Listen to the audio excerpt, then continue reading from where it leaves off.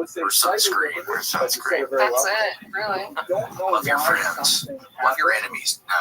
Be nice, Love though. your enemies. Just be nice. Don't love your enemies. Never do that. Bryce, you got any words of wisdom for Nolan Charles Thompson? He just graduated class of 24. When did you graduate? Oh, 08. I'll never forget because they wouldn't let us be. Don't hate the class of 08. They wouldn't let us be don't hate. I thought it was like 08 to grade. Yeah, I think y'all have a bunch of haters against y'all or something. I'm a hater. Hi. Hater. That's where you went? First class of hater. Hi. Like you worked there. Oh, wait. Don't hate us. Don't hate us. Those are my words of wisdom. Don't hate. Don't say it like that. Fair enough. But don't love your enemy. But you also have this long-standing They're for a reason. For us to be a friend. Yes, so remember that. Because sometimes they want to become your friend, and you have to just really, you have to set them straight. Boundaries. Create boundaries for yourself. Create boundaries for your apartment or your house. Like actual boundaries. Yes, like in between rooms. Yes. Isn't there one more for the whole field? That's right. That's a bunch of stuff. I would think of the breakup with Vince Vaughn and Jennifer Aniston duct taped down the center of the room. Yes, I mean, you gotta do that, Nolan, but you're gonna do great. You're gonna do great. Don't worry about it. What is this? I think I love this. This is hot. I wonder if this is gonna be It's like good material. I bet it's breathable. It's breathable. Material. Bryce, you think I can pull this off, or would it look silly? It looks really good. Really? Yeah. Cool. That's nice. I've never even seen such a thing. And then I would have to wear sunscreen on my ears because that could be a trouble spot. Casey, you would have been scared for me. I don't want to be dramatic. I don't want to try to be the drama queen here, but dude, you would have been scared for me the other night. I had to put a Band-Aid. It was like I cut my face shaving, but I didn't do anything. It was just bleeding, just bleeding out of my face. We had a cupcake Band-Aid. I had a little cupcake Band-Aid, luckily. That helped me, but if it was bleeding, I still gotta go, I guess. To the dermatologist. I don't wanna. $100 an hour. Everybody's got a price. I know. Well, this was fun today. It was fun. I feel like it's my damn birthday. I know. Oh my gosh, Bryce, thank you so much for helping. Oh my gosh, it was very sad. The Wi-Fi. Were wonderful. I thought the Wi-Fi was sad. Can't get any thanks, guys. It was fun. Whatever We got Destiny Ford as always. Dr. B. Dugan, and that's a kind of a newer one, maybe. And that I is think perhaps Dylan Leishirka. He lies like we're Gary Gay Boobs and Gary Schwiebus. Oh my God, there's the Gary twins. Yeah, Jay Dizzy, Jenny J, Joe Cod, Josiah M, Justin Threckle, Dr. Threckle's son, we think, Captain Chaos. That's kind of a new, that's new. I think that's new. Kyle Heath, Larry, do not think. Long Dong Ding Dong.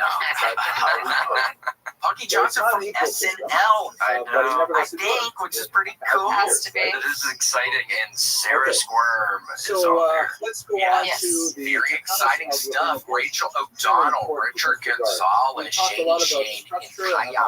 Zat Rat, Gaming Crooner. I met the Gaming Crooner. Where was that Gaming Crooner? Philly? That was awesome. I met We him. watched him play Amanda on Twitch. Yeah, we were watching him the other night. Yes. Yeah, I met him in Philly. He was a great dude. That's wonderful. Tweet the Freak, Vicious McVisty. Was that Anthony Whiplash, Martin Simmons, change your name? Whiplash. I think White Magic with the K, William Deeren with the N, and Art of Shocking, Ashley Belfield with an A and a B. Big Ring, 0485. I wonder if that guy drives in a big ring. Brunch it through his pants. I feel like we lost a couple, but that's okay because we're getting new. Yeah, we're getting new ones. Danger Fox thing, but we're getting new ones. We're figuring out the IP address. We're figuring out what is going on around here. Okay, we're figuring out who in the child soldiers, what's going on. Whoever took out the Wi-Fi. Yes, he did. That was a targeted. Seriously, it's weird to think about. I blocked that out of my head right at the very beginning of this, but I started thinking there's no way. There's no way. And he said it'd be fixed when this is over. Yeah, right. I mean, that's weird. Yeah. They knew we were going to go live. Right. They know when we do it. It's the mold. It's a fucking targeted sound attack, man. Yeah. Well, figure out who you are, dumbass. Dogs your ass online, so don't worry. All right, well, that was fun. Bye. Bye. Thanks for joining us for this week's episode of the William Montgomery Show. Must be really important. Send your questions, artwork, and manifestos to the William Montgomery Show at gmail.com. Leave William a voicemail at 737-471-1098. And never miss an episode of the William Montgomery Show by subscribing to the William Montgomery Show channel on YouTube and anywhere podcasts are sold. Check out William online at william.f.montgomery1 on Instagram. For more William Montgomery, check out Kill Tony on YouTube and check him out live at the Comedy Mothership in Austin, Texas every Monday night. Find more of me, Casey Rocket, at patreon.com/CaseyRocket. Follow me on Instagram at Casey Rocket. This episode of the William Montgomery Show was recorded at Record ATX Studios right here in the heart of Austin, Texas. The William Montgomery Show is produced by William Montgomery. The anthem is sung by William Montgomery. The drums are sung by William Montgomery. The words are sung by William Montgomery. The William Montgomery Show is a Fanny co-production. Thanks for joining us. See you next time. He was married twice. I'm trying to have fun tonight. For his second wife, whose name was Bona, dated 1213, which suggests that it could be his first wife was killed in those same persecutions. The most important, I think, I'm sure you associate with the Great Gershom, is his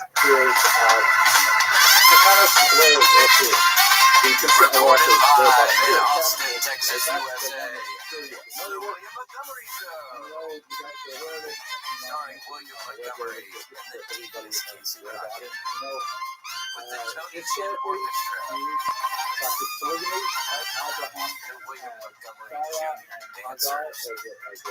As always, William is joined by the lovely Erica. I'm Casey Rocket. And now here he is, the big red machine, the Memphis Strangler, William Montgomery.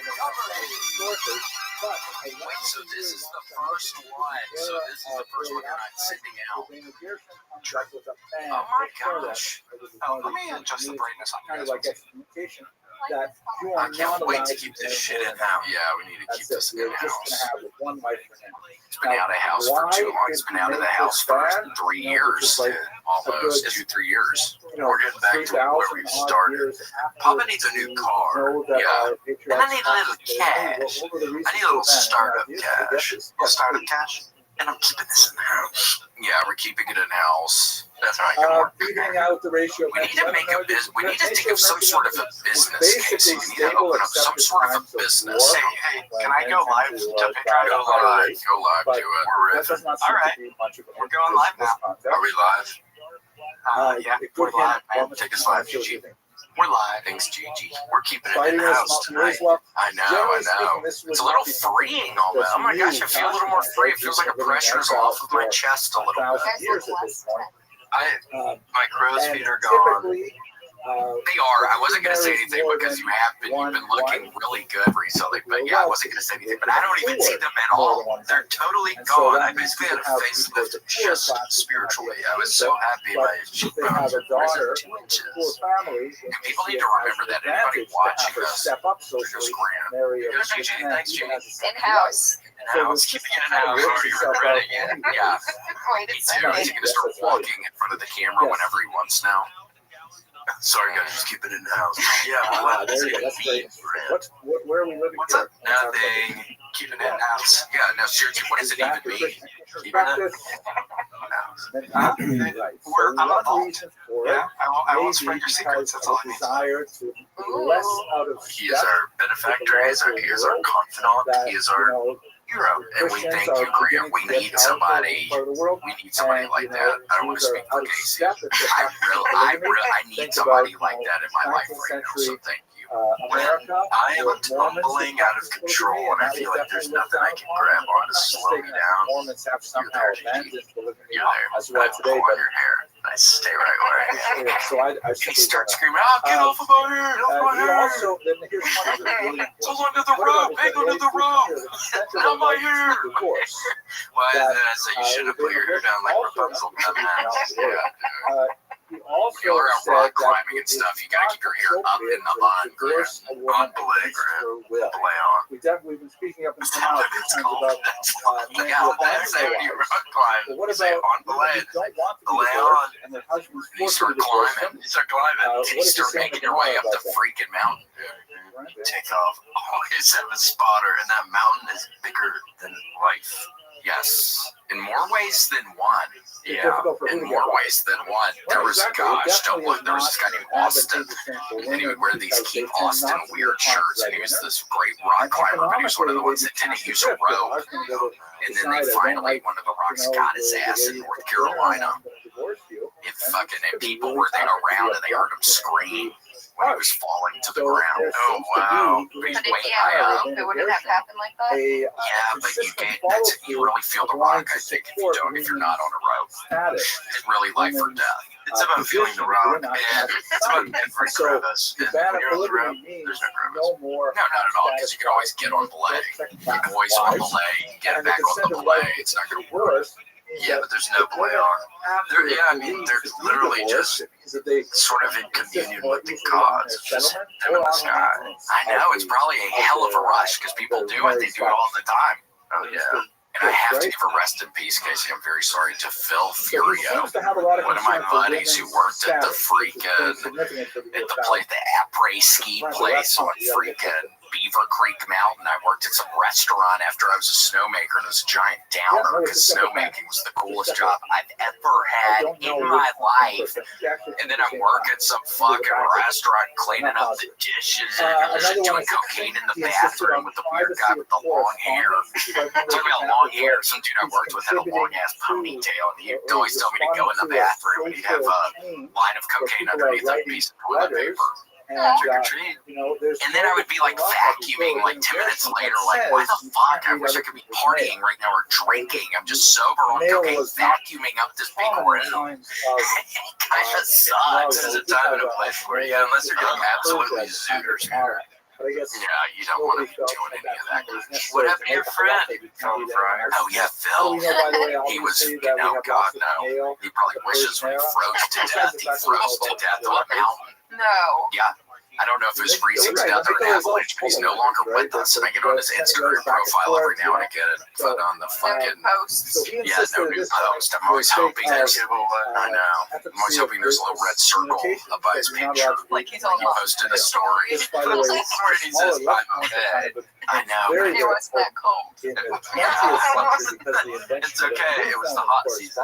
Yeah, the snow was actually kind of warm. Did they find I made him? it back to my parents' house. Don't worry anymore. I'm totally safe and sound. Well, this was 10 years ago. They still haven't found his body. But they assume he's frozen? Yeah. He's no longer with us unless if he was able to make some sort of deal up on a mountain, like some sort of cave, maybe found a cave he could live in. They Maybe ran away. sometimes people adapt. They become feral. These things happen more than you would like to admit. 1000% Mowgli. Mowgli. Famous example. Mowgli. Mr. Tom. Oh, Mr. Tom lived in this glove box for a month. Gosh, a big glove box. That's all caves are. Huge glove box. Like it's hot as hell in something like that. You would imagine when it locks behind you. They call it the snap of death. Gosh, there is a snap of death going on in our apartment right now, Casey. Our air conditioner went out yesterday. It's 82 in that MF right now. It's hot. What about the dog? They put a little temp unit, so it's right by the couch, but it's ruining her view, and she's really sad about it. We got to give a shout out to the maintenance guys at our apartment complex. I was looking at, they had to install a window unit, and I noticed they taped around it, and then I immediately looked to my right, and I still see the tape, all the plastic and the tape on our fireplace where they had to do off the smell from the dead animal in the fireplace. So we got a bunch of tape in there. Yeah, we got a bunch of tape in our apartment from the maintenance guys. guy right now. Well, the guy happened to be by our AC unit. He said he heard it break. He's like, he's like, is your AC working? I was like, I think it just stopped like an hour ago. He's like, yeah, I heard some noise. So that's going to be later. Rocking it or something. What, did you mess it up? Yeah, I don't know how he caught it, but he caught it. There when it happened. He heard it. He threw a little bolt in there and fucking shattered it. Well, that is so sinister. That's something Ted Bundy would do. So you come out of your apartment and go, huh? And he goes, I know, I heard it break. Here, follow me in my Pinto. So if you had follow me in my damn beetle bug. Yeah, beats your ass. a settlement. That was one of the more tragic things about the whole Ted Bundy thing. I mean, I think that was after, correct me if I'm wrong, I think that was after the first Herbie the Love Bug stuff, and I think beetle bugs, I think VWs do really good with those things, and then it's like Ted Bundy comes out and he's killing everybody in the back with his little beetle bug. And then it takes the stock. I think the stock tanked after all that. Oh, it was a fucking Wall Street. Extremely important for economic It was reasons. like a bloodbath. People jumping out of windows. Yeah, they called it Yellow Tuesday. So if you had Black Monday. a community, a Darkest you had days of a Wall Street's settlement, history. right? And they had a People were throwing stuff off the roof. We just saw some videos, some psychopath in New York City on top of a building, throwing off tables, throwing off chairs, cinder blocks. And he wants to That set up squish somebody. shoemaker. Squish somebody, bitch ass. Isn't that bug in a death museum, Grant? I think it's in Tennessee. It is, yeah. Yeah, I know everything about it. It's a dead bug. Had the right. I know all kinds of cool facts Is about that the it. actual beetle bug? It I guess so. It looks very blood on the front of it. has to be. Rust. With A little bit of blood. That's for sure. It was extremely important because it meant that He had second thoughts on some lady and was taking her back, and she accidentally fell, and no one broke her. It was God's will. but basically this is the way that we He was trying to do a Dukes of Hazzard across the front of it, like slide. This was also That's probably how we would impress people. If I only knew how to do that, I'd impress so many people doing the Dukes of Hazzard thing. Casey, that's what you got to think about again. Your transmission is shot. Maybe that's something you consider on a potential new whip. Is something you can do that across, where you can run across it and slide across it. That could be fun. That could be fun. Yeah, if I like rob like a state bank, like will I be able to slide across? Come on, follow me. no other people are allowed to come Slide across that hood. and They were just screaming at Grant to get in the fucking back of the car. He's like, fuck you, remember the somewhat fucking rigid and where aren't you running? I'm a car. You gotta run, man. We're about to leave you. The door's open. Grant got shot in the leg, so he kind of hobbled. You gotta go faster! Yeah, absolutely. Just as he's shooting, we have to go grab him, and he has this machine gun still shooting people. Yeah. Spray. Grant, would you be cool? A Chinese restaurant Yeah, I'd be cool. on this Cool street. under bread. And another That's what I'm Chinese saying. I restaurant have a car we can go down. Sorry, I Oh, your Corvette. That's Stingray. I don't know Yeah. if I can fit in the That's back. great. Yeah, give it a shot. Yeah, can't only two people fit in that This thing? guy's gonna take away our Not business. sitting on somebody's lap. Yeah, we're not doing that. We're going to the Poconos. It's a long ass ride. Yeah, that's amateur hour. It's a T-top. We can It's open a up the kosher restaurant, and they So somebody can just kind of be standing, so two people sitting on regular seats, and then maybe one guy's leg is in between, so they can be standing up. Standing up prom night style, like they're out of living in a limousine. modern era. We lose so much of our police authority, we lose our Here's my authority. hair. That means that Best summer ever. what would We just happen killed is two if the people. God says, well, you don't Oh, yeah. what's the guy gonna do? He might go to Grant, is your woman back? She is. Go to a different bar. How was your time in Denver? So we have, Yeah, it seemed fine. Yeah, glad to have you back. integrity. Sorry, it wasn't a glowing report from Denver. What happened? Outside you have the No, worst. it's just a work thing, I guess. So it wasn't riveting. really have fun. Holds together, but on the I downside, don't. I didn't give a report of fun. you only have one. Did you bring back any weed? Yeah, edibles. No weed, no edibles. Basically, No, the it's like compromise they anything. made We can that mostly was get all that really here anyway, right? But it's different. It's different. It's THCA. Yeah, there's pesticide. There's pesticide. It's all different. When is there Yeah, the Moderna. No, what is You have a the Monsanto? set up right here. Oh my god. Not the Moderna, please. Pfizer nug. Run the damn Pfizer nug, dude. Okay, Casey, I know let's see you're not now. smoking ton of We weed. talked about I discovered So let's see, maybe last one of the part most here on the groundbreaking impact. things I've discovered in This my is life about in years. wedding. They make No, these yeah, things, right. Casey. They already have a little So filter, the already band have the is little piece of paper at the end, and then it's like a joint, and you just gotta Weed grind up cones. weed, and you just put the weed in the thing. He uses number And it makes a And then it was perfect supposed to be joint right to every expire. time. So Oh Wow, my I did. gosh. I think those have been around a while. I think those stinky you have the cones. authority to I know, I extend think the they have band yeah, forever. cones. Also, he I never specifically said used it's one. for I got Baby a pack skirts of cone. like, Yeah, I it got a was pack on not a Amazon. pressing issue. Wow. Yeah, and you can make a little thick blazer. Oh yeah, just a 6-hit chunk. Yeah, just 6 massive. And start lighting off the fireworks. Are you doing anything on July 4th? That's in a couple of days. No, I think I'm taking over the mothership Instagram. That's all we're doing. Takeover. Takeover, fucking hostile takeover. It'd be fun on July 4th. Yeah, gonna do fireworks stuff. Oh my gosh, hold on. Where do we even get fireworks? I assume we can get fireworks somewhere in Texas, right? You would hope so. Yeah, I'm doing like champagne in the alleyway, like sparklers in the green room, all kinds of crazy shit. Yes. Patriotic. Patriotic, tune in. Don't. There were some exceptions, by Somebody the say way. ads? Like, for example, and I'm not going to step into luck areas. Somebody said ads, and somebody said ads yesterday, somebody said ads today, somebody's going to say ads tomorrow. And you're saying ads now, and you're looking in the mirror, and your hat is dying to be on that head. I know you're looking at your head right now, and you're thinking, what can make this head a little bit better? A hat. But if you have a big head, like Casey and myself, if you got a real old head, sometimes you do look in the mirror and you see, and it almost looks like you're wearing the hat for a little kid or something, because the hat's way too small, because your head's way too big. Yeah, it's cutting off the circulation. Doctors say 4 out of 5 men are cutting years off their life by wearing hats that are too small. And specifically when they say years, they're talking about like the good years, like people get dementia, and they get diseases like that. So you are continuing to get years, but it's not the years. Yeah, they're gonna say you're gonna have night tigers. If you wear hats that are too small, you're gonna have night tigers. Yeah, and you don't want to live like that. I mean, it's hard. It's a really hard thing. And people still don't know really what causes it, but they do know part of the reason is small hats and not eating enough fiber. So I mean, you gotta stop being insecure about your huge noggin. Okay, Mammoth Headwear has finally made hats that will fit that big ass head of yours.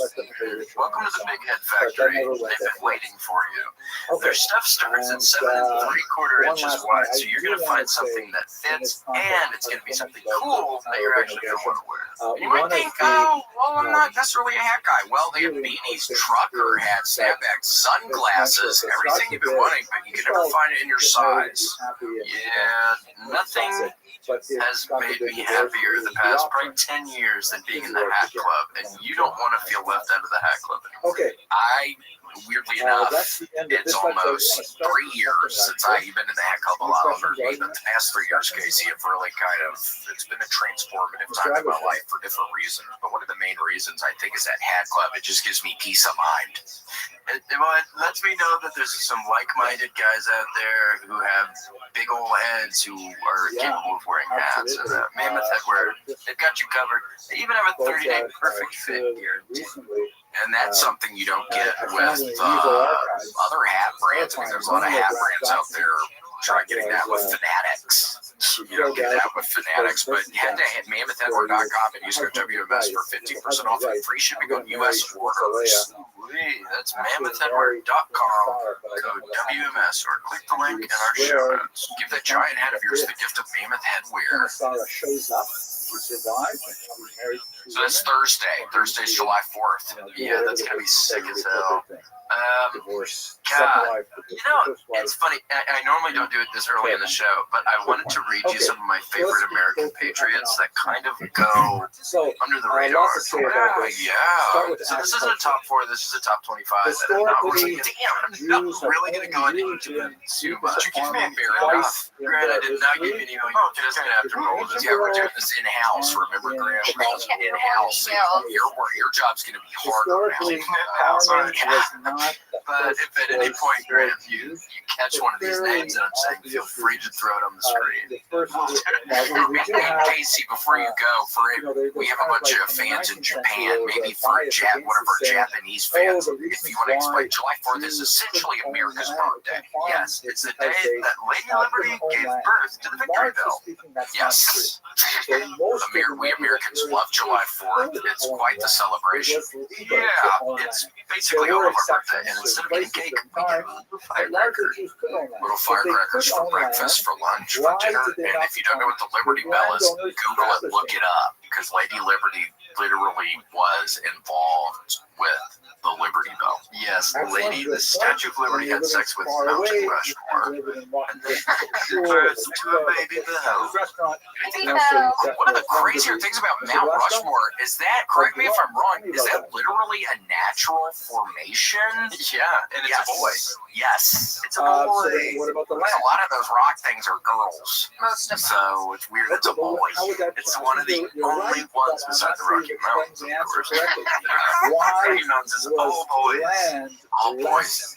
Oh my gosh, Casey, there was the biggest dude last night. I swear to God, he was the biggest dude.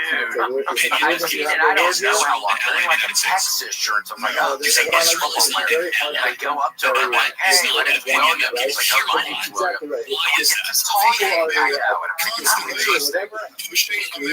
went to the rival of guys in high school that I went to know. So I don't do that. I'm like, he can run it. Luckily, he also graduated 12 years after I did. Very nice, but it's so funny. So,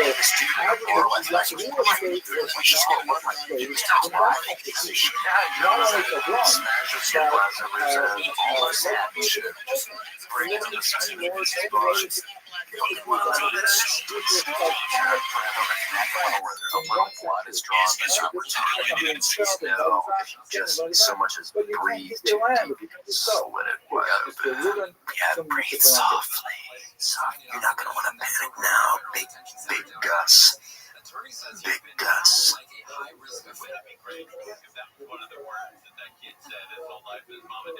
Sorry, I thought I'd give you a makeover. That's what happened to Jason Momoa. He got a hell of a makeover in a bar one time, I heard. The glassless smile, I think. But I I never watched any of those movies, but I think it made his Aquaman a little more compelling. Yeah. Well, it made him look more fish-like. So how we got this scar there? You carved that out. Tina Fey style. Tina Fey style. None of that happens. Somebody cut her big. She didn't cut him. Yeah, no, she got Tina Fey.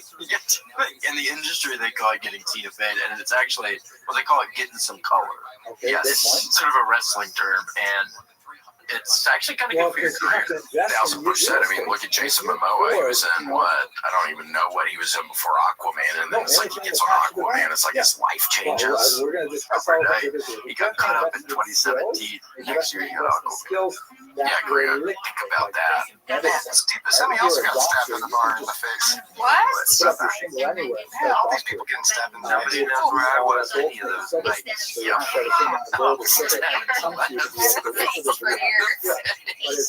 Well, I'm hired by one of the biggest talent agencies. I won't say which. Down my career's a little bit. But you have an alibi. You have an alibi for all those nights. So it's fine. I was punched in at the factory. Don't check the tapes. Yeah.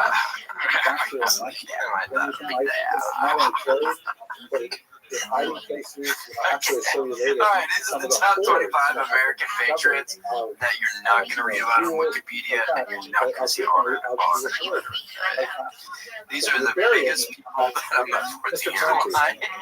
On the 4th of July, you need to take a second, breathe in, look at the sky, and say thank you for what you've done for this country I call home.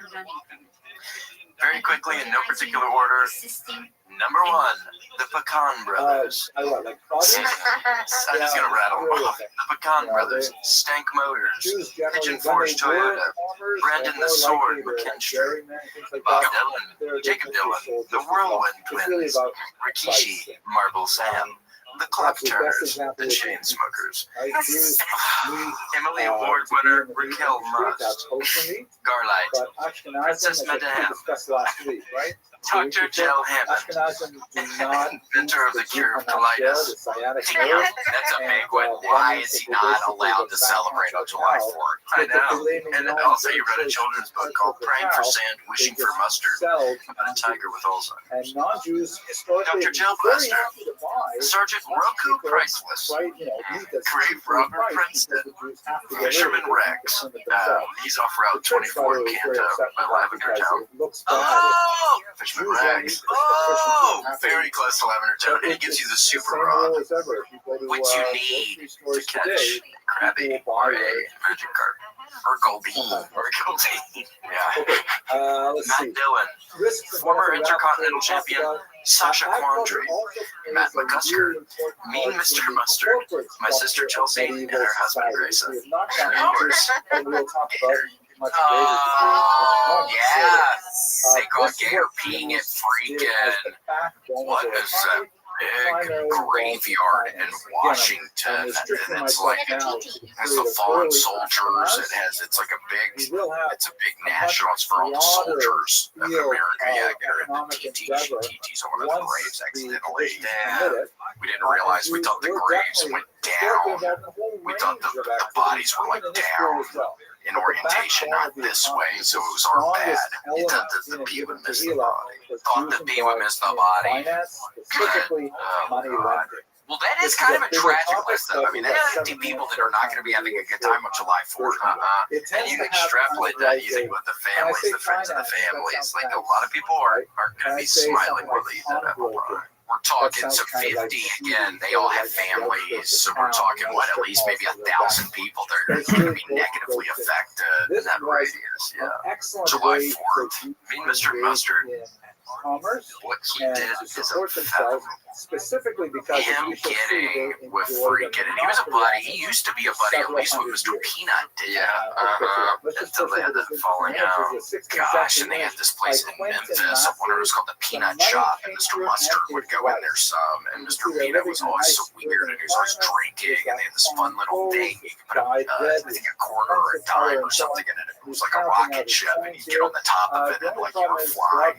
And then you could also put a penny in a smasher, and it would make a little specialized penny. Yep, that would say like, I got peanut, and that's the peanut factory. Yep. And then Mr. Mustard comes and takes it all away. It's like, that's how kids were having fun at the peanut shop. Mr. Mustard, what are you doing? Closed it up. He switched all the peanuts out for legumes. Yeah, nobody wants to eat that. I need to eat some legumes after what I went through last night. What did you know what I had for dinner last night, Mr. Mustard? What did you eat? Snickers? Blizzard. A blizzard for dinner. It was too hot. We weren't gonna Yeah, have. we were We were having dying. cold food for dinner. Yeah. We weren't going to turn on the oven. No way were we turning on the I oven. was like ordering warm food. No, so blizzards it was for dinner. It was really good. We had toffee, chocolate. Can you explain to our Japanese viewers what a blizzard is? A blizzard is a good question. It's cold. They give it to you with the spoon in it. They dump it upside down, and that's how you know it's cold. That's how you know it's cold. It's basically a bathtub for candy. Yes. And the candy's kind of floating in a stasis, like a hyperbaric chamber of tasting cold or goodness. Yeah, they almost didn't mix enough wine. I swear it was almost like I was just eating a chocolate bar for the first quarter of my blizzard. It was I was eating a chocolate bar. Brutal. I know. That's how they get you hooked. So when you get towards the end, the chocolate's already digested. I know, and then you get to a little vanilla ice cream at the bottom. It was honestly wonderful. Yum. Oh, it was so good. And then I followed it up with the Tilly bar. Ooh, that's also a Dairy Queen. Yeah, it was so good. Tilly bars are my favorite. I used to always get footlong hot dogs at Dairy Queen. Do they still do that there? I think so. And then I used to always get Mr. Misty's. They have the best slushies there, but they're called something else now. Like The slushie with the ice cream. No, it's just a basic ass bitch ass slush. And that's a Dairy Queen. Oh, Arctic Rush now. Times have changed. Oh, maybe you can try that today because I think the place is still really I hot. rotate Mr. days, all the Steve, people, yeah, and he's also friends with Mr. Mustard. last and will the week. Pretty cool. Yeah, thanks. Is that an email? What'd they say? Yeah. What's it for then? I didn't know that the other was on the computer. Sorry. Is everything okay? Yeah, I was just trying to download a sweet picture of an Arctic rush. Well, we appreciate that. Getting your job's probably going to be significantly more difficult to know what the pressure would get to you now that everything's in house. You're going to be, your hands going to be on the chopping block pretty much every week, so you can't let the pressure get to you. You know, we'll replace you with Mike, we'll replace you with that intern. He's staying out here. That's a terrible photo of Arctic Rush too. Yeah, maybe we could just get the intern back in here to start doing this. Yeah, I remember that. If anything ever goes wrong, I just get that intern. I'm replaceable. Yeah, we'll pay him twice as much. Yeah, twice as much. We can get that intern back in here, learning everything. We can get his ass. So just keep that in the back of your head. Yes, I will gladly pressure's on.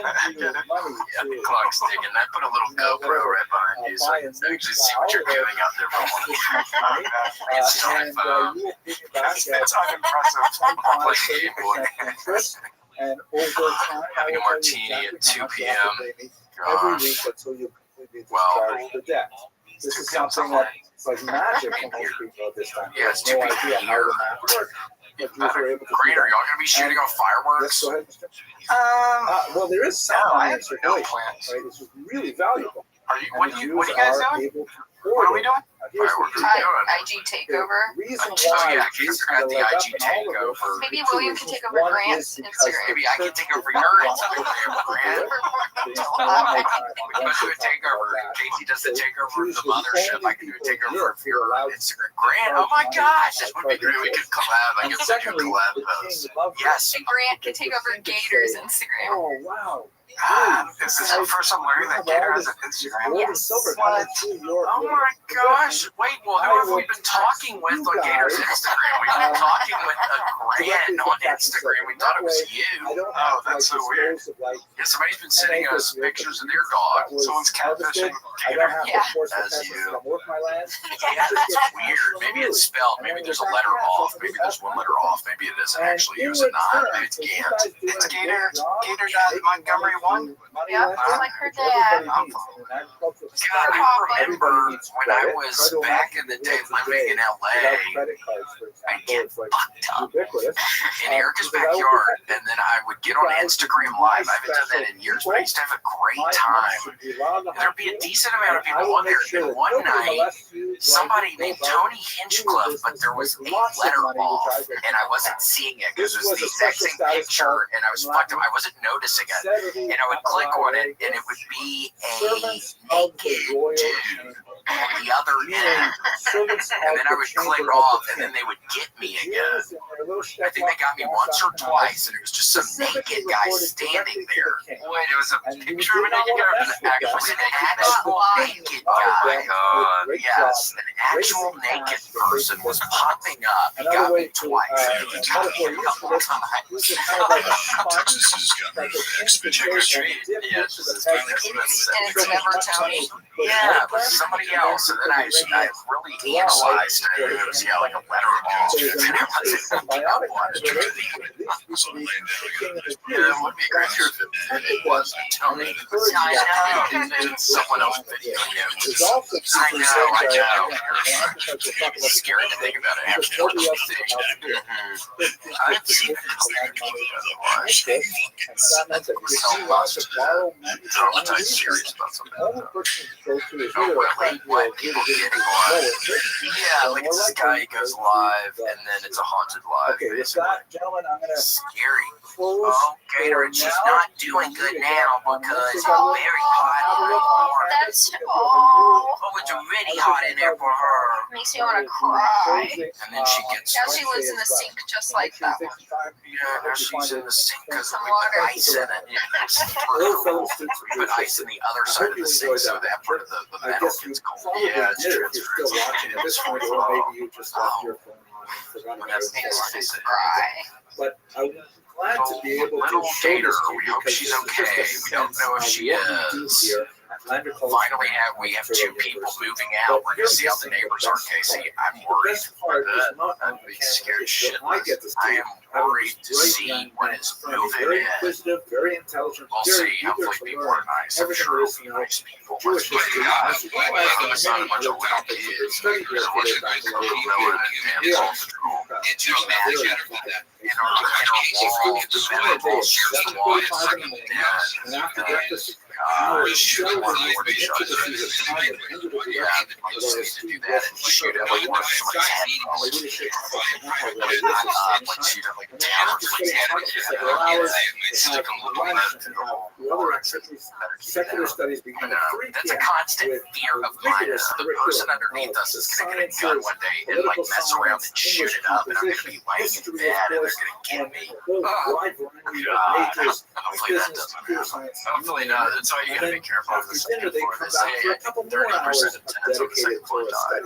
Gunshot from getting shot. They have gunshot wounds. Accidental shooting. It's like I wish I knew stuff like that when we signed the lease. It was on the second floor.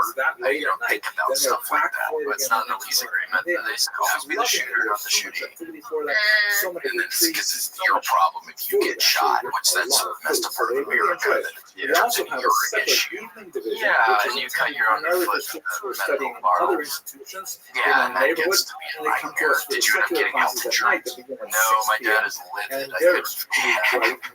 My dad is very pro health insurance, and I've always been kind of authoritarian. And I went to healthcare.gov and they denied me. They said it's not open enrollment successful careers. The Sherpa site. Even Erica was able to get it For free. They're like, you can get it anywhere from 80 to 150. And I was like, oh, either of those sound fine. And then I got my quote, it said free. They said this one's free, this one's free, this one's free, this one's free. Yeah. Who's paying for it? It don't matter.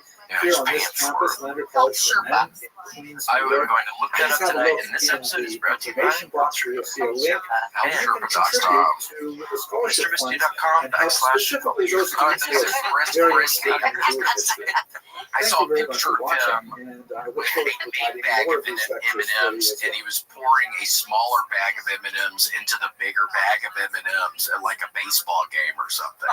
It was a funny picture. He had two different sized bags of M&Ms, and he was getting them all. He's refilling He himself. was refilling. He was eating it. So I guess he was eating the M&Ms out of the big bag. That's insane. There it is. Oh, there it is. Yeah. Oh my God. Yeah. Really The upper layer is like the appetizer, and the bottom main course.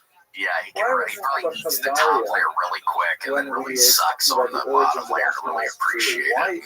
Takes it at a time. Yeah, it makes it last longer. That's what I was doing with the purple bag of Skittles last night. I would put like 6 or 7 in my mouth at the same time and chomp on them real quick. And then I would put like 4 or 5 of colors that I wanted in my mouth and really suck on them and really appreciate them. Are you trying each flavor at a time or mixing them? I can't do it. I'm a bad boy. I can't do it. I can't just put one. I have to put multiple in my mouth. Sure, I get it, man. That's how I am with I want to see popcorn. what they all taste like. Oof. Wait, have you ever done the thing with popcorn where you just put one piece in your mouth and you suck on it? And you just have the kernel left. Oh, the Toledo method? Yes! Yeah, I've done the Toledo method. I kind of watched that, during Fast and Furious 8, I think I did the Toledo method. Yeah, that's the big deal, because Yeah, let's it's not go for say that that. Ashkenazi I know, Jews it lasts in longer. It helps you. particular Versus something like that, it's perfect. ethnically related The first to act. the Jews of the Bible. Yeah, and I don't want to be then distracted by the automatically chewing noises in my head, so I'll sever put it in like a the dip pouch and I'll just suck on the kernel. Old Oh gosh, that Testament sounds Jews good. Sounds good on a hot day, too. and Ooh, contemporary hot real life apartment. Jews. What are we eating? And Cold on Oh, one her hand, teeth that way to match say that, oh, we can treat Ashkenazi Jews at least back in the day, because they're not really Oh my the children of gosh. Abraham, Yaakov, and Yeah, Yitzchak, I right? got a facelift. And on That's the other what hand, I'm much getting more at. relevant politically is Popcorn since mouth or what? Mouth, Ashkenazi and my Jews cheeks played are such gonna a be rosy major as Santa's role in legs. the initial Rosacea. years of the My modern rosacea. Zionist movement, late 19th, early 20th centuries. It's true there's going to be a massive influx of Sephardi and Oh Middle my Eastern God, Jews sir, I don't know how afterwards. to tell you But this. in Man, those this is years, down. there was a You don't look. huge problem Yes, with I know there's Ashkenazi Jews. Rosalind. You can say It's if you happening. want, if they're actually Oh God, I Khazarians can't wait and to not look like descendants this. of the biblical Yeah, they just inheritors look of the land, over and you you just say have a they bunch of have no popcorn right coming out of your to make mouth. any kind of claim on Doctor? Israel. What's That happening? is the Oh my logic god! behind You know what I pushing am the gonna do if I lived in your popcorn apartment? What would you do? I would eat a bunch of kernels and I would turn the AC off and then I would let it pop in my stomach. You're psycho. Oh, You're a psychopath. I'm an elevator and it would be shooting out of my mouth and I'd try to stir a lot. During the takeover? Takeover, I'm just throwing up popcorn. Yeah, popcorn's not really just popping out of my mouth. UN just recently I said ate too much on that day. Israel Everybody be has watching like, how's he doing? Is he okay? Yeah. This one. that should be I'm just waving a little American flag. non-controversial statement, because if the Jews of Israel are descended from the Jews who lived Summer in Judea and Samaria, Yes, summer week, we based tried on to the watch, Bible, did you ever watch and whether or Demonic? not you think that People white brought a song is and sufficient something else. to lay claim And to it, Insidious. doesn't really matter. Insidious. It doesn't Wait, have Demonic a isn't about the If, VR on the thing? other hand, you say that all I don't know. I Jews wasn't are really paying descended from attention. I thought you said you watched it and you hated it. then I started maybe you gaming. would say, It has well, what are bad you talking about? They reviews. don't have a It wasn't very biblical right good. to land Israel. The Right? people, So but the that's the reason why we studio have brought a this song. Now, one thing we Yeah, I thought it would have been good. is, I mean, I thought it would have been good. Highly do not. I do not recommend. Is it Neil basis to Blomquist? the Khazarian No, I don't think it is. Tell you, like, Oh my why, god. right? It's like, what is going on? There's let's just an explore idea of that yellow briefly. fever. James How do Wan. we know that we're not descended from Khazarians? Ask the Ashkenazi Jews. Yeah, I always think that little trick. Yeah, that seems like a red flag for a movie if it says on the cover or something. James Wan presumes. And in other words, Ashkenazi DNA has broad Oh, similarities come on, with man, I'm Sephardic all over this DNA, shit. Middle There's a Eastern horror Jewish beat. DNA. There's a horror movie. We did District 9 and Elysium starring Matt Donovan. Wait, is one of those guys in the Creep movie? Is that one of those people, or I'm thinking of somebody How else? much it is a Khazarian Somebody DNA else. in Jews? He Yes, does. actually, like less than Blumhouse. 3% That's Blumhouse. by We the did most Blumhouse. generous study. Blumhouse. But That's that's right. Did you like because, those you know, movies? Well, they make a lot of them. The rest of them are really bad. Were the Blumhouse? You like the Creep ones? Oh, the Creep ones. Typically, Yeah, they're one, I'd okay. imagine, Yeah, I but thought they who were knows, fine. with- Kind of with creepy. Jewish women. Kind of creepy. So And he's it's not dressed in a wolf's unreasonable mask, to which I imagine start there's thinking, somehow okay, central which DNA one is that that? makes its way And it's so into scary. the Oh my gosh, you know, the second one he has that song, or does he have the first one? He has the song too. And I remember after I watched it, I loved the song for some reason. I was looking it up on like YouTube and Spotify, like what is the, Well, there's not I think much basis Google, for it like at all. what is I mean, the it's song an he's singing in assumption Creep, that really in was Creep? What is the wolf song? And I guess it's not really a song.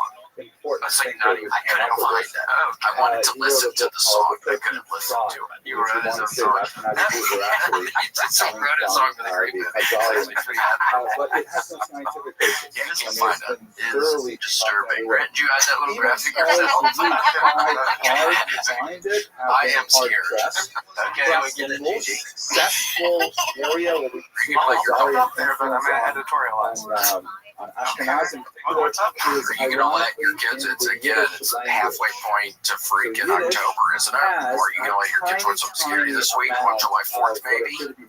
Way to celebrate. We always watch let them watch the birds. That's kind of not too scary. It's like a classic scary. It's black and white. They do have the one scene where the guy gets his eyes back down. I mean, that's horrific to be Hendren Grant. To be Hendren. It's not a large number of words. If you know Also, one of my German, great American heroes. Yiddish To be is basically Tippy. decipherable. That's It's a so fun name, close to Tippy. German. Tippy What are those Longstocking. few words? They seem like highly sensitive. For example, Max Weinreich, who is one But of I the don't want greatest to go on scholars of too Yiddish much about language, that. says that the word Is that cool daven with you, Grant? is I mean, Khazarian. it's fine. I'm looking up to Right? be Daven is not a Yiddish word. Yeah. Where do we get that? Hear It's not a Yiddish hear your word. fingers It's typing. Yiddish. We actually have this Where little does the word bird daven come decoration from? from It's not a Slavic Target word. that's You know, it's based not a off French their word. her Where bird do we get this character. word daven? And it's a So bird. Max Weinreich Oh, argues that that's this cool. is Really? a tiny, It has tiny reviews. remnant of Khazarian. No, it has a bird face, but it looks, it's dressed as her, the the bird. significant word in our culture, The Oh. bird. but it's not enough to say that we There's are a bird on the bird. Khazarians. There is one scholar Shouts out to who Target. wants to argue that They have I hate those little bird Yiddish is decorations, but basically I got derived suckered from in. Ashkenazic, but They're it's so kind of like stupid. okay on the It's like we have bird decorations everywhere in the world. There's It's like like Jericho 40 will not stop getting bird decorations. I It's like, I don't saw get it. birds, I don't even like they're I won't say it birds. on recording.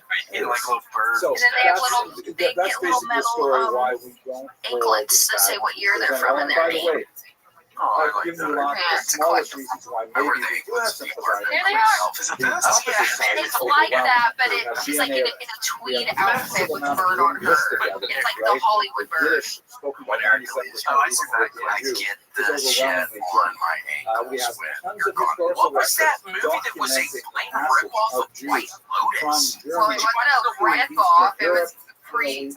It's was everything good. is laid out No, there White for us. Lotus It's ripped it so off. obvious that What was Ashkenazi it? Jews come from Germany, Um, not from the Evil the Down English. They Under, come from the but West. from Mr. Krantz. Agatha It Christie. was an Agatha I don't Christie know. novel. It was really We have good. to Put into refer to film. German And from Jews the 80s, we specifically. watched I it. We liked were it. going crazy with how hot it was. We were watching Germany, stuff. Yeah, an let's say Agatha 19th Christie century. novel. The Evil in the Sun. Ashkenazi is a large Yeah. It had the old woman who was the person in Hook, the old English woman in Hook. She was a She was the Well, they concierge. Patty Patty Something Sarley.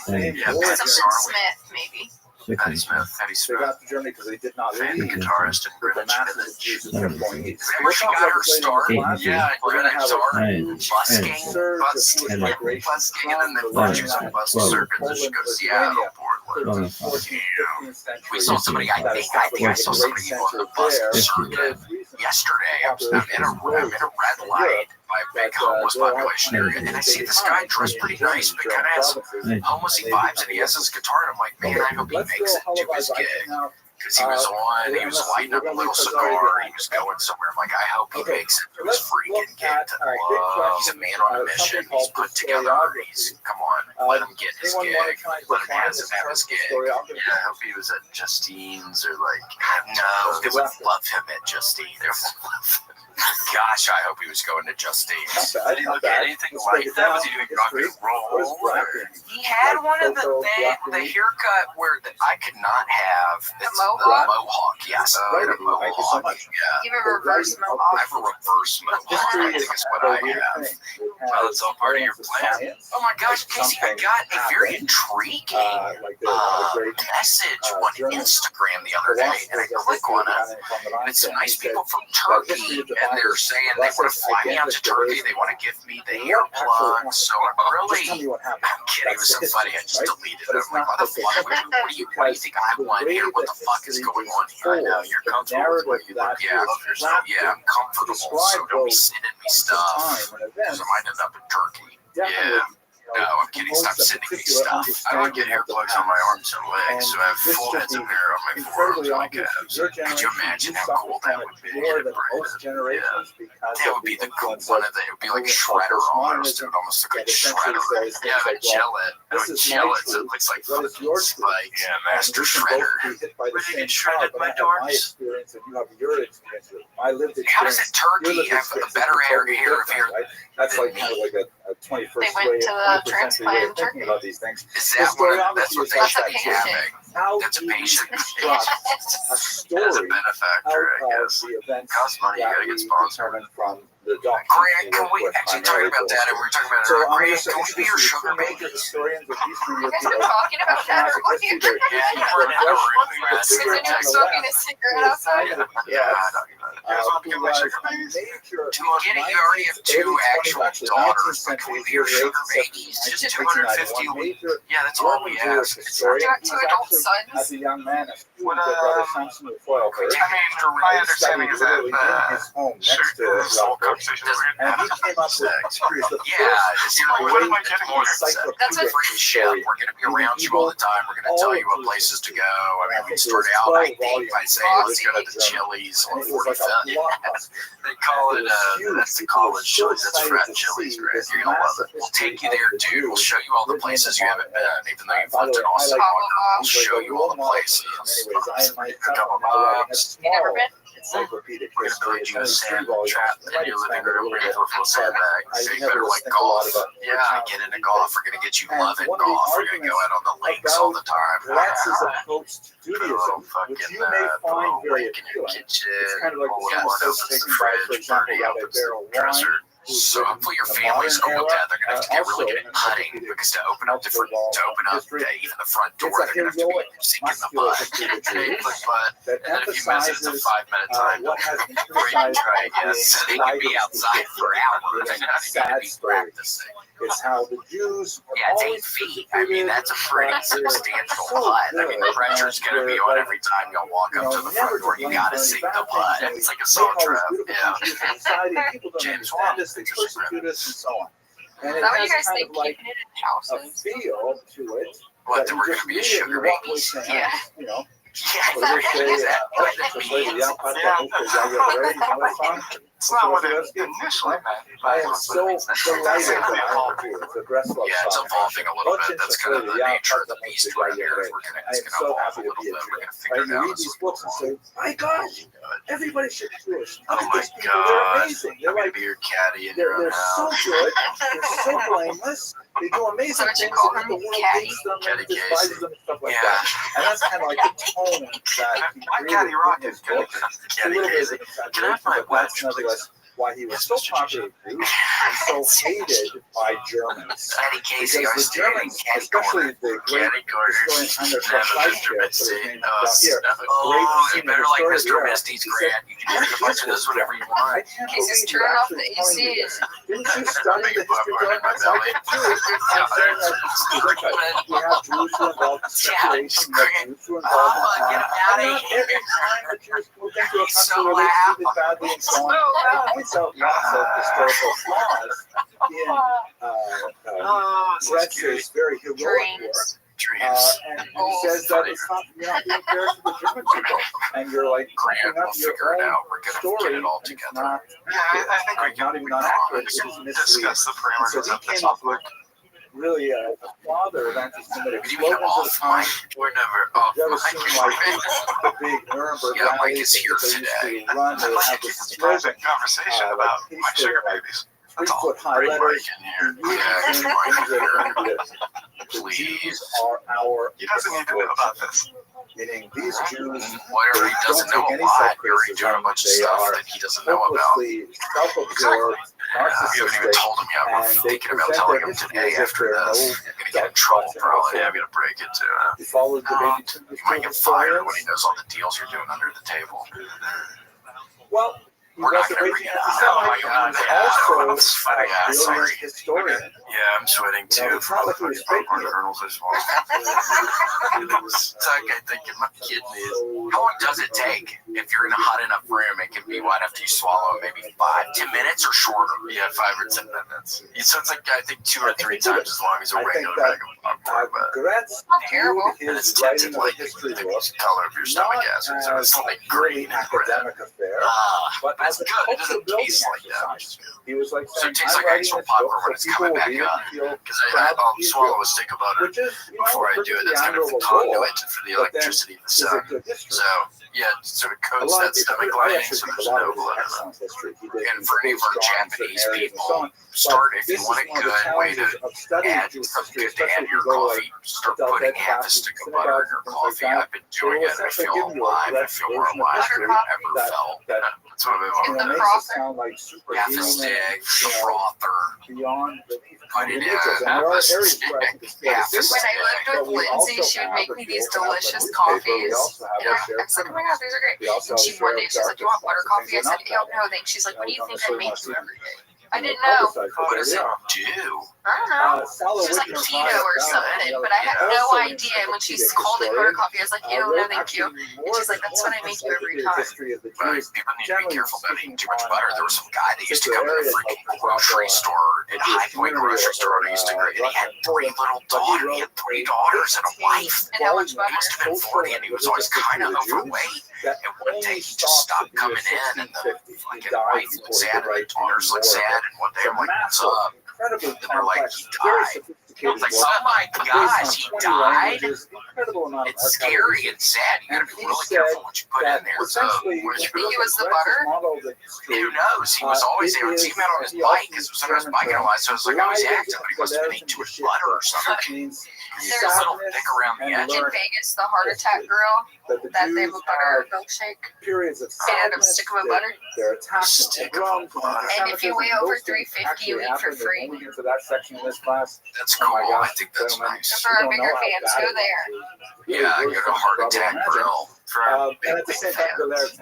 Yeah, the big boys and girls. Big boys, big mercenaries, the big Rashi was shells. writing, Bali was writing, Get have the bigger, Shulchan Aruch, and all bigger, these get a free amazing burger. cultural Yeah, we're gonna start artifacts. It's asking like for pictures of y'all. So y'all, we want y'all as big They as said possible all in of these that pictures. stuff We're not that even made it kidding. It's but something it we is what he require. called black And we remote. want the frame to be Full of totally tears. filled.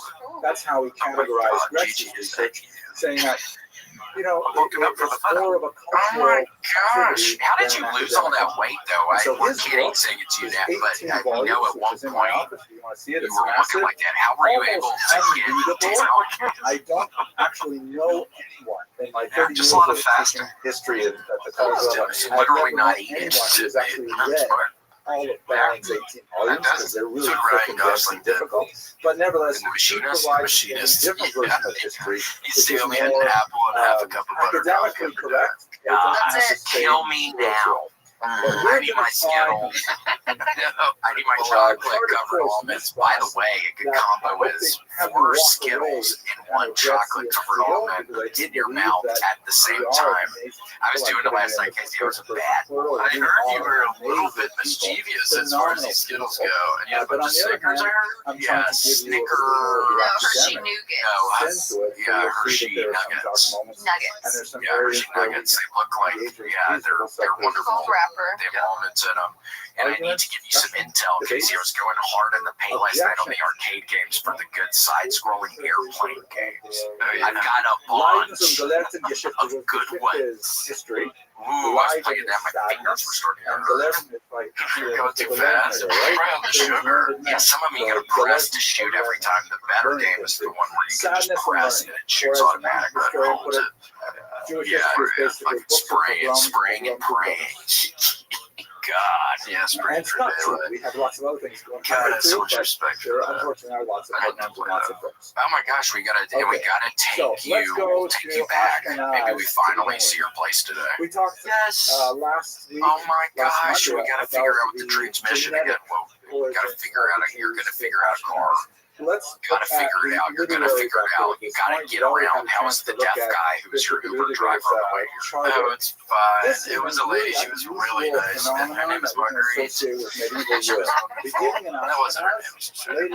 But she was on there. That's a good name. And do you think she was actually deaf? Because I swear I've gotten an Uber before where it says like They just don't want to talk to you. Yeah, it's just somebody that doesn't want to talk. They don't want to talk. She did talk to me, so I don't know. From all indications, she was able to understand my directions because I did give her a couple directions. So it's who's to tell? Maybe someone she knows is deaf or what. Well, hopefully she wasn't like the lady when Erica dropped me off at the airport on Friday. There was this woman that pulled right out in front of us, and then we honked a little. In our We context, talked about later. She stopped. She was a psychopath. exactly, that's right. Fucking first thing in the morning. Oh my She waited on the gosh. side for me, but her dumb ass didn't You know, shoot me wait. right by. Major That's cities scary. in the She year pulled over to like 2000 might confront you. have Yeah, like some big older 10,000 white people in woman. it. These are not. Oh, it was really scary. I was in the Like, going through lane. There's no one behind me, and she goes in front of me, and I'm like, you go right behind me. There's no one, but she just keeps going, and she's back in my car, so I stopped, and then she sees us With this significant cussing her out, and then she just waits there. Talking about a train wreck. It's like I'm about to leave. It's like I don't need to be a juju. Getting out of the car for the airport. But it was We were laughing. Because positive. We were like, that was funny. He had a positive energy for He thought it was hilarious. Same deal, Casey. Be careful if you're ever flying American where you have to go through Dallas. I got delayed again. I had to get on United and fly another $500 plane with United because the flight on Friday, dude, I started getting a little panicky. Yeah, I swear, when I get there, because I wasn't even at the apartment. Like the last time I was at the apartment, so I was only got to stay there for 10 hours. But this time I was there, and it got delayed. I wasn't gonna make the next one. And then I go talk to the woman in American, and she says at one point in time we could have fought your flight for, we could have fought your next flight, but now they don't want us to do it. She didn't get any monies. No, and I don't even think I get credit on the app either. I swear, I think if that happens, you pay the money, but you don't get the credit on the app. Who knows what kind of scam they're running? You could say, hey,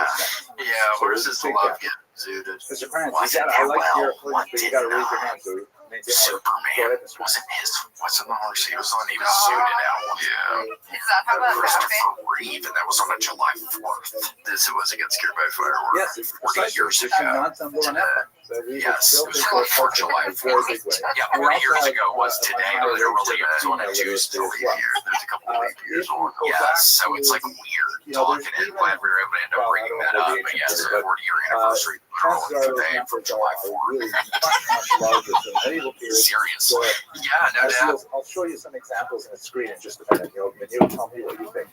Okay, Louis Abias, right of ownership. That's a charter that was issued and preserved, and because he was actually the king, especially important. Rudiger, who we looked at in the assignment, notice how he started out. He says that I want to attract Jews to Speyer.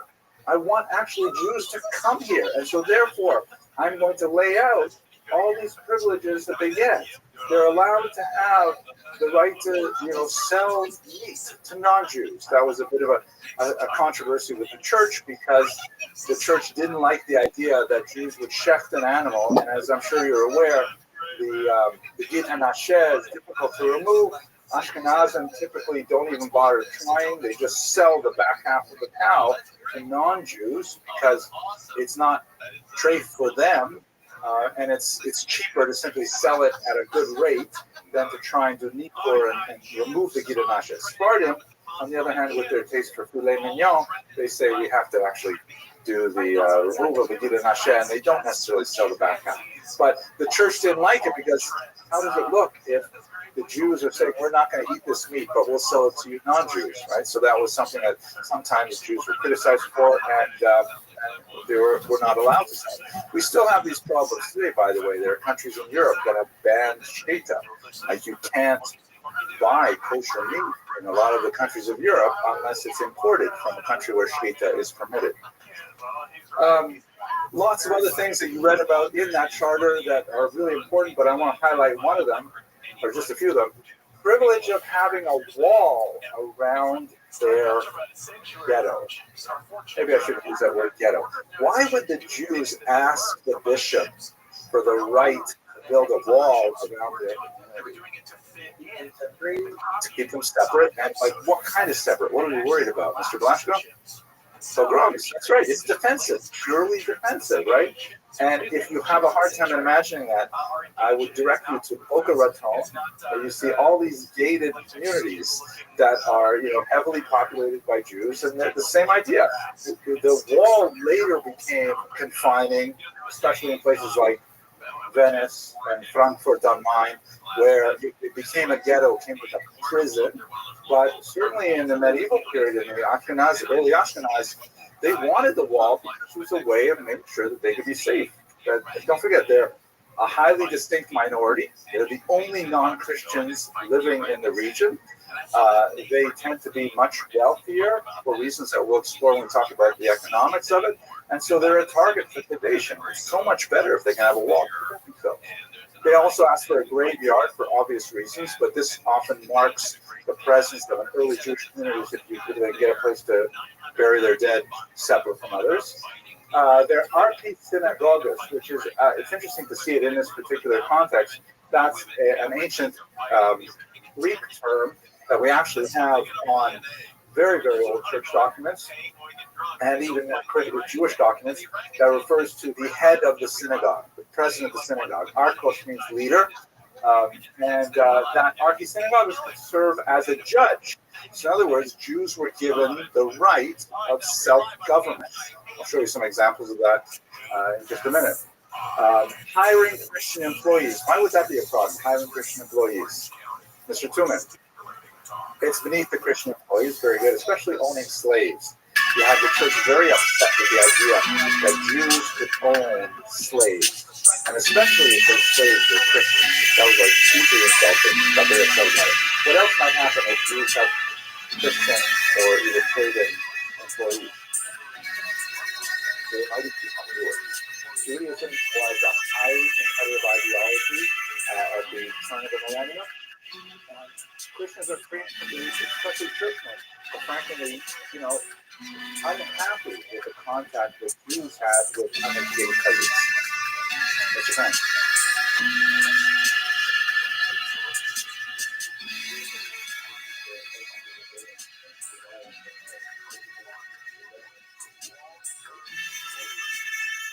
Well, I'm not saying you're wrong, Right? I'm saying you sound like kind of yes, right? Because well, I think just imagine yourself in those days, right? Jews today, first of all, we want like Maslow's hierarchy of needs, where things come up. First we want safety and security.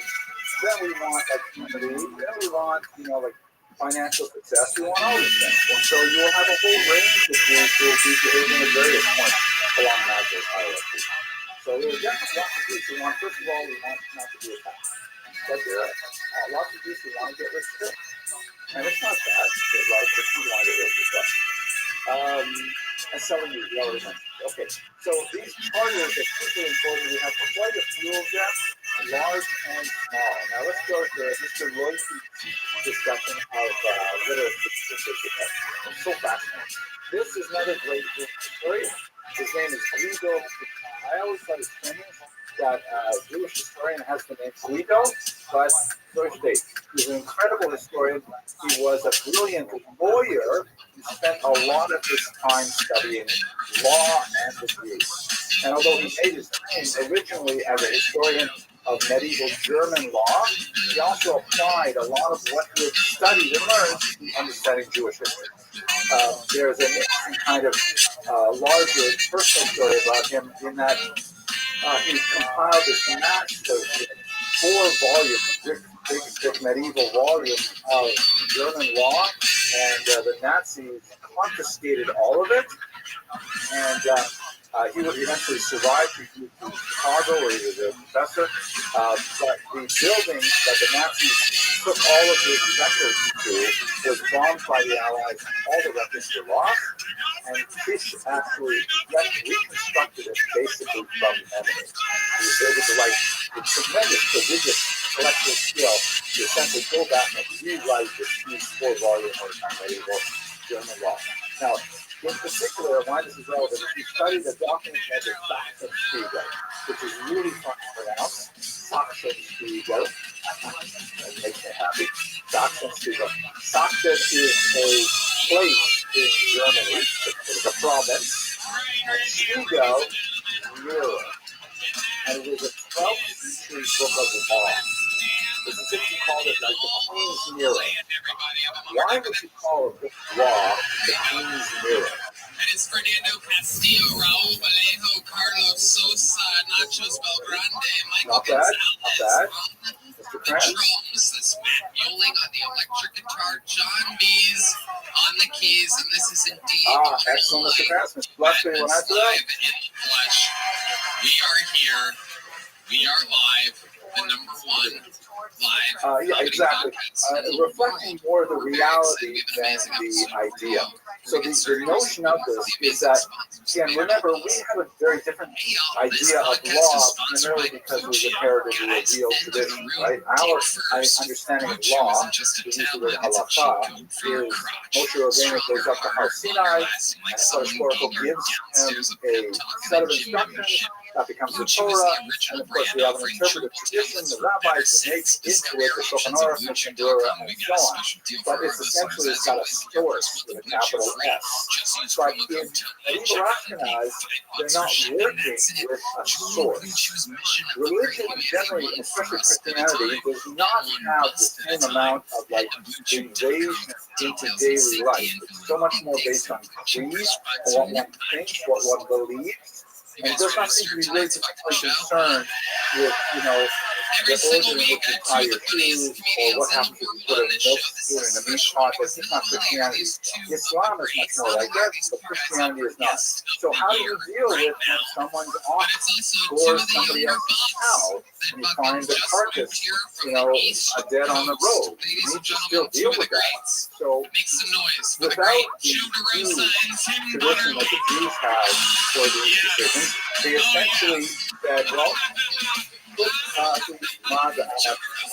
and go out and see what the people do. And that's the word, mirror, is that this is essentially a recording of what has evolved as common law? What is the procedure when these kind of crimes happen? So this is an amazing 12th century document that was written to basically record how things are dealt with, how disputes are handled in the 12th century in this region called Sachsen. And it was so popular that it was repeated over and over again all over Germany and became essentially the core of German common law. Okay, now, why is it relevant to us? Because this is going to Mr. Leukey's observation. Most of the people who wanted to read German common law could not read the books, meaning the judges, certainly the government officials, the kings. Nobody could read the words, and so they had to provide a graphic novel version of a law code. Can you imagine that? Like those of you who are studying like that. Yeah, if you're studying like med, you can watch biology terms. There's so many big words. Just give me like a picture version of it, and that would be your Sachsen Spiegel. So he is great at pulling out the cartoon. And here's, for example, an illustration 900 years old from the Sachsen Spiegel. And let us interpret it, okay? Who are these people? Who's the king? Yeah, I think it's actually a king, but you're right, royalty. Right, royalty. Royal person. Crown, right? Long hair, but and you just hear us in the background. And could be. No, not bearded, right? But Christians are not bearded. These gestures are important. What does this gesture mean? That would be it. Yeah, I'm teaching you what you need to know. First, the first thing you got to do is this, right? Instruction. You often find in debates, you'll see them depicted with their fingers like this. And okay, who are these people here? Yeah, look, first of all, they're happy, right? It's kind of nice. They're smiling. Let's bring it down. Who's this guy here? What's he wearing? Just a nice call, but no. Not a bishop either. Bishops have the mitre. He's a member of one of the mendicant orders, like the Dominicans or the Franciscans or whatever. He's wearing like this monk's robe, right? So an official of the church. And here's this guy here. Exactly, another mendicant order, right? With the usher haircut, right? Another friar, exactly, like Friar Tuck. Those guys they only have teacups. This one here. 6-7 years ago, and he's here with a brand new minute starting today's show. This is, I think, is a long figure. Like you're the guy. I have you guys ever hear of a rapper named Mr. Black? Yeah, so I'm sort of like, like social media friends with him. And we have done a couple of things together, like we had a podcast I did. But I happened to see him at the Ohel once, so there was him. I was at 10 years at the Ohel. And he stood beside me. We said, hey, let's take a picture, right? So my son takes a picture of me and Nissan Black, and Nissan Black just pushes me like this, pointing at me. That's so good. Blow that up. Anyway, so here's two mendicant friars. Good. Who are these people? Women. Good. Why are there two women? I think they need them a bit foul. Women. Yeah, all women. You put two plural, all women. Right, you have a bar, you got three men. You got a king, you've got one type of mendicant friar, you got another type of mendicant friar, you have two women who represent kind of the class, gender of women. And who's this guy?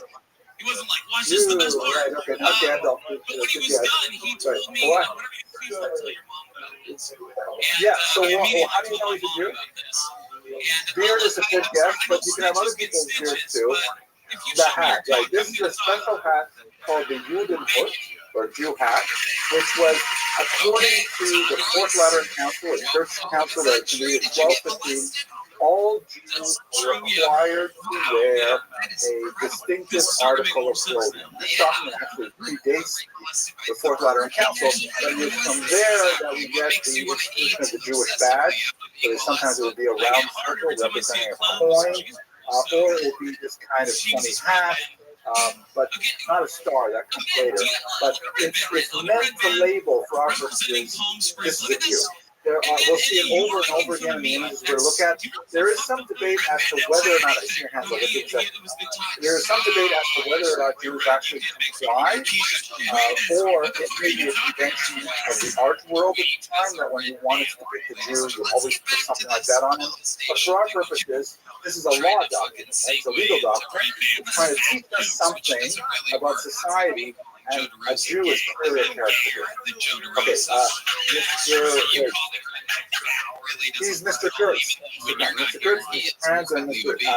Vasilevsky. You, my friend, I mean, you have hours to live, so I want to get this interview. I want to get to it here. This is absolutely incredible talk. Oh, wow. Okay, you go right the fuck ahead, Todd. Do whatever the fuck you want. Welcome to Kill Todd, everybody. Brought to you by Carbohydrates. Jesus fucking Christ. Excellent. Very perceptive, very perceptive. This document is essentially saying that the king is responsible for protecting mendicant friars and women and Jews. In that order, right? But the king is like, these guys are like supposed to be devoted to religion, right? They're not like knights or something like that, or fighting, or they're like members of society, but they're like charitable sort of. So these are all people that the king protects. His face is not especially happy, he's a little more stern. Fingers, maybe that's why he's so stern. He's saying, my fingers, I can put it in a fight. But everybody else is happy here to be under his protection. And as Mr. Rich points out, there's clearly a hierarchy. The Jew is even a little bit smaller than the women too. But this is a document that essentially is explaining. Next to it in the original, there'd be like a long text in German in Gothic letters. But for those Germans who could not read their language, a handy photograph, a handy illustration of what you got from him. And if you ever forget, you can just flip ahead. Oh yeah, that's right. I'm supposed to be responsible with you, Mr. Grant. All right. So, your third stepdad, what exactly does he do to you? Did he really use a banana? No. That was he actually showed me with his dick. He pulled his pants down and showed me how to masturbate. So I don't think I've read a lot about the history of Jewish costume. There's a good book by Rubens where he goes into this in some detail. I haven't read it. I looked at the pictures. But I'm pretty sure that the primal originally came out of fashion of the 17th century, meaning it was a classy hat, kind of like the Porcelino today. Right? Like, why do Orthodox Jews wear gangster hats? Right? Is it because it was forced upon us? No, it just was a cool hat, and we just kept wearing it. If you look at photographs of the Jews in Europe in the 1920s, hardly ever are the Talmudim wearing black hats. The Rebbeans with the black hats. But we have like trade inflation, hat inflation, kids get the word too. In fact, it's very rare to see guys with beards too. That was like, it was considered pretty sumptuous for a student to have a beard. You know, the Rebbe has a beard. Mr. Edison. No. I believe it's fail. I did, yeah. I am not good at masturbating. You're not good at getting molested. What a buzzkill this is. No, I know. You're supposed to fucking come. Am I right? Alright. So anyway, we did all like, where he got a drive, where he's like, you're doing it wrong. I was like, I have two responses. The first is, it reminds me of the fact that one of the reasons that the Ramchal got into so much trouble with the Venice base did, it was the first of many legal situations that we got involved with. One of the things was that we criticized him for being 23 years old and still not wearing a beard. And another thing that reminds me of my grandmother, a lot of times used to say, that's the Rebbe Onabort, You are soft. the abort Sure. RaBbi. Which I'll translate those who are usually impaired. Better to have a rabbi without a beard than a beard without a rabbi. Okay, so here, this is what the Shaktas are saying, and it's important to understand in terms of our context. The Jews, we don't have any idea of like citizenship, right? Nobody is a citizen. Everybody is a subject. And so the Jews are actually considered subjects of the king in the 12th century. That will be degraded in many ways, but they're legitimate subjects. They're below women in their status, but they are there. Mr. Lloyd. Yeah. But you're happily married now, right? I am married. I've been married for 18 years. Wow. 18 yeah, well, years. in this particular picture, if a judge is saying, okay, the king in this case, the king says, okay, do I really have to like help these Jews out? Enemies of Christ and everything. Why do I have to do this? Well, look at the fact that the Eagle says the king is responsible for the Mendicant friars, the women, and the Jews too, and you have to protect them. The Saxon Spiegel is actually very social. This is a slice in time where you will see that Jews have a significant amount of rights and privileges, and that will erode the time significantly. I'm sorry, Mr. Vasilevsky, you had your hand up earlier. She must be a fantastic chef, right? Does she cook for you? She does. What do you think? What does she make? What did you have yesterday? Yeah, I think so. I think so. Derogatory. You know, we'll see even worse things. Actually, you saw it in the beginning here. This is an English tax law. I'm sure your doctor would be proud. This image here. So the English tax law, and it's about the same period. Okay, this guy you sort of recognize, right? My favorite This would be the devil, right? Here's another Jew, one of the uniform. Right? What do you know is this is, I think, a Jewish woman. This is supposed to be Aaron and Lincoln. What do you notice about these Jews? Big pointy noses, right? I mean, why do they have to point them that way? You know, because they want to make them look like demons and stuff. Here's demons blood. So far, like that. Nasty pictures of Jews are almost as old as pictures of Jews. Thoughts or like Mr. Evans? in your head since we were last great question, red band with a great question, always the best. I'm not sure if that's the king. I think that might be the devil, and this is like one of his demons. He's definitely got PETA. This is, if you want to look at it, it's a tax register roll from 12th century. Okay, let's look at another one of these villages. You guys are going to be legal experts by the end of the day. Okay, now what's going on here? Obviously, disappointment for you not getting Mr. Atkins. I have a real question. Did anything Well, from the lesson stick with you? Just the memory. Just a bit. I do remember he wasn't. Yeah, these are pipes, and yeah, they're he was not. right? Okay, so what's going on here? You got these. He didn't. Good. And who's this guy? Have you ever thought about going around and helping? Yeah, probably. Doesn't look like king because there's isn't a crown, but probably like a general type guy. And he's standing there on the wall. Indicates how we're going to organize our defense against the Mongol hordes or whoever is coming into town. And who has to listen to him? Todd, very fun times. You did it again. So you got Hoi Polloi, right? The dark, unwashed masters. Everybody has to put down their plows and they've got to come defend the city. We'll give you a pipe. You're going to be able to put some of ours, and we'll put nomadic people are coming to attack us now. But everybody's got to chip in. Even the any note on the Jews pretty quickly? He doesn't have a fight. Jews, you got to help, or you don't get a fight. So this is essentially saying that Jews will be responsible for the defense of the city, but not necessarily are. Go ahead, Michelle. Because these guys all have pipes coming out here, right? This guy wears his pipes. Oh wait, let me count it. Maybe you're right. Maybe let's count. 1, 2, 3, 4, 5, 6, 7, 8, 9, 10. 1, 2, 3, 4, 5, 6, 7, 8, 9. I don't think you do. I think it's a peasant. But what you want to say is the Jew has the pipe, but this guy doesn't? I can't do it, but you should try if you got the ability, right? There's too many things that everyone's hands are empty. It looks like the pipes go in the back or something. Was he bought a flight to Europe the same day? It's a good question. You have to go back and look at Guido Fish's comments on this picture. Maybe I'm reading it wrong. What for sure is involved is that the Jew is included. I don't know. But the message we got to get is that Jews have some civic responsibility. Maybe it's not the same as the peasants, but they're required. We saw that also with Ludwig is here's another one that also I find quite interesting. It's just amazing how maybe this P.W. might be some kind of like legend that goes with the text. I love how primitive this art is. You know, like this is like a book that the king would read. It's like amazing. So cool. What's going on here? Jay, remind us, how long have you been doing stand-up? 6 years. Where are you from? Okay, who's he? Mr. Blashnow? Right, good. Obviously, the full haircut, right? And he's riding on a horse.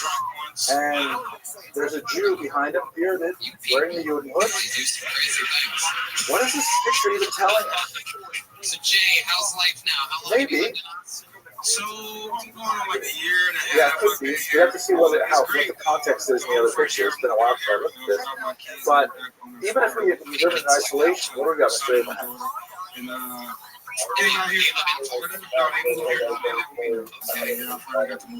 That was interesting.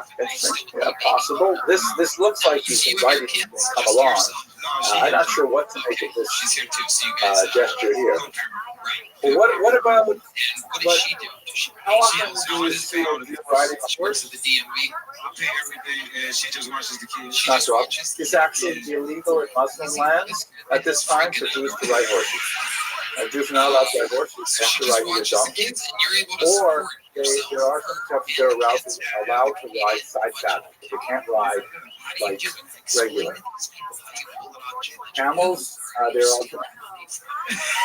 What about this thing here? It's a nice big sword. It's a sword for sure. Not as long as a pipe, but pretty long, right? In Muslim lands, Jews are not allowed to carry weapons. So, what is this document overall telling us about the status of Jews, Mr.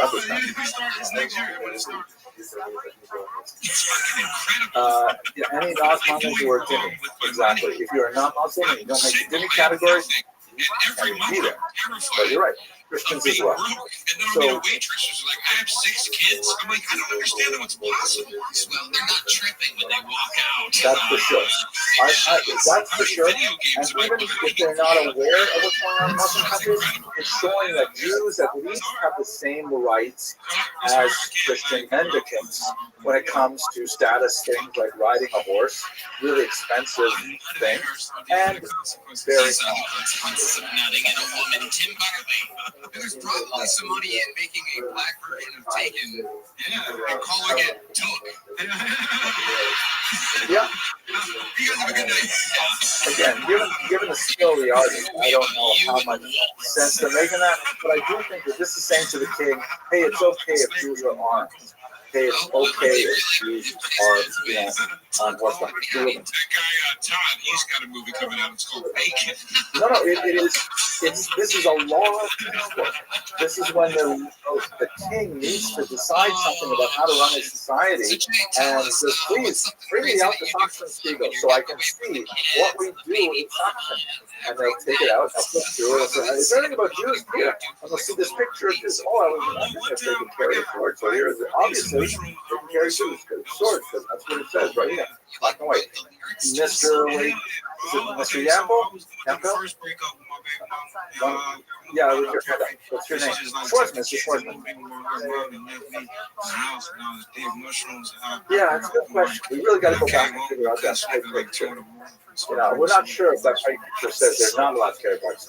The picture is meant to say Jews have to participate in civic events. Whether or not the pipes, I'm still not sure. That's ruined my lecture. Making his musical debut here live at the mothership in front of millions of viewers. And here, Could be. It's hard because the challenge of the artist is not so clear. It's been a while since I actually read Guido's research, but you can look it up yourself. Maybe you'll write your essay on Jews and pipes, Jews and arms or something like that. Okay, so but what I think we can walk away from this here is that, we started with a discussion of historiography. When you think about charters, when you think about Jury law, would you want to hazard a characterization in general about the status of Jews in medieval Ashkenaz, especially this period of time, after the 12th century? Are they like hated and chased out everywhere? Or what is their status? Right? I love it.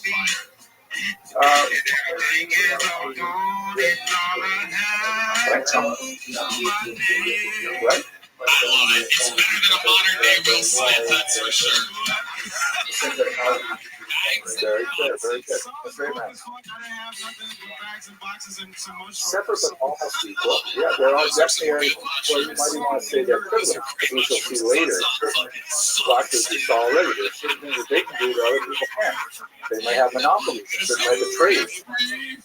It's not like it's not invariably dark in the room. It's rather Jay, great stuff, fun times, Red Band. I'll be on the Secret Show Thursday. Hell yeah, okay, appreciate you all. You already have a big joke book, right? Yeah, Jay Legend. And back to the book we go, everybody. This podcast is sponsored by I think that's a fair assessment. Let us also not forget that Jews are highly visible because they tend to be much more urbanized than the general population. The general population is overwhelmingly rural, peasants working the land. Jews tend to live in tightly knit communities where they are walking to the synagogue and mikvah and these restaurants. They have to live close together, so they tend to be in towns or in mid-sized villages. So they're very visible to everybody. That's right. Guys, this isn't just about performance, it's about legacy or third legacy. Give her chat something to talk about, when you lay it down, they're talking about how it gets up. Nothing Yes and no. Jews were allowed and even encouraged to assimilate. However, the only way you could do that was through baptism. There was no possibility of a secular identity really until the 18th century. Right? So we're like 800 years away before you could live a non-sectarian existence. You either have to belong to the Christian community writ large, perhaps a subset like the mobility of the peasantry, things like that, or either two. And there was no like kind of, I'm going to participate in both things. Here in America, assimilation is rampant because people can simply opt out. People can simply say, chuck it, I don't want to have anything with it. I'm just going to live my own anonymous life without any attachments. And the only thing is if you get on the United Jewish Shield mailing list, you can get on the FBI Witness Protection Program to get away from them. But otherwise, you can live an assimilated lifestyle today. But in the medieval world, the only way to do it was to convert. And lots of Jews did. We'll look at Jews who convert to Christianity, what happened to them, and so on. Unfortunately, most of the stories that we have of Jews who convert to Christianity, they tend to become infamous for them using their Christian positions to attack Jews. I'm sure there are many Jews who simply married, let's say, non-Jews and then just disappeared from Jewish history, but the ones that make history tend to be rather negative. Don't forget, you can get 35% off up to 3 times. In fact, it's really rational, because where I'm going right now is in that context. I want to take you ahead to that moment when Jews suddenly had the opportunity to assimilate. So let's just break our mindset for a minute from 9th, 10th century Ashkenaz, and let's go all the way up to 15th century France, which of course is part of Ashkenaz.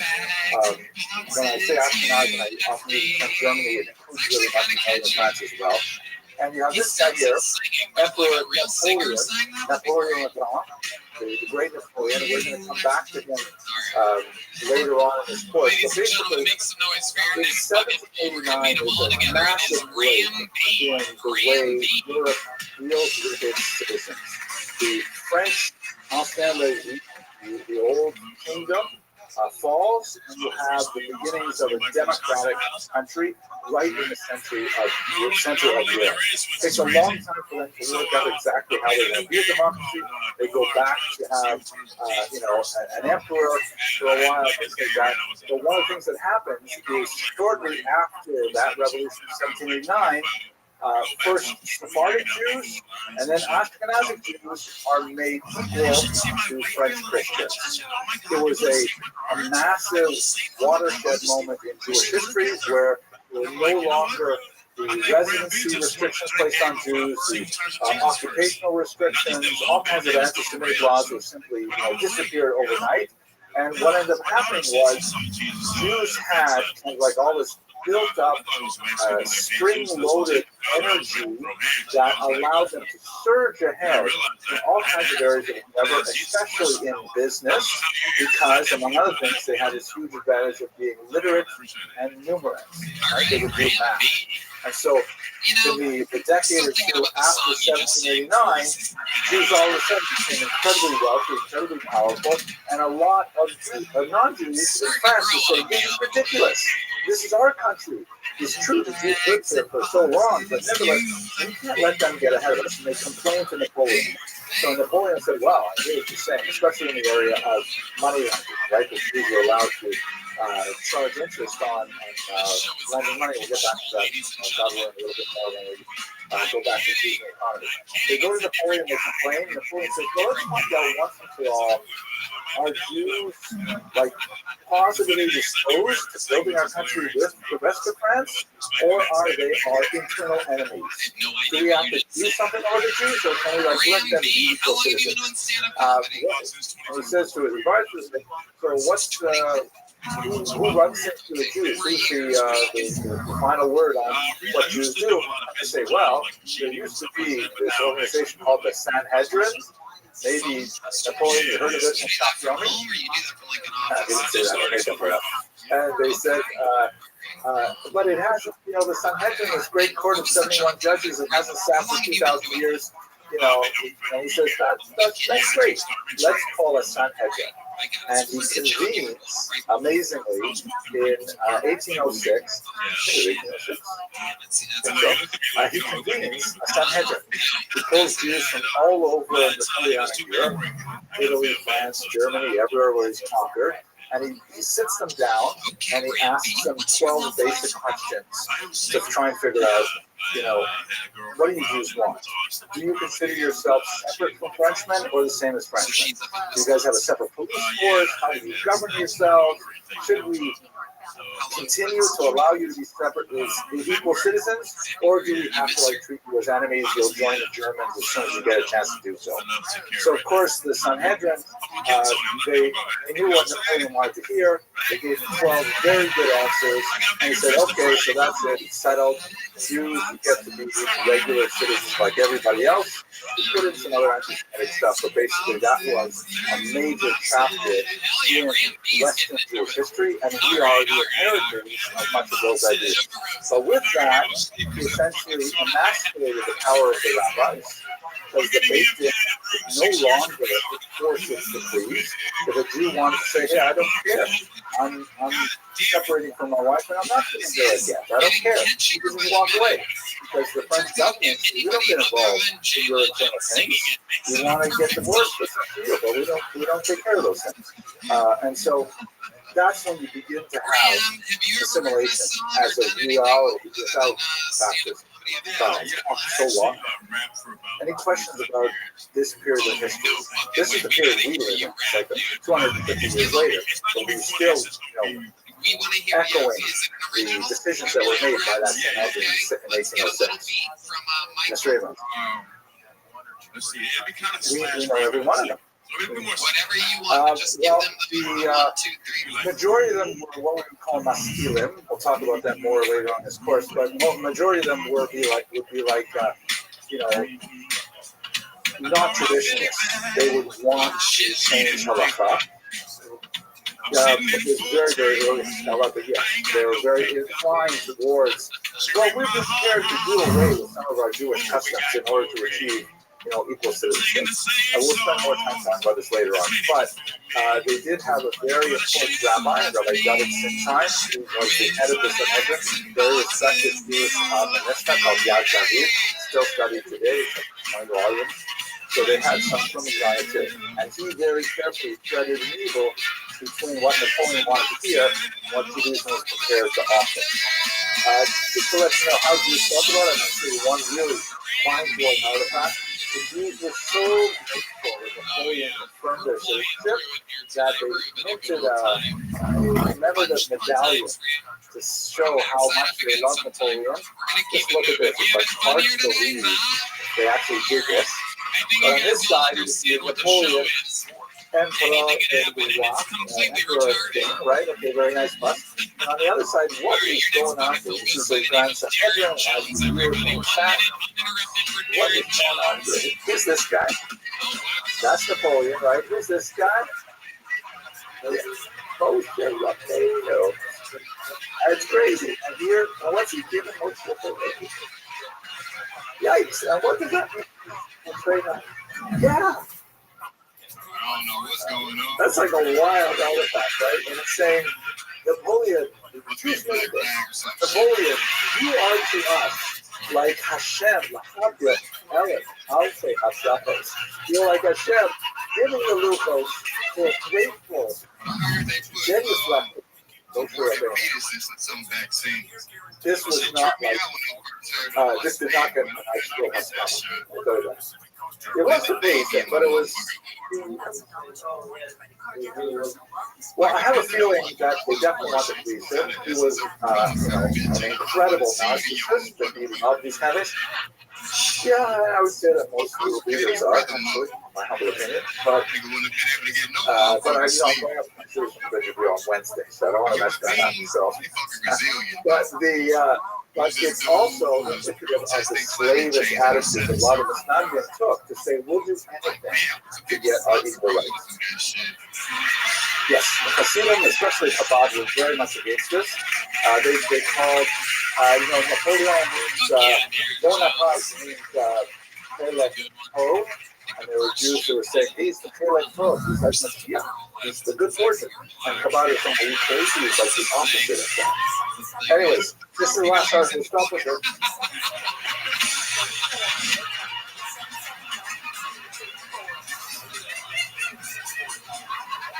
Okay, so let's first of all ask the question, where is Ashkenaz? Ashkenaz is here, where we call Jews Ashkenazi. The yod at the end means of Ashkenaz, right? Jews who are from Ashkenaz. Where exactly is it? The first, hang on, the first example we have of Ashkenaz, the word, is over here in the Bereshit, Parashut, where we have this description of the grandchildren of Gomer, right? Or no, sons of Gomer, who are the grandchildren of Noah. Let's just go through this again. I forgot my little clicker, so I'm going to stand over here for a second. You have Noah as a son of Japheth. Japheth has a son of Gomer. Gomer has a son Ashkenaz. So here we have the first reference to this thing called Ashkenaz is in the Bible, and it is a person, not a place. It is associated with the people who descend from Ashkenaz, and then during the medieval period, Jews applied that moniker to a particular piece of geography, and more specifically, it ends up referring to the Jews who come from that place, which is associated with a biblical ancestor, not necessarily, as in this case, Jewish. That's where we first get the term Ashkenaz, Mr. Chris. Sorry, thank you. Good, you are anticipating my next slide. So, by the way, how many people are we talking about? In the period that we're looking at today, about the 9th century, maybe 5,000 to 10,000 people, fairly small population. But by the time you get to 1939, on the eve of the Holocaust, that's about 80% of all Jews in the world were Ashkenazis. Of course, that number is precipitously declined with the Nazi onslaught, but it became a very, very significant population. So we know Ashkenaz so far is a place somehow associated with people. Where exactly is that place, like Mr. Kranz was asking? So we have another reference to the word Ashkenaz that occurs in Yirmiyah. So Yirmiyah is written around the 6th century before the Common Era, right? Yirmiyah talks about the destruction of the Mikdash, the first one. So there's a description here, reading in English. Raise a standard on earth, sound a horn among the nations, appoint nations against her, assemble kings later, Ararat, Mini, and Ashkenaz. So here, there's these three kingdoms, Ararat, Mini, and Ashkenaz. We sort of know where Ararat is. Anyone know where Ararat is, at least in the biblical imagination? Yes, exactly. So if you look at this map of the ancient Near East, and this is kind of like a 19th century cool map. The world is to the Hebrews according to the Mosaic account. Here, of course, is the land of Israel in the center. And if we were to place these on a map, Ararat is showing up in Turkey, which is a little different from what Ashkenaz is. This is where one particular scholar places it in actually Turkey. And here's the region of Gomer next to it. Look at that. Here's Ashkenaz. This particular map identifies them with the Phrygians. Not especially good grounds for that association, primarily linguistic, but it's most likely somewhere in ancient Near East in this context. Possibly up here in the Caucasus Mountains, near the Caspian Sea, which would be modern-day Georgia, things like that. Nowhere in here, Germany, at this point, right? These are roughly where we think these places existed. Here is, by the way, Shinar, which of course is Babylonia, also a home of very famous chemistry teachers. Some of you might get that, but okay, those of you who are not those things. Anyways, how do we get to Germany? So if you look over here at the Trubot Gaon, which is written by Rabbi Gaon around the year 1000, right? So we're jumping from the biblical account in the Chumash, which just gives us the place. Then we go to Yirmiyah. We probably, if we guess that those three places, Ararat, Mini, and Ashkenaz, are somewhat close together, has to be somewhere in Asia Minor.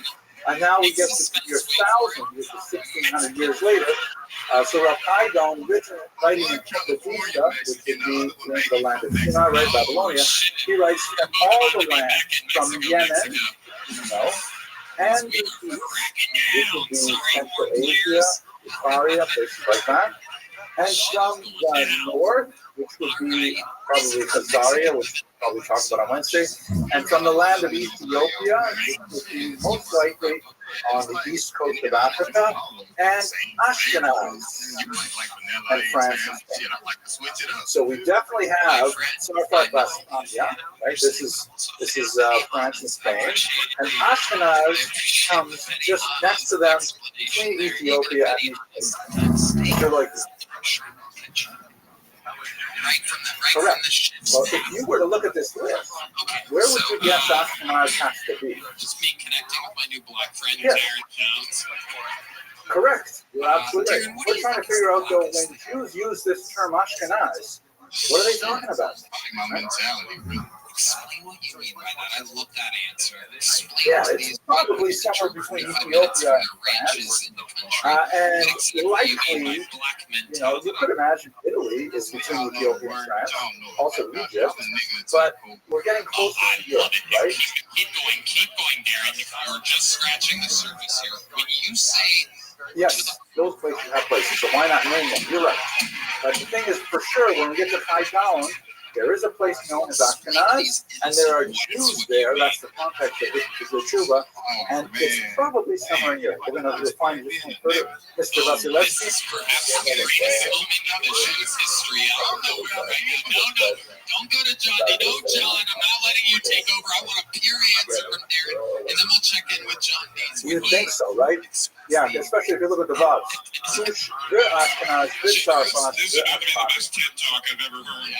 Okay, so let's do this one last thing here. We've got Rashi, of course. Rashi refers in a different pasuk altogether to a word called smear or smear, and he writes sheleg below. So sheleg is the word in Hebrew for smear, of course, snow. So let's translate it. This signifies snow. The German language, Schnee, so we can practice in the word for snow is Schnee. And in the Canaanite, Slavic language, Schnee, which is also the Russian word for snow. So we have a concept of a Lashon Ashkenaz, which corresponds to what we know about German from Rashi. Rashi is a German word, and that's what the Ashkenaz speak. Yes. But I do own a ColecoVision. Correct. Pretty good at that, I think, right? Snow, snake, modern day snake. But you're right, could be the words changed totally. Just give us a line or two. I wrote this when I was like, It'd be hard to suss it as snow, but not terrible. Snake, not terrible. Because English is, of course, derived from Anglo-Saxon. So. 16-year-old song. It's right here. Yes, correct. It narrows it down to Anglo-Saxon region, at least, or at least Saxon region. So we're getting close to that. But by the way, guys, the number of times that the word Ashkenaz shows up before Rashi is like infinitesimally small. A dozen maximum, right? It's like when you throw out the word Ashkenaz, there's no context whatsoever. But when you drill down, it seems to get interesting. And I'm going to show you a map that hopefully will settle this linguistic discussion. This is for sure, by the time you get to the Valley Coastal, this is Jewish geography. We've got a region here which is kind of cut off from Arad, which is identified with Spain. That goes to a pasuk in Habakkuk, which is identified with Spain, possibly incorrectly, but nevertheless it was well accepted. Provincia, which is a region of southern France that is really very different culturally than South France, which is France proper. And then you have Ashkenaz, which is associated with the Rhineland in particular, northern Germany in particular. It's like Köln, the early settlement, Frankfurt, you can't see it here, but prior going to Mainz, or smaller towns with Israel. And then you have this unusual place over here in Eastern Europe, Canaan. They called it Canaan because this was one of the major slave markets of the world at the time. Canaan were associated with slaves. It may be related to the word for Slav in English, although most Slavs don't like that. They don't know the word Slav is the word Slava, glory. Like Slava, like glory to Ukraine, not Ukrainians are slaves. But it does translate basically the same. So that's our Jewish geography. This is what we're talking about here. The Jews who live in this part of the world. Later, they are going to migrate Eastern Europe, and later they're going to migrate all the way to North America, but this is the history we're going to start with. Mr. Lloyd, you'll say your name. Mr. Krantz? Store to match your brand style. And here I am with our senior style correspondent. Yeah, You can accelerate your content creation. And get it basically German with Flash. Product descriptions. That was a joke, guys. Laugh at that. Thank you. Photography for your products. Okay, so let's go to a deeper question now, which is how did the Jews get to Ashkenaz? And at this point, we're going to be in this topic for the rest of the hour. Fascinating stuff. We have two sources of information on how the Jews got to Ashkenaz. We have our internal literary Sign up for your $1 per month trial and start selling today at Shopify.com/KillTony. Go to Shopify.com/KillTony. Shopify.com/KillTony. All right. I don't like the word sect of Judaism. That's kind of, I don't think a lot of Jews would say. Then that sounds like a little bit too harsh a boundary. I would say an ethnic subgroup. I mean, Ashkenazim, just in terms of their complexion, tend to look different from Sfardim, for example, or Yemenite Jews. Hi, I'm Johnny Moffey. I'm a teacher. We're going to see today. Okay, ask me again. If I haven't answered this question in 30 minutes, then I'll give you $5. Yes, Mr. It's Rachel. hard being so close to your kids because they know your weaknesses. Yes, You know? including this recording. And you can show up 10 minutes late Because for I got a camera. class. So I'm going to put the recording on. You can listen to it as many times as you want. It's very soothing. Put it by your bed. But Mr. Mind again? And they get involved in your personal life too. Like, a bunch of my kids found out that I had this breakup because the picture of my girlfriend disappeared from my desk. So they were like, Magni, what happened to your girlfriend? Don't worry, Magni will find you a new girl. We'll hook you up with someone. I was like, guys, that's what Neat, parent teacher perfect. Thank you so conferences much. are for. Vielen Dank. Okay, this is the kind of German they speak today. So we have two traditions of Jewish settlement of Ashkenaz. We have our internal literary tradition, meaning like I know who doesn't have a dad, and I who know wrote who has two down cool moms. how the Jews got to Ashkenaz. It's essentially a rabbinic tradition associated with a group called Hasidei Ashkenaz that we will study later. But they tell us that essentially there were a small group of Jews who made their way primarily from northern Italy to this region somewhere in the 800s. We even know the names of some of the families, the Colonimus family, for example. That's the tradition. Why did he get there? Well, in our own literary tradition, we refer to invitations from local monarchs. Here's where it gets a little bit more hagiographic, meaning a little bit more kind of legendary and kind of self-serving. Like, for example, Charlemagne, who was a very, very important Frankish king from the period, he lived 747 to 814. He probably did not invite the Jews himself. This is interestingly a gold bust of him from his capital city of Aachen. And I read on one site, this is said to contain his actual skull cap. I don't think that means he's Jewish. I think it means that actually the bone of his head is on the inside of that, which I think is somehow grotesque, but sort of fascinating. So he probably did not. We have no other records indicating that Charlemagne actually invited Jews, but we definitely have his son shown here, Louis the Pious, who was actually much more involved in inviting the Jews. So this is already still 8th century, where we know there are kings interacting with Jews. We have like non-Jewish sources that corroborate the idea of small Jewish communities in Ashkenaz at this point. And in particular, his grandson, Charles the Bald, who does not actually look very bald, is courtier down here looks a little bit unhappy, looks much more bald than he does. But Charles the Bald in particular is very involved with the Jewish communities, particularly creating these things called charters that we're going to say. So to summarize our first body of information, which we hope to delve into a little bit more in coming classes, is a literary tradition, right? Books that talk about how Jews got there and portrays this image of Jews coming in the 9th century, settling in small numbers, making relationships with local royalty, and establishing themselves. Mr. Kranz. The rare time. Yes. Do you ever feel extra tired? Are there times where you feel like you're tired? No, well, I think the Asian and Polish cancel each other out, so I'm like yes. There's this interesting story of the 3 boats that were released by Vespasian. There's 2 actually bloody stories. One of them goes all the way back to Vespasian. The other one is a boat that was captured by pirates, and then Jews were sent to some but Vespasian, running this spokesman, says that Vespasian, in his cruelty, he put a whole bunch of Jews on boats. In the 1st century, it was absolutely desperation like that. He gave them no skippers and no rudders and kicked them off into the Mediterranean. And they went and they landed at 3 distinct ports: at Lyon, France, at Arles, also in France, and strangely enough, in Bordeaux. Although to get to Bordeaux, there's no access from the Mediterranean. They would have had to go out to the Atlantic and come all the way around. And those were the establishment of the first three Jewish communities in France. Most likely an apocryphal story made up, but not this story. This story has some actually good scientific data behind it, as you can see. What's going on with these? This period of these three things in particular. So we have them giving out these things called charters as incentives for Jewish settlement, meaning the kings want the Jews there.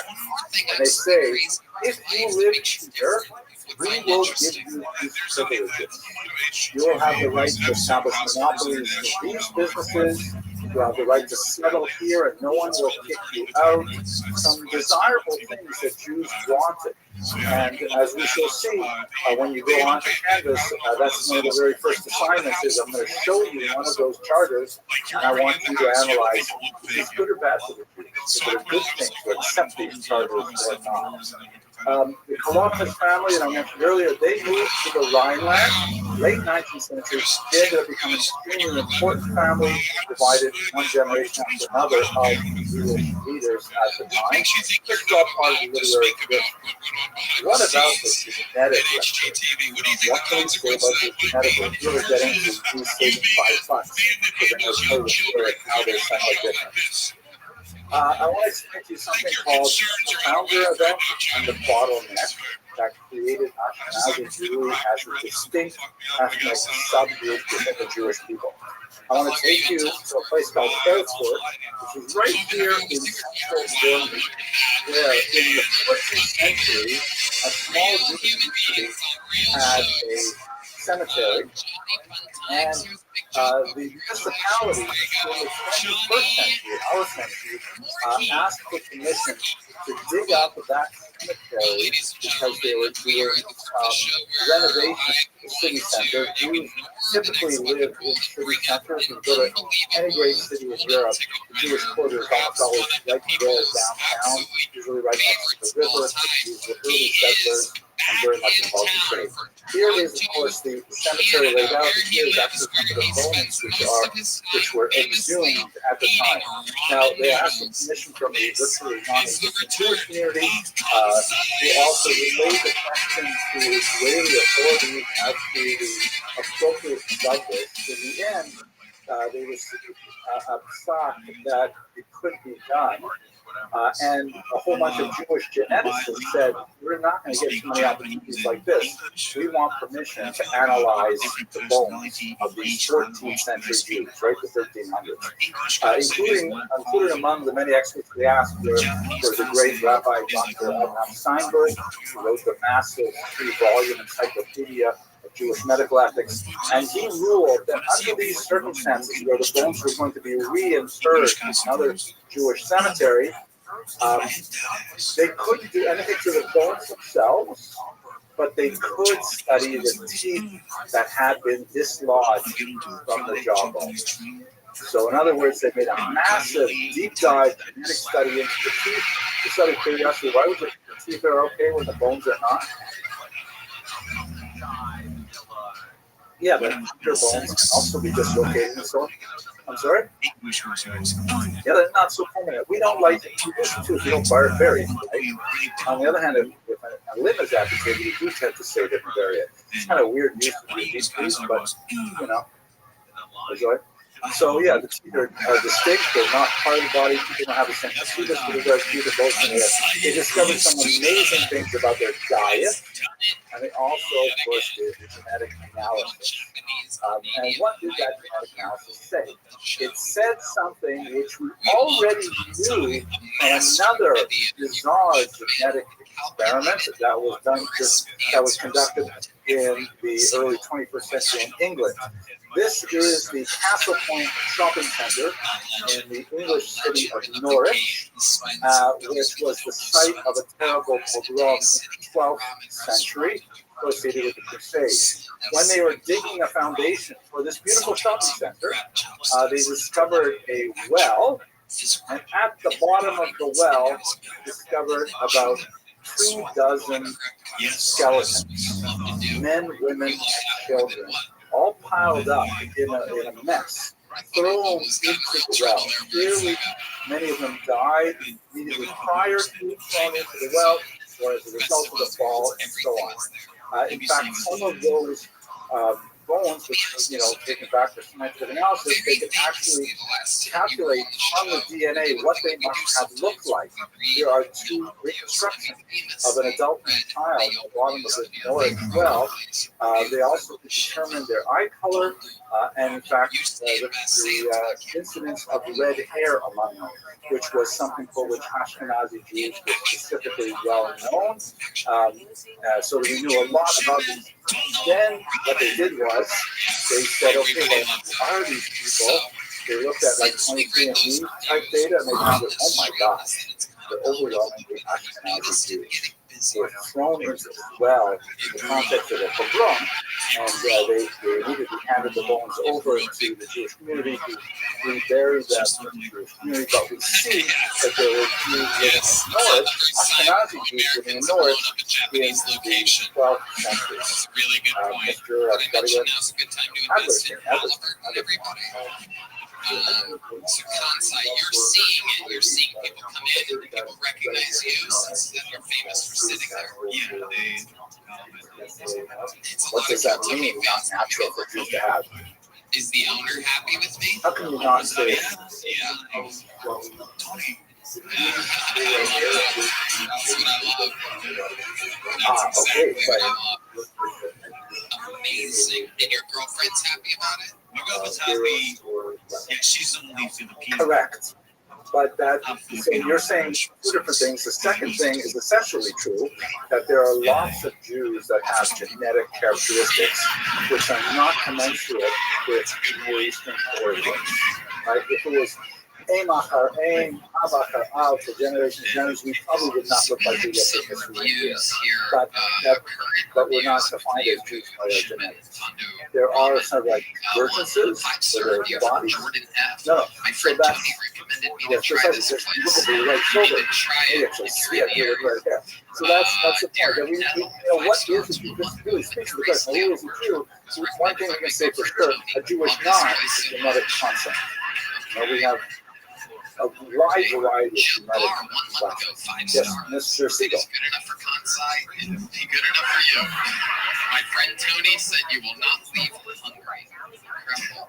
Absolutely amazing. Jason at 5 stars 1 month ago. Great food and great service. Exactly. Really I enjoyed my bet visit. you the Thanks vast to Tony majority of for the us in this room recommendation. have a significant chunk of genetics which are Just not to be sure, can we see if any of these guys are also and there are recruiting tons of bad people with Middle houses? Eastern genetics who are not Jewish at all, too. In other words, they're not necessarily, you can't define Judaism John by K. 1 month ago genetics. said, I heard about this place from some guys named Tony, Brian, and Kansai. Everyone should be going here for ramen. The whole place is absolutely incredible. I can't put a number on that, but I'll be Brady and the suggesting. band are planning on coming. Well, Ashkenazi Jewish, so you should see, let me answer that question. If you want to say Jewish, and you want to say like Middle Eastern, I think that would be fairly rare. But when I'll get to your question in a second about Ashkenazi Jews as a whole, and get to the bottom line. So let's see. We've got now 2 data sets, right? We have the Norris massacre, and we have the Erfurt cemetery, where we actually have medieval bones, not too long after Jews apparently, according to literature, settled in the region of Ashkenaz. What can we learn from these things? So, there's a lot of cool stuff, but this is the most important. Okay, this is how it appears from the genetic record Jews ended up in Ashkenaz. So here's a chart here, going from bottom to top is time, right? This is long ago, this is the present day, and this kind of like bottleneck state is the genetic mixing of Jews. What do we have here?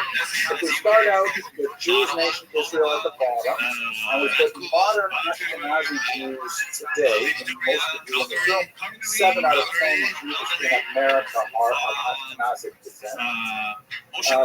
So you have in the ancient period, we have lots of examples of non-Jews joining the Jewish people. Just for one example, Luke, who was a Moabite woman, of course, described in the Bible. Antipater, who was the father of King Herod. They joined the Jewish people. They attached themselves to the Jewish people with conversion without conversion, you know, with consensus, sometimes violently, we have non-Jews who get into the gene pool of the Jewish people, and they are absorbed, one way or the other. Helena Radia Bene, another great example, when you read about her, in particular, Queen Hilmi, she comes to us as Malka Hilmi from Radia Bene, which would be today Syria. And then we have another major event with the destruction of the Second Temple in the 1st century, where we have somewhere in the neighborhood of 100,000 Jews who are shipped off to Rome to be slaves between the 1st and the 2nd century. It's a massive number of people attested not only in internal Jewish sources, but also, for example, in Josephus, who is writing for a Roman audience. A huge number of Jews shipped off to Italy. When those 100,000, 200,000 Jews, maybe not 100,000 Jews are living in Italy now for generations, they're mixing with South Italians again, not necessarily willingly, in a different context. I would show you some of the archaeology of you know, we have, for example, a gravestone of a Jewish woman who was taken captive and was supposed to be married to a Roman soldier, and he fell in love with her, and when she died, he actually put up a beautiful stone in memory of her. And we have today, dating from the 1st century in Italy. So we know that Jews are involved in the gene pool. They're also marrying a North Italian, which have a slightly different genetic mix. And then at some time, around 800, you have what's called the founder event.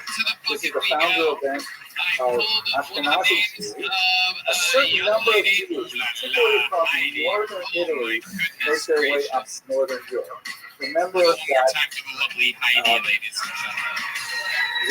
one of the cool things about genetics is that not only can you calculate forward as to, you know, what kind of blood disease the person might have, their eyes, things like that, you can also calculate backward.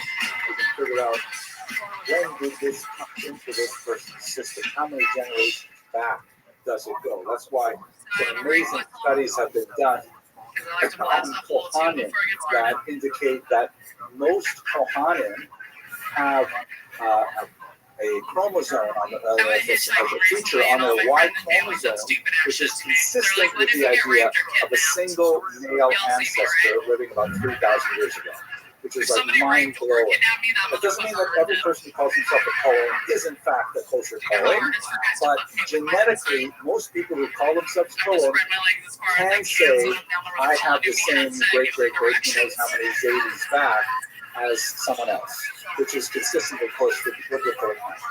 So, what happens in the year 800? Yes, please. I've forgotten your name already. Tell me again. One more time? Wait a minute. I'm going to forget that. The two smaller tunnels on either side are dead ends. And at the end of the night, they still choose on my side. At that point, I just want to go home. Good job, soldier. We do find, however, with the Ashkenazim, and also it's very difficult to do a proper data set. But when you study Ashkenazim, there is among the Levites, in particular Levium, that 46% of people who are Ashkenazim and Levium come from 4 women. I wasn't supposed to be here. I was supposed to think fly they're back called to Sarah, Revelation, and Leah, but no, 4 women who lived around the year 800 in northern Italy. Goes to the show. He asked you to be on. Non-Jewish women, right? So I was supposed to leave Saturday or Sunday, and now I'm here till Friday. Okay, and then you're going to Phoenix. Yeah. So, You're going to do a show there. Well, I live there now. well, it's So you live there now. Yeah. right? A lady is married, Yeah. I love Austin and I love Texas, but my heart's home to Arizona. right? So if a woman converts, That makes then sense. she becomes What I Jewish. love about Arizona. Yes, if she converts. And what is the massive question is not that big, but what is conversion? That's part Right? of We it. have a basic But also, idea I'm of smarter than throwing everybody in mikvah Arizona and for 40 minutes in Kabbalah education. mitzvos.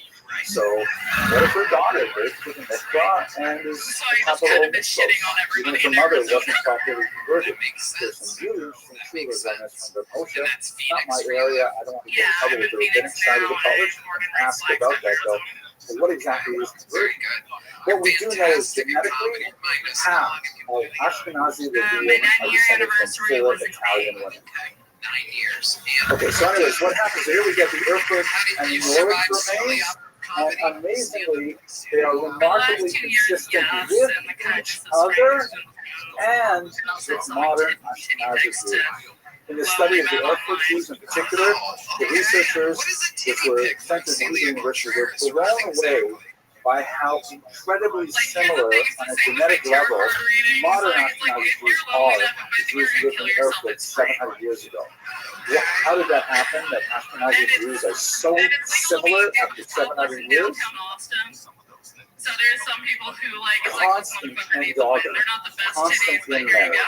You know, over and over again. Trying to do, that's the bottleneck, right? The founder event is when you have a tiny group of Jews who move here, maybe 200 people, very small amount, always cousins marrying cousins over and over again.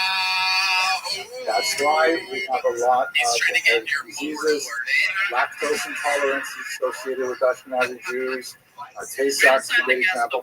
My own parents are actually, I think, third cousins with each other, and that's in the, they were married in the 20th century.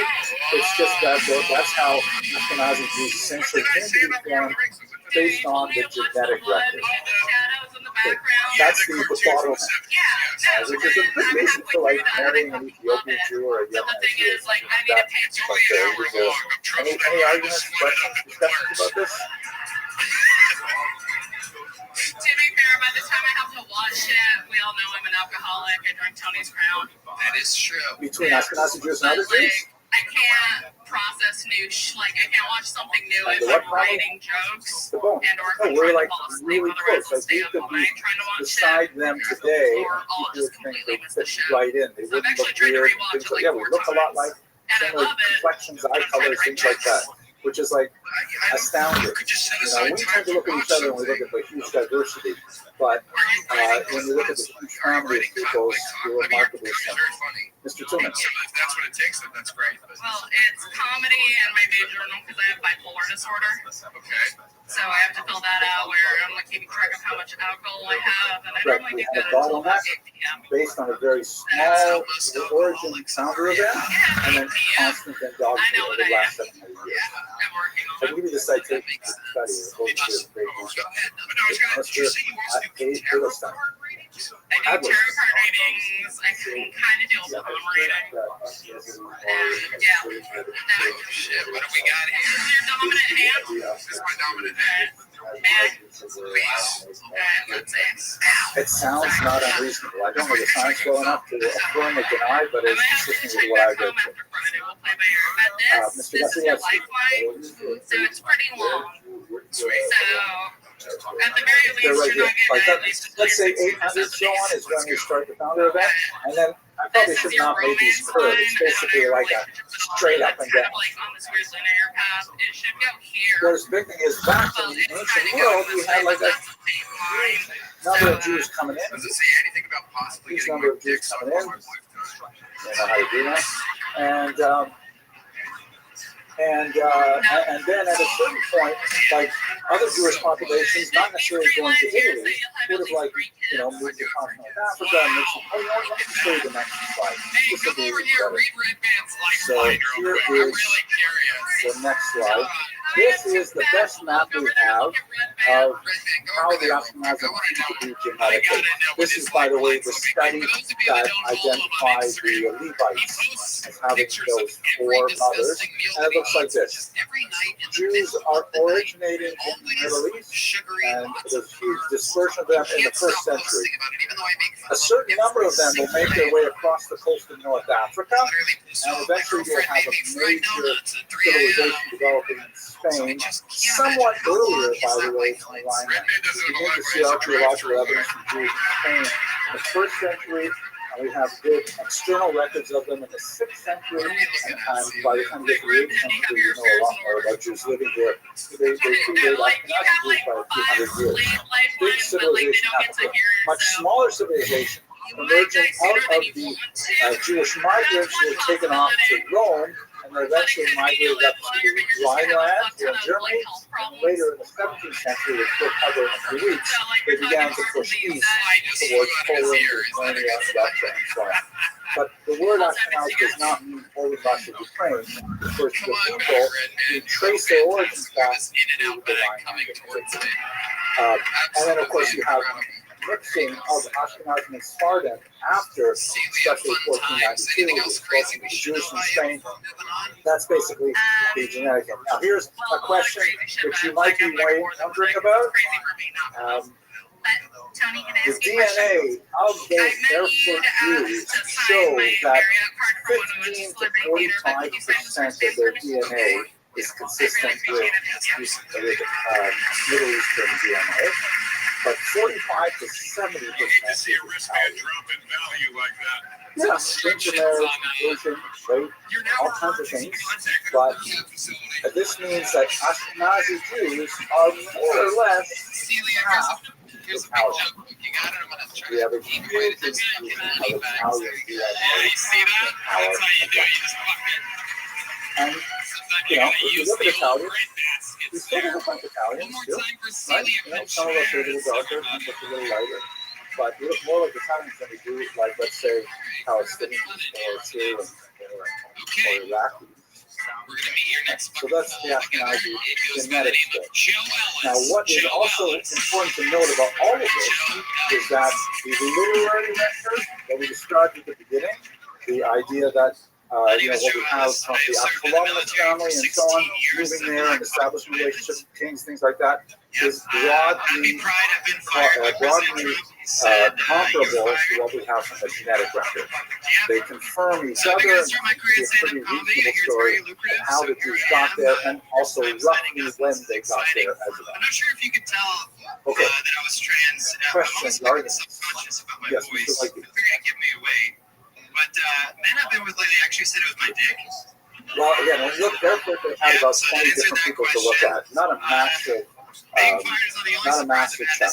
But when they broke them down and they look at these two groups, every one of them had at least 15% variation in DNA and at least 45% Italian. And then the rest could be, German, French, or whatever we would associate European with that.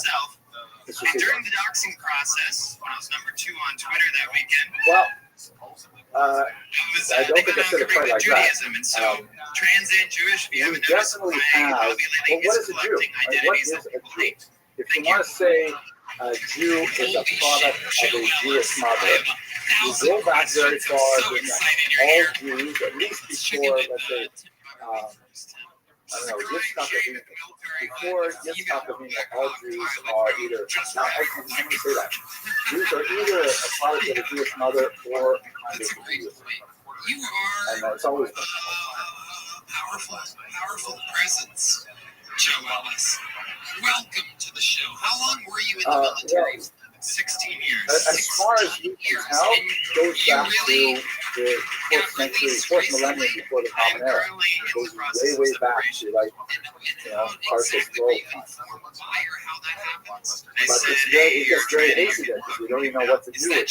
We don't have big samples of other people. There's a huge amount of people moving around in different parts of the world. So it's not an easy history to write based on the genetics. Here we have a couple of sample sizes, a couple of samples which are especially useful because, yes, they're buried in a Jewish cemetery. That's really indicative that they were Jews. They're thrown into the bottom of the well. Good chance they were Jews. Same thing they just tried to get people out of there. But, it does make sense. You know there was a program there at that time, so it's entirely consistent. We have a literary record.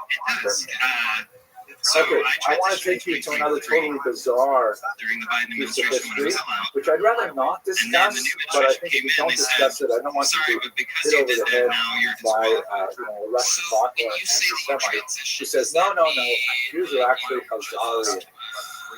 So what do you know about Khazarian? What exactly does that mean? Yeah. I started hormones. I called them my titty skittles. There's a book, yes. They grew these are natural.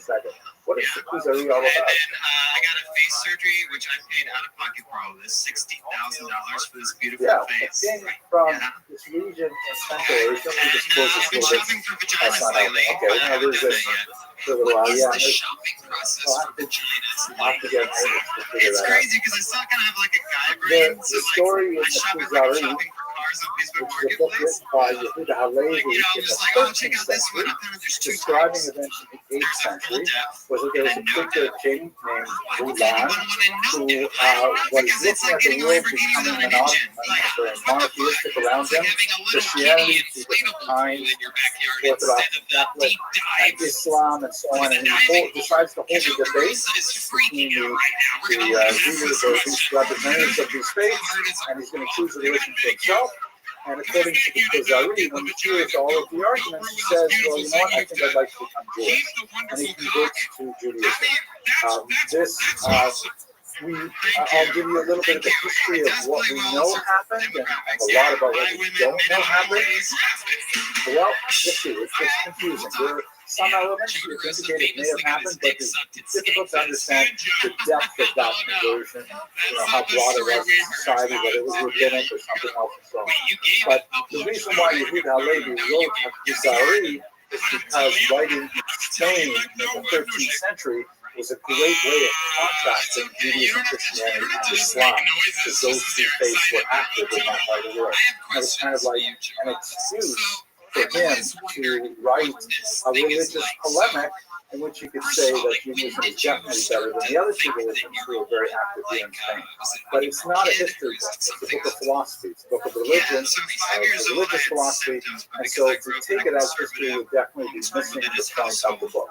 What we do know from multiple sources is that this group of people, who we know from many, many sources, non-Jewish, are they're active here in this large area, which would be actually penetrating into what would be eastern Ukraine, basically where Russia is right now in the war with Ukraine, is basically where the Khazars penetrated. According to some prominent Ukrainians, like the great Meriam Pitsat, the city of Kiev was actually founded by Khazarian Jews. And in Kiev itself, they had a Khazarian village. They were definitely a well-known people. They flourished up until about the 13th century, and then they basically disappeared with the Mongol onslaught. A whole bunch of Central Asian tribes coming this direction, destroying the Khazars, taking over much of Russia, and so on. And by the time they receded, Khazaria was gone. But there definitely was a major Turkic people living here who the fears at some point actually converted to Judaism, probably in the year 740. So this is a copy of the book that's written about the Kuzari, which is, again, not intended as a history book, but we have lots of interesting historical sources. We have a great scholar and diplomat in Spain named Castell de Chabrut. I don't think, none of you were in my Sephardic Jewish class, right? No, I don't think so. So he is a great Spanish Jewish figure, and he was really curious about what happened in Khazaria. He had heard about it 300 years after, 200 years after it happened. So he actually sent emissaries out to say, can anyone please get to Khazaria and tell me if they're actually Jewish there? His emissaries did not reach Khazaria, but when they got to Constantinople, they met some travelers who said, oh yeah, we've been there, and we'll get you some letters. And they went and they brought back letters from the king Joseph, who told them the whole history of Khazaria, which he then later said, wow, this is mind-blowing, and we still have those letters today. The problem is, we don't really know if those letters were real or if they were fake by the messengers. Meaning, here's a rich emissary of a Spanish diplomat. For 500 dinars, I'll give you whatever letter you want and tell you whatever kind of story you want. So we don't know if they're actually true, but nevertheless, they do paint this fascinating picture, which was the basis of the Kuzari. We also have medieval travelers who made their way there and report on the people of Khazaria, usually in a negative way, indicating that these guys are supposed to be Jewish. Are you serious? They don't even do this, they don't even do that. So the level to which they were adherents of Judaism is not entirely clear. However, let me just stand over here so I'll walk a little bit. This is a fascinating document. It is discovered in the Cairo Geniza. Over here. The Cairo Geniza, which is a massive treasure trove of documents that were discovered in a synagogue just outside Cairo, that has tremendous amount of data about Jews living in the medieval period. And this is a document which sometimes is called a Petek. Wasn't that? Have you heard of the term Petek? You have heard it like as a ticket, I'm sorry. No, that would be Petek, but Petek with a coup. And it's like a someone knocks on your door. Nowadays they laminate them. Someone knocks on your door, asks for tzedakah, and they pull out a laminated document. Say, this guy represents a real tzedakah, and he has good widows, and usually a story of how he fell on hard times and things like this. So this is a document from a Jew collecting tzedakah in Cairo, and he claims to be Hazarian Jew. And there's this thing, you know, usually when you see these I don't know if you guys answer the door or parents answer the door, but typically, what do you look for at the bottom of the Petek? What do you signature of thing? Like that, did you notice yourself kind of becoming I'm saying that this is for real, it's not. And they have this weird signature here, which is written in Turkish room. There are other signatures here, which are written in Hebrew. But evidently, one of the most important people living in Kiev at the time could not even write his name. It's as if, you know, you got a Petek from, I don't know, Kansas, and the chief rabbi did not sign his name in Hebrew as though his name is, I don't know, Christopher Robin. Right? It's weird. So it indicates what kind of community was this that the head of their community couldn't even write Hebrew representing the Jews. So I was grounded from flying during the time, and then put back into. Now, this is the way he always did it. But it's the Hebrew document. He's going to Hebrew communities. Yeah, but if you sign, you wouldn't sign a, if you were an aide on a consumer, would you write, you know, Mr. Rothschild? So, no, you would write Hebrew, right? In Hebrew. A few years ago, I was a mechanic and I doubled as a door gunner on the UH-60 during back in 2011. Yeah. So I was a door gunner. Triangles and stuff like that. Now you're about to But this is actually letters. absolutely amazing. Speaking of that, I urge you once again to just keep Yeah, so the beautiful you're gift so God down the gave top you. this, I think, there's not really but maybe, you know, this is like, we're so close to some kind of machine, we should go down the top. No, it's definitely, it's definitely, it says we have to get it, and then there's a signature to it. You wanted to stand up full time now. Do you live here in Austin? I do not. I live in Richmond, Virginia. Exactly, he's a fourth day, he's the president of the Jewish community. Place for a trans person. You know, if the president of the Jewish community can't sign his name in Hebrew, you wonder what's going on there, and it tells you something about the nature of the Judaism. We also have Arab historians who write about the Khazars, and they have no problem saying, yeah, there's these Jews living in the middle of Central Asia. They don't necessarily know the ramifications of how Jewish is Jewish, but they're perfectly willing to accept this notion that there was this Jewish community. And then we have this amazingly strange document called the Chronicle of Bygone Years. It's a Russian document called Restream, the original title of it.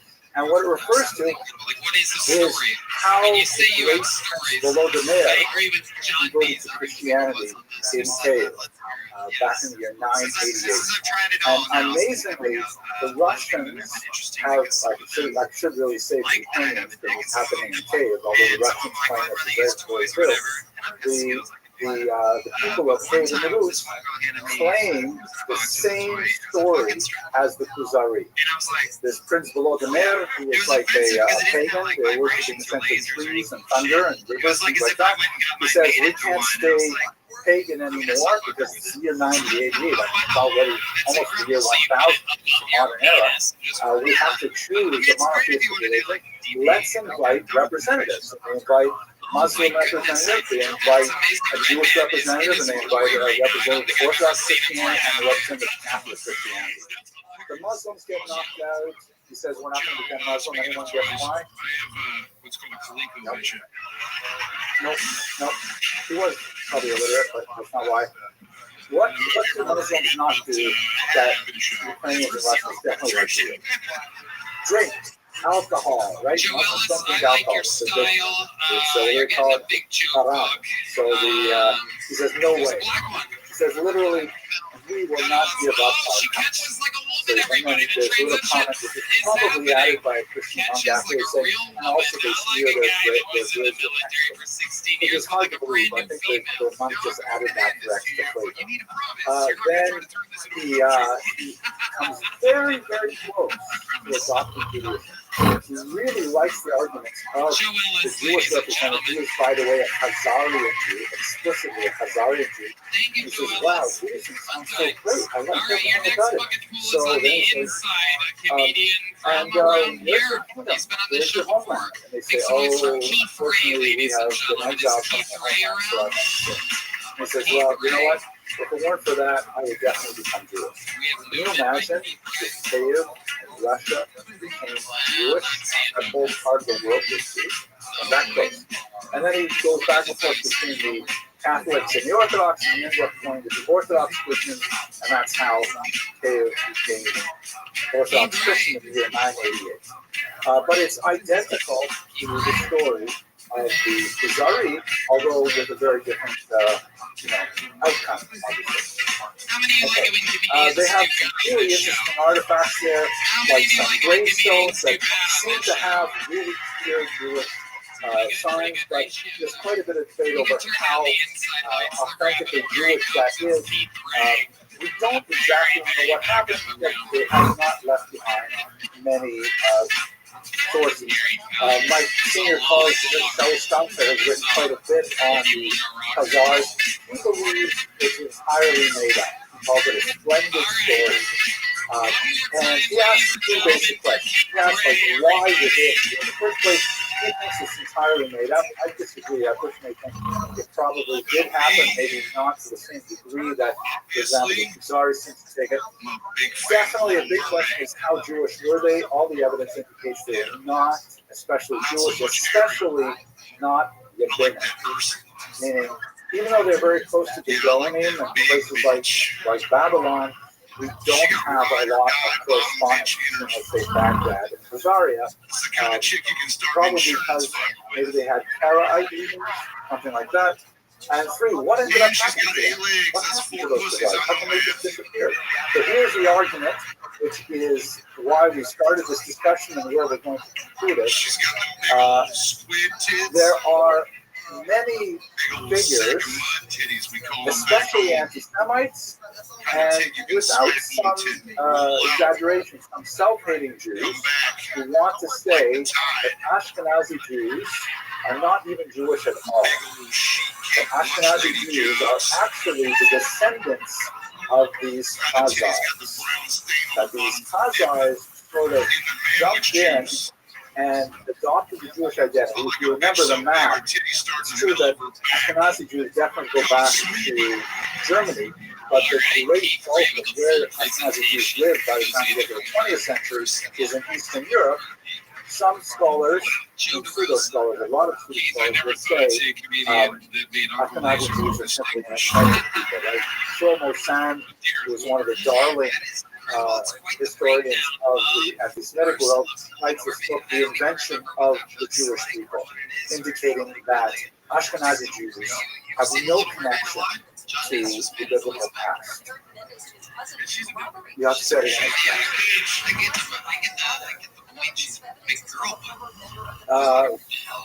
You're speaking way too fast to me. You're already speaking English, right? You watch The Little Mermaid a lot? Oh, the history of the Black Hebrew Israelites. Yeah, definitely. This is like a doctrine that the real Jews, they come from Ethiopia, maybe the Sephardic Jews, but it's really the Ashkenazi Jews are these people, mud people, who have nothing to do with Judaism whatsoever.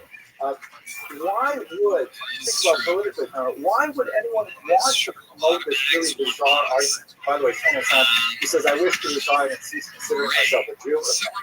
Why would people want to say Ashkenazim aren't real Jews? And you live here in Austin. Tell us about your life. Well, I moved here back in which one?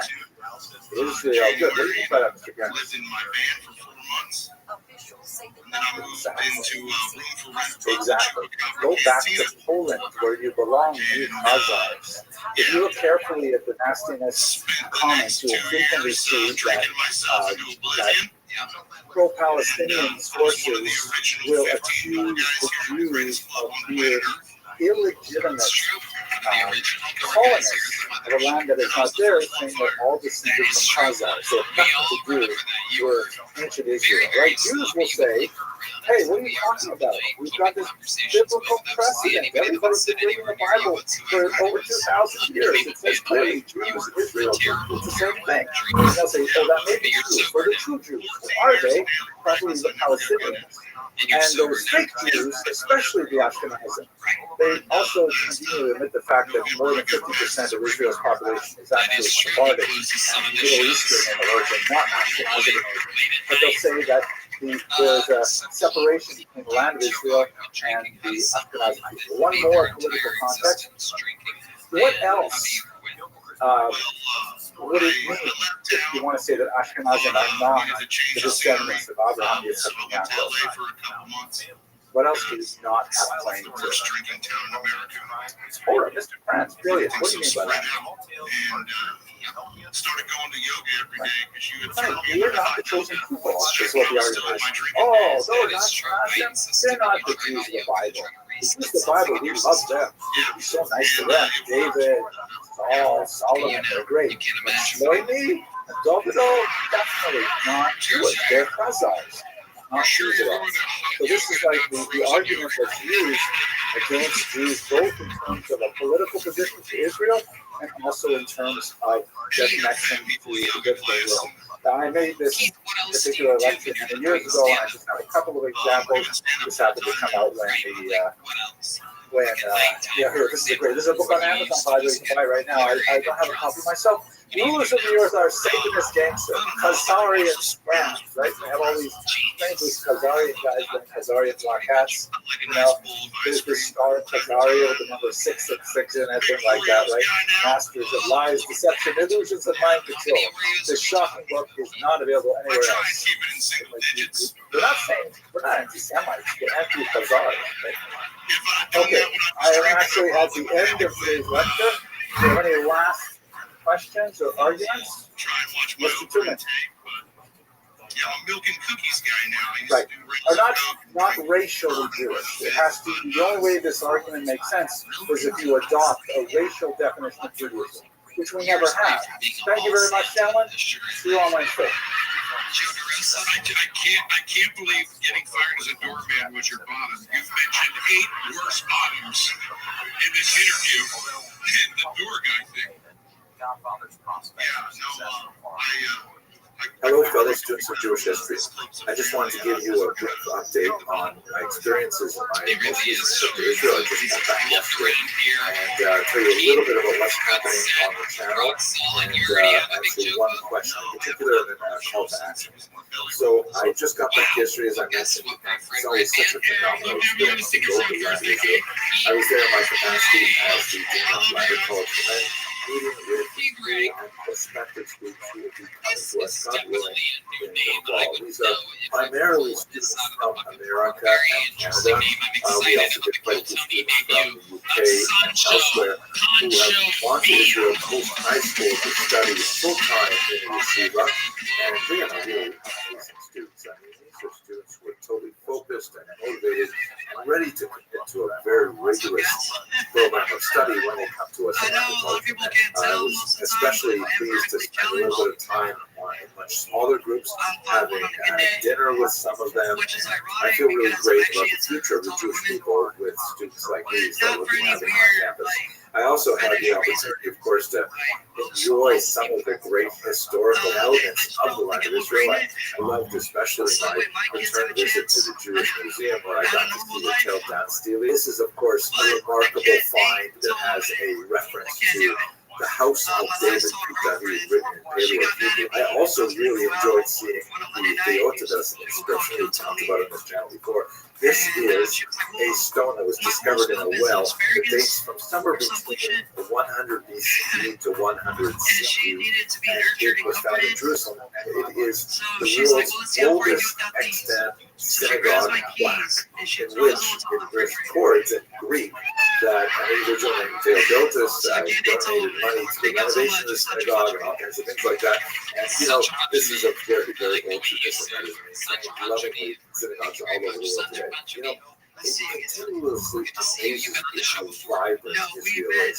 How, if you're only seeing what's happening in the news, you tend to get this impression of like a highly militaristic culture locked down in an international struggle, and there are elements of that which are absolutely true. This is a society that is absolutely on the edge, focused on the news, conversations with people on the street. They will break out spontaneously over all kinds of issues. There are protests against the government, protests for the government. There are all kinds of things that are happening, but everyone is united around the central idea of bringing home the hostages. I brought home, for example, the Jerusalem Post that had the entire cover in 4-inch like this on the day of the funeral of Shiri Ubas, and her 2 sons who were sadly murdered in captivity by their Hamas captors. An absolutely horrific event that galvanized the entire nation, with tens of thousands of people lining the streets to watch the funeral cortege go by. Really, really heartbreaking. One of the last photographs I took of Israel, this is from the Ben Gurion airport. All over Israel, there were these kind of impromptu signs and memorials, messages reminding everybody how long the hostages have been in captivity, and photographs of the hostages talking about their individual lives and so on, and prayers for their return. This is sadly the section where the Bibas children are represented, the people are spontaneously brought various kinds of poisons. But I was especially moved by this sign put up by the airport authorities that at the behest of the family, they asked that no one should remove the photographs of the Bibas children, even though they are now sadly killed. I like to drink a lot, so I just make sure I go check Israel make sure I is have an my card. incredibly vibrant, live society. I flew on El Al. It's incredibly loud flying on El Al because everyone on the plane feels connected to each other, and conversations spark spontaneously and so on. There's an amazing thing flying out of Newark. A couple of people on the flight happened to have a guitar and a saxophone, and they got up and they just started playing spontaneously for the people who are leaving for Israel. Well, it was 5-3 when I joined. That was 5-1, but no, that's true. I was an engineer company, so we built stuff over that.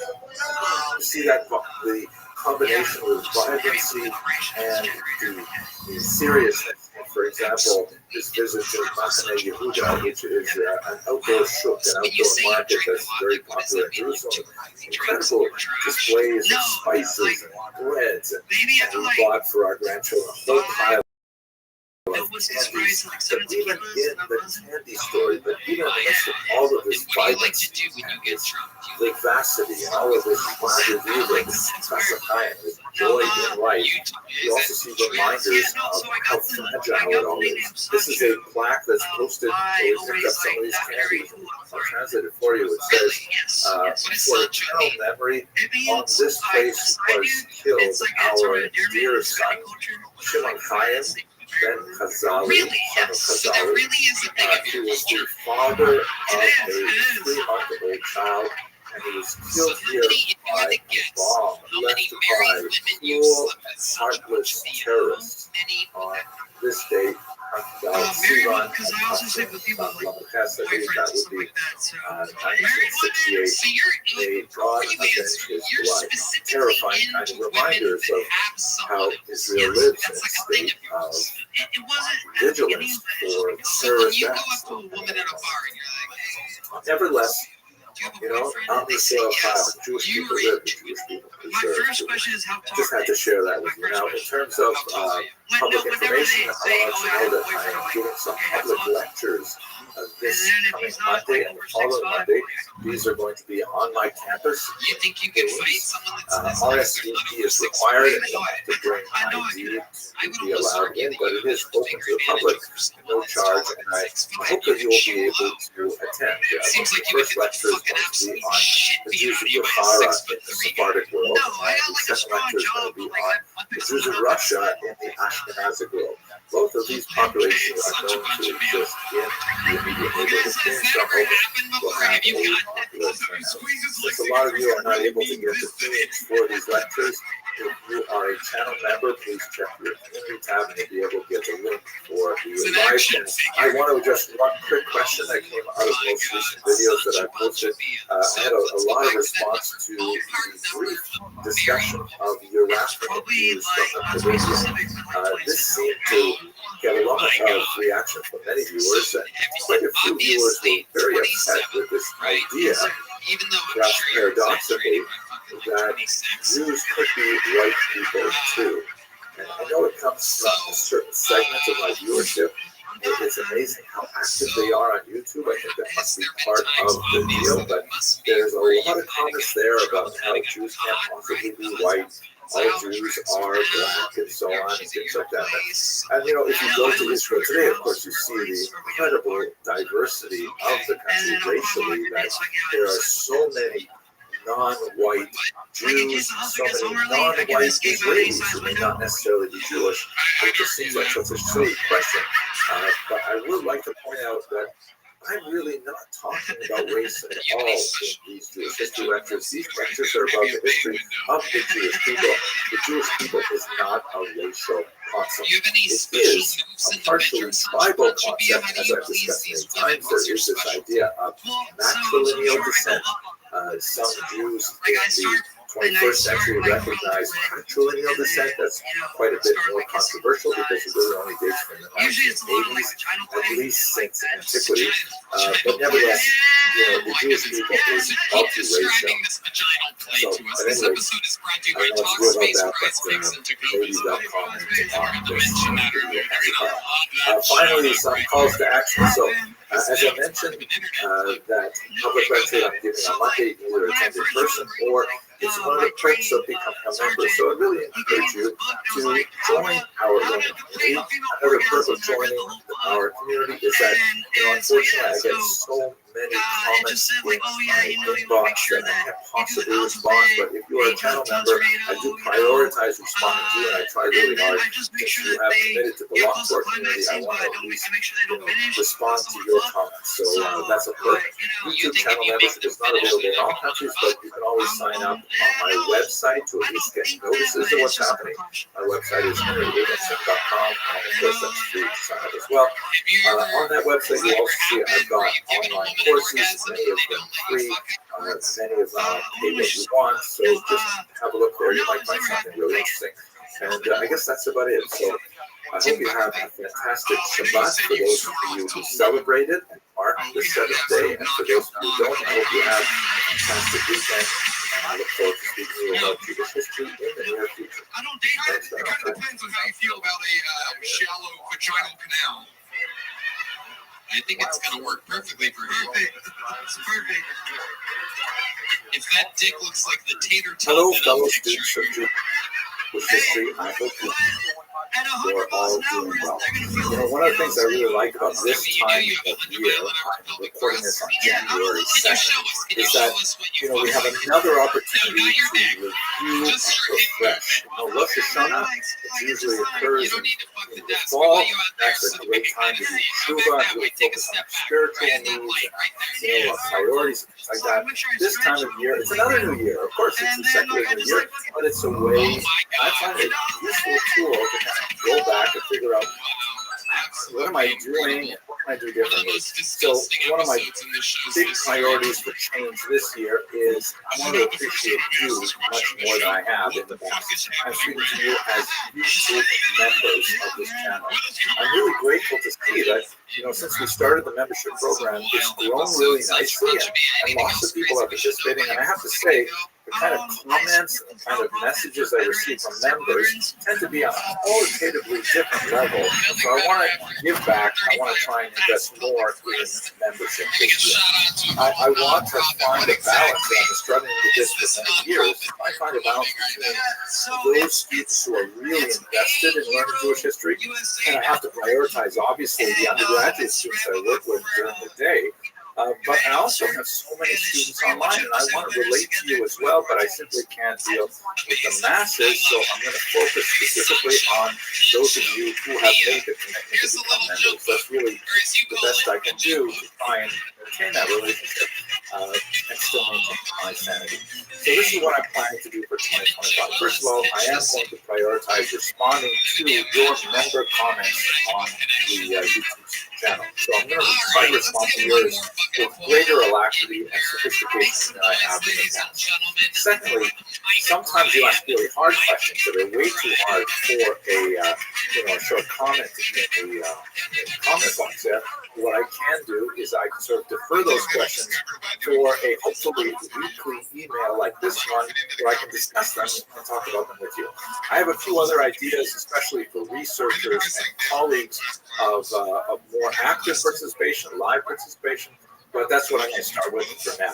I'd like to ask you all to please consider subscribing to my website. It's free, of course, and the advantage of subscribing to the website is that you can see lots of the other things that I'm doing that don't fit very well on YouTube. For example, one of my major projects since 2019 has been the writing of a multi-volume history of the Jewish people.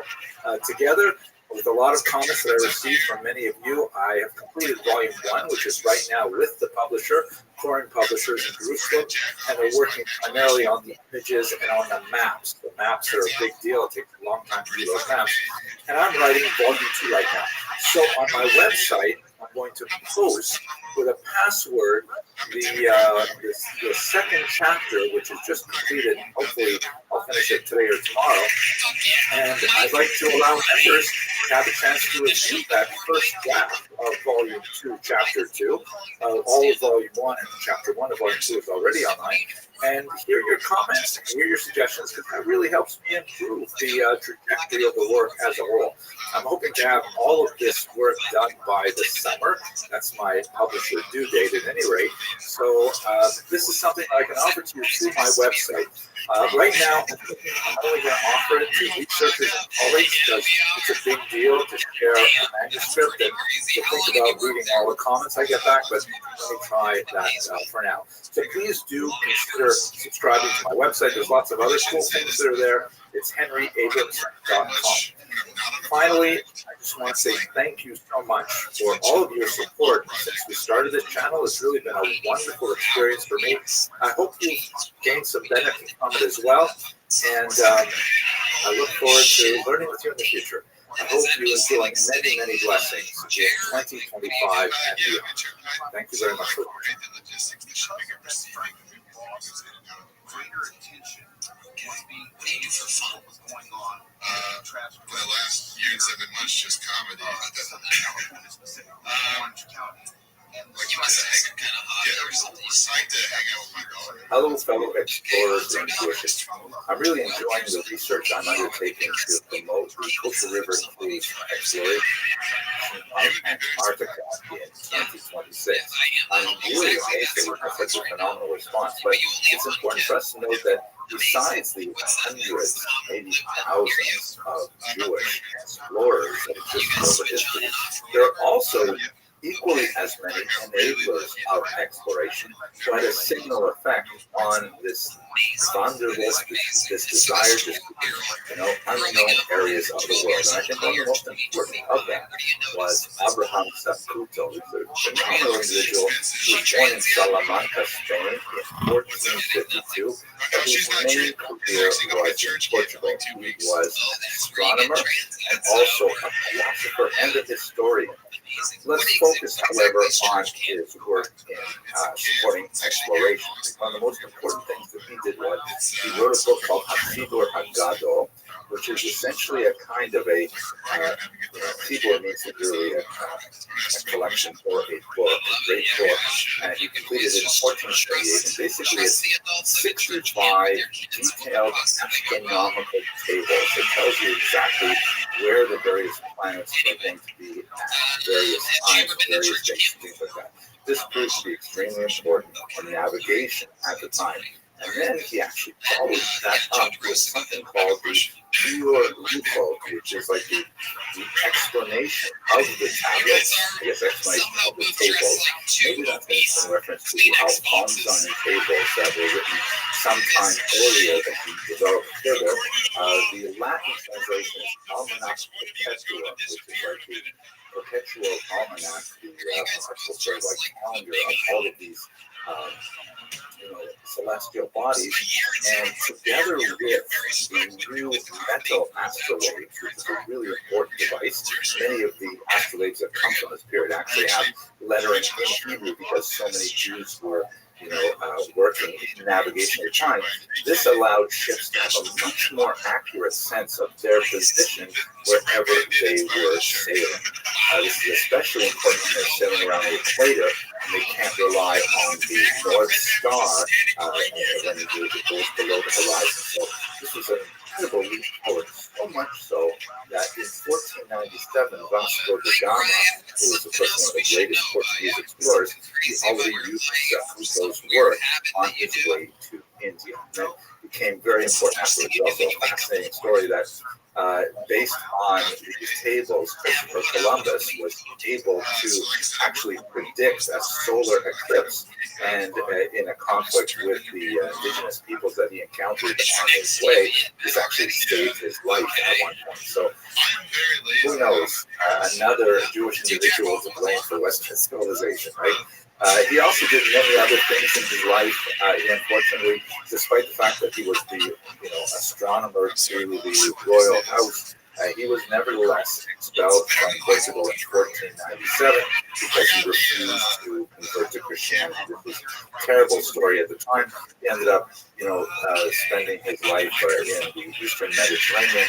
And while he was in his exile, he also wrote a very important book called Sacred Yucatan, which is essentially his historical account of the world. And it's a really important work. It talks a lot about not only his personal story, but of course the story of humanity.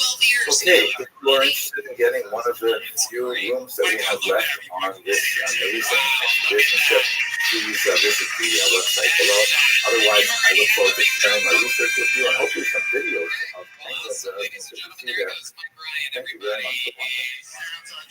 And that is indeed your final bucket pull of the night. How much fun have we had? Talkspace, Prize Fix, and Tacovas bring you this episode. And now it is down to one. And if you ask me, what a time we had. 3 black songwriters to start. Hello, fellow students of Jewish history. So, moving along in our series looking at famous Jewish explorers, let's talk about someone that I really didn't know about until I came across his name quite recently. Ibrahim Ibn Yaqub. He's a remarkable 10th century traveler. Part of the reason I may not have heard about him before is because there's actually a certain amount of debate as to whether or not he's actually Jewish. I mean, his name is a giveaway, right? Ibrahim Ibn Yaqub, Abraham, the son of Jacob. That sounds very Jewish, but the name is Sam Bolton. He's not Jewish. Maybe consider becoming Jewish because it's a really Jewish name. But most of the scholars that I really respect have come to think that definitely this is a Jewish traveler, among many reasons, because he was born in the 10th century on Jewish communities to a degree that was just out of place. It was really not the fact that he himself was Jewish. But anyway, let's talk about Ibrahim. He left behind writings that have not been preserved under his own name, but they have been preserved as statements or paraphrases in several really important medieval Arab geographers. Why was this Arab in world travel? Well, remember that in the 10th century, when he was active, the Arab world were actually at the peak of scientific knowledge of the Western world at the time, but they had very, very little knowledge of lands outside Darul Islam, the region of Islam. Very, very hazy ideas about even Rome and certainly about the Eastern Europe, where Ibrahim Yaakov really was prominent in his travels. And Jews actually had an advantage, especially after the establishment of the Chaldean Empire, where there was kind of like a sort of an iron wall, an iron curtain that descended between Christian lands and Muslim lands. It was very difficult for Christians to travel into Muslim lands and vice versa, but Jews who were, equally poorly regarded by both Jews and Muslims, but nevertheless protected by Christians under the doctrine of witness and by Muslims in the Prophet Umar, they did have a certain amount of travel, and if you combine that with the fact that they were engaged in international commerce through connections with other Jewish communities behind or on either side of this iron curtain, was actually quite a prominent time for Jewish travel. We spoke about the Radhanites and others, but even on Ibn Yaakov would be about 100 years later than that. Why exactly he traveled? We actually don't know. The references that we have to his work in Archaeology never asked the question why he actually traveled. Some historians have assumed that he did so for some kind of trade, perhaps the slave trade. There's no evidence to suggest that. Salabaran, genius of 20th century scholars, suppose that perhaps he was the envoy of Hasdai bin Shahrukh, very important Jewish figure in 10th century Spain, but it doesn't fit with the date. The earliest possible date is 966 for Ibn Yaakov's travels. That will be late for Hasdai bin Shahrukh's major diplomatic efforts. Liao Ashkor, who wrote quite a bit on Ibrahim Yaakov, says that he must have been a diplomatic envoy, perhaps on a scientific mission of the scholar Khalif al-Fakah, who was like a really curious intellectual supporter of a large time figure. So much so that he actually finished the history of the French, and this would have been entirely included in what he was doing. That makes no sense. Now, the route is somewhat in doubt. We know several of the places that he visited, but we don't know exactly how he got from A to B. He was called in one of the sources Al-Tortosi, meaning he comes from the city of Tortosa. He may also come from Cordoba in southern Spain. We know that he went to places like Rouen in France. He went to Magdeburg, where he actually met the Holy Roman Emperor Otto. So it's fascinating. He went to Mainz, Fulda, and Prague. Actually, one of the fascinating things about his trip is that he's actually the first person to mention in extant writings not only the city of Prague, but the entire kingdom of Poland. So we're talking about the 10th century. It's really quite old, and he's the first person to tell the rest of the educated world, in this case the Islamic world, there's a whole country here called Poland. And we visit these places, there's just fantastic details about the demographics there, about the health of the local population, their diet, disease, and so on. Economics, like agriculture, what kind of industry they're involved in, trade, fascinating aspects of their religion, styles of worship. He went to Christian lands, he went to pagan lands, so a lot of things there. But I'm sure, by the way, is one of the Jewish giveaways. He tells you where to get the best Asian steakhouse in all of these cities. Okay, I made that part up, but I just didn't know. And of course, like Maricopa River Cruise travelers, he likes to visit the local Jewish communities in all the places that he visits. This is something, by the way, for those of you who are looking forward to an Antarctica trip, will be a little bit more difficult there, but nevertheless we'll try. But Ibrahim Yaakov tells us about his work in salt mines, and this is in nearby Germany. He talks about the trade going on in Prague in particular, things that we would not have known about the city at this period. It was not for the studies of Ibrahim Yaakov and the Jews involved in the trade in Prague. Fascinating material. I hope you found this interesting as I do, and I hope you'll be able to join us on one of these cruises. If not, I look forward to sharing the research with you in this video. Thank you very much for watching. This is Stat talking right now. Wow, so have you felt side effects of the medicine? Yeah. Tell us about them. Oh, what happened? Oh my gosh. Well, my eyes are itchy. My freaking side effects with me. My toes are going numb.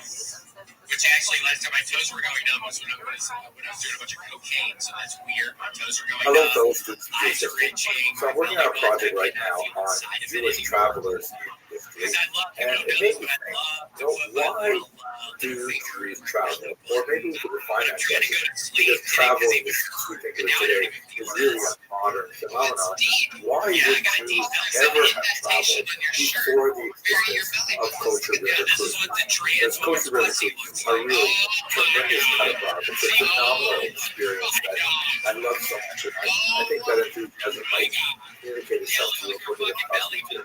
But the question is serious. Why wouldn't Jews have traveled, especially before the modern era when traveling is so much easier and so much more convenient and so on? So I came up with 5 basic reasons why Jews would have traveled historically, and I think they're kind of useful to frame the historical debate as a whole. So let's go through it. First, Jews traveled not by choice, that is specifically they were expelled.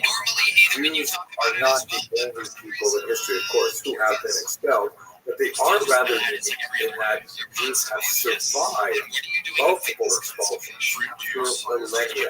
And the question for why they were expelled in various times and places is quite complex and fascinating. I'll just talk about it in a future videos. But the concept of expulsion is really burned deep into Jewish psyche. The Babylonian expulsion memorialized really arresting 19th century portrait by Edward Benjamin on the morning Jews in exile.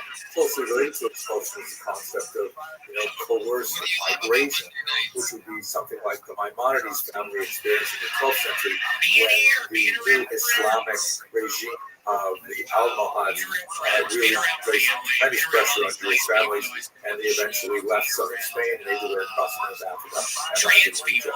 But if we take away the whole category of expulsion as travel, why else would Jews travel? So I think the second most significant example of the reason for travel would be economic opportunities. Jews, of course, got very involved in international commerce in the medieval period. We have the remarkable Radhanites who may have actually emerged from southern France, Jewish traders that were known, particularly in the Arab world, among Arab writings, as being people who were able to speak many languages and travel all over the world and engage in trade. And I think you also add to these economic migrants. My own grandparents who fled from Lithuania, I used the word fled there. It's indicative of the fact that there was definitely a pull towards North America, in my family's case Canada, because of the great opportunities there, but also the increasingly hostile environment of the late 19th century, early 20th century Tsarist Empire that meant them want to leave as well. So expulsion is one category, economic opportunity migration another category. Now we get to things which are perhaps more quintessentially Jewish than the first 2 categories, because the first 2 categories apply to virtually everything we know from history. Pilgrimage. I think we could probably say that Jews invented the very idea of pilgrimage. If you look in the Bible, you have the 3 pilgrimage holidays, Passover, Shavuot, required you to travel centrally to Jerusalem from ancient times. But even once the Jews were sent out into the widespread diaspora, especially after the Roman diaspora, the very first example of pilgrim literature we have is from the so-called Bordeaux Pilgrim.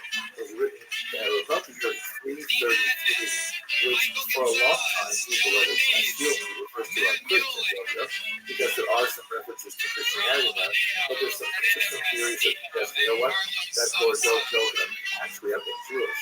We talked about that in another video, so let's get that. But there's so many examples of Jews kind of like reacting to the centripetal force of being attracted into Jerusalem. Rabbi Rothschild, Dr. Mora, and so many others who left descriptions of their travels. Fourthly, a little bit related to pilgrimage, you have what I would like to call religious missions. And these are not Jews traveling specifically to Israel, like it would be more like pilgrimage, or talk about Israel mission. I'm thinking about Jews who specifically travel either from Israel around the diaspora for a religious purpose, such as, for example, the great Rabbi Yosef David Azumai, the Fida, who left behind a big remarkable travelogue of his experiences collecting money for charitable causes in Israel in the 18th century.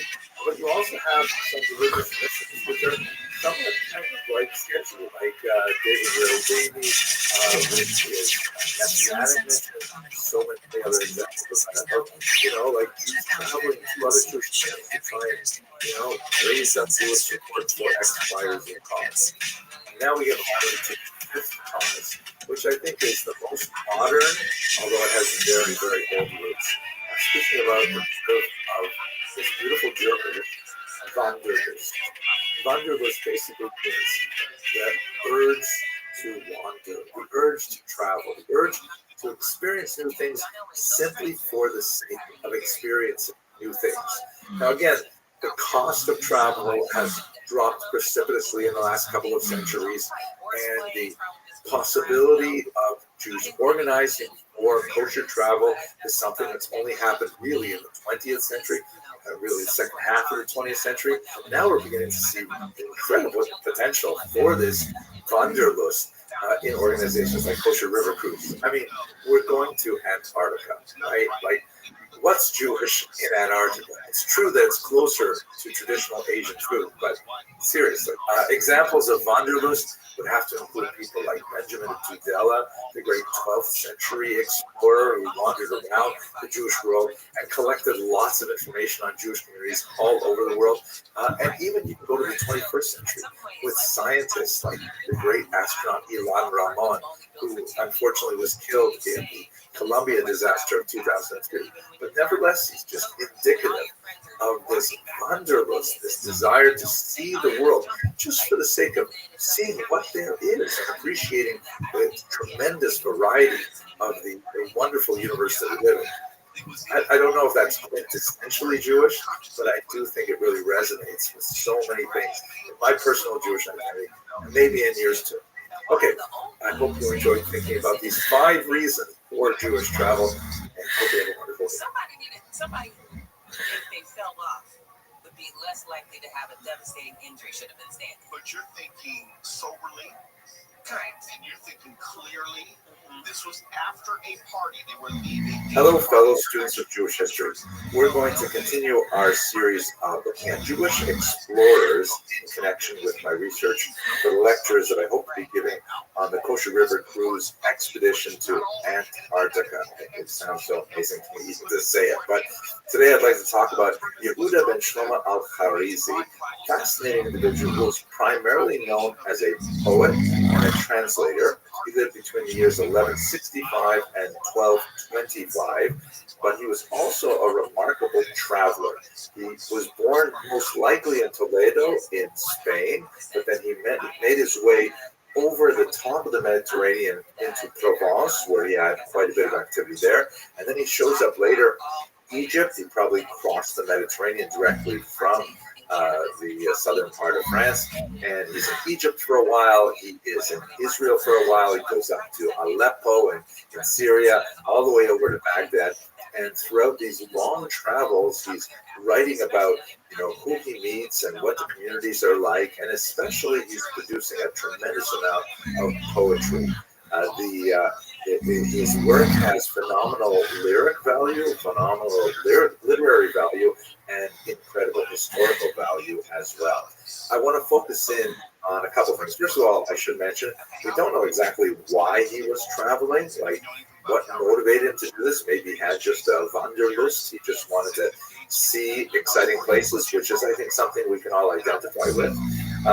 But he also may have been doing this for economic reasons, because this is an era where you had a certain number of Jewish poets for hire, where they would wander around and for a whole series of possible occasions like weddings, funerals, all kinds of things, they would create poetry for hire. Some of the most famous poets in Jewish history from this era, Yehuda Halevi, for example, were poets for hire who made quite a bit of their income through creating these kind of spontaneous, sometimes poetic presentations. But anyway, focusing on Al-Khwarizmi, I want to specifically look at one particular aspect of his work, and that is his role as a translator of Maimonides, because he produced what is most likely the most influential translation of the great Moran Nebuchim, the Dalal al-Hamirin, the Guide for the Perplexed that Maimonides wrote originally in Judeo-Arabic,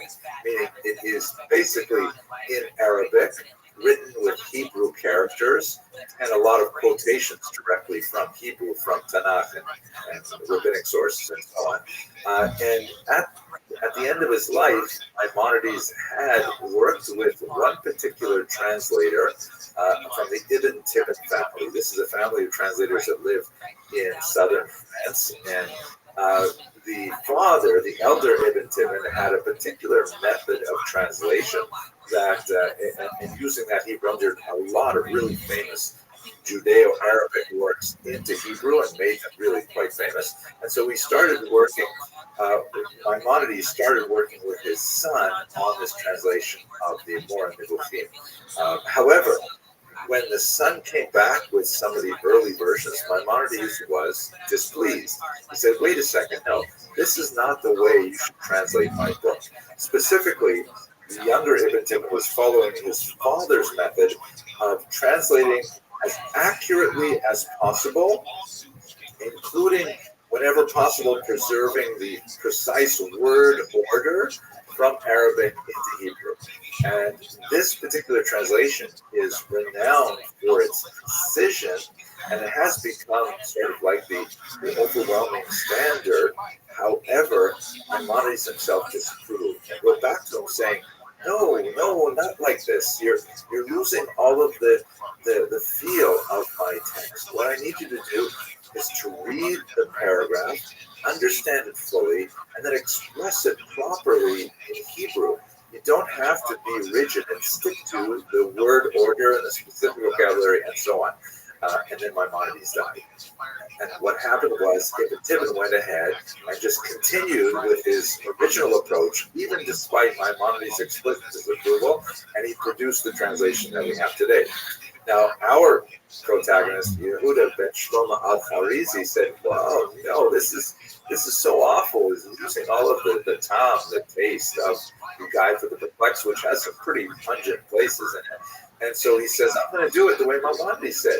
And he wrote another competing translation, which was written with the skill of a poet, and it's far more readable, far more accessible, and so on, although it was naturally criticized for being less accurate. He added as well a kind of an appendix where he said these are the kind of complicated philosophical words that Maimonides uses, and it's a glossary to help people through some of the more complex ideas. So he was heavily criticized by Ibn Tibbon. They had like kind of a literary war for a while, but Ibn Tibbon did pick up his idea of adding a glossary. Cool idea, let's add that too. And ultimately what happened is Al-Khwarizmi's translation sort of lost a lot of popularity in the Jewish world. It's very hard to find an edition of it today. I happen to have an edition that my great uncle left me, but it had huge impact in the Christian world because it was Al-Khwarizmi's version that was later translated into Latin and then became incredibly popular among Christian readers. And that's where we got the brilliant title in English of Guide for the Perplexed.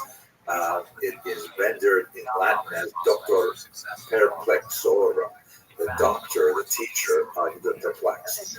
So that's, now I have not even touched some of the most famous works of Al-Khwarizmi. He wrote the Tachkamoni, he wrote some amazing poems and some fantastic things.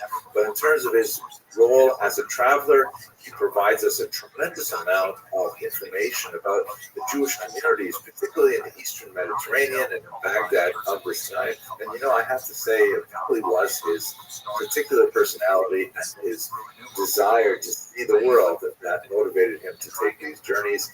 And we're very grateful for it, and we emulate it, I think, in many ways. So I hope that you will be able to join us on this remarkable trip to Antarctica.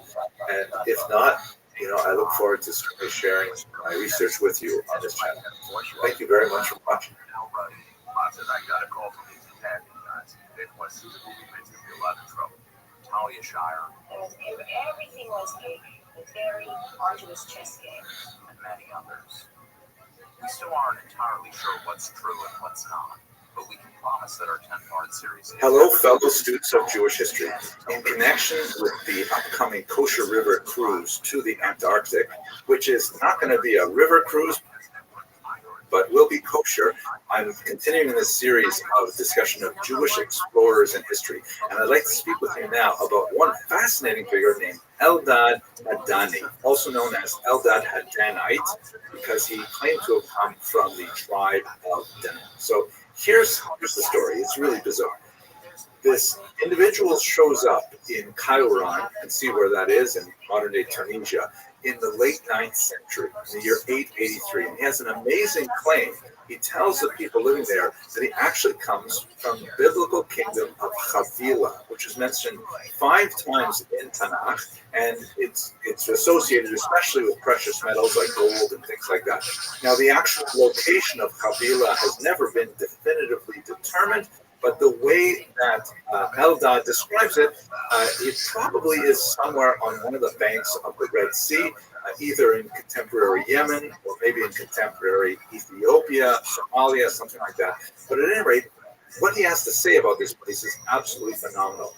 He says, and by the way, perfect Hebrew, which is apparently the only language he knows, that he is actually a member of the otherwise lost tribe of Dan. This is one of the 10 tribes that inhabited the northern part of Israel, and they were essentially lost to history after the invasion of the Assyrians in the 8th century before the Common Era. Dan, he says, fled early or migrated early to avoid the onslaught of the Assyrians, and also with some other interesting motivations, and they made their way down to Havilah where they settled. And later, after the Assyrian invasion of Israel, several other tribes, specifically Gad, Asher, and Naphtali, made their way to Havilah as well, and he lives beside them. It's an amazing story, and basically the people of Kairouan listen to this and they're boggled with the possibility there's actually a Jewish kingdom living in this region, not so far away from them. Is it possible? Furthermore, what Eldad tells them is that they've been there, for 1,600 years, and the Judaism they practice is somewhat different from the Jews of Kairouan. Specifically, they lack certain historical holidays that began after the Assyrian invasion, like the holiday of Purim, which takes place in the period of the Babylonian exile, which is 100-odd years later. And also that everything they do is in Hebrew, including their Talmud.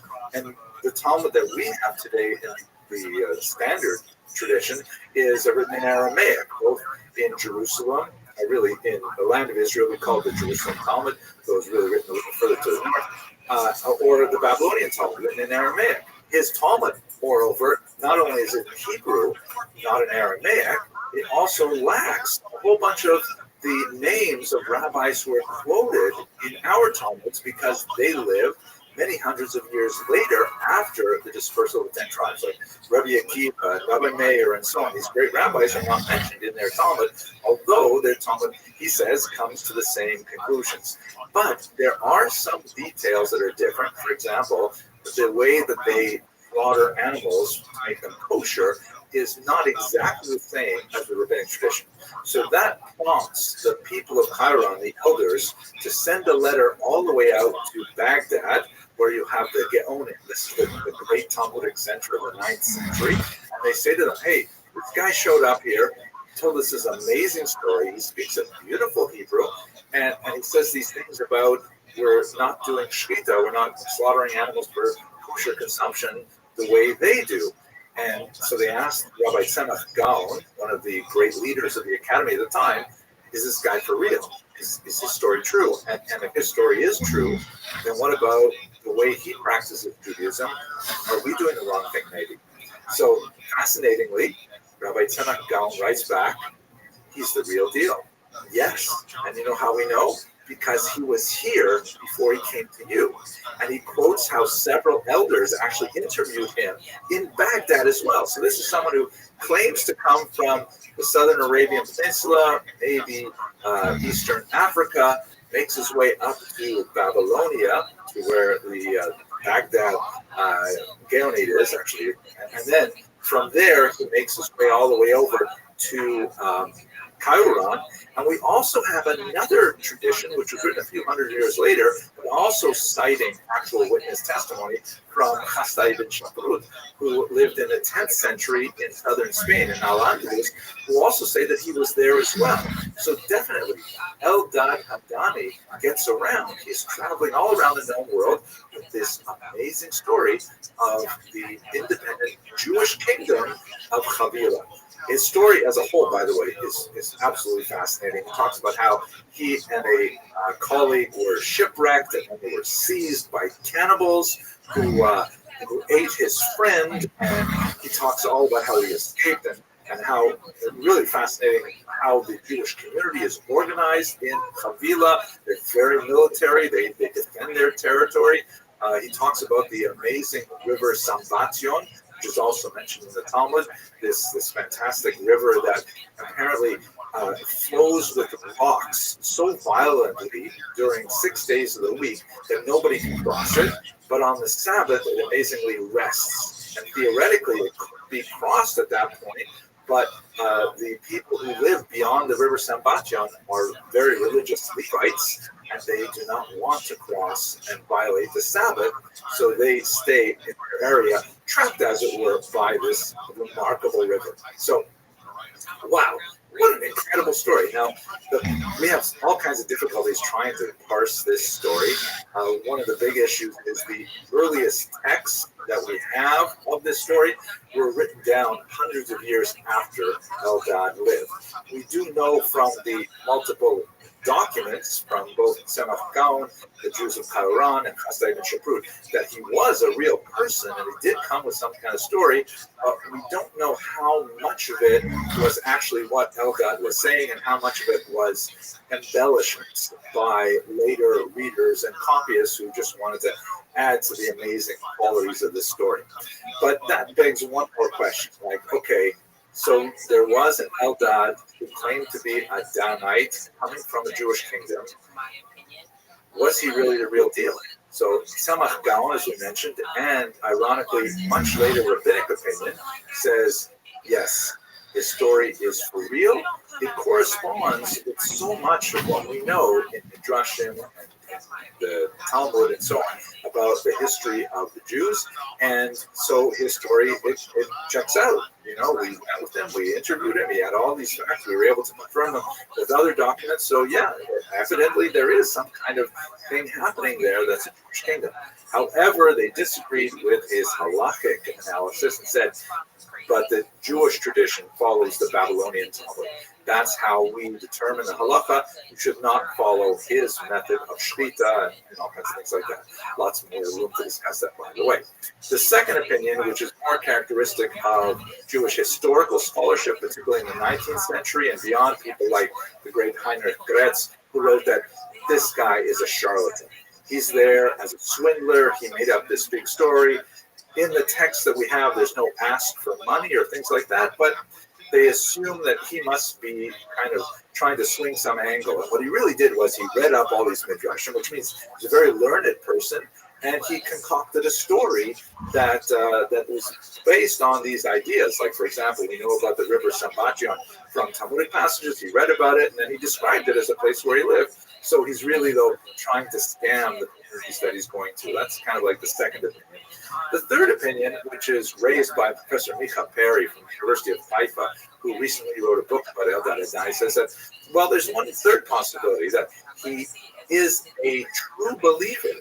He actually does claim, honestly, he comes from a place called Chavila, or whatever that place was, because the text could be corrupt. And the people that he lives among believe that they are descended from the tribe of Dan, perhaps living next door to people from Gad and Asher and Naphtali. But This we do find in Jewish history as well, that there are sometimes spontaneous communities who associate themselves with the much older Jewish traditions of those mysterious lost tribes. There are like dozens of examples of peoples that say, oh, we're really from Menashe, or we're from this, we're from that, and we simply have no way of really validating the veracity of those historical claims. Some seem far more reasonable than others, but it could be that he is incorrect, and this is like sort of a more spontaneous community that somehow developed this tradition amongst themselves. He could also be a charlatan, and he could also be a true believer. I mean, all of these things are possible, but at any rate, it's an amazing story of a fascinating Jewish explorer from the 9th century.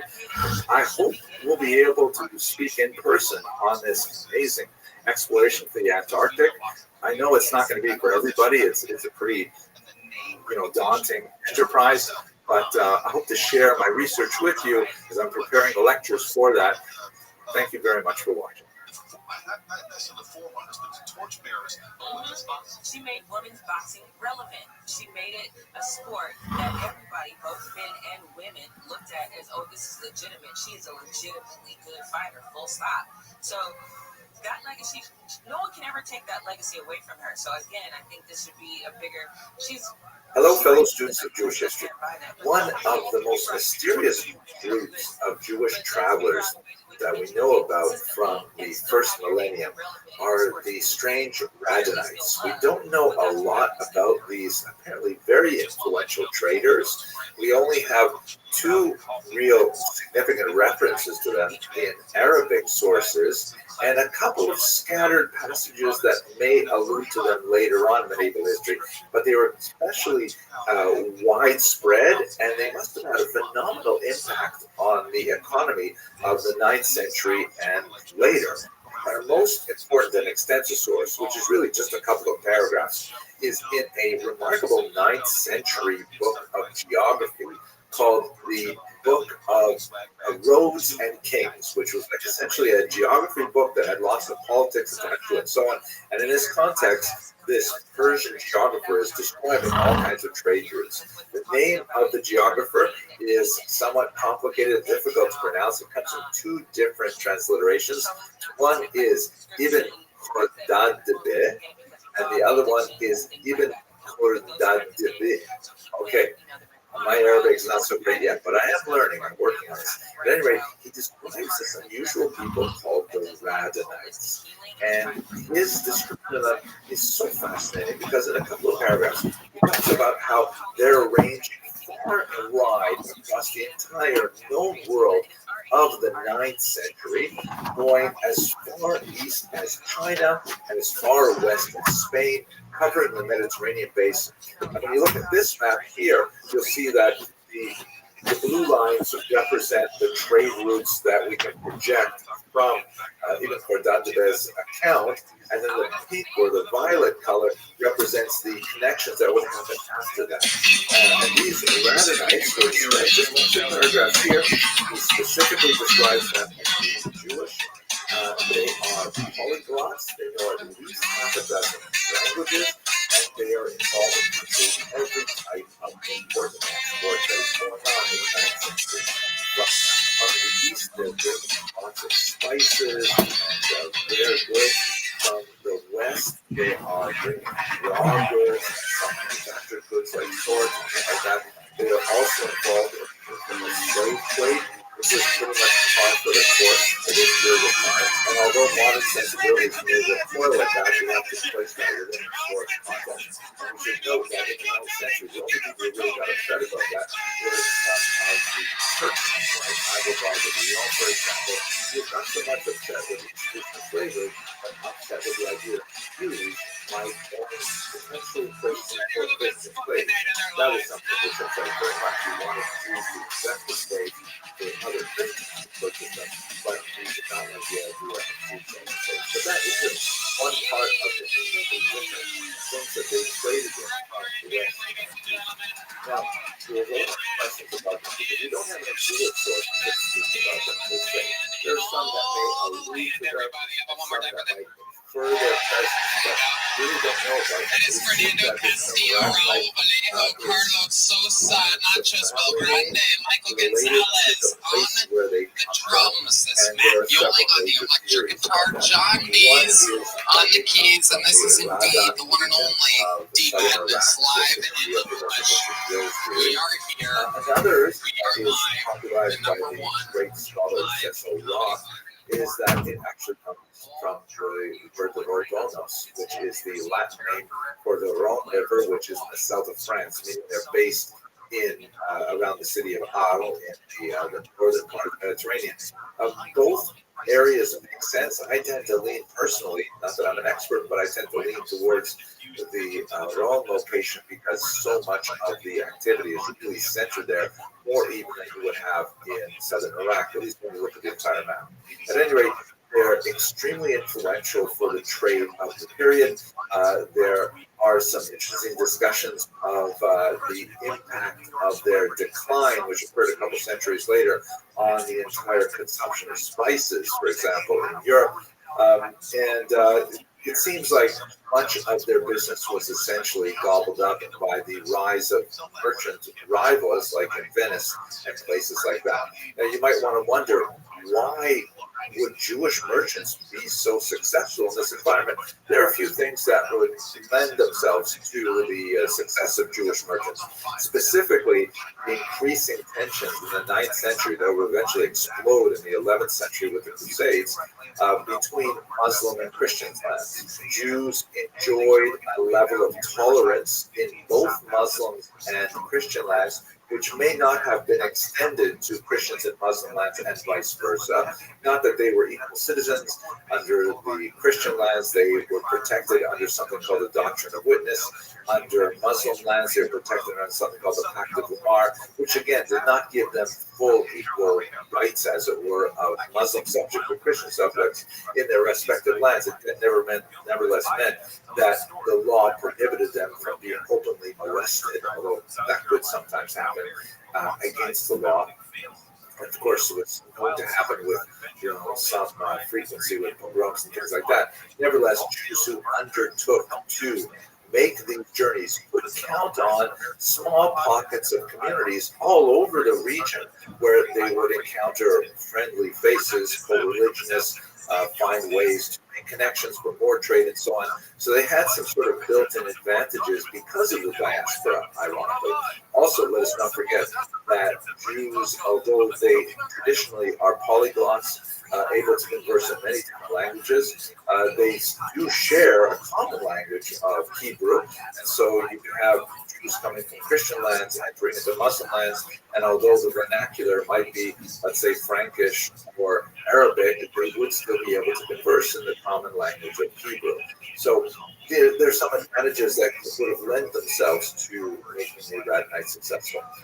So although really everything we know about the Radhanites is basically in one principal account, a second account that occurred later that's probably derivative of the first account, and maybe some allusions to them, the question that maybe they had reached as far east as China, and that some of the documents that may have been deposited along the Silk Road may have belonged to Radhanites, but all of that is primarily conjecture at this point. There nevertheless is a fascination for the Radhanites among conspiracy theorists. And if you bounce around the web, either in Arabic or in American English, you will find some really bizarre things. Sometimes the term Radhanite, for example, is used as kind of like a cover term for Jew. Like, people will go on and on about those Radhanite Babylonians who were involved in controlling the media and the economy and things like that. And that's just to use the Latin term, totally Meshuggah. But at any rate, it is fascinating to see these Radhanites who are traveling far and wide, highly influential at this period of time. At any rate, really fascinating group. We only know a few things about them, and much of the rest is conjecture, but still amazing to see them described as such worldwide travelers. And in this context, putting in a plug here, we are getting ready for that amazing trip to Antarctica. That is going to be a phenomenal voyage of exploration. Can't wait to go on it. Thank you very much for watching, and I look forward to speaking again about more explorers in Jewish history. Francis Ford Coppola. What's the real person's name? Robert Evans. James Caan. To be what's covered as black voice. Hello, fellow students of Jewish history. I am so excited to continue our discussion of great explorers in Jewish history. And someone I'd like to look at today is really more of a type than a specific individual. I'm thinking about Rav Dimi, who represents a group of explorers called the Nechute. This term Nechute is Aramaic. It is the translation of the Hebrew term Yordim, or those who go down. A derogatory term in modern Hebrew, and it refers to people who leave the land of Israel, since metaphorically we speak about immigration to Israel as aliyah, as going up. You ascend to Israel in Hebrew. Then those who leave are called yordim, those who go down. Of course, this is a very old phenomenon. Jews have been going to and from the land of Israel literally for millennia. But for our purposes, the Nechute is not used in an explicitly derogatory sense at all. It's simply referring, as the term Yordim does today for many Jews, simply leaving the land of Israel. So what this refers to is the traveling of rabbis from Israel in the 4th century in particular to the lands of Babylonia, and actually vice versa, even though they go in the other direction. They're not called Nechute, they're called Olim, those who go on. What are we talking about here? So have a look at this map. I happen to like this map because it is a draft of one that's going to be appearing in my new book. Very excited, coming from Corn Publishers. You'll see this is just a rough draft, and it's referring, of course, to the roundabout route that Abraham, the patriarch, used when he went all the way from the southern Euphrates River region, which would be in contemporary Iraq, not too far from Kuwait, all the way along the Euphrates River, northwesterly direction, and then eventually curving around and dropping down into the land of Israel. This is the great first exploration of the Jewish people based on the command from God in Genesis 12, go for yourself, from your birthplace, from your homeland, and so on. This doesn't include his sort of detour into Egypt, and it also is really significant because the map, notwithstanding the modern country names there, dates from about 1750 before the Common Era. The topic that I'd like to address today is really primarily concentrated in the 3rd and especially 4th centuries of the Common Era. So here, let me add a couple of details. This region here is what let's call Talmudic Babylonia. It is the region where Jews had been settled from the 6th century before the Common Era, during the exile under the Neo-Babylonians, right, when Nebuchadnezzar destroyed the land of Israel and deported so many of the people, particularly from the region known as Judah, to the Babylonian region. This was like an ancient sort of thing that you had population transfers to try and control restive populations. And so you have a Jewish population developing in Talmudic Babylonia really from the 6th century before the Common Era. It's quite old. Fast forward like 800 years, and it's really well developed with all kinds of Talmudic academies, Surah, Papadisa, Nehardah, so many places, and they basically are centered around the region where the Euphrates and the Tigris rivers begin to narrow and then slowly separate again. That's Talmudic Babylonia, and of course is a great center of Jewish learning, especially from the year 219 and onward, when the great scholar Rav returned from his visit to Israel to settle there, eventually being involved with the yeshiva of Surah.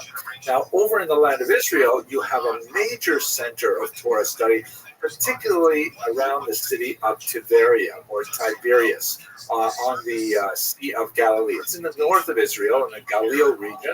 There's also several other cities, including further down the south and Lod and so on, but Tiberias is really the capital city of Torah learning during this 3rd and 4th century.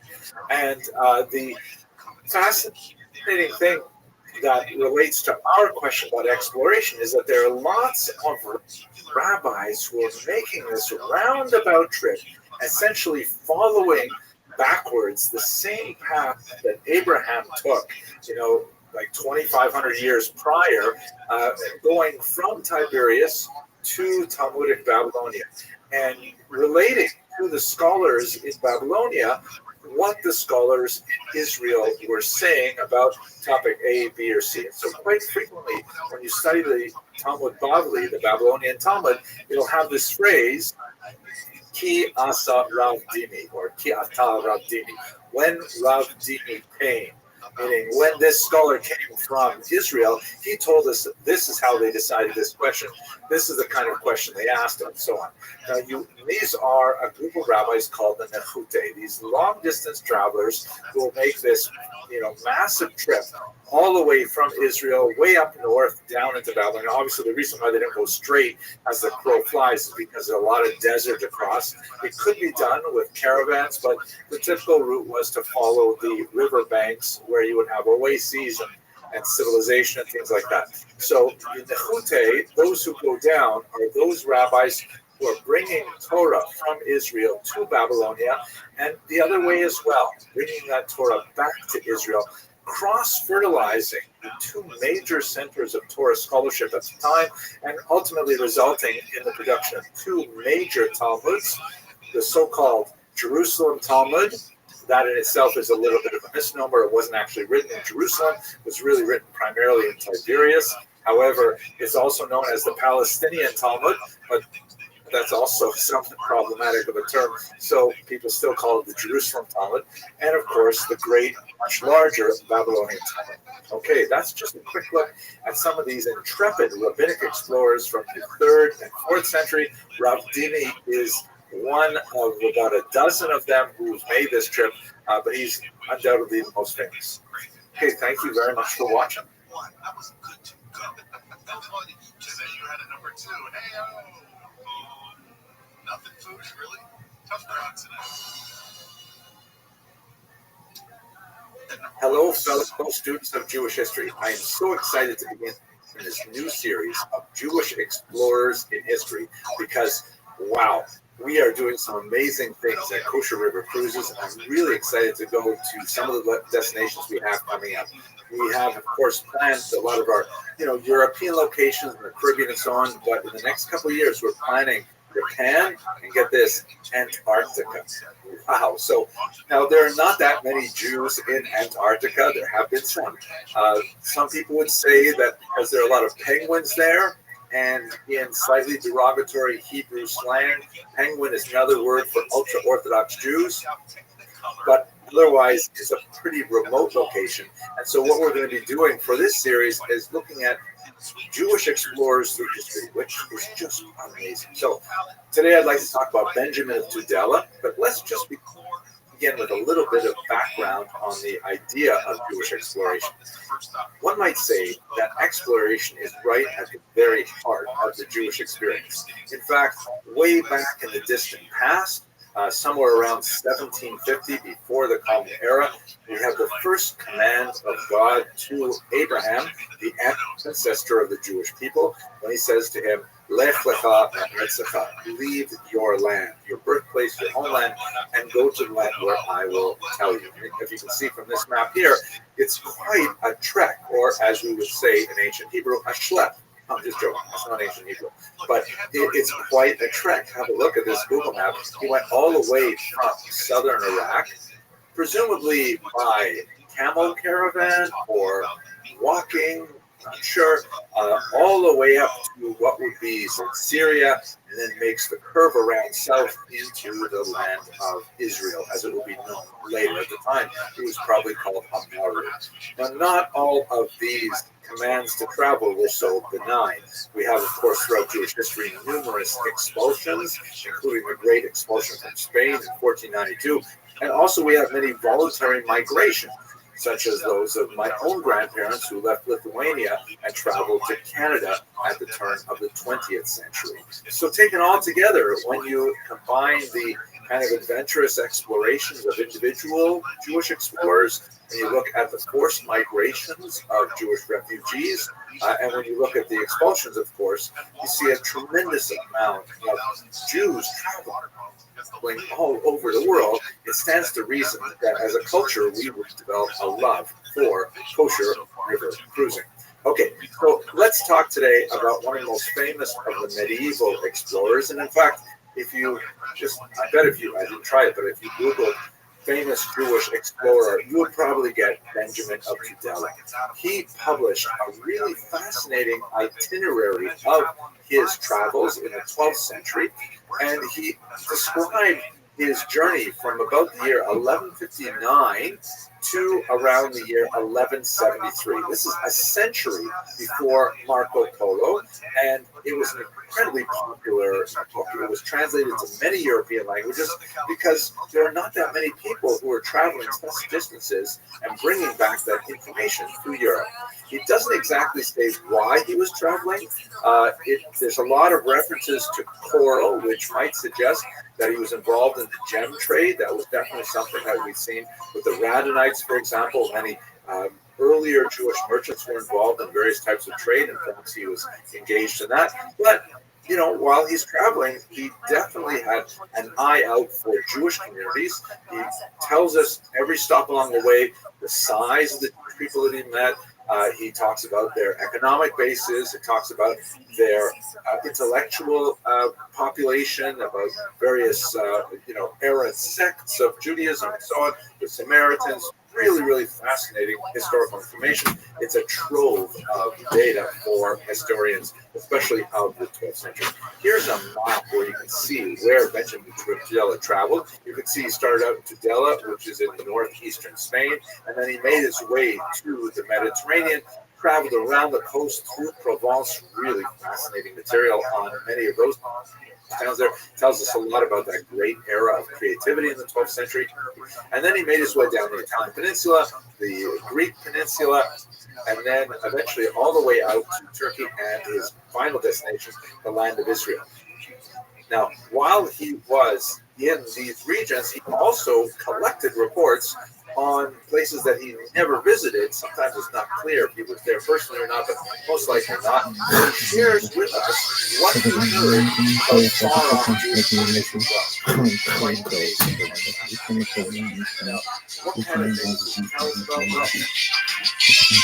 Well, especially good for us in terms of talking about the ethnography of the Jewish people in all these various places. Is very, very important for the history of trade because very few other sources tell us about these kind of details. His is the first account of the Druze people in non-Arabic sources, and his is the first European reference to China by that name. And so it's really significant, very important. He is the only source for a long time on the history of a fascinating figure named David Alroy. And he also tells us a lot about really fascinating, unusual Jewish communities, like the Black Jews on the Malabar coast of India.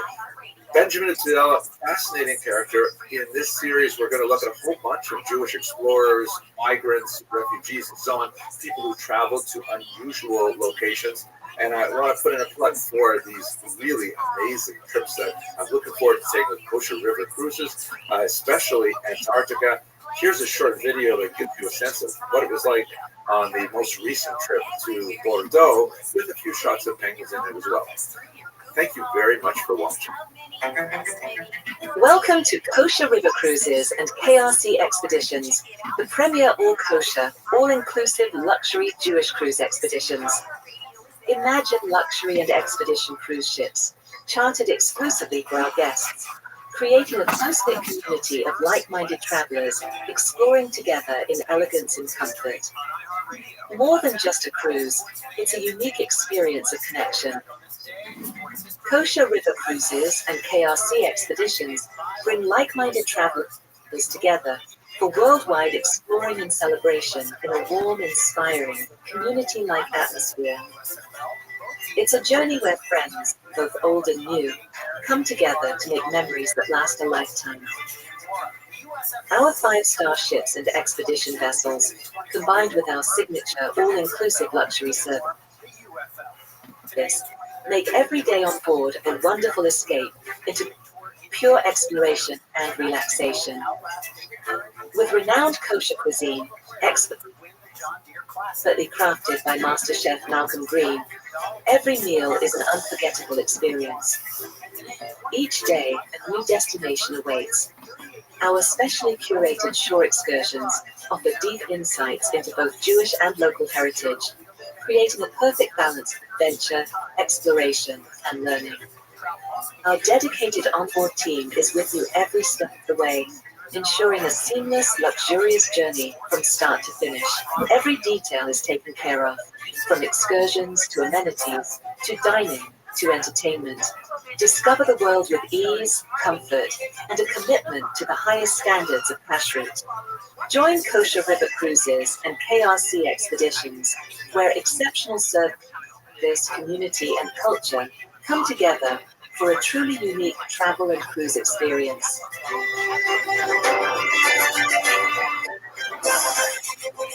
His true love, art. His biggest fear, everything. So you've got to step out of the canvas and into the real world. But when the perfect man walks into his life, well, I guess I'm sitting up my kid's name.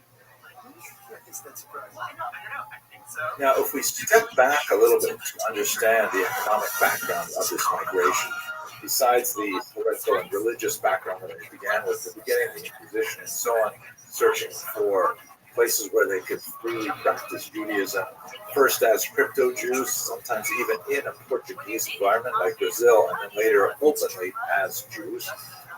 This was against the backdrop of a much larger economic phenomenon known as the triangular trade.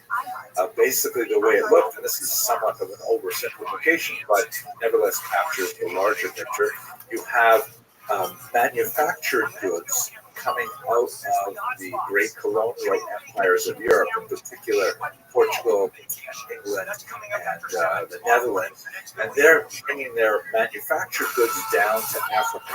They are then trading them for slaves, and these enslaved peoples are then shipped across the Atlantic Ocean through the notorious and horrific Middle Passage, where they are then deposited in South America and the Caribbean, and to a certain degree in the 13 colonies. I don't especially like this map because it tends to imply they're going straight to the 13 colonies, but in reality, many of them are being dropped off in places like and being resold There she is. up to the Americas. Hello. How are you? Well, thank you. How was your day?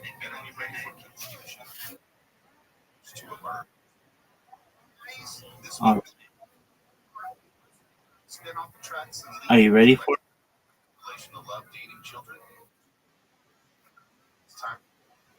And reassess your path forward.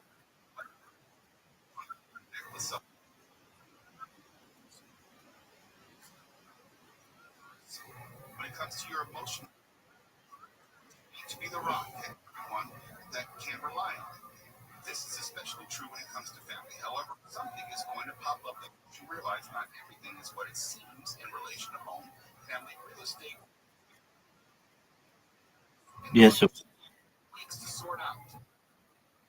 Gemini, this week you can feel like the rug is being pulled out from beneath you. The ground. Your entire There we life go. could feel a bit confused. That's what I'm talking about. Are not on the same page. Well, that fills me with dread. And it's this pain that people use to word literally.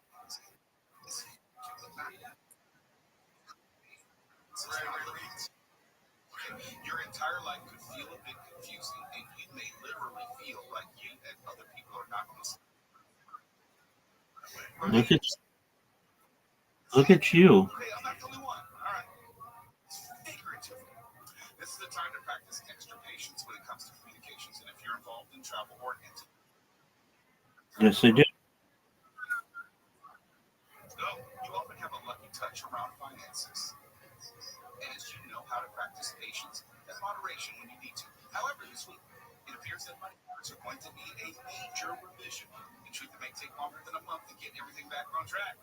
Get it, Miss Aquarius. Perfect. Far faster than you'd expected. It just seemed to be tighter. Leo. This is a tough one. The entire world is working around you, and you could feel like you're literally spinning, Leo. Who wrote this? Literally spinning. Someone Oh, what a spare. This is the universe punishing you or seeking to cause trauma just for the sake of it. Instead, it's giving you an opportunity to revise your path forward. You may find that you're especially reflective at this time, thinking of people or situations from the past, or quite literally. Ooh, you should have got that.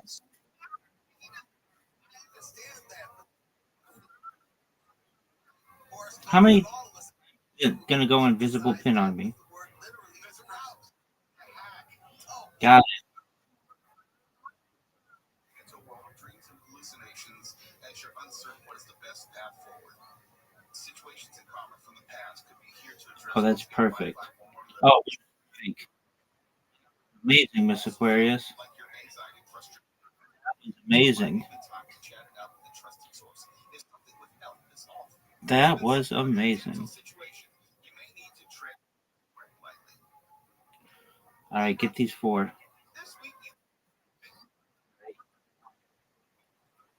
No doubt. See if you have anyone in particular that you want to catch up with. This may be a great period to reach out and see if you're thinking of them. This energy may even have you at a friend or ex differently. So if you need Let's get 90. No. Oh yeah, I got 90. 93. I'll take it. All right. I win, you win.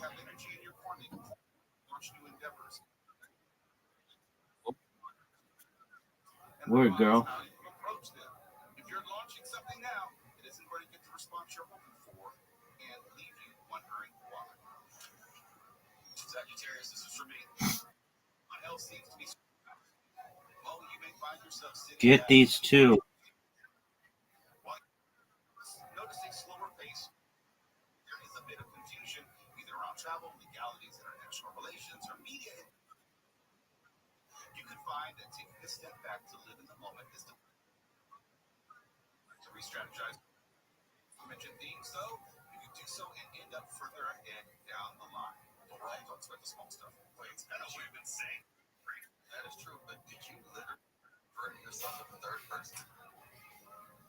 I absolutely did. Get it.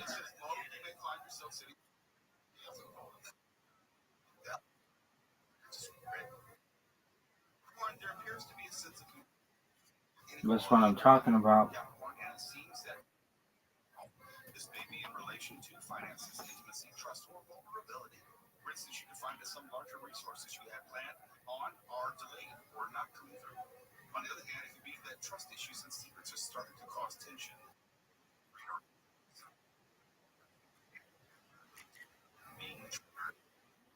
There's been a lot of focus on That's what I'm talking about. person of significance in recent months. In truth, this energy is still going to echo for months ahead, but suddenly All but one. You got this. spiraling off the tracks this week. Exes and people from the past are likely to rear out in weeks ahead, whether in a physical way or on your. If there's anyone you want to catch up, make sure you sleep. Go for it. Life has been blessed with. Girl. There appears to be something off in your life starting now. You may feel like you want to throw in the towel. Get it. You want to take off. Don't worry. Use a bunch of PTO, personal time off, because productivity is harder to deal with.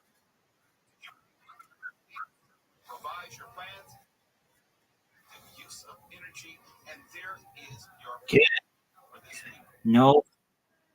Has lowered No way, Mr. Quick. A record. Oh no. One. Oh, that is the. That's the record. 123. 123 is the all-time record. 123 is the all-time record. I win, you win.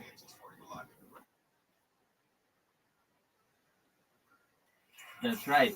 123 is the all-time record. We just said it.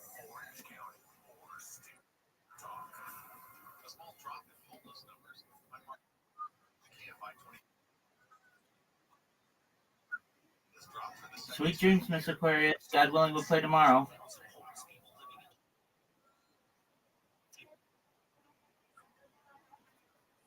Very well. Take care. Bye-bye. We also know that with reductions in rental subsidy funding in the coming fiscal year, we will be hard-pressed to maintain this pace. LASA conducted its annual point-in-time count in February to collect this data. Michael Monk's KFI News. LA City Council member Tracy Parks says she doesn't agree that multifamily low-income housing is a good idea for the Palisades. Governor Newsom's approved $100 million for low-income housing development in the fire-affected city. Park tells KFI's John Cobell it won't help. There are major public safety and emergency access, ingress and egress issues related to density that must be at the forefront of our planning during this rebuilding. He says officials also need to think about the strain dense housing would put on the Palisades infrastructure. Families of people killed in a fireworks warehouse explosion in Northern California have held a vigil for their relatives. ABC's Chuck Severson says they're waiting for a fire marshal's report. 7 people died in the fireworks explosions and fire. CAL FIRE says one of the red flags to check is whether the warehouse had necessary licenses, permits. Warehouse in Yolo County blew up almost 2 weeks ago. Pasadena Humane has announced its hot dog and cool cat summer adoption promotion. That's the name of a promotion going on through next Sunday, where all fees for cats and dogs 6 months old and above are waived.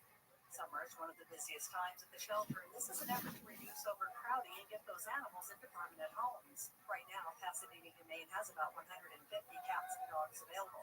The staff at the Pasadena Humane will work with prospective adopters to find just the right cat or dog to fit into their family and their lifestyle. Tammy Trujillo, AFI News. The trash is still piling up in Orange County because of a strike on the East Coast. Republic Services workers in Orange County are striking in solidarity with striking workers in Boston. Brea, Anaheim, Fullerton, and Garden Grove are now offering temporary trash drop-off sites. Republic Services employees in Boston want higher wages and better health benefits. Negotiations are expected to resume this week. Mark Mayfield, KFI News. People in the hill country of Texas are on alert as heavy rains cause more flooding and creeks burst their banks. ABC's Maria Villarreal says this comes just 10 days after floods hit the area, killing many. Officials say the number of people still missing has dropped from 160 to 101 as more victims have been identified and more of the missing accounted for. Officials say the search could last up to 6 months. And 9 people have been killed in a fire in an assisted living facility in Massachusetts. Around 70 people live in the 100 units at Gabriel House Assisted Living Facility in Fall River, Massachusetts, about 18 miles southeast of Providence, Rhode Island. After the flames were out, Fall River Fire Chief Jeffrey Baker said, Unfortunately, at this time, we do have fatalities and multiple injuries. ABC's Jim Ryan says 5 firefighters are among the injured. The fire was reported about 9:30 last night. Firefighters say people were hanging out of windows, screaming for help. Many were rescued, but several were pronounced dead at the scene. Southland weather from KFI, some clouds, and I think that might be an old one. Here's a good one. Clouds tonight, lows around 60. Partly cloudy tomorrow with highs around 80. Low 90s in the AV and IE, and low 70s at the beaches. And it's not going to change from that very much all this week. Right now it's 77 in Orange, 65 in Villa Park, 66 in Sherman Oaks, 67 in Compton, and we're looking at cones on the 605 in Irwindale. That's heading northbound from Live Oak Avenue to the 210. The right lane's coned off for road work. That's scheduled to end at 6 in the morning. And as you travel on the 105 heading eastbound, you're seeing some slowing in South LA. That's from the 110 until you get past Central. Making your way southbound on the 5 in Santa Clarita, we have a work zone from Hasley Canyon to Magic Mountain Parkway to see the right lane coned off until 6 in the morning. Northbound side of the 5 in Castaic from Lake Hughes Road to Vista del Lago. Left lane's closed off for road work there. That's scheduled to end at 6 a.m. And as you make your way northbound or southbound on the 14, that's in Lancaster from Avenue K to Avenue N. It's a full closure due to road work. That's set to end at 4 in the morning. And as you travel on the 15 headed northbound in Baker, just before Baker Boulevard, the right lane still shut down due to an earlier big rig fire. It's going to be a heavy ride backed up to Razor Road. With Southern California's most accurate traffic reports, I'm Pedro Moreno. Get into summer with iHeart 80s. Rewind to a decade of music that defined a generation. From Madonna to Michael. And more.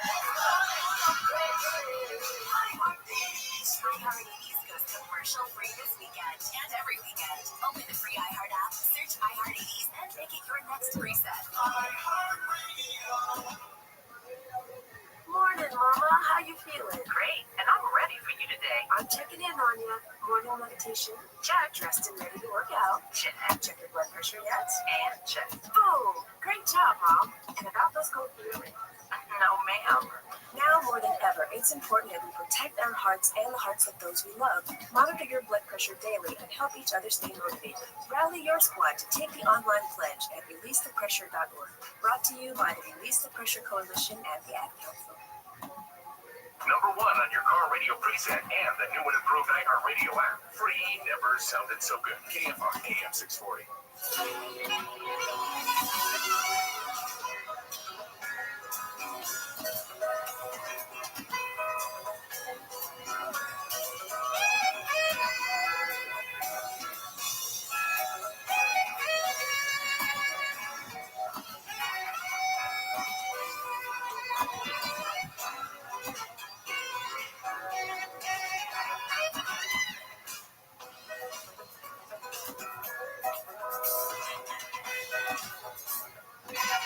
KFI later with Mo Kelly. Let's get to it. Superman has been a tremendous financial success, at least through its first week. It brought in $125 million domestically, $220 million worldwide. If you saw any of the comments from James Gunn, its director, he says, quote, "I'm incredibly grateful for your enthusiasm," close quote.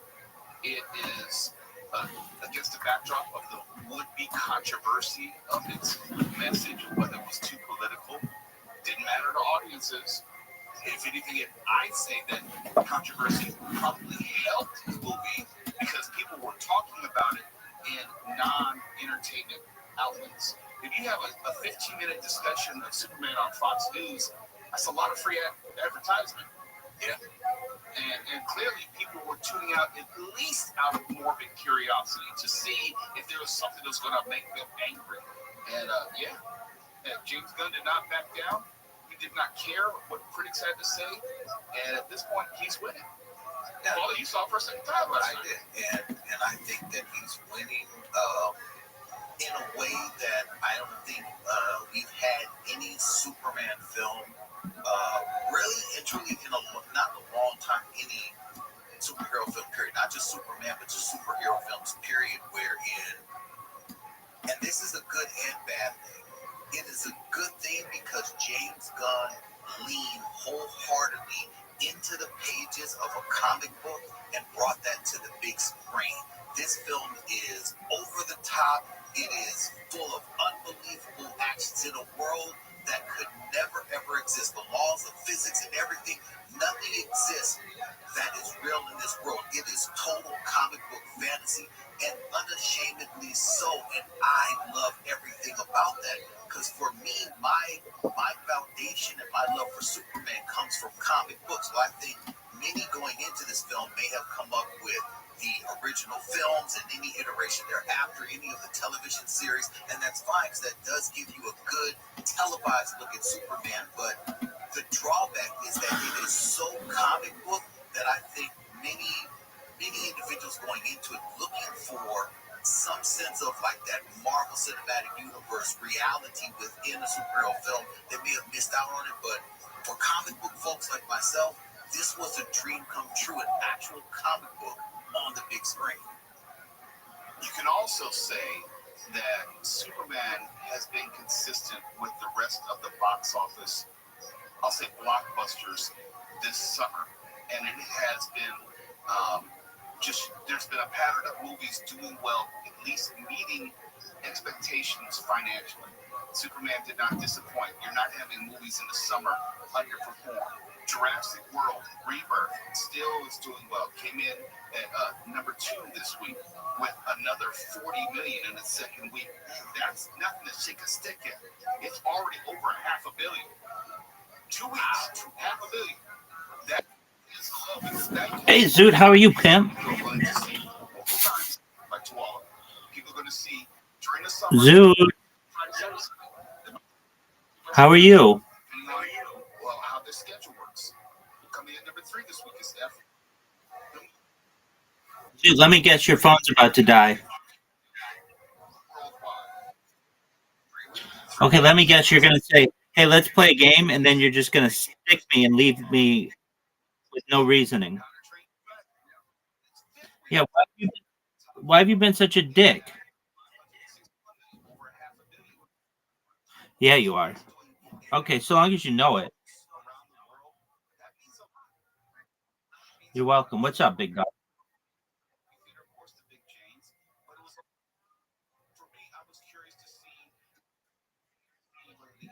No. Nope.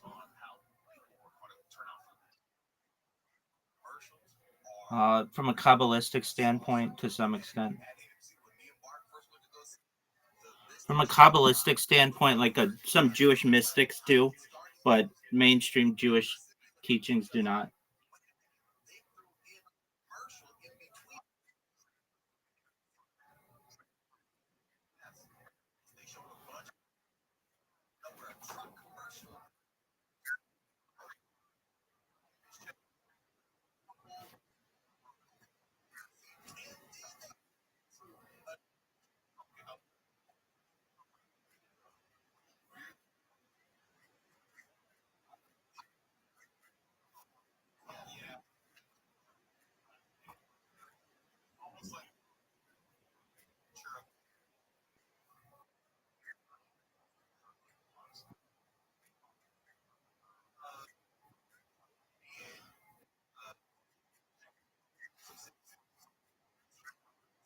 Hey, you ready for one? You ready for a prediction?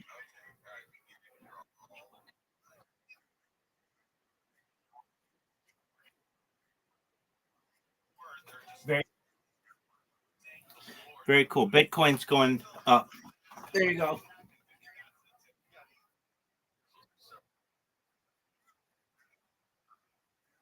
Word, dog.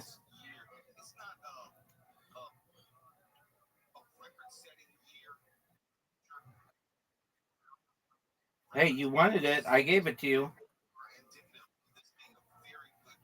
Zoot, remember that time I sent you an invitation and you were just dicking around?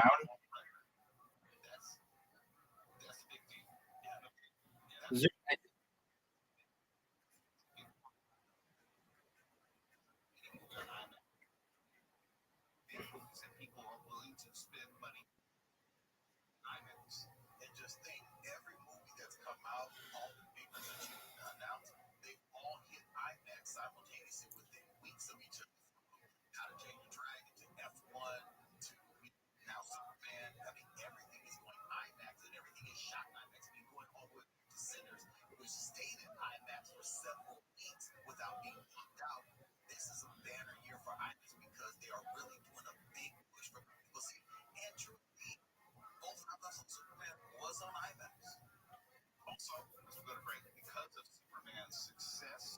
Zoot, did you know that you're down one hole to none?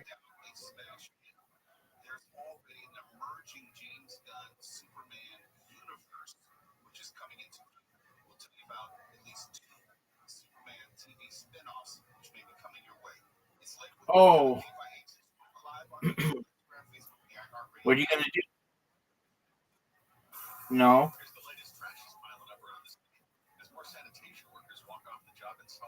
I think you I think you do some stupid things, but I don't think you're stupid. We all do stupid things. Fat Girl Investment Company.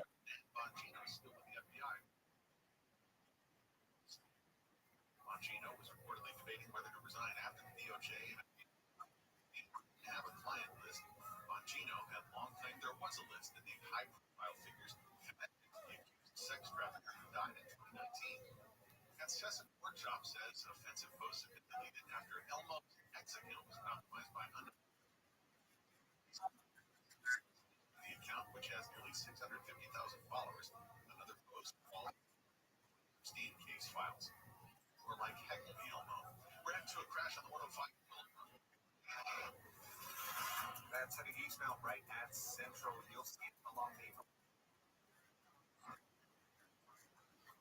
Shut the fuck up. You just said it's 47%. Okay, that's a lot.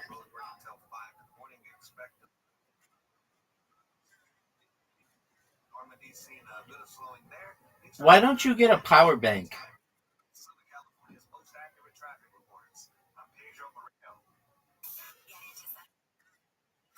You can afford a power bank.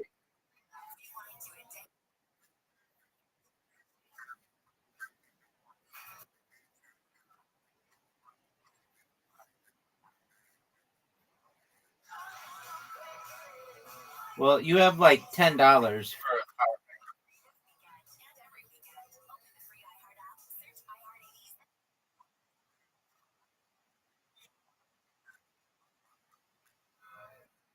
Okay, that's enough for a.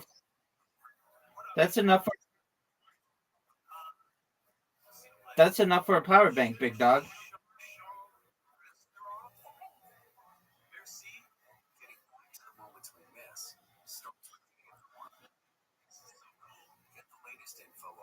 Oh, what a shot.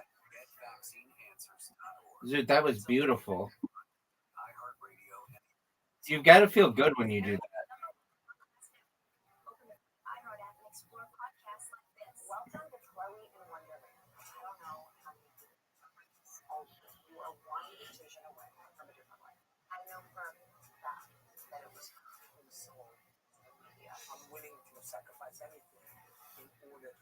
That's not what you want to do, Zoo.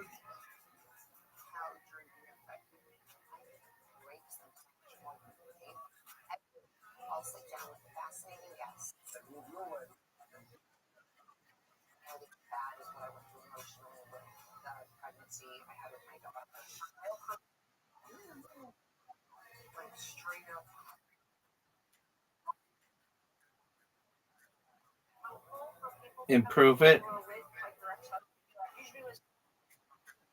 What kind of coordination do you need to improve?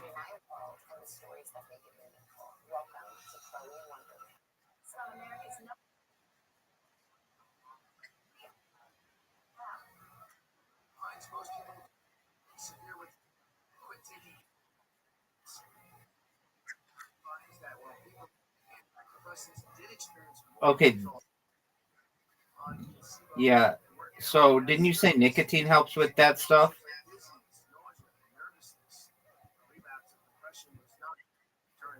Okay, so then why don't you wear nicotine patches?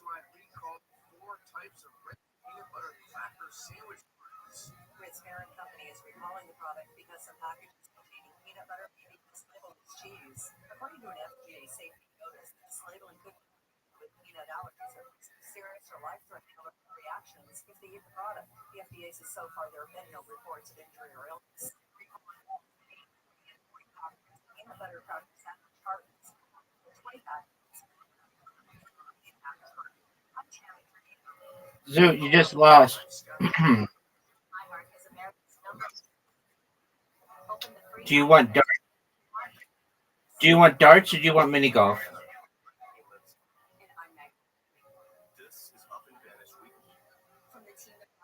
Do you think you're going to win?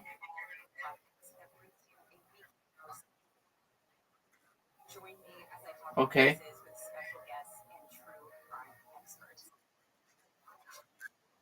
Well, yeah. Well, why don't you use patches? Why don't you use patches? Why don't you use patches?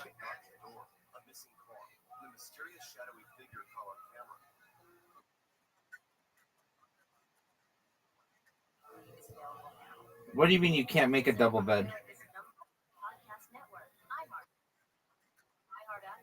Why not? Why don't you learn?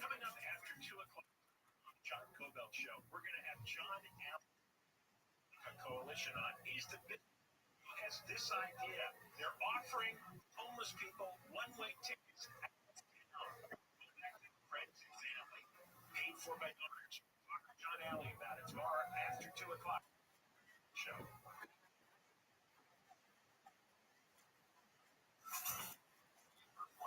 I say that every day, big dog. Perhaps. Zoo, what's the name of this hole?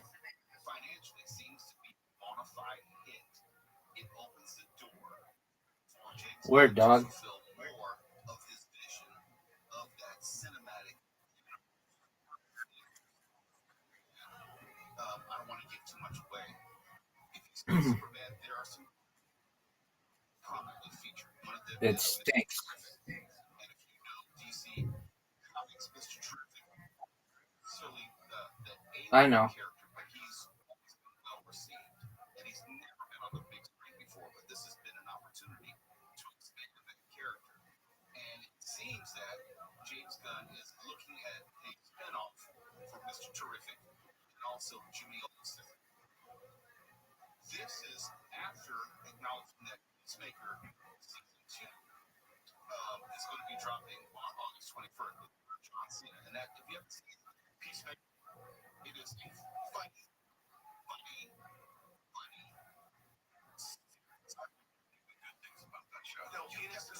No, my goodness. You don't need to know anything about anything. Just watch it for what it is. You don't need to know anything about Peacemaker. It is you're kind of the running joke is Peacemaker wants his respect. That's kind of what it is. I'm like, well, I'm really not well versed in that universe. You know, so you know, okay. Oh, Pop culture. Yeah. yo, pimp. What is local misogyny? And media period. Not mini golf. Everything he attacks. And it's fake. Okay. There's a You're not a savant. You're an average person.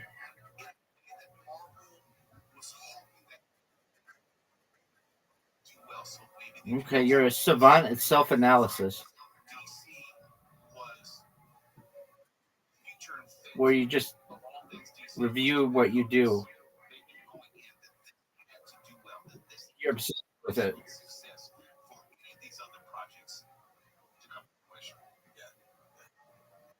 Now, do we finally get to hear why you didn't care for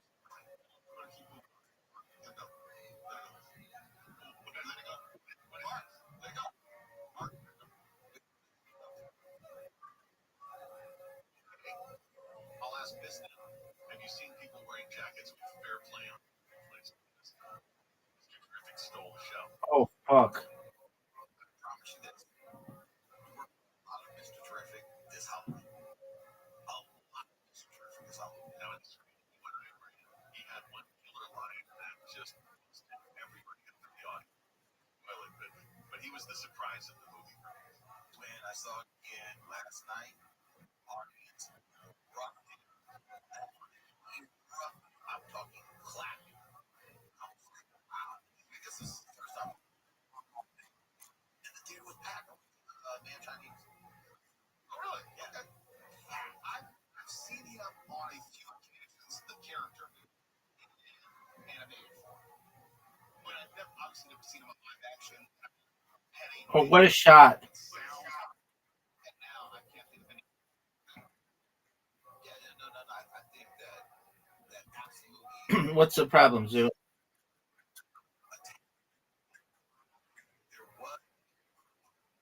You don't look like a movie star.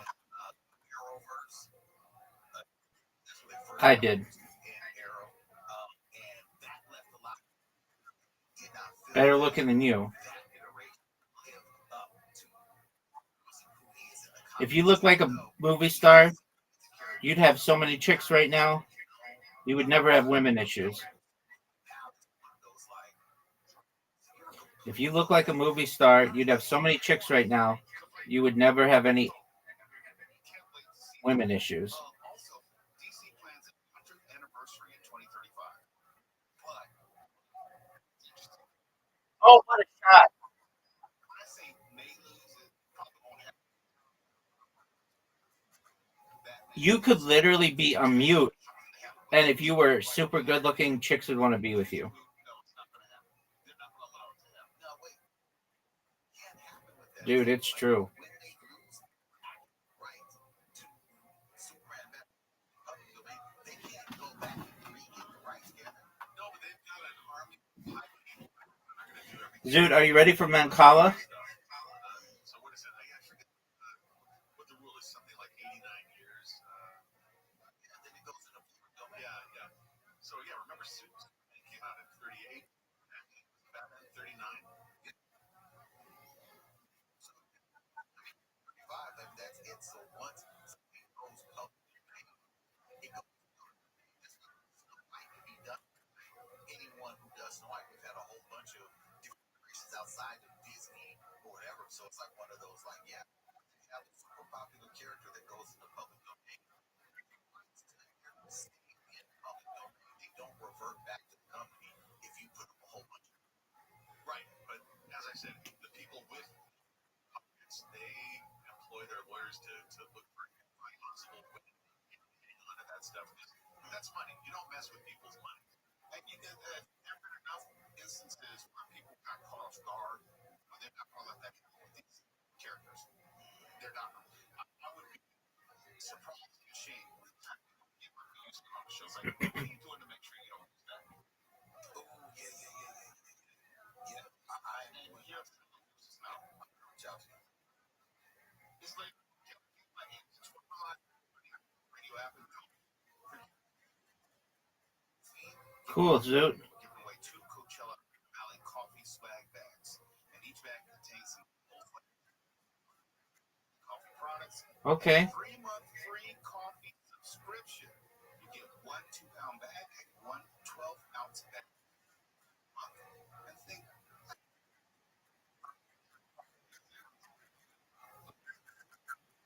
Sounds great, big man. Has been shot by police outside Go.com Arena in downtown LA. Police responded to the man threatening the shooting happened after a short pursuit on Figueroa Street. San Luis Fire Department says the man was not breathing and went into cardiac arrest in the Louisville hospital. His current condition is unclear. Shooting slightly affected traffic. Sparks. Brought to you by American Vision. It's been reached in the trial of Dan Serafini, former Major League Baseball pitcher accused of ambushing and shooting his in-laws at their home near Lake Tahoe. Multiple counts after 3 days of jury deliberations. Serafini pitched for the Twins, Padres, and Cubs, among other teams in the 90s. Learn his fate next month when he's sentenced. The church community Kentucky is mourning the loss of 2 of its churchgoers who were killed in a mass shooting. The man started shooting into the congregation yesterday after he shot state troopers, stole a car, drove to the Baptist church. Kentucky State Police Sergeant. What'd you work out, Zoot? I won, but okay, you. Estranged girlfriend. History of mental and drug possession. Okay. Mostly sunny tomorrow with highs around 80, low 90s in the AV, low 70s. It just and no big swings from that. All this 66 in Burbank, 76. We got some cones on the 5 in Commerce. That's heading south 10 Boulevard to Slauson.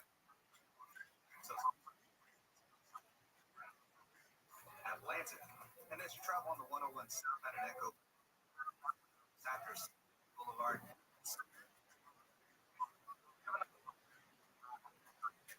Guarding from Brookhurst.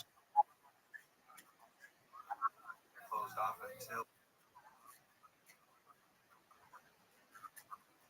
Pedro Moreno. Okay.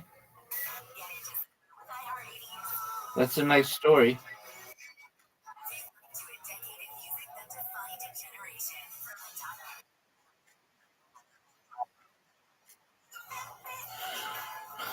I don't know.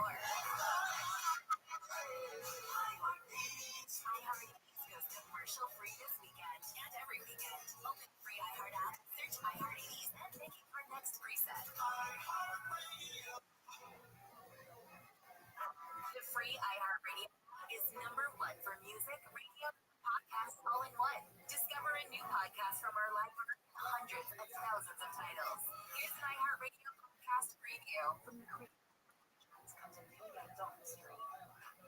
Now, Maxine, I know you like to do your little mystery solving. This is a serious investigation. I need to. Sorry,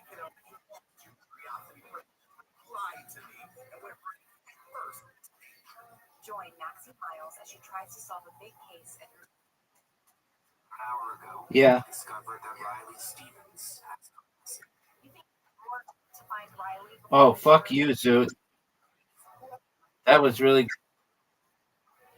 I was in Barstow, California, when I was like 3 years old, and we went to Disneyland, and then like 30 years later, or no, not 30, 20 years later, I was there registering a car, and I went into the same place where I was. It was like this old train, and I was like, I feel like I've been here before. And I called my mom, and I'm like, Mom, when we went to Disney World or Disneyland, when that time when I was little, yeah, with my aunt and uncle and stuff, who came in, who visited, or we visited, did we go into that? Did we go into like a train? And she's like, yeah, there's like a place in Barstow that has that. And I was like, oh, I just had this weird feeling that I'd been there before, and I had been there before.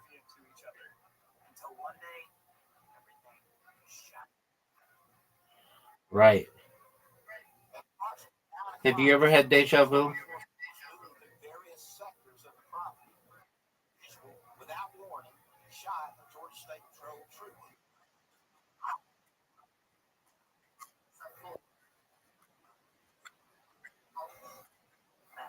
of shots, just like blasting off.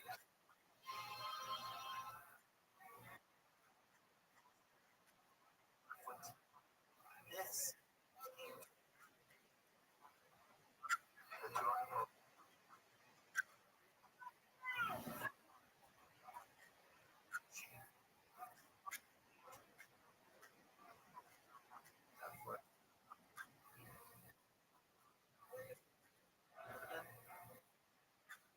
Podcast now.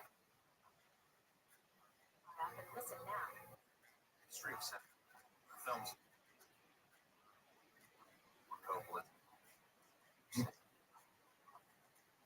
But for movies in general.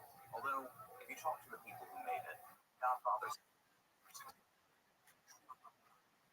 before its release, it was We're finished. This is over. It's not going to work.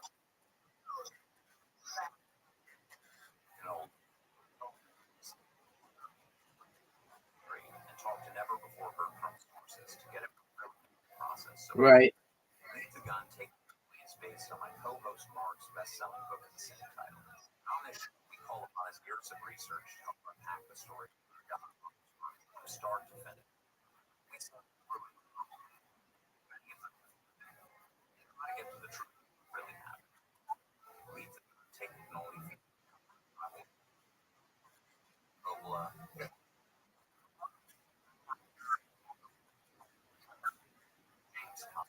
to be what's covered next. I got it. Talia.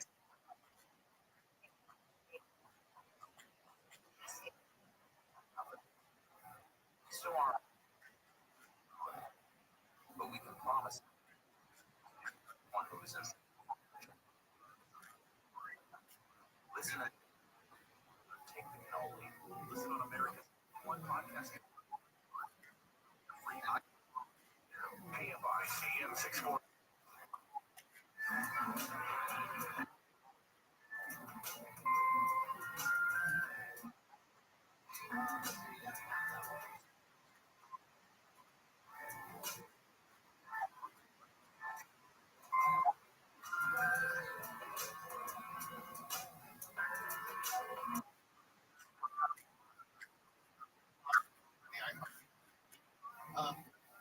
Yeah, it's not like that though. You get summers off, and your work day is shorter than it is for a normal person. Normally, you work like 8 to 5, and teachers work like 8 to 3:30, 8 to 4.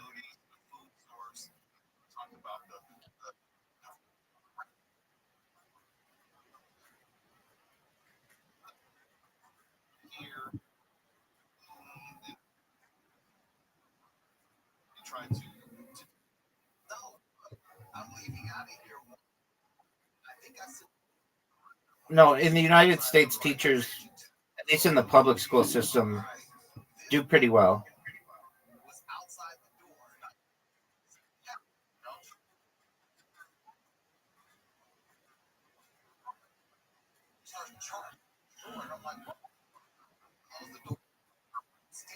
Well, a McDonald's manager is not a bad job.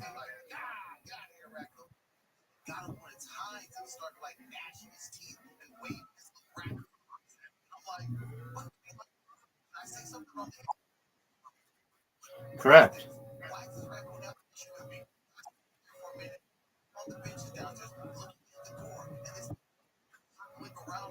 Yeah.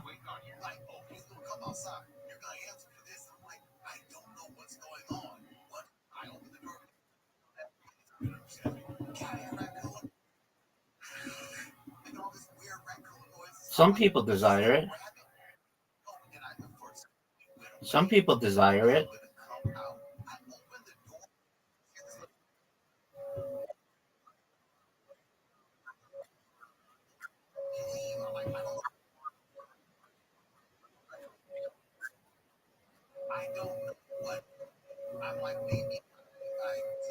Dude, that was big time, Zoot.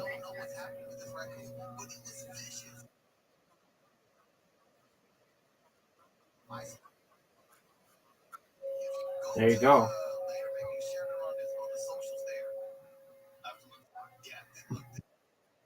Yo, pimp.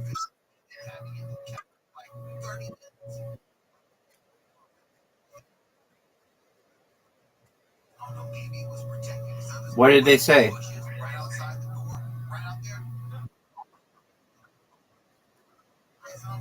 Very cool. When do they get back to you? Very cool. Is Danny Minogue on that?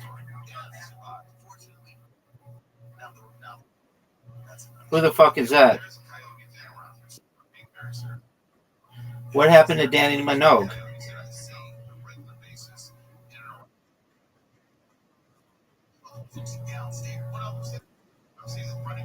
So she used to be on a.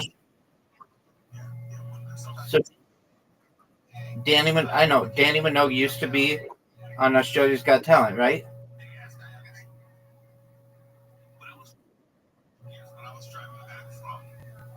Would you take?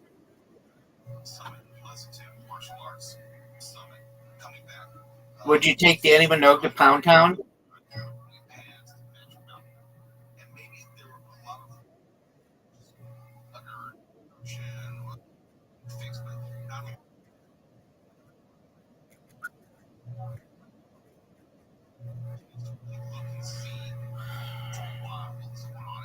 What happened to your girl in Orange County again? She just ghosted you? She got back to you? Oh, okay.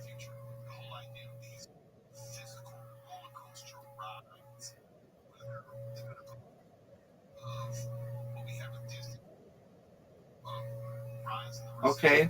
Probably because she's in a relationship.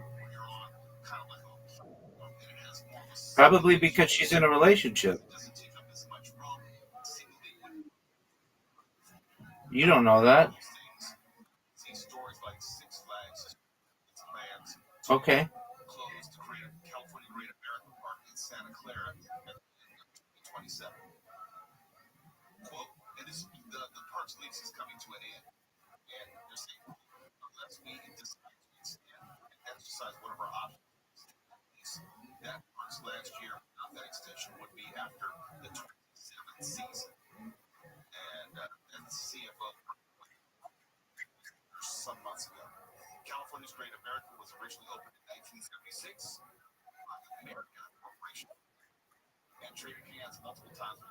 No, I won. Six Flags merged in 2024. We told you about two parts in Maryland earlier this year. I think it's fair to say that this might be part of a larger trend. Because amusement parks I don't know. financially successful as they were maybe 15, 20 years ago. I don't know, or at least the pride and enthusiasm. My son, him and his crew, they're like something, and they still like going because they still like the.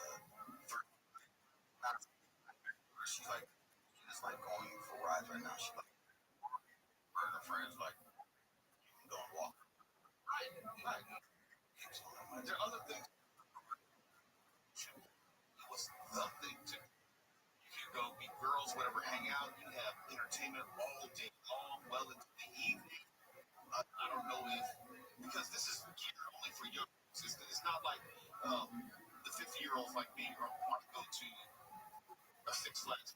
I don't think 40-year-olds. Yeah, again, Six Flags is a third and I just think that right now, if you're 40 something, you're not trying to actively go to Six Flags right now. If you're in your 40s, so you got a year or two, and you're in things that are not. So it's like a place like You're done, Zoot. Young people, I know they're going big with their DC universe, and that's fine. But kids, young kids, aren't into comic books. They're not into it. My son is 19, he loves it, right? But I don't translate to Flags and that being a draw, or if the real prize necessarily being a draw. He can go into, there are other ways you were talking about earlier and how they're doing activations and pop-ups in Las Vegas. Other ways What up, pimp? you can monetize these brands other than an immediate in-house. Generally, it's natural. Living on for quite some time. Now think about Correct. It's almost in the definition. it's no longer their attraction is no longer the animals right now. They're trying to sell their new roller coaster attraction, but their roller coaster. You're really good at it. You start doing it, and you're like instantly better than everybody. Going to Santa Clara specifically for enthusiast park is probably the draw today that it was 15 years ago. I mean, let's be honest. If it was, it would not hesitate to extend things.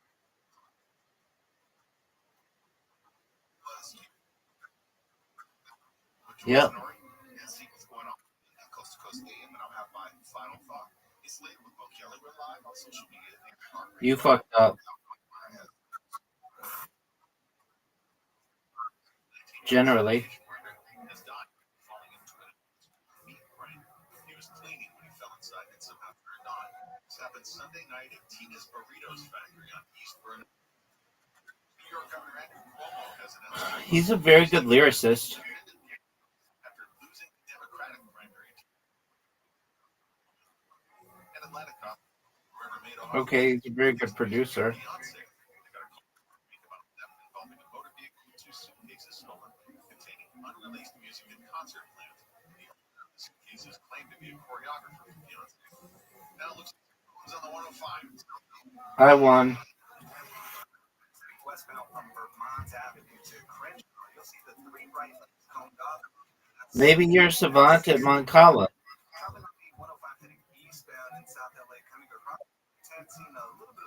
What about darts?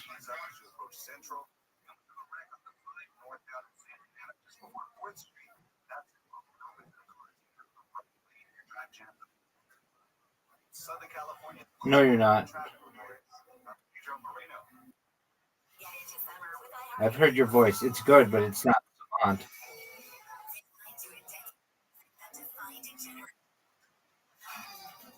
But that's not really a savant.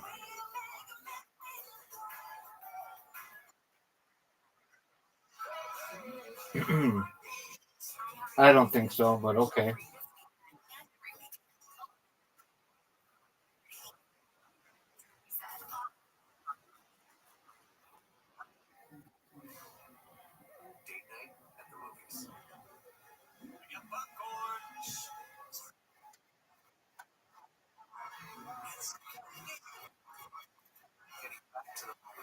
U.S.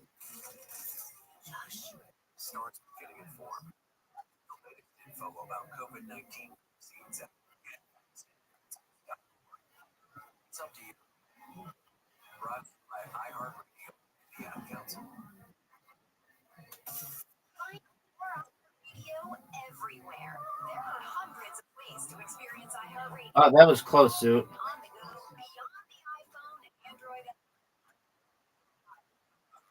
Live streaming. On the road again, can't drive 50. Try to catch me riding 30. No car ride is complete without the perfect soundtrack. That's why iHeartRadio wants to complete your commuting and road tripping experience. I'm better at live streaming than anyone in the world. Now, while you navigate turn by turn, you can also stay connected. Playlists and podcasts Okay. from iHeartRadio. Just tap on the music icon from the way. Not necessarily. I didn't say I'm more popular than anybody. I'm just better at starting my streams than anybody else.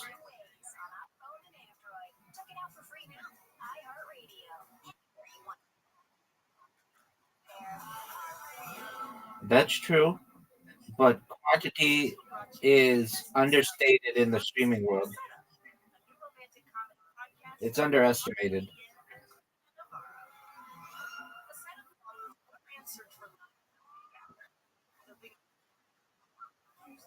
Every time I opened it, I got hit with this wave.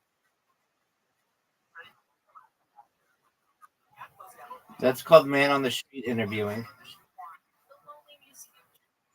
That's called man on the street interviewing.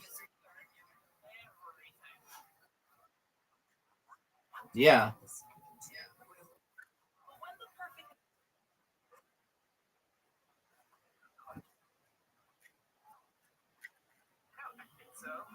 Okay.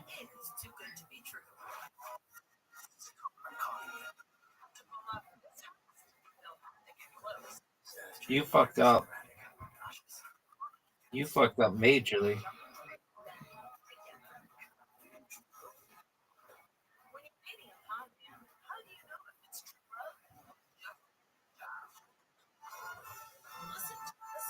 Listen on America's #1 podcast network, iHeart. Open your free iHeart app and listen now. Just over deadly Central Texas. Thunderstorms bringing heavy rain and the potential for more flooding. Continue. Up Binghamton, New York, some flood warnings. Green Bay, Wisconsin, some air quality alerts. Eastern North Dakota and western Minnesota. The heat advisory. Northern and northeastern Nevada, eastern Idaho. Critical fire. Grand Canyon, lightning triggered wildfire. Around the North Rim are widespread evacuations and closures of the National Park Service's smaller Dragon Bravo destroyed the historic North Rim Lodge. Just finish the game, dude. Just finish the game. Yeah, why would you resign if you're about to win? This is all about the long-term closure. National forecast. I'm Monica Nelson. More stimulating talk. Commercial Park at 4 p.m. Pat. There's an airline pulling out of Earth. You're fucked, Zoot.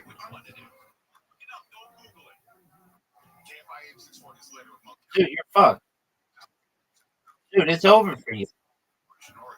It's over for you, son.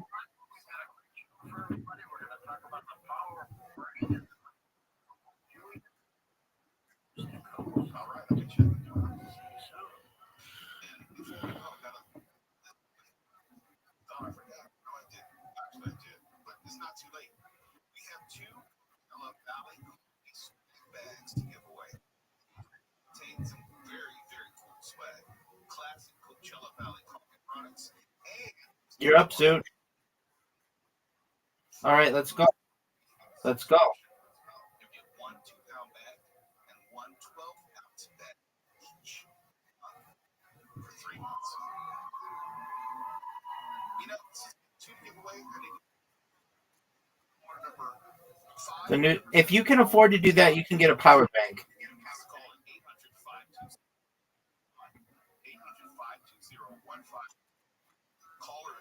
5 and 7, you will win a Coachella Valley coffee swag bag. Each bag with swag, classic Coachella Valley coffee products, 3-month free subscription. Caller 5, caller number 7, 800-515-154. And Coachella Valley coffee swag bags are yours.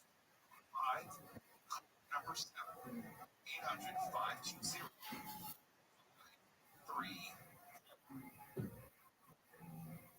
It's too bad I don't drink coffee. One of those things that just never. I know Tuala does. I know.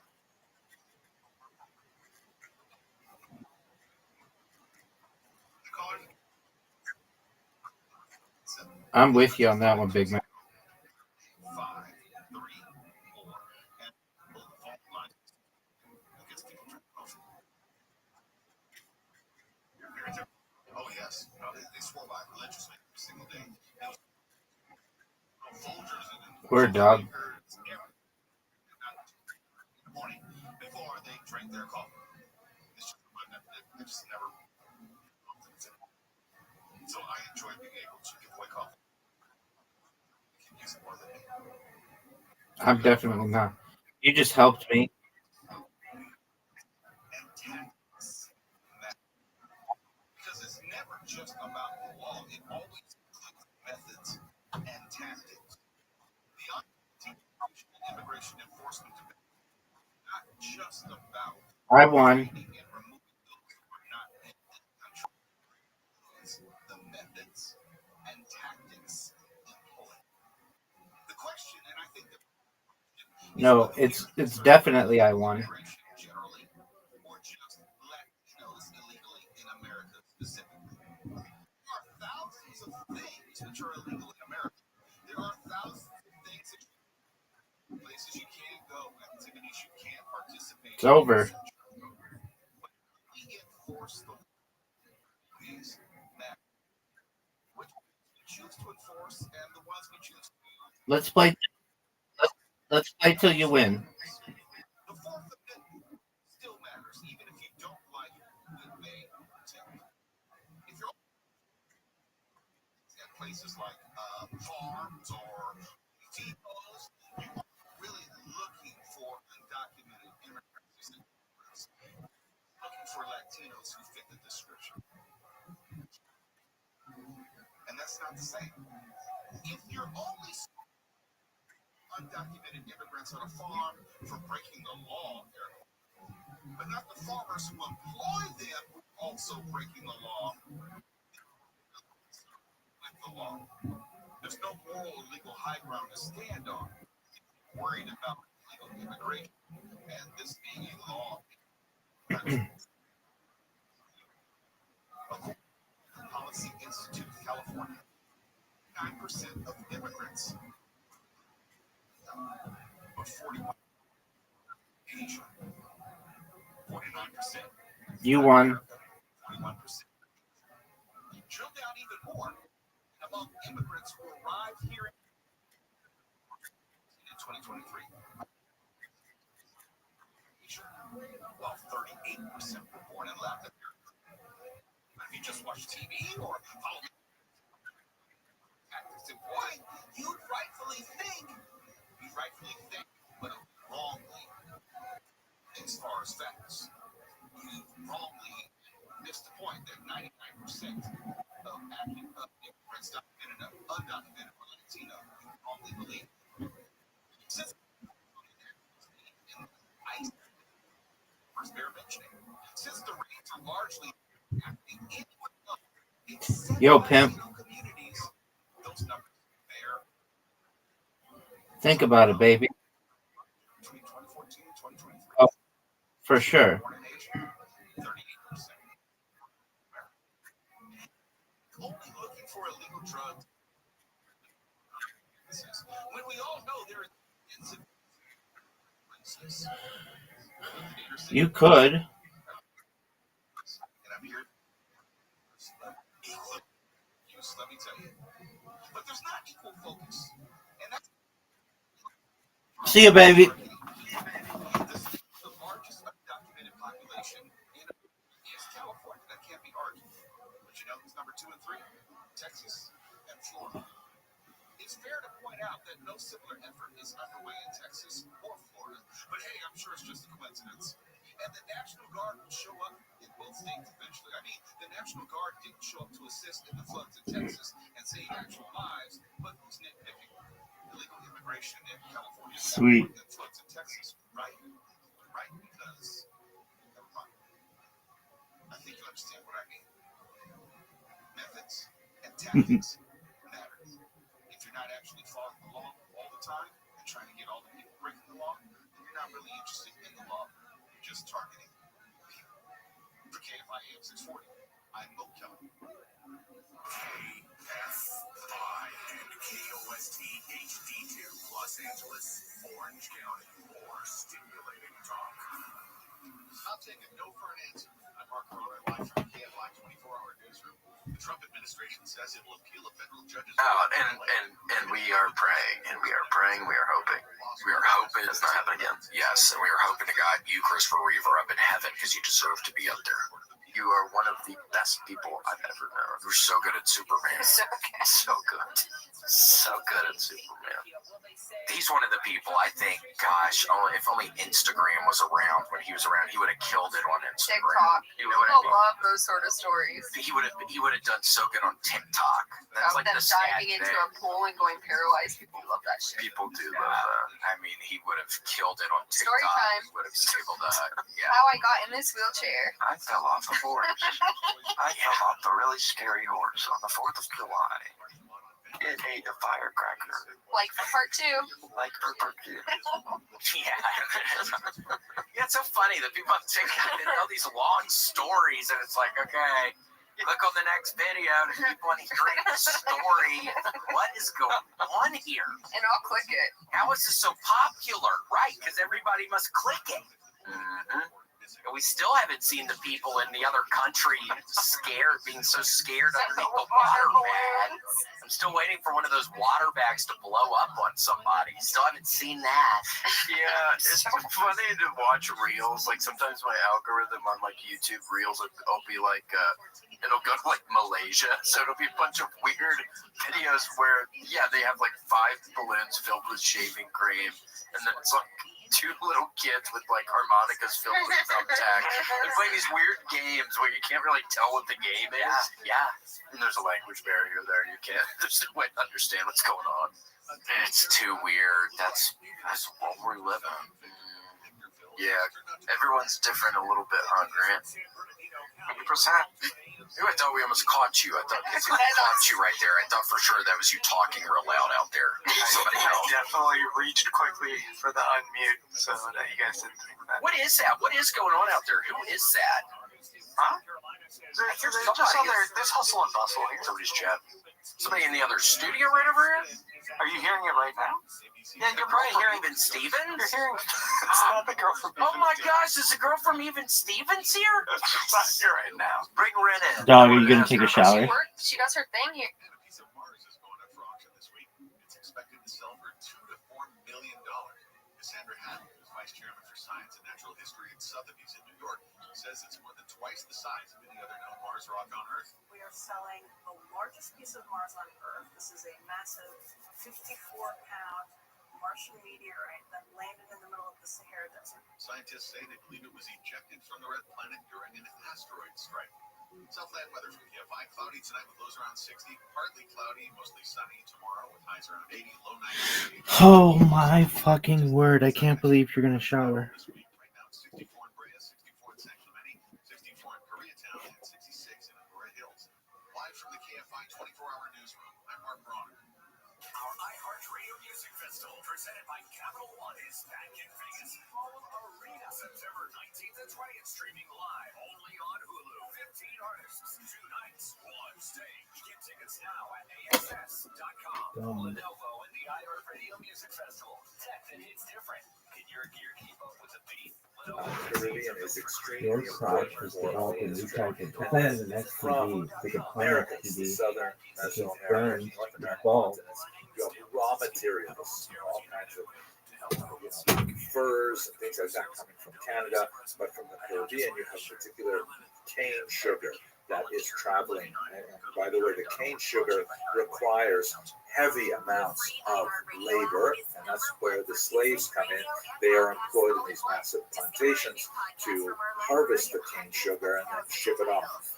From the Americas, you have things like tobacco, for example, or cotton, the same kind of idea. It's shipped off to Europe, where it's processed to manufacture goods, and this cycle went on for a few hundred years to the tremendous misery of the enslaved Africans in particular. So how did Jews fit into this overall picture? The issue of Jews and the slave trade is especially heated and is used often in polemics and apologetics. I'm going to return to it in just one second, but I do want to say that on the whole, the participation of Jews in the entire institution of slavery was largely unremarkable. And what I mean by that was they were not especially distinguished by a high level of moral allergy to this institution, which caused so much pain, nor were they grossly overrepresented, particularly when you correct for not only the tiny size of their population, but their place in the overall socioeconomic structure. In fact, when you look more closely at the trade, what were Jews doing primarily in the Caribbean, where a lot of the slave trade was happening? They had the so-called grote vaart, the large trade, which are Dutch terms, which involved those three basic elements: the raw goods, the manufactured goods, and the enslaved Africans. And Jews were only, tangentially involved in the grote vaart. They were very heavily Keep your involved. panties on, girls. Look at his body. Look at this body. Lots of things. Look at these moves. Look at this body. Look at this body, chicks. Look at these moves. There were Jews definitely who were involved in plantations and owning slaves and so on. We're going to look at one of those in particular. But primarily Jews were involved in sort of supportive industries. Like, for example, the ships come in and they need all kinds of goods. They need foodstuffs. They need to have their ropes repaired, their sails repaired. They need tar. They need all kinds of things to be able to outfit the ships and so on. And so Jews would be very much involved in kind of the peripheral industries to support the overall economic structure. So it would be incorrect to say that Jews were, on the one hand, totally divorced from the grote vaart, because they were involved in all of the economic secondary activities, but it would also be wrong to say that they were overly represented in the slave trade as well. There are some exceptions that prove the rule, if you will. Geronimo Nunes da Costa, for example, also known as Moses Curiel, who lived between 1620 and 1697. He was a very important Portuguese agent in Amsterdam, deeply involved in the slave trade.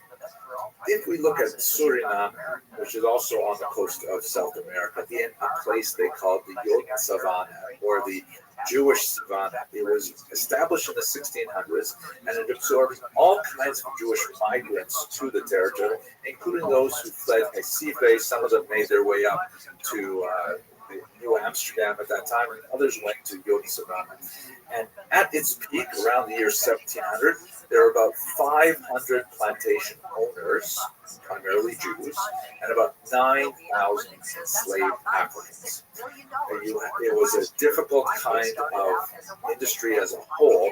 There were multiple slave revolts, there were attacks from foreigners, but what really caused the Joden Savannah to collapse, and in fact, much of the slave trade as a whole was really changed by this, was the development of the beet sugar industry in the 1760s. Beets grow in Europe.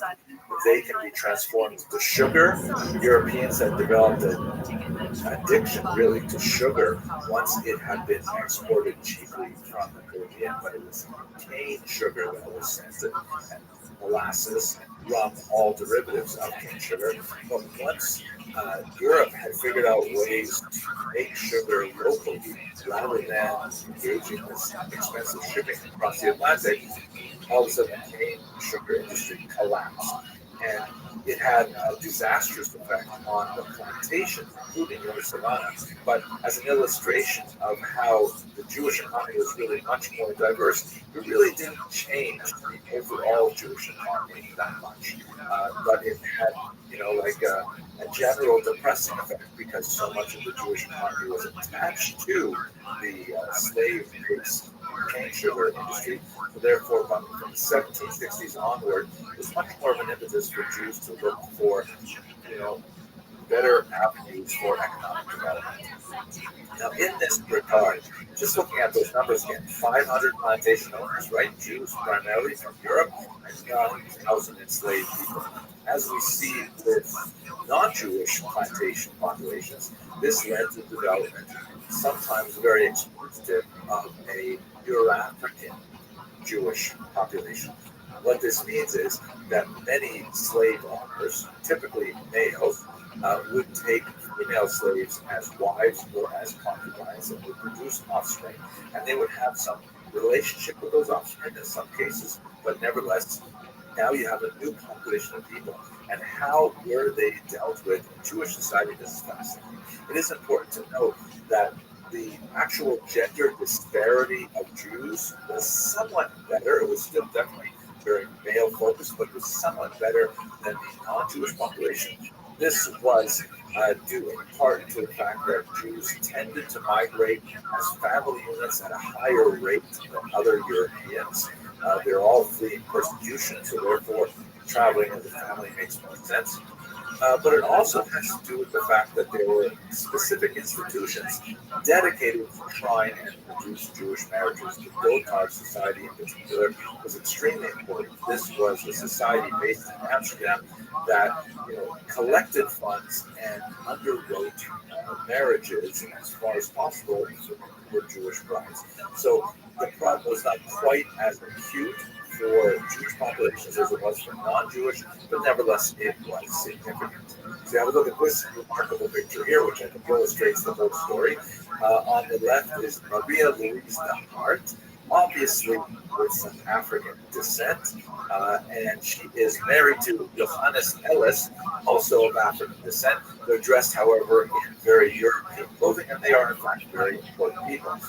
What's their parentage? So Maria's father was a Jewish plantation owner, and her mother was a freed slave. And Johannes Ellis's father was a non-Jewish Dutch governor of the region, and his mother was a woman from Ghana. This picture was taken, by the way, in 1846. So, how do we know about these populations that, racially look different from Ashkenazic Jews, or even from Sephardic Jews coming straight out of the Iberian Peninsula? Some amazing research done by Professor Aviva Ben-Gur.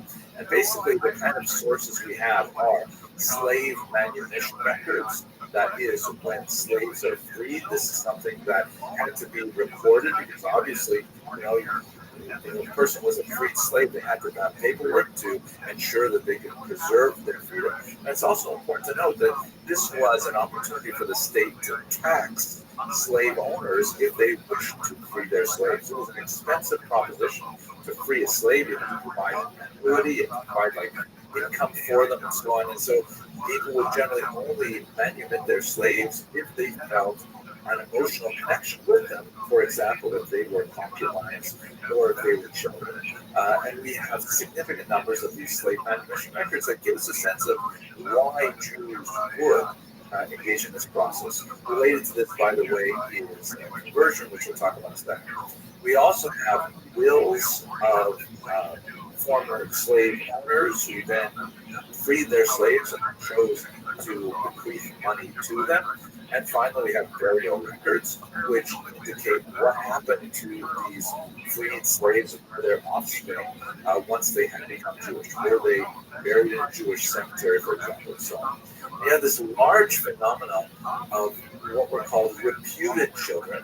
And these are the children, typically a Jewish male plantation owners that can go to Savannah with wives or concubines of African descent who may not have had the benefits of conversion and so on, but nevertheless were included in the wills of Jewish testators. Some of them are quite fascinating. For example, Manuel Baruch Sada, who died in Jamaica in 1795, he left a very interesting will where one of his sons was to be awarded a significant amount of money, And he also, his son, by the way, who was a reputed child, was actually raised by Emmanuel Baruch's cousin, who apparently had a tremendous amount of fondness for him, and in her own will, she had left money to this child as well. What is especially ironic is that Emmanuel Baruch was cognizant of the fact that his children, presumably from his European wife, it appears that his reputed child was the child of a mistress.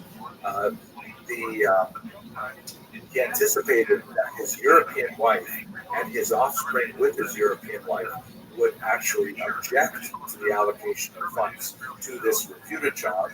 And so he actually put a codicil in his will that if any of them, his wife or his children by that wife, disputed the will or questioned the allocation of funds to their half-brother, they would formally lose all of the money that had been allocated to them in the will.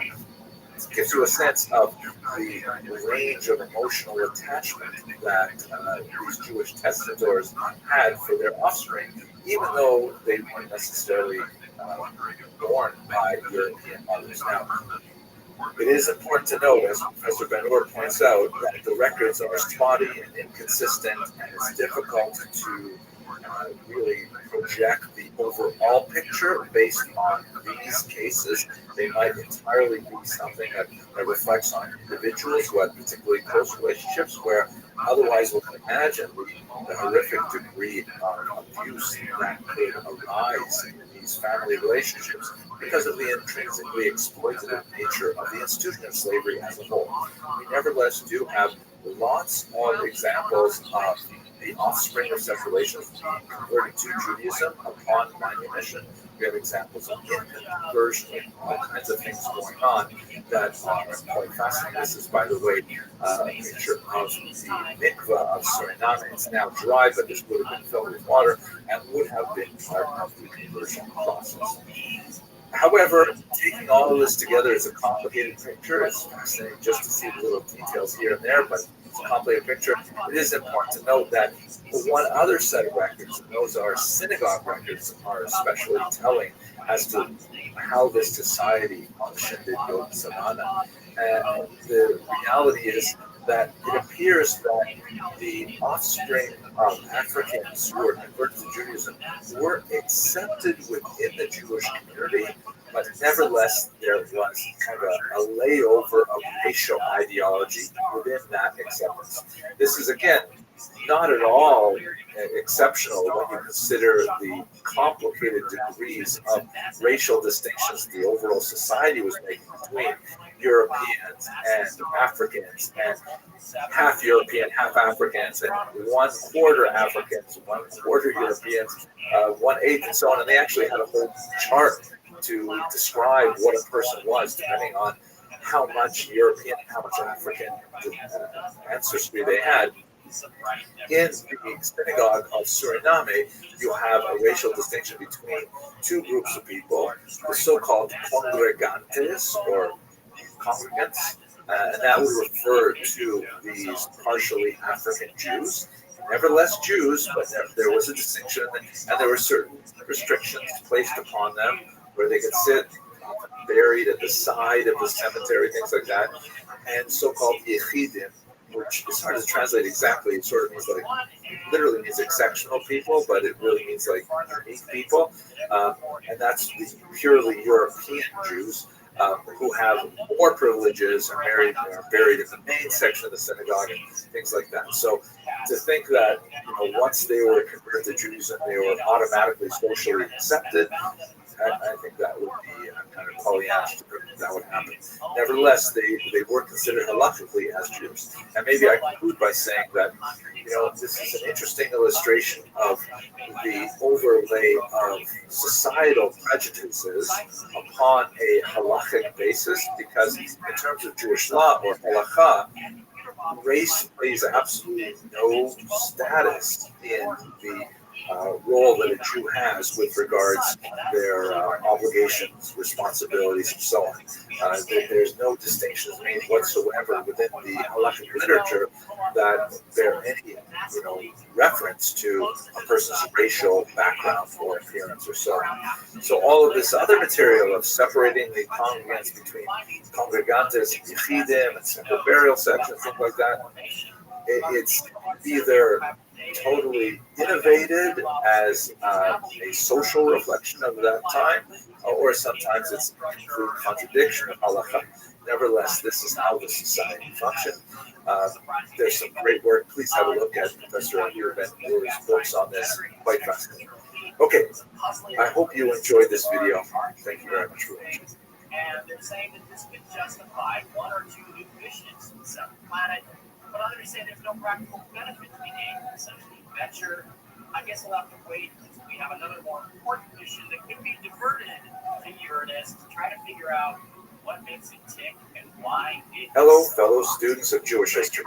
I just got back from an amazing trip to the Lesser Antilles with Kosher Liberal Cruises. It was so fascinating to see this very special part of the world that was very, very crucial for the development of other communities of Jews, particularly in North America, later on in the last millennium. I'm especially fascinated with how the Jewish step in the Caribbean was rather light. It's really only about 100, 200 years where Jews were very active there, but it was a really important transitional place for Jews, fleeing the Inquisition and the expulsion of Spanish Jewry, and then, the emigration of Portuguese Jewry in particular, to this part of the world where they attempted to make a long-lasting civilization. As we shall see, it turned out that in the 18th century it was less viable economically, so Jews moved on, as many other peoples did. But this is really so important for understanding the development of North American Jewish society. So let's start this discussion by looking at the immigration patterns. So have a look at this map here. This map, which is kind of complicated, shows you basically the origins of the Caribbean Jewish community, which is primarily coming out of the Iberian Peninsula. You have two distinct phases. You have those Jews who were expelled in 1492, who did not make a tremendous amount of an impact in the early migration, because this is really just when the Americas were being discovered, right? The last decade of the 15th century and moving into the early 16th century, Jews were kicked out of Spain in 1492, although there were some crypto-Jews, meaning they had been forcibly converted or were the descendants of forcible converts who accompanied even Columbus on his voyage. And Columbus's story we explored elsewhere, it's quite likely that he was in fact descended from crypto-Jews himself. At any rate, the Portuguese Jews, however, are far more significant. They are forcibly converted in 1497 to Christianity, and it takes them a while before they're really allowed to emigrate out of Portugal for reasons that we've explored in other videos, but then they make their way not only to centers that are more tolerant, such as Amsterdam, for example, which is hugely significant because the Dutch were very much involved in colonizing the Caribbean, but also making their way directly with Portuguese travel to the eastern Brazil, for example, to a place called Recife is very important, and also to the northern regions of what we would call today Colombia, places like Curacao.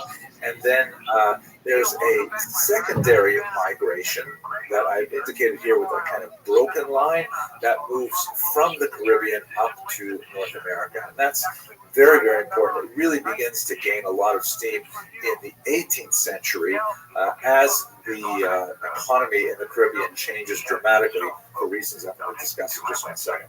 But I would like to go ahead and talk a little bit about migration history before we get to that economic change. So this is kind of like where all these Jews are coming from. Portuguese Jews directly from Portugal, sometimes directly from Amsterdam. There is one really significant movement in 1654 of Jews from Brazil making their way up to New York City. That was not actually a continuous settlement, meaning they sort of petered out after 1654, but it only took a decade or two before Jews began arriving in larger numbers.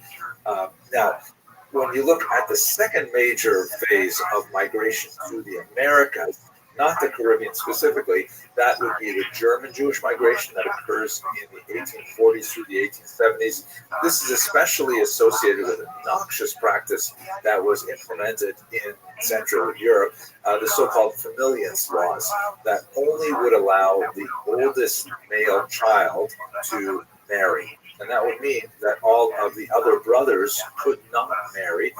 Jews are, of course, by this time, definitely monogamous in Ashkenazic lands. And so this was like essentially a really cruel social form of population control that meant that so many Jews had to look for other places to live and hopefully other wives to marry them. And so you have, skipping the Caribbean entirely, you have this migration of German Jews coming to the northeast part of the United States, establish themselves there, and eventually they would reach a certain degree of wealth within a few decades, and that would be very significant for the next massive wave, which again also skips the Caribbean. This is the huge wave of migration, about 2.5 million Jews making their way out of Eastern Europe after the pogroms of 1881. And these are people coming from primarily the former Russian Empire, the former Austro-Hungarian Empire. They are also skipping the Caribbean.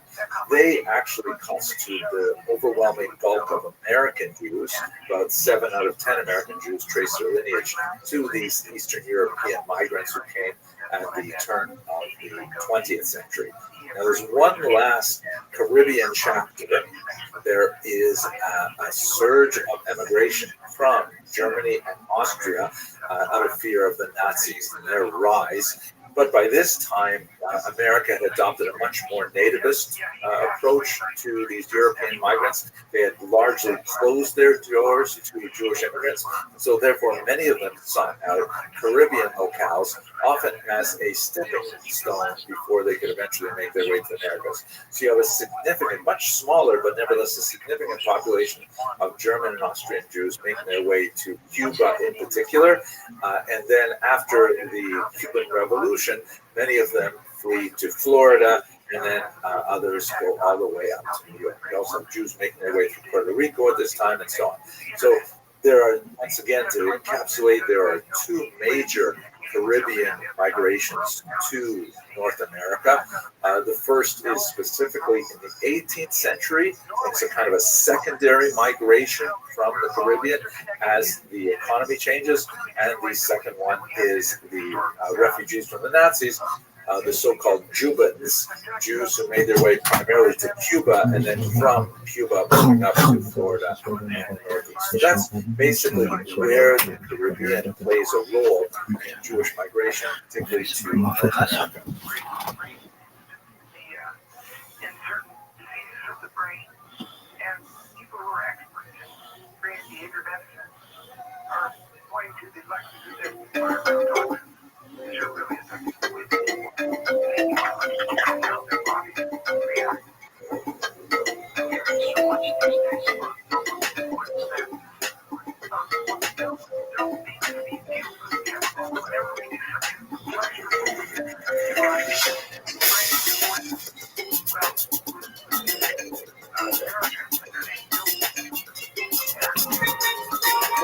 Here.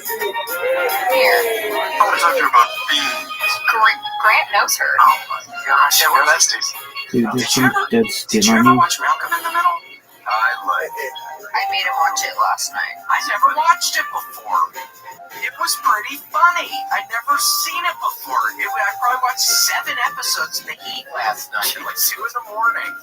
It was pretty funny. I'm just doing it because Erica's already watched, what's that show, Breaking Bad. She's already seen Well, I needed to watch the prequel. I want to watch Breaking Bad. I've never seen it. You gotta watch this first. So maybe we can watch it later then. I get it. You've already seen it. Let me finish Malcolm. It's not a prequel. It's a prequel. Please tell me it's a prequel. It's a Look bunch at all of this seasons. dead I want to watch skin. Breaking Bad now. I don't want to go through 5 days of Malcolm in the Middle. It's okay. I like it okay. You loved it. And it was okay. The worst one is funny. Dewey. Oh my gosh, there was a point in time where the people come up to the parents' house and they're all arguing because the dad cut down a tree, and then Malcolm is so smart. He just sees them all yelling at each other like they're monkeys. Because he's like, He's so family smart. am I from? Yeah. Oh, and he goes, what are these damn dirty apes talking about? Yeah. And then it's just a little boy, and he's doing the funniest monkey thing on the kitchen table. That part made me laugh. I think I laughed a little bit at that part. He finally cracked you. No, Okay. I was like, okay, that's cute. That's funny. All right, that's funny. They're little monkeys. But he was crying too because he hates that he doesn't remember filming Frankie Muniz. Well, he bumped his head so much racing NASCAR stock car. William was sobbing. He's like, "You're telling me that he doesn't remember any of this?" It was making him so sad. It's so funny how she got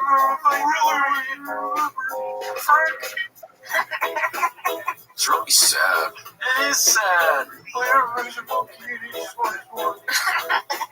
There he is, and he looks weird. Some of those child actors are really cute as kids, but then they look weird as they're older. He lives in Austin. Him and Elijah's blood. Does he really? Yeah, where are we gonna get his ass one here? We gotta get Elijah one. Elijah, if you have you don't, you're not watching Elijah, $1,000. Somebody knows Elijah Wood and can get in communication. Tell him to get in communication with us, please. If somebody's like a really good friend of Elijah Wood and happens to watch this or something, like some bloody or something. Oh my god, that's her, Ren, Chrissy Carlson. So maybe if Grant asks her to ask Elijah. To Elijah. Yeah. And her dad created Frankie. Yes. Frankie, oh my god, we're so close. Any given moment, you're 3 degrees away from Frankie Muniz. And I think we really are right now, which is the weirdest thing that I think about. She knows Elijah. Elijah's little brother went to summer camp with Cody Banks. Cody Banks, yes. The real Cody Banks. Right. The real Cody Banks. No. Best friends with Frankie Muniz. Gosh, we are going to get them all on a podcast. Wait a second. I know somebody who might do Amanda Bynes' nails who was in that fire. Don't freaking get my hopes up. We are not, there's no way in heck. Paul Giamatti. Oh gosh. That's who does her nails. Paul Giamatti does her nails. That's all I know him as. After the holdovers, he's so rough. Remember when they died in blue? Yeah. How could I forget? He's still blue. Isn't he? I didn't know it was permanent. It's always number 2 or 3 on those tragic Hollywood accident lists. It's Christopher Reeves falling off the firecracker horse. Yeah, Paul Giamatti being turned blue for life. And the Tin Man. And the Tin Man swallowing all those chemicals because he was covered in asbestos. Always died, what, at 20 in his 20s or something like that? 26, Tin poison. Gosh, tin poison. Don't eat metal, people. If anybody ever tells you to eat metal shavings or anything, they're not good. First off, don't eat them. Yeah. It's not funny. And no matter, even if it is a prank, it's not funny. No, it hurts you. Well, Casey, it was a fun in-house experience today. Yeah, we kept it in-house. Grant, I want that to be the name of the episode, keeping it in-house. Yes. In-house. Oh my gosh, now we can be direct. We can tell directly to Grant what the episode. Oh my gosh. Smile for the thumbnail. Use that one, Grant. Perfect. We're keeping this really streamlined and oh my gosh, love that. Yeah, as long as we're keeping it the family GG, I'm definitely Well, Casey, do you have shows coming up? Yes, I do. I got a bunch of shows in the month of July, and on the 14th I'm in Fort Worth. Then I'll be at the Irvine Improv on the 21st. The next day, Hollywood Improv. The next day, Hollywood Improv. 2 days, Indianapolis, then St. Louis. Love that. See, Casey, I'm in Vancouver and Miami. Ooh. Wear your SPF. Yeah, I gotta wear my sunscreen. Alrighty. Well, that was fun. That was it. So funny, so fun. Bye. Bye. Thanks for joining us for this week's episode of The William Montgomery Show. Send your questions, artwork, and manifestos to thewilliammontgomeryshow@gmail.com.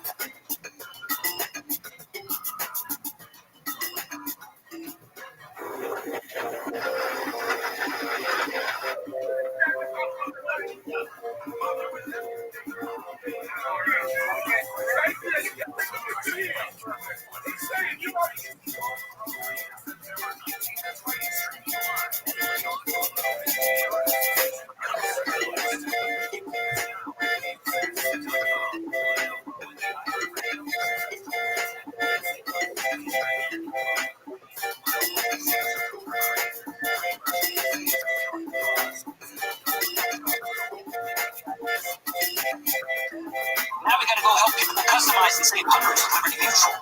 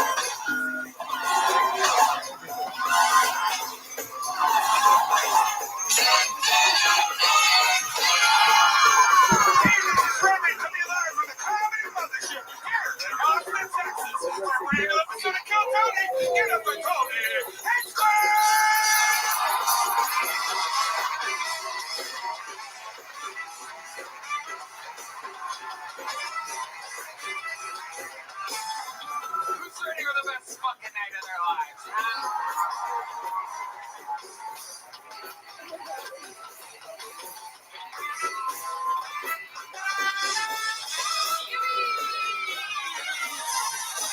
Brian Redman, ladies and gentlemen.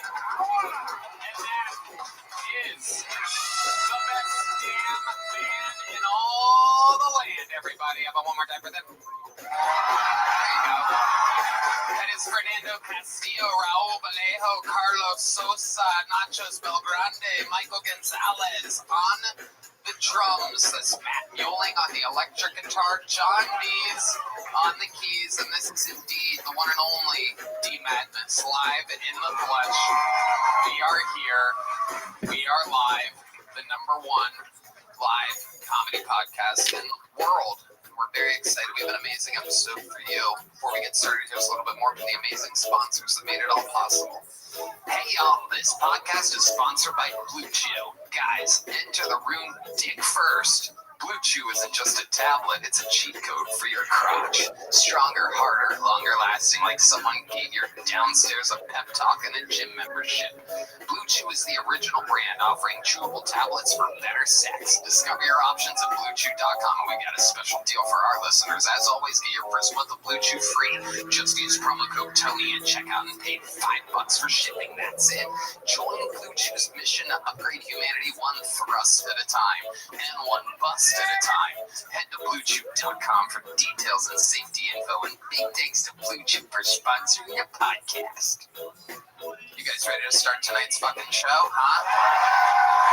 Every single week, I have two of the funniest comedians in the world on this show. This is a special one because not only are these two of the greats, not only are these two guys up for Guest of the Year right now, but it's also two of the younger bucks that fucking just moved here from the East Coast. Ladies and gentlemen, two of the greats. Make some noise for the great Joe DeRosa and Tim Butterly. It's just so amazing. Oh, yeah. Joe DeRosa trick on his way out. Absolutely perfect. Millions of people saw it. Millions of people saw you trip. You tripped. You could have done anything and you tripped. The second you came out, you son of a bitch. You're torch. The internet's laughing at you right now. That was never there before. How did you add that set? That is true. There is a little lift there that wasn't there before. Why is there a lift there? Well, we have a brand new custom table and it comes all in one giant. This whole thing's a part of it. It's a chunk. Well, you're all zipped up for 98. Oh, my friend, I got news for you. Look at that. 70 degrees. Flat 54% humidity, 70.7. Because I knew you were going to talk shit about this light windbreaker being fucking zipped up. Light windbreaker? Why do you have it zipped above your Adam's apple? Right? I like it like that. I like it like that. That's how I like it. I protect my neck. I don't see these little holes that you have there. Those are purple. Whose neck am I? Joe DeRosa's neck. Make some noise for the great Tim Butterly is here, everybody. The newest president of Austin, Texas, fresh this week. Did you guys see how smoothly I walked out here? Yes, not a single trip, no rolls in his neck, looking beautiful. Making it look easy. That's right. Tim Butterly has the Tim Butterly Show on YouTube at Metal Girl Solid. He's on social media at Tim Butterly. Joe DeRosa has a brand new special, July 21st. Joe DeRosa Comedy on YouTube. You guys have both been guests on the show. You know how it works. For those of you that might not know, perhaps you're an innocent girlfriend dragged here tonight by your podcast-loving boyfriend. You just hear us in the background and you don't know what he's laughing at every Monday at 8 p.m. Well, over 200 human beings signed up for the chance to be on this show. They're stacked all together next door at a dingy bar, hoping that we pull their name out. If I pull their name out, they get 60 seconds uninterrupted. You know their time is up and you hear the sound of a kitten. That means they have to wrap it up then, or else they bring out the angry West Hollywood bear, which interrupts their set. And then I conduct an interview. We find out more about them, what they could be talking about, what is interesting about their lives. The entire thing is improvised. Anything can happen. Are you guys ready to start tonight's fucking show? Hello, fellow students of Jewish history. It's pretty. I'm going to tell you, you're a pretty polite audience. The show's a little more rock and roll than that. Are you guys ready to start tonight's fucking show? That's what we expect throughout the episode. So you guys need to order a shot of tequila or something. Fucking do it now. Let loose. You're in the middle of Texas at the #1 comedy show in the world. We shall start it with a golden ticket winner, everybody. We're going to get that other bucket pool wrangled from next door, and while we do, we have a man standing right behind that curtain.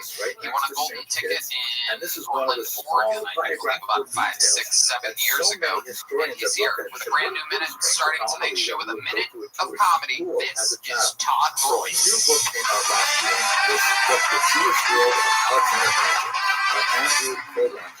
Is actually quite What's going on, Austin? So I want to walk you I don't know if this is weird. When I was 13 years old, my stepdad taught me how to masturbate. And I give him credit because at that age, all of my friends were being taught the birds and the bees. But Dale looked at me and was like, Todd's going to have to learn how to take care of himself. How he looks at the twisted and convoluted ways in which previous biographers have attempted So he called me into his room and showed me how to jerk off on a banana with a banana, his banana, his dick. He jerked off in front of me. And here's the weird part. This is what has always stuck out in my memory is that he wasn't even erect at all, which hurt, you know? Like, well, look, I just feel like if you're going to sexually assault a child, you should be on your A game, you know? Like, slope it up a little bit, smack it around, or whatever you got to do. Plus, who can't get hard with these tits? And I was young; they were perky. You know what I mean? Like. So first of all, legally, does Jewish law consider one more. So when he finished, he told me he didn't finish. He wasn't like, watch this is the best part. But when he was done, he told me, whatever you please don't tell your mom about this. Jewish law I immediately told my mom about this. And, well, look, I'm sorry, I know stitches get stitches, but if you show me your cock, I'm going to talk. Either your mother was Jewish, or you converted to Judaism. Okay, everything else, like welcome. Is that true? Did you get molested? That's secondary. That's true, yeah. Wow, yeah, that is incredible. This is starting to make more sense now. Yeah. What, were you molested by the Burger King or something? Who was this exactly? What makes you want to eat obsessively after being molested? I get hard every time I see a clown with some cheeseburgers, so cheese is red, man. Thirdly, Again, look at Red Band right now. Look at Red Band representing Palm Springs. Look at this. And then you're making fun of me. That's, do you realize how fucked up that is? Red Band didn't say anything. No, he was the time. Oh, you're right. You did make fun of him. Jesus, the weight is. What the fuck are you talking about? The weight as a red band. So let's get back to this molestation thing. Tried to fucking segue into Red Band's fat jokes, which doesn't really work. That's like me calling Joe DeRosa gay. Like, I'm gayer than Joe DeRosa. That's true. You calling Red Band fat really doesn't work at all, even though when you're not here, he is more morbidly obese. Right. But you, my friend, I mean, you have hours to live, so I want to get this interview. I want to get to it here. This is absolutely incredible, Todd. Oh, wow, okay, you go right the fuck ahead, Todd. Do whatever the fuck you want. Welcome to Kill Todd, everybody. Brought to you by Carbohydrates. Jesus fucking Christ. Good Lord. You're right, go ahead. You're goddamn right. Son of a fucking bitch. I want to talk about you getting molested. Okay. The world wants to know. So take us through. Who was it exactly? It was my third stepdad. Your third stepdad? Wow. Listen, I know steps are rough for you, but stepdads, that's incredible. Holy shit. I've had more dads than I've had girlfriends. Okay, let's just stick with the interview, Todd. This whole fucking riffing thing in between everything really isn't cutting it for me. So let's talk for a second, because I need to gather information on this. It's your third stepdad. So what's wrong with your mom? What is going on there? How many stepdads have you had? 5. Jesus Christ, she married all these guys? Well, yeah, that's how they became my stepdad. Yeah, but that's crazy. Does she know you don't have to marry every fucking guy that throws it in her fucking dilapidated? I want you to hear dilapidated vagina. I need to make sure you hear me talking about your mother's vagina very clearly. That makes no sense there whatsoever. I'm just being fucking bombarded from every angle from fat guys. That marriage also died. Johan Levine was not out. So, your third stepdad, and what exactly does he do to you? Did he really use a banana? No, that was the he actually showed me with his dick. He pulled his pants down and showed me how to masturbate. And he was just doing it to himself. He was, yeah. But then he did, when you show someone how to do something, you want to make sure they learn. So he had me show him that you do it. So you did it. How old were you? 13. Once Rachel converted to Judaism, that was the first time you masturbated? That was the first time I masturbated. Pretty late. 13's kind of late, right? What about 11, 12? Well, I've been humping the floor for a while.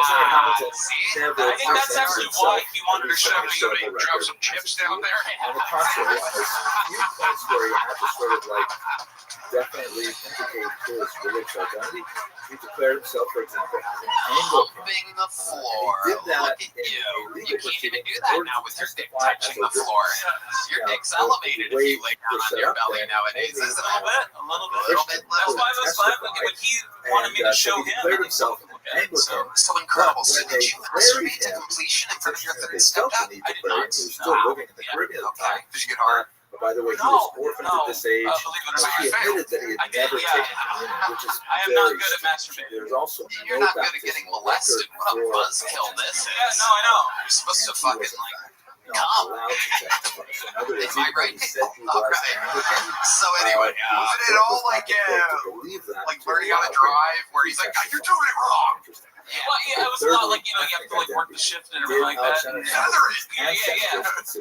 No, it was, there was a couple times where he was like giving me instructions. No, not like this, like this. Just, this feels very awkward. This feels like a really weird meeting. This is welcome to Kill Tony.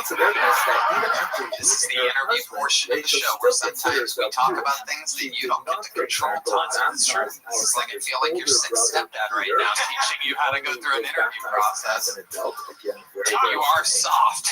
And so there's every indication to suggest that I thought the material was excellent. I actually thought, thirdly, because it actually did happen, I think you have to figure out a way to make the audience realize, like, no, you're telling the truth. Because when you switched into the real, like, I thought you were just going for shock value. I was like, none of this part obviously she considered him deserving of the whole thing was fucking great. I think you just have to figure out how to push that second part into the audience, believing like, oh no, he's really like, this is real. He's opening up about this, but making it fun. Schools that have non-Jewish students I will say, the confused sweating is getting you halfway there.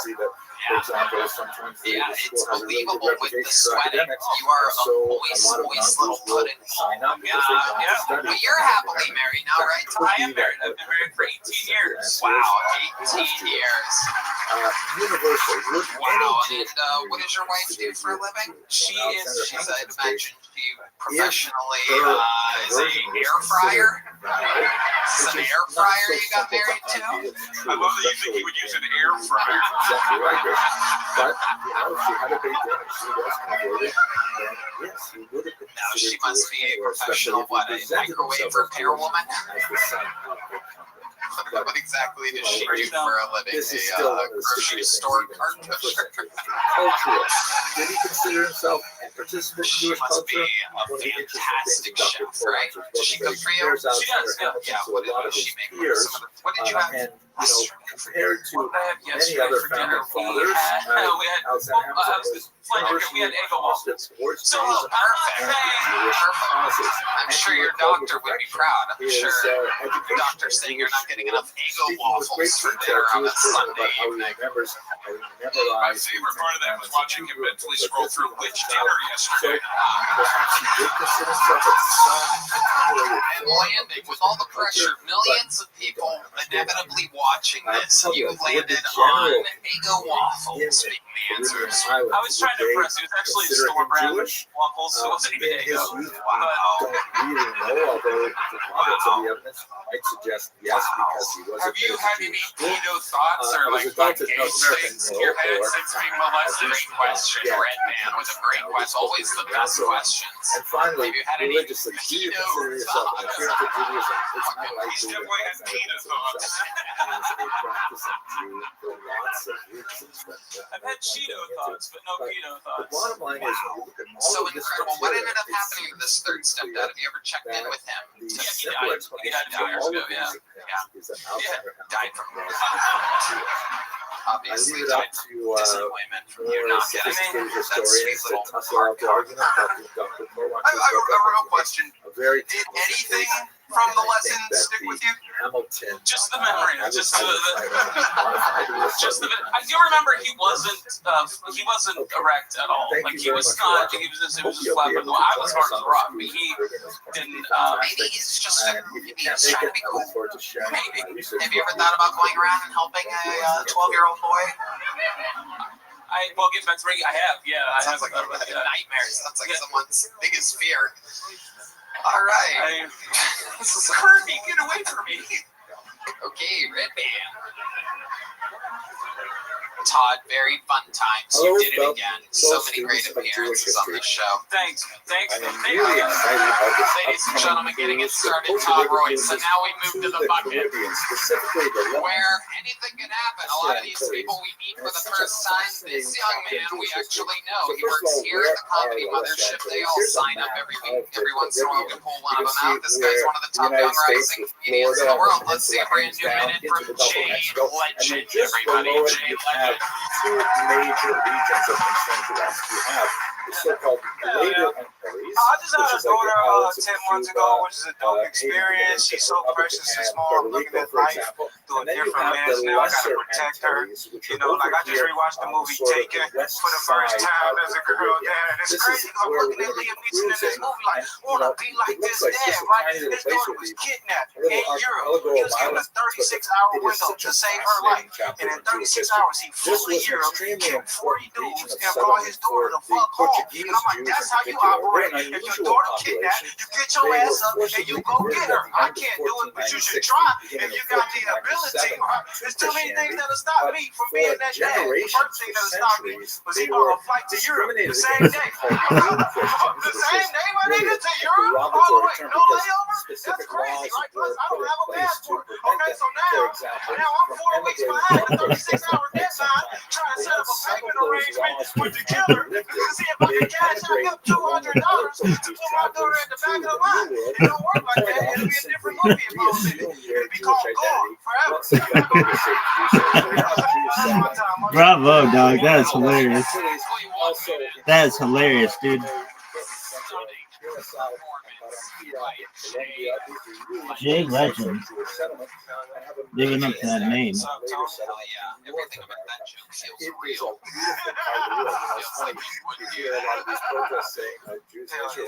Absolutely. Well, Marcus, Jay, remind us how long you've known stand up? Why don't they say, 6 years. go back to the lesser Antilles? I mean, we spent a lot of time there as well. Okay. One of the most Started in fascinating little Florida. You've details seen of the the Jewish civilization that developed in the Caribbean is this unusual preoccupation with creating sand floors in their synagogue. Here's a picture of the sand floor in Curacao. You can see So, the Jay, email how's life there now? where How long the have you lived Torah in scroll us? is read and the So, sand is on the floor. going on like a Here's year one and a half from I've the been U.S. here. Virgin It's Islands. great. Not only The do whole they first year have I moved out predilection here for sand without floors, my it kids. appears They're that they back like home in Florida. Pepsi Cola as well, Son a and a daughter. product And placement. So I was wondering, came what out here. is They the live in deal with Florida? these No, they sand moved here. floors? They live with me now. There's no Okay. source for it. Got to It's move out Talmud, here. Perfect. Are you still with me, Shulchan baby Aruch, or mama? any of the No, great so you works have of your Jewish kids just to halakha. yourself. It appears that there are Okay. 3 She's or here 4 too, so you separate guys reasons that are compare. accused. One Right. is kind of Compare. prosaic, that And it what does seems she like do? a good Does she way of pay nails? No, I controlling just pay all the snakes. bills. She works at the DMV. I don't I know. pay everything, and she just watches the kids. She just watches the Yeah, I kids. understand they feel at Easy home living. there. Brad Bennett's Another freaking more out over poetic there. reason is the idea that, So she since just these watches were the kids, and originally you're able to support crypto-Jewish yourself, communities would her have behind and their the identity, kids. Yeah, it yeah. would be Comedian, like a bunch of quieter to comedians. walk Yeah, yeah. around How on do you the do sand, it? and people Explain wouldn't to know these people how how many you pull people it off, were Jay in the Legend. synagogue. Who It's are not you really stretched to me, stealing but money from? another one, this one I find most beautiful, is the Nobody, idea man. I that just as not work. I long work as the here as a Jews are tour guide. standing I on get whatever work I sand get from here. I'm outside on of the the land of road. Israel, Gave a little it's kiss off that each they're him still sometimes, so that walking pays through a the lot of money. desert I'm on the on road. their way And I to just the land of Israel. Trying That's to a very support beautiful, children. poetic sense of why That's what the it's called. sand It starts next year. When Kosher it River starts. Cruise is specifically going to focus on the lesser What am I Antilles. doing And wrong with here's my a money? look at our I'm single. itinerary. I have We're nothing. going to land And at every month I'm Saint-Martin, terrified and of being that broke. is an And then I'll meet a island that waitress is who's like, I divided have 6 between kids. the I'm like, I don't Dutch understand and how the it's French. possible. And Well, we're they're going not to tripping go when from they there walk to out. Anguilla, which is a British island, How and then many we're video going to games come am I back and buying? cruise to Gustavia. By the way, this was like a massive It's hard. colonial region. Places were It's hard. I claimed can't by like the do what I Dutch, want at by all. the But French, by the British, even by the Swedes and the none Latvians. of it hurts. So these are the consequences. Some of These these are the regions are now sovereign states, others are still There's controlled probably by some money their in making a European black version of Taken colonizers. Yeah. and calling it Took. You guys have a good night. Yeah. It's a movie about you and wallets. I thought it was like a slavery thing, but cool. Oh, well, it plays both ways. Look, already happened. That guy, Todd, he's got a movie coming out. It's called Bacon.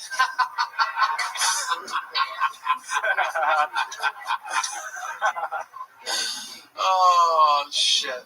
So, Jay, tell us, what's something crazy that you do for fun when you're getting away from the kids and the baby mama and everything? What's something other than stand-up comedy? What do you do for, like, a little release? You have any? I don't know. One time I did some mushrooms. I wrote a song. That was fun. Wow. Yeah. You, like, wrote the lyrics to a song? Hell yeah, bro.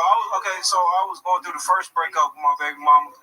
We were moving out of the apartment, and she just, like, took the kids and moved in with her mom and left me in the house. And I did mushrooms out after an open mic. And I came home and I couldn't sleep at like 2 in the morning. So I wrote a song. That was fun. How does the song go? Do you remember it? Yeah. Come on, tell us. How many of you want to hear Jay's song? Jay Legend, making his musical debut here live at the Mothership in front of millions of people. That's crazy. And here All right, so we go. So she left me. I was single at the time. I was hurt. So these are the lyrics. The song is called Bags and Boxes. It's called Bags and Boxes. Yeah, Okay. that's all she left me. Oh, she packed bags and boxes. All right, cool. All right, here we go. So, okay, bags and boxes coming up. I'm not gonna do it. You left me alone and afraid, and you left me here to deal with this pain, and you left me with a pictureless frame, and all I have to my name are the bags and boxes you left me. Here to do this alone, and you left me. And what I thought was my home, and you left me and everything is all gone, and all I have to my name. I love it. It's better than a modern day Will Smith, that's for sure. Bags and boxes. So I was broke as fuck. I didn't have nothing but bags and boxes and some mushrooms. So I love it. Those are some good mushrooms. This song when you heard those are great mushrooms because that song fucking sucks, dude. Honestly, you left me. Tony, don't make fun of my hurt, man. Oh, that's adorable. Jay, great stuff, fun times, Red Band. I'm gonna have you on the Secret Show Thursday. Hell yeah, I'll be there. Appreciate you, dog. You already have a big joke book, right? Yep. Jay Legend. And back to the bucket we go, everybody. Hey, y'all. This podcast is sponsored by Blue Chew. Guys, enter the room dick first. Blue Chew isn't just a tablet, it's a cheat code for your crotch. Stronger, harder, longer lasting, like someone gave your downstairs a pep talk and a gym membership. Blue Chew is the original brand offering chewable tablets for better sex. And here is my senior sex correspondent. Hey, Tony, I'm a big throbbing fan of Blue Chew. This ain't a supplement, it's an erection, a resurrection. Wow, and it's looking juicy down there, Red Band. Guys, this isn't just about performance, this is about legacy, or third legacy. Give her group chat something to talk about. You know, when you lay it down, they're talking about how it gets up. Nothing makes you more of a legend than a little Blue Chew. Discover your options at BlueChew.com. We got a special deal for our listeners. As always, get your first month of Blue Chew free. Just use promo code Tony at checkout and pay $5 for shipping. That's it. Join Blue Chew's mission to upgrade humanity one thrust at a time and one bust at a time. Head to BlueChew.com for details and safety info. And big thanks to Blue Chew for sponsoring the podcast. Oh, hello. This podcast is sponsored by Nicked. It's time to tell you about our friends at Nicked. These are our favorite nicotine pouches by far. If you haven't made the switch to Nicked pouches yet, now is the time.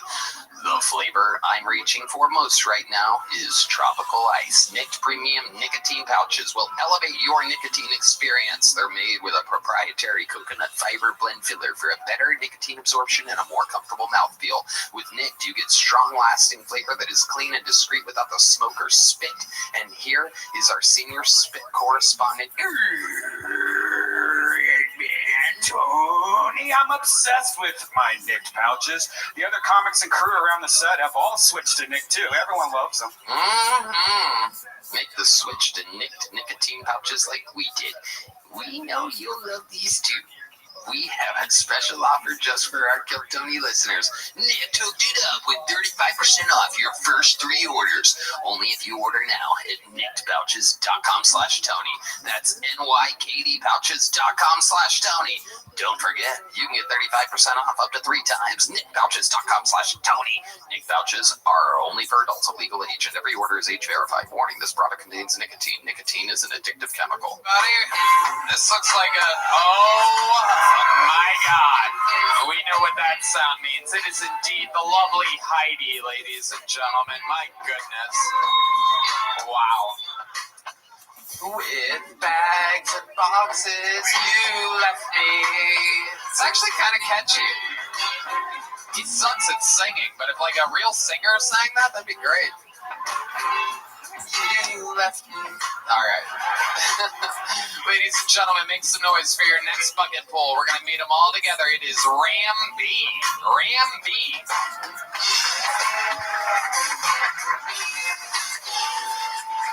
Hello.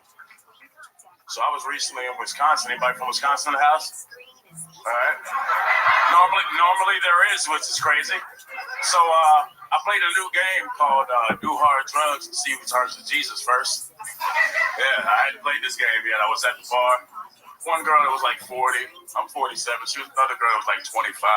We go back to the apartment. We hanging out. They doing lines and shit. Talking about, oh yeah, you should see my Whiteville that I go to church in. Oh my God, you go to St. Bernard's? I go to St. Oh my God, Augustine. We should go together. And I'm like, you know what? I think Ram B just won the drink game of See Who Turns to Jesus First. I just did a little bit. They was doing rails and went all the way, you know? Yeah. My daughter said she saw Jesus at her bedside once, and I thought it was a Mexican dude named Jesus and his protective father. I was ready to throw hands, I was ready to go for it. Then I realized I had to ask, hey, you got to ask Jesus a question. I don't know how you're here because I definitely pulled out, Thank you, appreciate it. All right, Ram B. I'm still thinking about the song you just sang for us a second ago.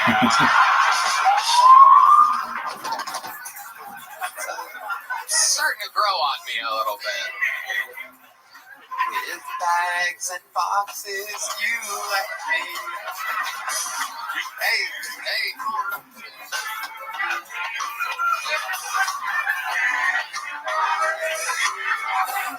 This show is out of control, ladies and gentlemen. I'm kidding. It's a different guy, everybody. It's a different guy. That's a new one. I'm going to have to download that one. Yeah. The funny thing is I do rap and sing, which is hilarious to me because I wasn't expecting that standing back there. I have no idea what you just said. Ram B, how long have you been doing stand-up comedy? Since 2021, so 4 years about. Yeah. Since 20 what? 2021, so about 4 years. Okay, 4 years. What do you do for work? I used to do a lot of physical jobs like machining and stuff like that, but now I'm actually doing like phone customer service. Phone customer service? Yeah. You do that from home or you do that from like an office? I just started, so it'll be an office, Okay. Yeah. All right. Real cool. Yeah. Okay. And what was the job that you had right before? How long have you been doing that? I'm like a weekend. A weekend? Yeah, I just started. I'm in training. You know what I'm saying? Right. I got it. So what was the job you were doing right before that? I was moving people's apartments, like moving. Oh, yeah. shit. Yeah. Damn, that's I know you looked at me like you don't look like you can lift a couch. No, that's it. Yeah, I know. No, it was too backbreaking, and I got a bad back, so I said I'm done with that. Right. Yeah. Right. Yeah. Okay, Ram B, what's your love life like? I am single.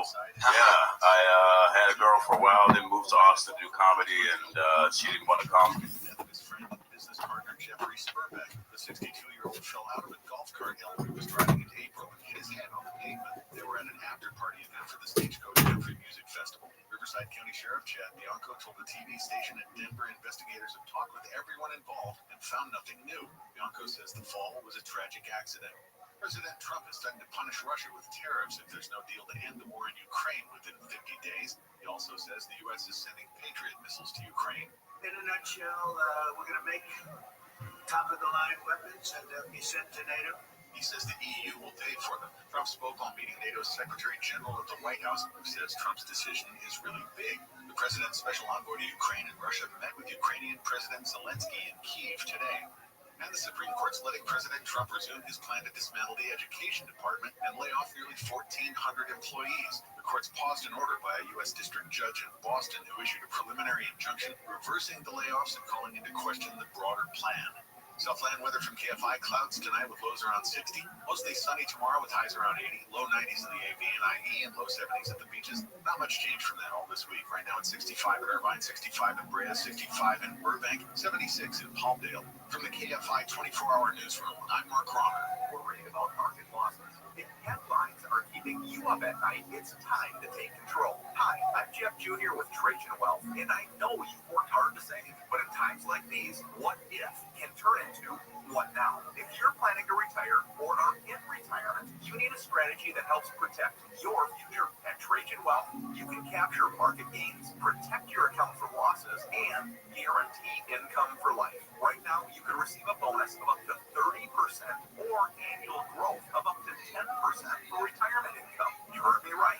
An upfront bonus of up to 30% or annual growth of up to 10%, all guaranteed to boost your lifetime income in retirement. Don't leave your future to chance. Plan with confidence. Call Trajan today, 310-299-9960. 310-299-9960.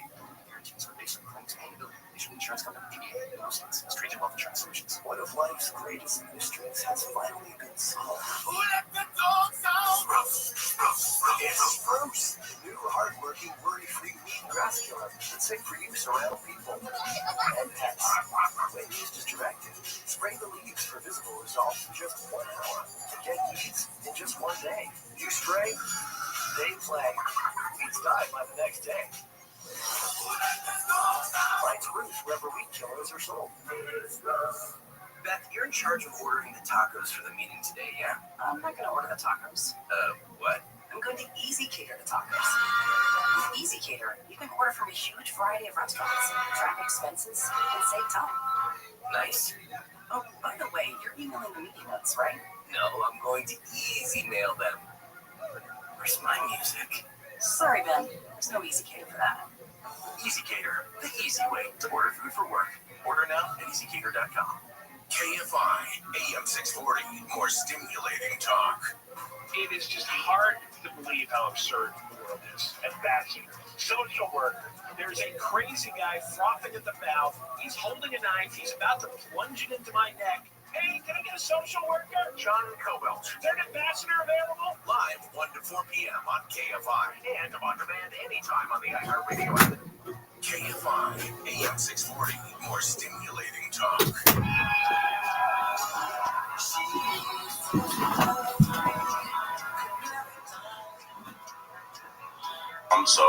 So she's up in Wisconsin? Yeah, and that's no longer a thing. We don't talk. So How long's it been since you talked? February? February. Yeah. You miss her? Honestly, yeah. But not enough to care right now. You know what I mean? I'm gonna kill Tony. I'm not thinking about that. You know what I'm saying? Right? You know, I got bigger fish to fry. You feel me? Bags and boxes. Bags and boxes. Bags and boxes. Hell yeah, Ram B's getting into it. All right. Boxes. Joe DeRosa. I'm not gonna be able to sleep because that fucking song. I'm gonna be in a padded room 6 years from now. Bags and boxes. God damn it. Yes. It is getting catchier by the minute. It turns out if anybody other than Jay Legend singing it makes it a perfect song.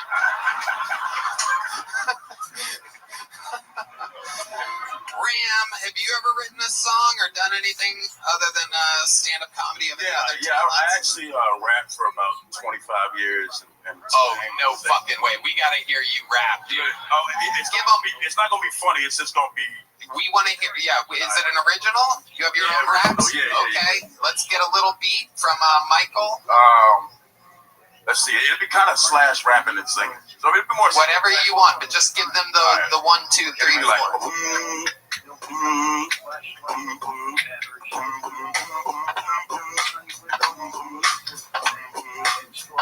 I called my baby. Oh shit. She didn't pick up. I'm sitting in a Forte. I ain't got no pickup. She ripped my heart out. Oh, we got Corey. I'm singing the same song as many before me. But I shoot left me with bags and boxes. You left me. Hey. Bags and boxes. Bags and boxes. Motherfucking bags and boxes. A little joke box. Randy. Oh yeah, we're flying through it here tonight. We're having a good old time. We're fun times, Ram. Come back, sign up again sometime. We're gonna keep it moving. We having fun here tonight, huh? All right. I think you guys all understand what the show is. Anything can happen, and it's completely retarded. All right, your next bucket pull goes by the name of Darren Jones, everybody. 1 minute uninterrupted for Darren Jones. Oh, wow.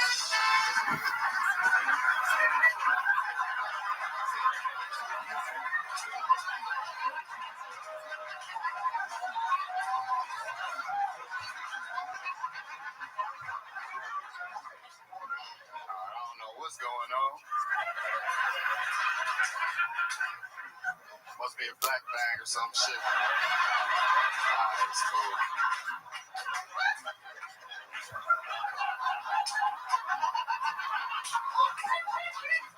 But I heard they put aborted fetuses in some vaccines. That shit tripped me out when I first heard it. I'm like, damn, man, I'm glad I didn't get that shot. Had blended baby in my motherfucking arm, boy. Like the depending on like who got the abortion, you're gonna have the essence of a trauma-filled bitch and an unwedded seed in your motherfucking vein. So the fuck my circadian rhythm up. Nigga wouldn't have been able to get no motherfucking sleep.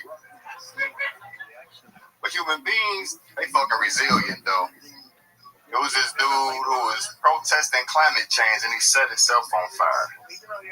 I'm like, damn, what's the people who block the road to do that shit?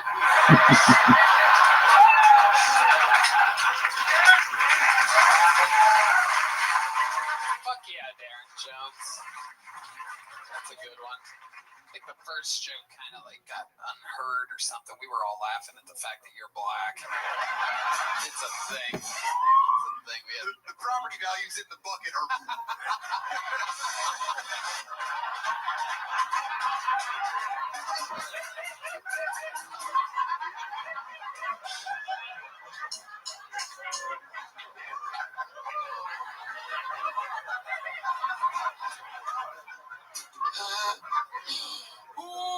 And I rapped the last time I was up here too, and I seen a black guy rapping coming out. I'm like, ah, shit. Yeah. Yep. My favorite thing I've ever seen on this show was when the third Black Dude in Order came out. You reached to the bucket and started feverishly mixing it up, as if that was going to affect it.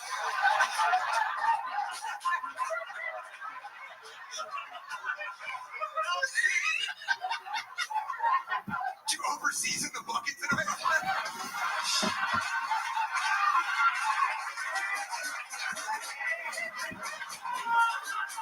Does this bucket say KFC on it somewhere?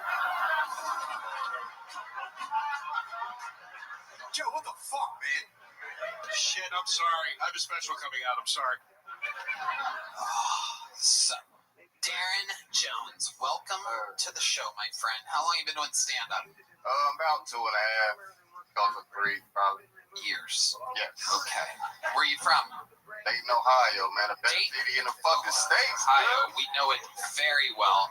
How long have you been in Austin? Since January last year. Since January of last year. What made you move to Austin? Comedy. You wanted to do comedy? Yes, sir. Hell yeah. What made you wait so long to start doing open mics after moving in January of last year? I started right away. You mean January of this year then? Nah, last year. Oh, I see what you're saying. Yeah, I got up Yep. here. So it's like September. Yep. Got it. What do you do for a living? I work in a fencing yard. You work in fencing. Yeah, I manage a fencing yard. A fencing yard. So you're in charge of putting up fences. Yeah, I work shit out them Mexicans. Okay. Oh, I thought he meant like N1 sword fighting. Yeah. Could be. It's amazing. Dude, your comedy I thought it was great, man. And I think like the fact that you're one of the most natural comics I've ever seen. Like you figured out the hard part and the jokes were funny. Like I feel like you got a nice road ahead of you, man. For real. I really appreciate it. Yeah. I just gotta stay more consistent. But if you have a song, have you ever written a song, Darren Jones? I wrote a lot of songs. Wow, what is happening tonight? This is amazing. This is the first time ever where all the bucket pools have been the exact same human being. It's never happened before. Over 700 episodes. Normally people are different sometimes. Sometimes it's people with different stories and lives. But not tonight. Just slightly different hairstyles from the bucket pools. Perhaps there's a weak person. What would we call them? Predator guy. Unbelievable. Now, the more important question is, do you have a song you can sing that we can then hijack and turn into bags and boxes? My friend, you can turn any song into bags and boxes. It's possible to do with anything. So what is a song that it's an original song that you've written? Yeah. Okay. I gotta think of one though, man. Okay, while you think about it, I'm gonna ask you some more questions. What's your love life like? I'm single, man. Single? Yeah. Have you been hooking up with some random girls in Texas? Yeah, I got a couple of So how does that happen? Where do you meet a girl? Where does a guy like Darren Jones meet a girl? I met one at the... I don't remember where I met these hoes. I think I met one actually walking down here somewhere close to this on the street, the campus. Yeah. So on the street, and what do you say to somebody when you meet them? How you doing? Same shit everybody else say to them. Wow. Do you have any special moves in the bedroom that you do to these thick white women that you're saying? Am I right? Are they thick white women that you're having sex with? Nah, I wish. Yeah, I need some big pussy. So you're with black women? One Mexican, one other one Mexican. Oh, they're both Mexican. Yeah. One Mexican, the other one Mexican. One Mexican, the other one.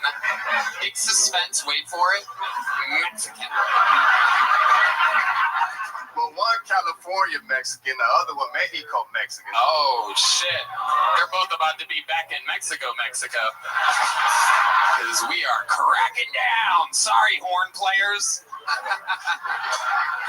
Shit is going down. All right. What is it about Mexican women that you like so much? We ain't got a lot of them in Ohio, man. So shit. You are correct, Ohio. Yeah, it's like, any honest, you don't always want the same flavor, you know what I'm saying? You might like vanilla every time, but shit, I like to switch it up. Dude. My friend, I'm not only a fan of what you're saying, but I'm also a fan of Benihana's. I appreciate the Benihana's explanation there. Even at Benihana's, sometimes steak, sometimes shrimp. I'll catch it. Right from the chef's paddle. Okay, so just me connecting with my new black friend Darren Jones. Darren, what do you think is the blackest thing about you? Shit, probably my mentality, really. Explain what you mean by that. I love that answer. Explain to these white people that drove 45 minutes from their ranches in the country what exactly you mean by black mentality. I know y'all know the word, but y'all don't know it like that. I'm a nigga to the core, man. Oh, I love it. And keep going, Darren. If you're just scratching the surface here, when you say to the core,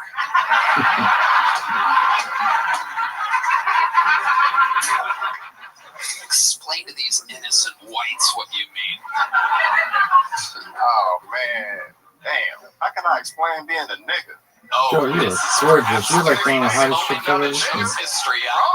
Get out of here. No, don't go to John D. No, John, I'm not letting you take over. I want a pure answer from Darren, and then we'll check in with John D's what he expects Welcome. This is about to be the best TED Talk I've ever heard. Yeah. How are you?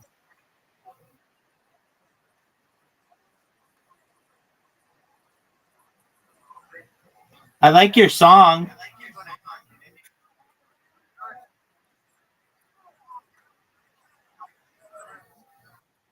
I like your song. Is it on Spotify?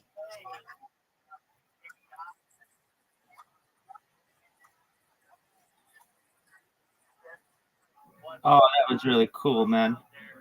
Thanks, Mr. PPPP. I like the song. It went like this. Okay, go ahead. What do you mean by to the core? It just mean I'm black as fuck, man. I wouldn't want to be any other thing. You know what I'm saying? When you think of stereotypical black man, I like watermelon, chicken. Oh, hell yes. I love all that shit. You know what I'm saying? You like sleeping in late? Same here, Doug. I wish I could, but I love it. Yeah, if I could, hell yeah. I'd be late every day if I could too, but shit, I guess I ain't that fucking black. So I'm on time. We're finding out you're not quite as black as you thought you were. Hey man, don't be so hard on yourself. What's your credit score? Yeah, what do we got for a credit score? Like 720. That's really good. Wow. Oh, the crowd goes wild. 720, ladies and gentlemen. Better than Joe DeRosa's. He's got no kids. Welcome. How you living, Pimp? But I do own a ColecoVision.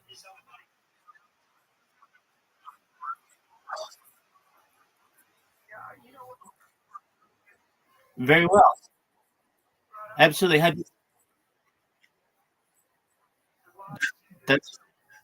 How'd you find out?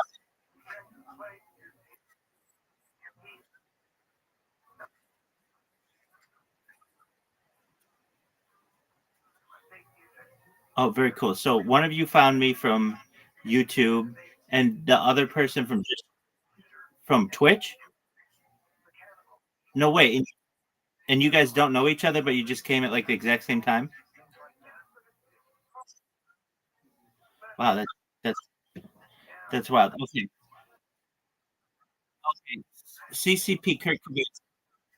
CCP Kurt Cobain, how old are you?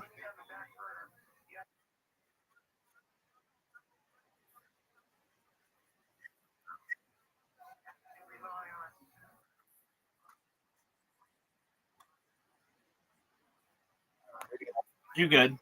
No issue at all. So, Lil Killer, you found out about from Twitch. Okay, great. Do you mind if I tell you about myself? Excellent. I'm Rabbi Rothschild. I stream my life 24 hours a day, 7 days a week, 365 days a year for world peace. I've been doing so since the pandemic, more than 3.5 years. I have more data archived on the internet than any person ever. Little Killer, have you ever seen the television show Big Brother or the movie The Truman Show? Okay, well, no big deal at all. It's just basically someone who's on camera all the time. You can follow my life. Going back to the pandemic, we've seen the death of a queen, the birth of AI, the coronation of a king, and everything in between. I'm live on over 20 YouTube streams simultaneously right now at this moment, and I have created the largest database of human record in global history. Data is Earth's number one resource. In 2018, data overtook petroleum, according to the Economist magazine, as Earth's number one resource.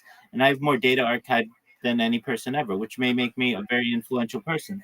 And if that happens, I'm going to make you, Lil Killer, all your friends, your family, very wealthy. And when I mean that, when I say that, I mean it. I mean that I want to make sure that you all become independently wealthy, uh, financially stable if you're not already. I want to make sure that you are able to create generational wealth. And most of all, I want you to be able to start philanthropic organizations and charities of your own. How does that sound?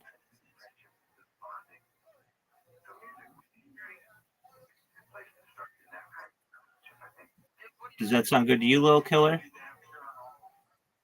Excellent. I talk about things to help the world, things like ending world hunger through the use of technology such as agricultural drones, floating greenhouses, saltwater greenhouses, things like hydroponics, vertical farming, cloud seeding. I talk about ending world thirst. I'm sponsored by a cryptocurrency. It's worth about $100 million. One of the things that we do is we build wells in developing nations such as Nigeria to help the underprivileged. We also, I'm a major advocate for the LifeStraw program and most importantly, desalination technology, where we pump Earth's seawater onto land to make it drinkable.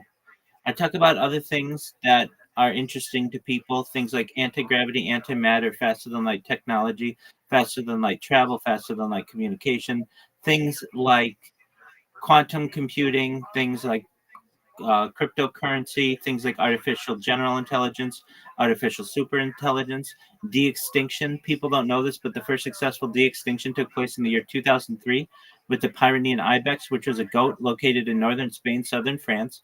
Fast forward to the year 2021, a company out of Dallas, Texas is founded known as Colossal Bioscientific. They've made it their goal that within the next 3 years, or by 2028, to reintroduce the woolly mammoth into the Arctic Circle utilizing Asian elephant surrogates, which I just think is a mind blowing project and goal. They recently made headlines with their dire wolves that they brought to fruition. Joe Rogan has met them. There are 3 dire wolves that exist. Additionally, they want to reintroduce the Tasmanian tiger, followed by the dodo bird, which I think is just a really exciting premise. I talk about things that I think are not just going to help the world, but help you specifically. Things like life extension technology. Lil Killer, when you were born, the average life expectancy for someone like you is probably about age 80.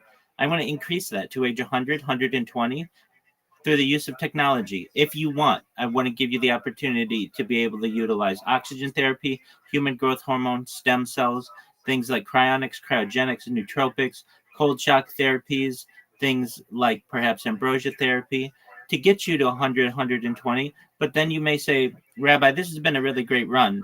I don't want it to end. What's the next plan? And this is with your consent again. There's a type of technology that you may be able to utilize in the near future known as mind uploading technology, where, with your consent, we scan your brain into a computer like a CAT scan or an MRI, knowing where every atom is in your central nervous system and your peripheral nervous system, for later download as an android, an avatar, a cyborg, a cybernetic being, a clone of yourself, a robot, an ethereal being, whatever you want to be. But essentially, what I'm saying to you, little killer, is you may be able to experience digital immortality. What are your thoughts?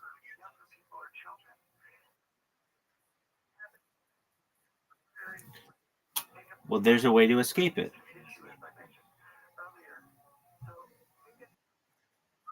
Excellent.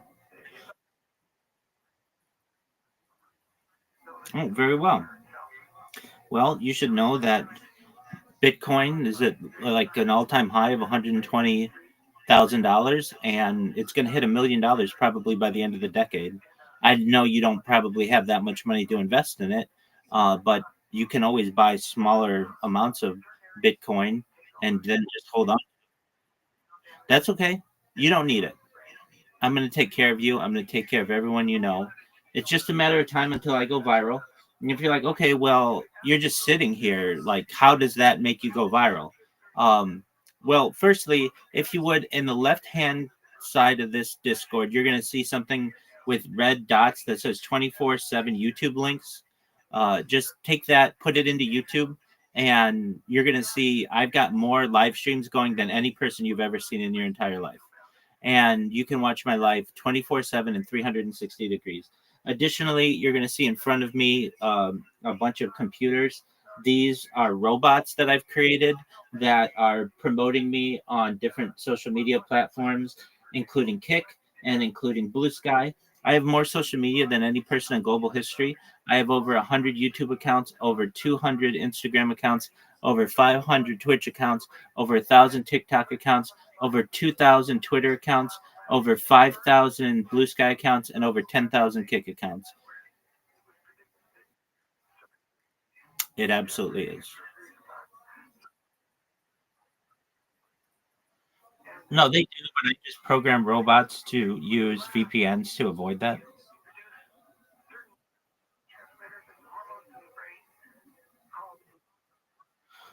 So that's a little about what I do. How about you? What are your hobbies? What are your favorite things to do?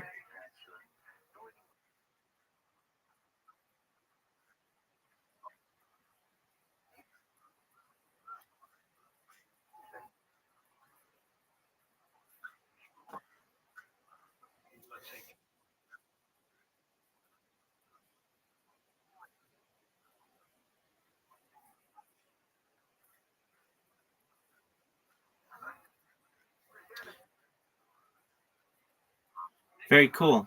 I'm sure you know about spatial sound, right? Okay, very well. I think that's going to be quite interesting in the world of audio technology. And I think I'm sure you're aware probably about 3D sound. 3D sound, instead of being like essentially um, surround sound, the sound comes from more locations and can even like vibrate your body to whatever hertz is necessary in order for you to be put in the correct wavelength for the music. So very long, very similar along the lines of what you're saying. You can do it with bass, basically shake a person, um, vibrate them to a point where they are in a state of mental clarity and well-being and just enjoying whatever art it is that they're to which they're listening. These are some types of advanced sound, but let's learn together. We'll find out some more. Or just one moment. I like to use AI in my discussion, so just one moment. Yoda, can you please give me a breakdown of, like, let's say 50 upcoming futuristic audio developments, things like spatial sound and 3D sound and bass.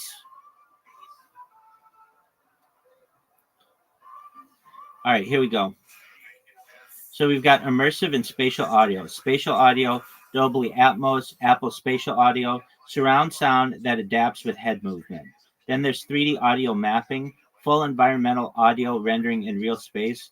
There's head tracked binaural audio, realistic left-right balance based on head position, room-aware audio rendering, system adjusts output based on room acoustics, holographic sound fields, projected sound with location-specified targeting, volumetric audio, layering sound by height, depth, and distance, 360-degree cinematic sound for VR/AR, audio that rotates with your view, wave field synthesis simulates sound sources anywhere in 3D space. Multi-zone 3D audio, different immersive sounds in different room zones. Object-based audio, individual sounds rendered as separate objects in space. Then we have wearable and personal audio tech. AI-driven hearing enhancement earbuds adjust frequencies for your ear's needs. Bone conduction and spatial audio, immersive sound without blocking ears. I've seen this for people who are deaf. They basically can use bone conduction to be able to hear things. In-ear biosensor audio devices tailor sound based on body feedback, heart rate, etc. Adaptive audio glasses, smart glasses with personalized sound zones. Neural audio implants, direct brain audio interface. That's in the long time future. Ultra directional wearable speakers creates a private bubble of sound. Self-adjusting noise cancellation shifts dynamically based on environment. Emotion responsive headphones, audio EQ adapts to mood. Head gesture control for audio, nods, tilts, etc. Change tracks and volume. Personalized HRTF modeling, 3D audio tuned specifically to your ear shape. Then we have AI audio technologies, AI mastering tools, real-time pro-level audio mastering, voice cloning and style transfer, make your voice sound like anyone or anything. AI-powered audio cleanup, remove background noise, clicks and pops automatically. Real-time translation with voice tone replication, hear a different language in the speaker's voice. Emotion-aware audio assistance, audio responses match your mood. Generative ambient soundscapes, music or sounds created in real time. Voice to music AI generation, hum a tune, get full orchestration. AI driven spatial mixing for podcasts and music, auto position voices or instruments in 3D. Interactive voice soundtracks and games, AI audio that reacts to your voice or gameplay. Deepfake sound detection, identify synthetic and altered audio content. Advanced playback and production, haptic bass integration, feel the bass through touch, not just hearing, modular soundbars with upward firing spatial channels, next gen ambisonic microphones, 360 high res sound capture, acoustic holography for sound mixing, visualize sound in 3D while mixing, immersive DAWs, digital audio workstations, 3D spatial mix environments, voice isolation and group calls, automatic focus on the dominant speaker, multi-source ambient noise recreation, simulate real-world locations, tactile feedback audio controllers, sense sound through touch when mixing, AI audio co-producers suggest and build audio arrangements, quantum audio processors, experimental high-efficiency silent signal processing, environmental and ambient audio, context-aware ambient soundscapes, auto-generate based on location or activity, silent sound projection, hypersonic audio, targeted sound to a single person, smart sound masking, adaptive privacy audio in shared spaces, geolocated audio storytelling, audio changes based on where you are, time of day adaptive sound systems, different tones and vibes for morning versus night, weather reactive soundscapes, audio shifts with live weather changes, smell integrated audio experiences, syncing scent and sound multisensory, drone audio systems for outdoor events, sound delivery from flying speakers, interactive museum exhibit audio layers, layered sound per user location, and urban sonic landscaping, city infrastructure with built-in sound modulation. So that's what we're looking at in the near future. Isn't that stuff cool?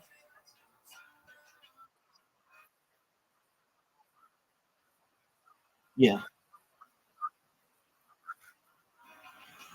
Well, these are certainly fears of futurists, but I feel that I can perhaps, if I want, be able to get at the forefront of this by creating data and archiving it.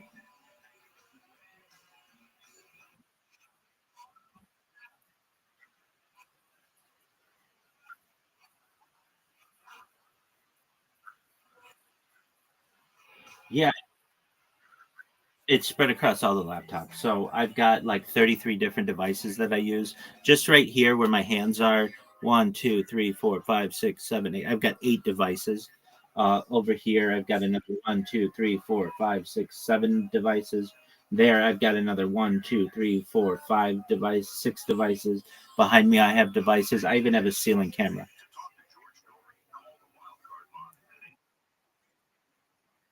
I'm archiving the entire world for more than 3.5 years.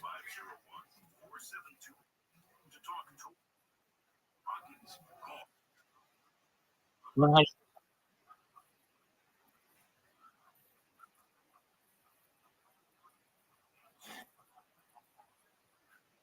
that's correct. So, really, if you don't know anything about it, the best place to learn is Twitter Spaces. Do you know what Twitter is? Okay, so Twitter is a microblogging platform, but it also has an audio and video function as well that allow people to be in group calls. And so you can get group calls of thousands of people and they discuss cryptocurrency. And so that's where you can find out about new cryptocurrencies and cutting edge technologies. So if I were you and I was interested in getting into crypto, I would download Twitter and I would get into Twitter spaces that are cryptocurrency based. You can find out the topics of these. There's like a section where you can say what your interests are, and then or in what your interests are, and then um, you would need a crypto wallet. So what's a crypto wallet? It's something that you download generally like on your phone. MetaMask is one. Uniswap is one. Those are two of the big ones. Coinbase is one. You download one of these, and then what you're going to do, it takes maybe like 10 minutes to do. It's not super fast to do, but like you can't do it in a minute, but you can do it in about 10 minutes. They're going to give you a password, and that password is very important. You never want to share it with anybody or they can drain your wallet. And you're going to write down, it's called your crypto key. Basically, it'll give you like 20 words or so. Words like dog, cat, olive, tree, bread, just like random words. And instead of you choosing your password like you normally would, like I don't know, password 123, which is really easy to hack, your your your key is much more difficult to hack. And then you write this down and you keep it in a safe place. And then and again, like if you don't remember anything that I say, remember for the rest of your life, don't give anybody your crypto key, your wallet key, because if you do, then they can drain your account. And they can, when you get a really big wallet, that means they can drain your account for hundreds of thousands or millions of dollars. You don't want anybody to be able to do that.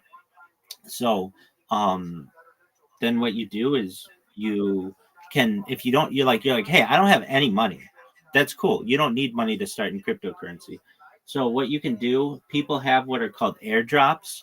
And so let's say I'm launching a cryptocurrency. It's in my best interest to have as many holders of the cryptocurrency as possible. It makes it stronger. So sometimes what I will do as a developer of a cryptocurrency or a founder, I will say, we're going to have an airdrop this week. All you have to do is basically like go to our website and you can get they'll have the instructions there. And then you'll get a little bit of our cryptocurrency for free, not having to do anything. What do I get out of it as the founder of the crypto? I get another holder. What do you get out of it? You get a little bit of my cryptocurrency, but sometimes that cryptocurrency can be worth hundreds of dollars in a few months.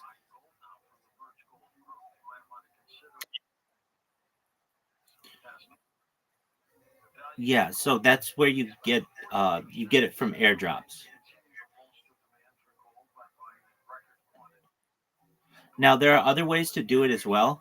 There are things called crypto fountains. If you're interested in that, they exist. So basically, what you do is you go to a crypto fountain online. You can Google these things, but what you're going to want to do is click. It's basically like if you click this web page once an hour, you'll get free cryptocurrency. You can get free Bitcoin.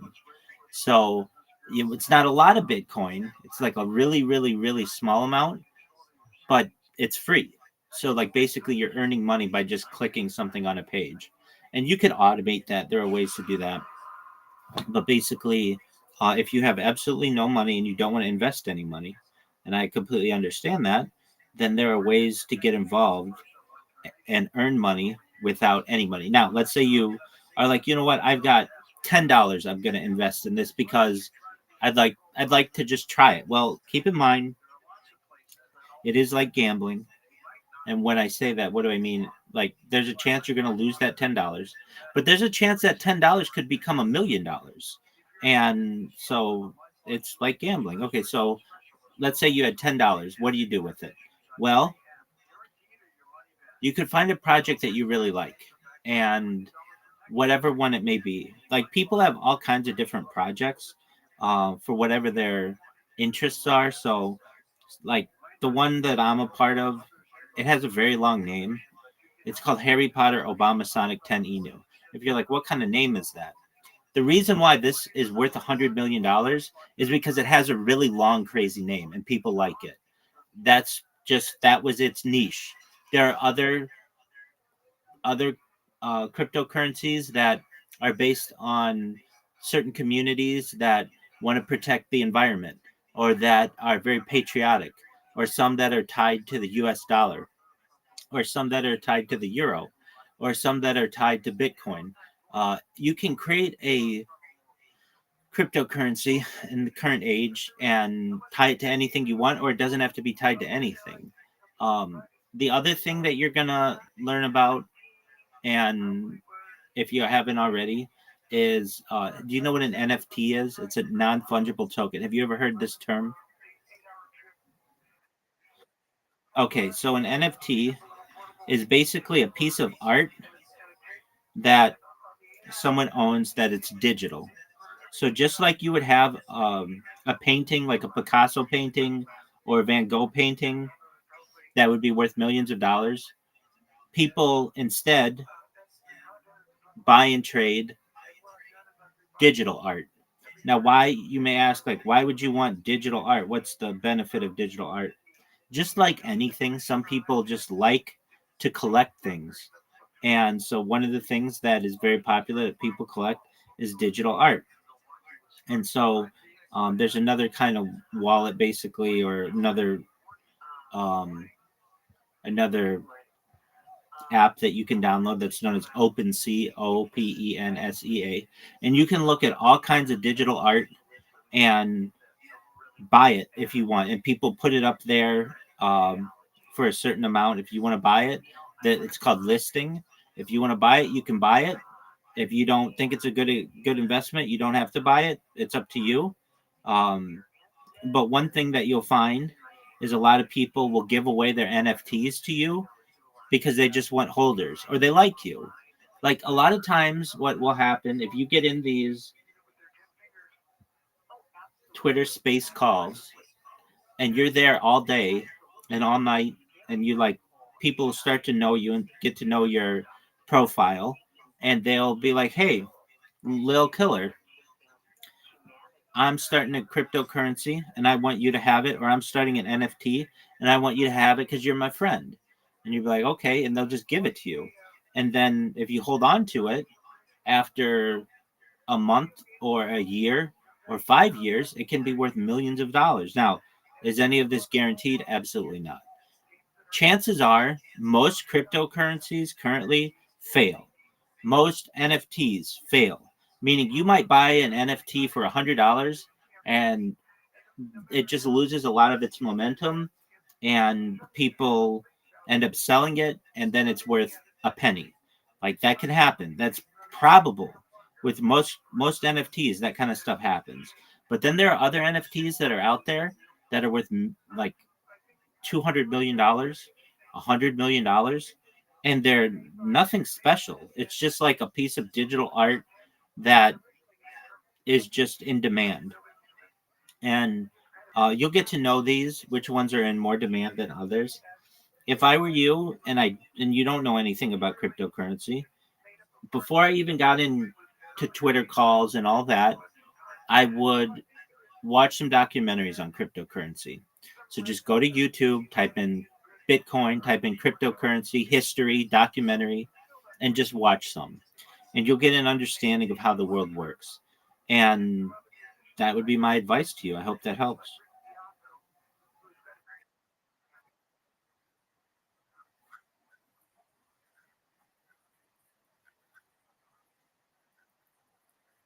Yeah, I think we're going to see a mass decriminalization perhaps in the future. So, I mean, fentanyl already is it's a scheduled two drug, I believe. Um, so, I mean, it's legal to possess with a prescription. It's used quite often for people who have pain issues or who are recovering from a surgery. So, from that aspect, it's very common. Um, we've already seen marijuana move from Schedule 1, which is the most serious, to like Schedule 3 now under the Biden administration. So I'm not saying that you still can't get in trouble for it, but it's been legalized in many states as well, recreationally. In terms of cocaine, still has been seen as a very addictive substance, but some places are moving to decriminalize stronger types of drugs and also to make the laws fairer.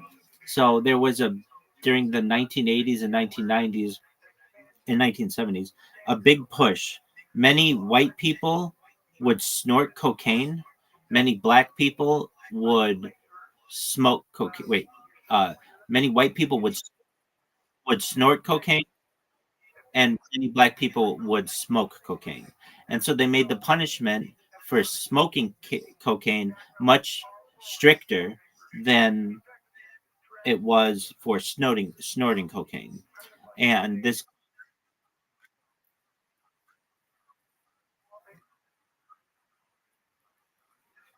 that's exactly right. That's exactly right. But, but it's still cocaine. The charges you're going to face are still for cocaine.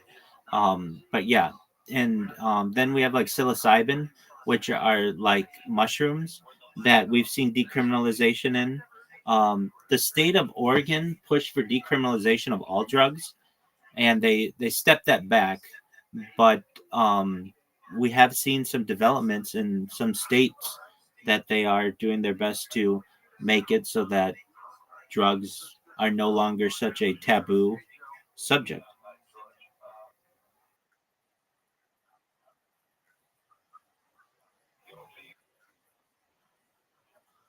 Well, so decriminalization is different than legalization.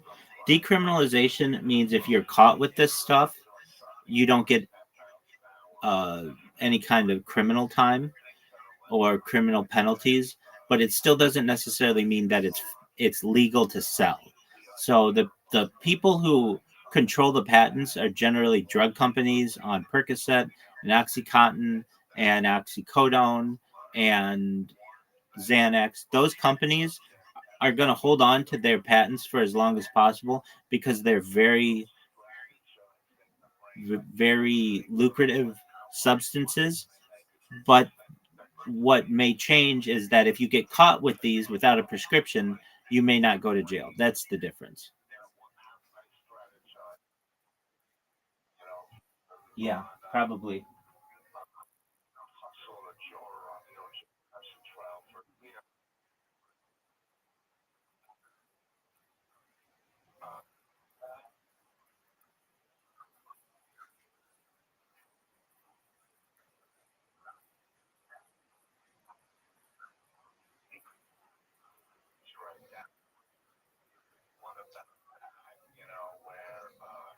I'm in agreement with you on that. A lot of states, or at least jurisdictions, have really harsh penalties for drug dealers, and I think that's unfair. Um, yeah, no, definitely. So if you are selling, let's just say, cocaine, and you may or may not know it's laced with something, with fentanyl or something. You don't know. You're not a chemist. You've got a little pile of cocaine. You don't know all the stuff that's in it, and you don't have access. You just bought it from your dealer, who bought it from their dealer, who bought it from their dealer. But then you give it to somebody and that person overdoses. Well, then the police come after you, and they don't just come after you for drug dealing. They come after you for murder. And I think that's unfair.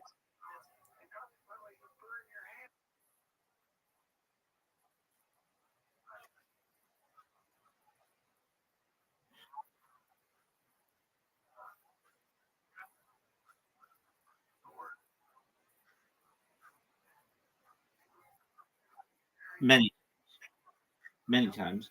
And I have a friend of mine, a very wealthy individual. He was in Las Vegas and got in with the wrong crowd, got in with a hooker. And now this man was very wealthy, multi-million-dollar person, has houses all over California and all kinds of cars, has car collections. And he liked cocaine. And he asked the hooker to get him some cocaine. She called up some people and they got cocaine. It was laced with fentanyl and it killed him. And the three people who were involved are now facing murder charges. I don't think they should face murder charges. They didn't know. They didn't have access to the chemicals that were used to cut this stuff.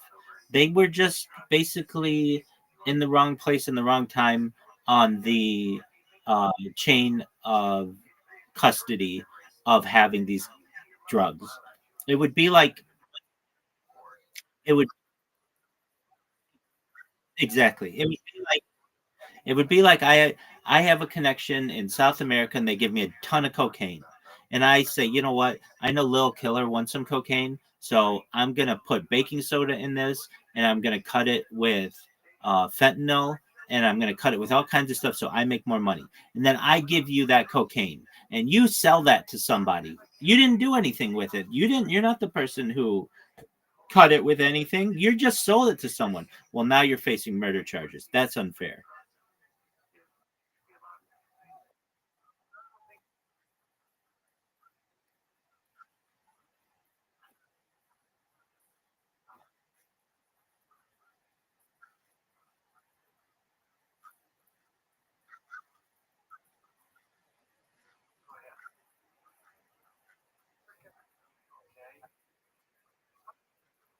I don't think it is either.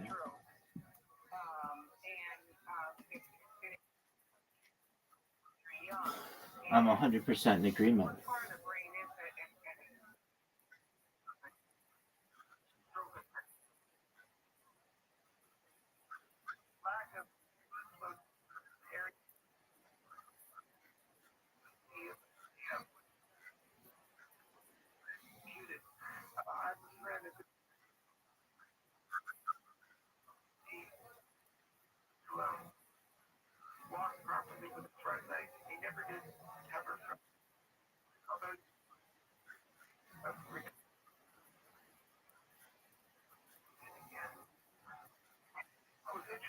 I'm in agreement.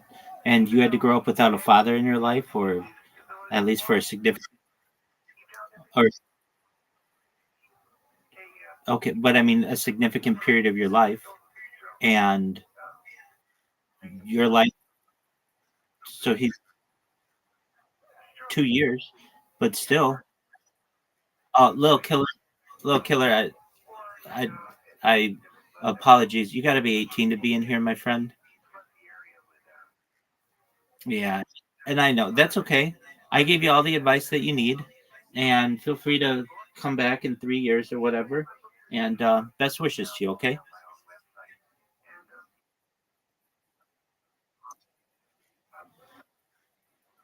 Yeah, you can stay in the server. Just don't come into this VC.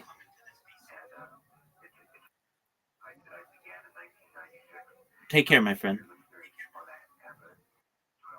Bye. So, Darren, have you thought about the original song? Yeah. Just give us a line or two. I wrote this when I was like,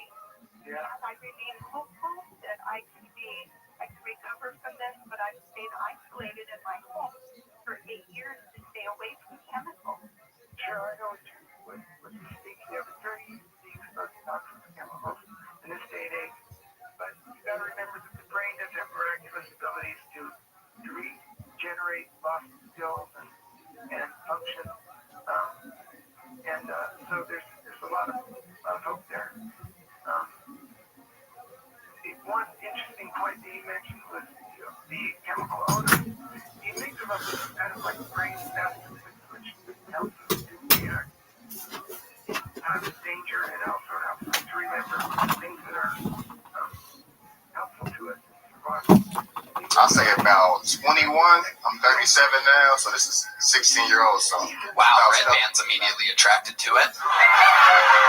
16-year-old song. It's right in here. Okay, two girls. It's true. Y'all want the hook? Let's do it. Okay. It's about selling dope, so. Oh, I love it. I love selling dope. Let's go. It was, if you need a quick fix, you know where to get it. You know I supply it with that shit up in my kitchen. The shit up in my kitchen is that shit that I be whipping. Equations to how I weighs it. I doubles my coefficient. If you know math, then you probably get it. The bad, the blow, never subtract money, always addition. Never wrote the chef in the kitchen with this yay that I'm whipping. I'm a mathematician with this coke that I'm flipping. Hell yeah. Absolutely. He's rapping about crack, and crack rocks is let's bring it back to bags and boxes.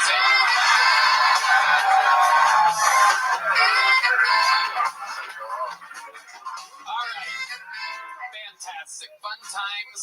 Darren, here's a little joke book. Fun times. Sign up again. Come back. Do it again. Do it again. Do it again. Bags and boxes. GFB. Hello there, our dear friends. This podcast is sponsored by Shopify. You know, when we were young, we used to dream of being anything, an astronaut, the president, a princess. But as you get older, your dreams change, focusing less on running the world and more on how you can take your skills and ideas and turn them into something real. Instead of dreaming of going to space or owning your own castle, maybe you start dreaming of owning your own business. Huh? Yeah, you'll need a website, a payment system, a logo, and a way to advertise to new customers. They can all be overwhelming and confusing, but thankfully, that is where today's sponsor, Shopify, comes in. Shopify is the commerce platform behind millions of businesses around the world and 10% of all e-commerce in the U.S. So get started with your own design studio. With hundreds of ready-to-use templates, Shopify helps you build a beautiful online store to match your brand style. And here I am with our senior style correspondent. You can accelerate your content creation. Shopify is packed with helpful AI tools that write product descriptions, page headlines, and even enhance your photography for your products. Get the word out like you have a marketing team behind you. Easily create email and social media campaigns wherever your customers are scrolling or Scrolling, strolling, bowling. And best yet, Shopify is your commerce expert with world-class expertise in everything from managing inventory to international shipping to processing returns and beyond. If you're ready to sell, you're ready for Shopify. So turn your big business idea into with Shopify on your side. Sign up for your $1 per month trial and start selling today at shopify.com/KillTony. Go to shopify.com/KillTony. Shopify.com/KillTony. All right. This appears as though the name will set us apart and break the streak. It's almost disappointing at this point. But let's see what happens here. Make some noise for the Kill Tony debut of Johnny Morney, everybody. Johnny Morney. All right. Hi, I'm Johnny Mockney. I'm a teacher during the day. That's my day job. I teach high school seniors. They're 8 years younger than me.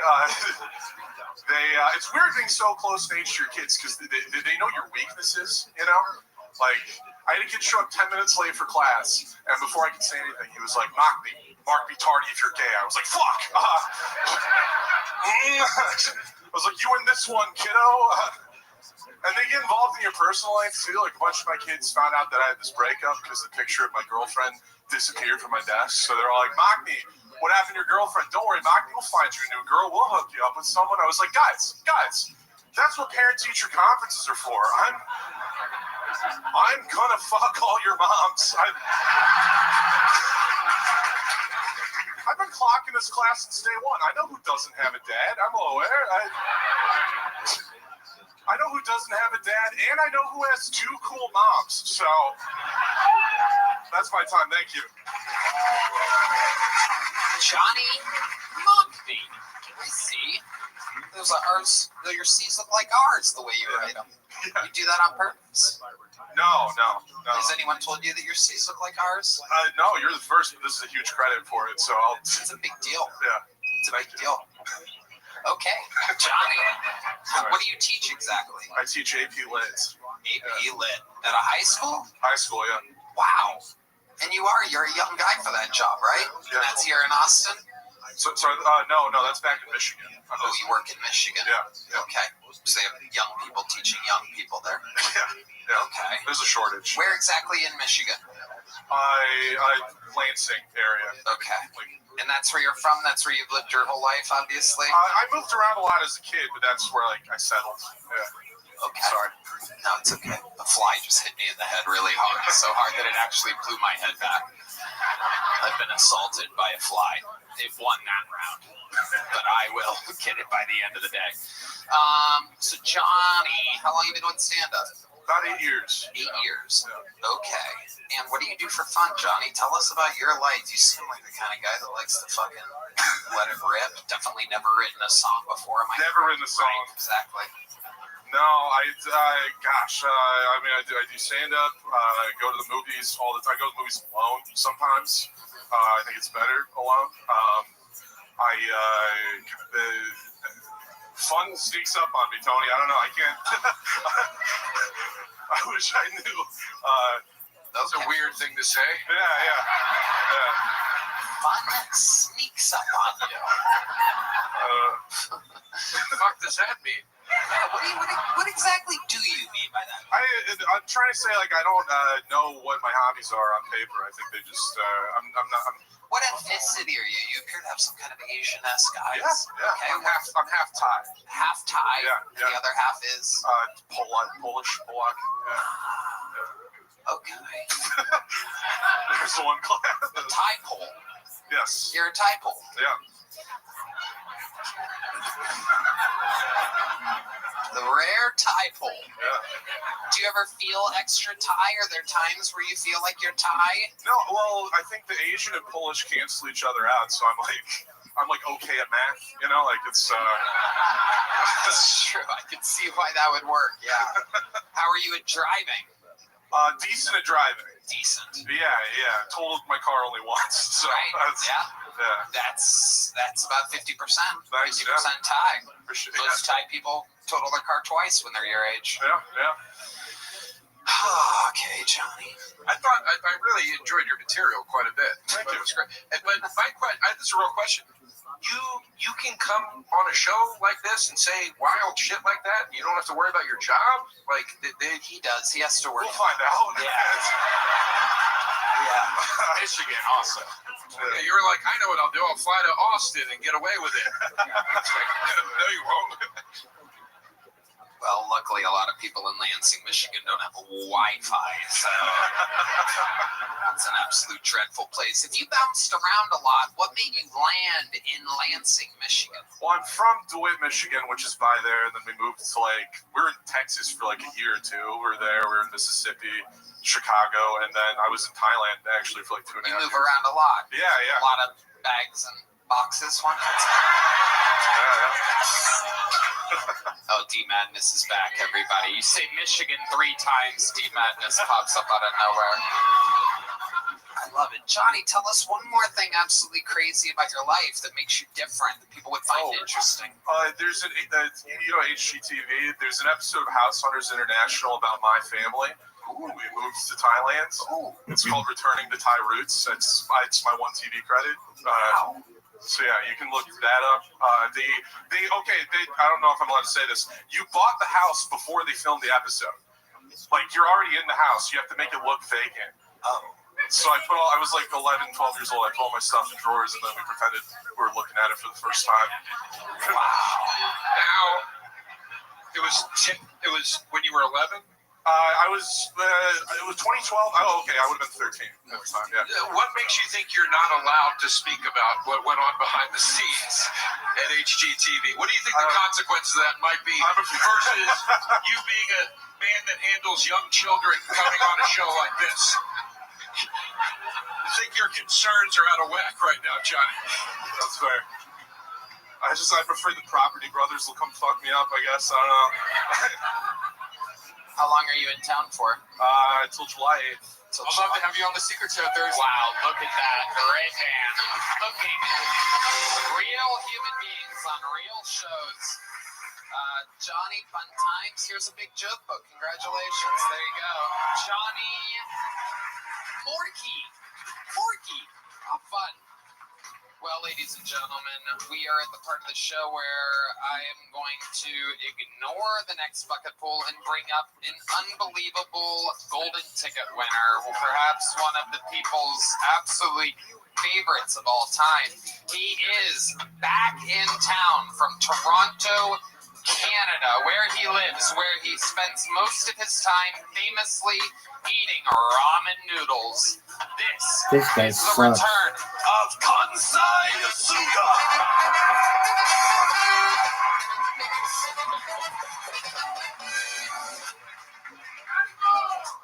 Arigato. I'm a bilingual. I speak Japanese and English, and I feel like I have a different personality in each language that I speak. Like, English Kansai is more confident, but Japanese Kansai is like more of, it's like a little pervert. Like, for example, when I see a beautiful woman walking on the street, English Kansai goes, I want to hit that ass. But Japanese Kansai goes, I want to get onto a crowded Japanese train and casually tap that ass.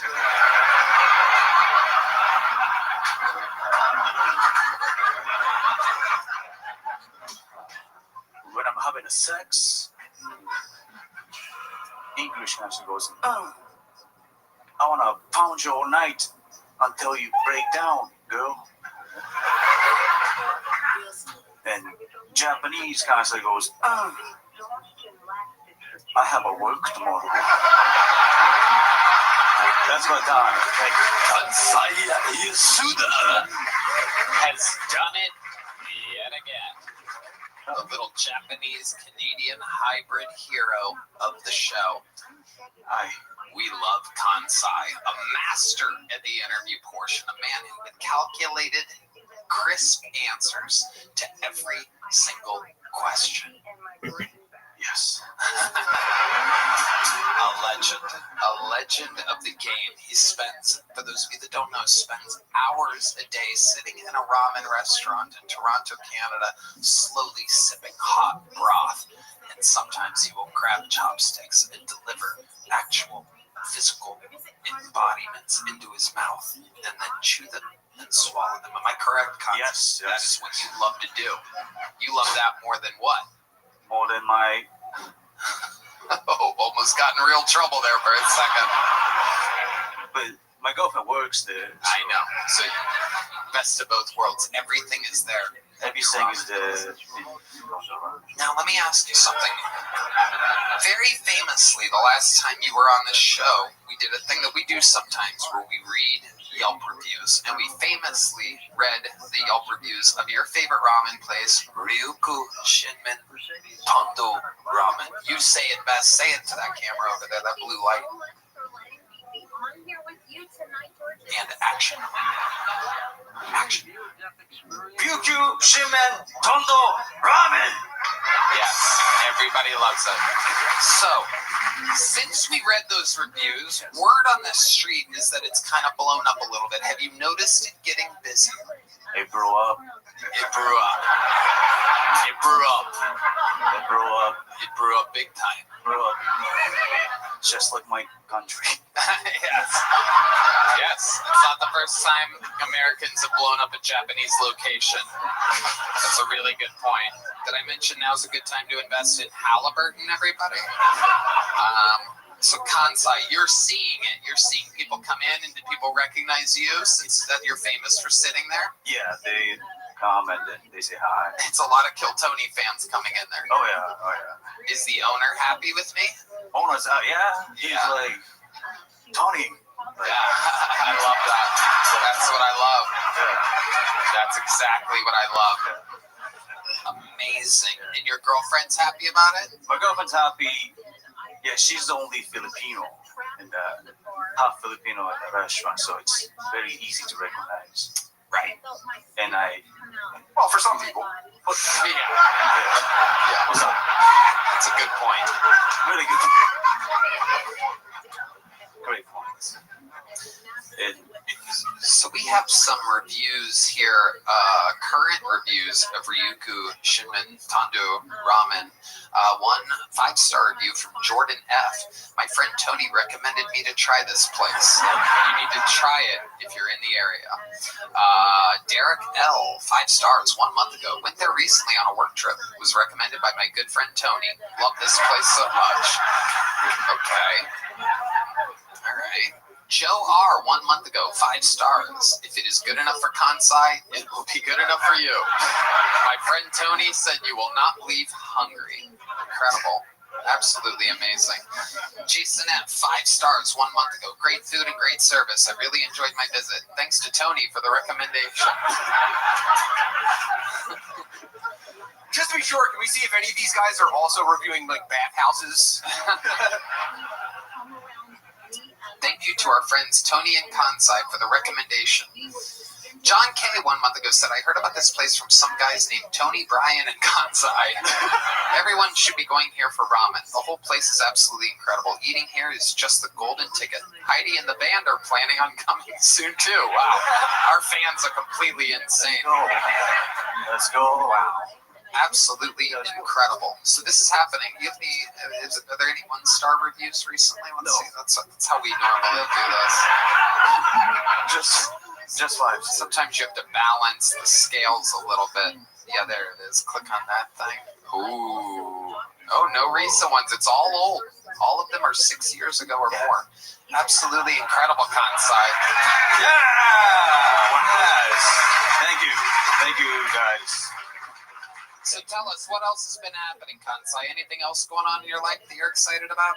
I'm going tour. Oh, you're going on tour. Where are you going to go? Canada. Oh, wow. You live in Canada. Yeah.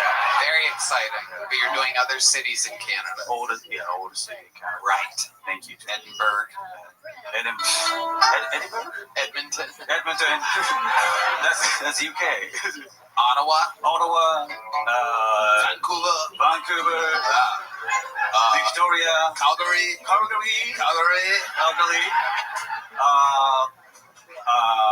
Oshawa. Yes. Newfoundland. Newfoundland? Newfoundland. Halifax? Halifax? You ever perform stand-up in Japanese? In Japanese, it's really hard for me. It's really hard for you? Yeah, I'm not funny in Japanese. Okay. But you say you're bilingual, so you can talk in Japanese. It's just hard to be funny in Japanese? Yeah, it's different type of humor. Right. Yeah. Plus all that bowing fucks up the timing. Yeah. Like, do you have any jokes in Japanese? Can you do one short joke in Japanese? Okay. Yeah, go ahead. Ladies and gentlemen, performing in Japanese. In Japanese. It's Kansai Yasuda.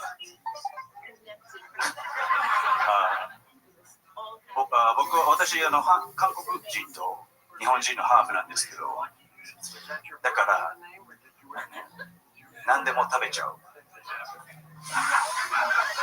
スーパーエイジアン。Kansai.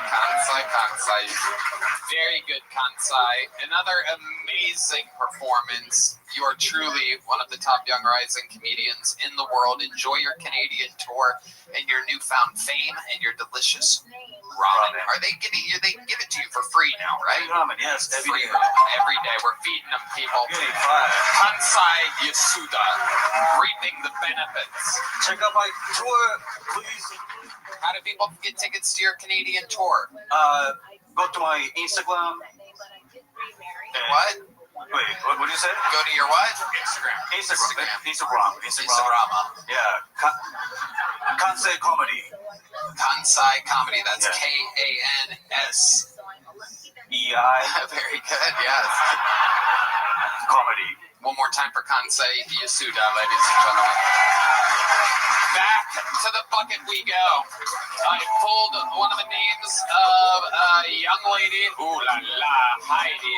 Oh my goodness gracious. How about one more time for the lovely Heidi, ladies and gentlemen.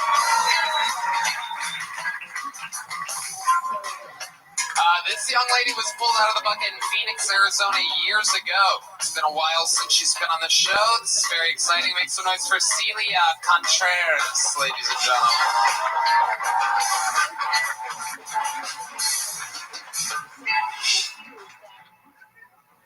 So I on a rape whistle because I like to blast off a little tune before I get started.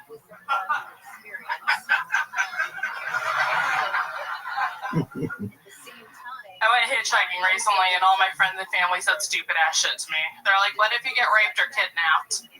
Y'all see me, right?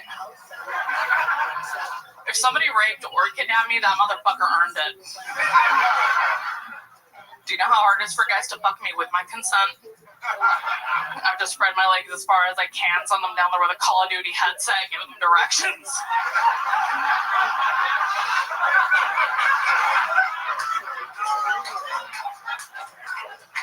You're gonna go 6 clicks to the north.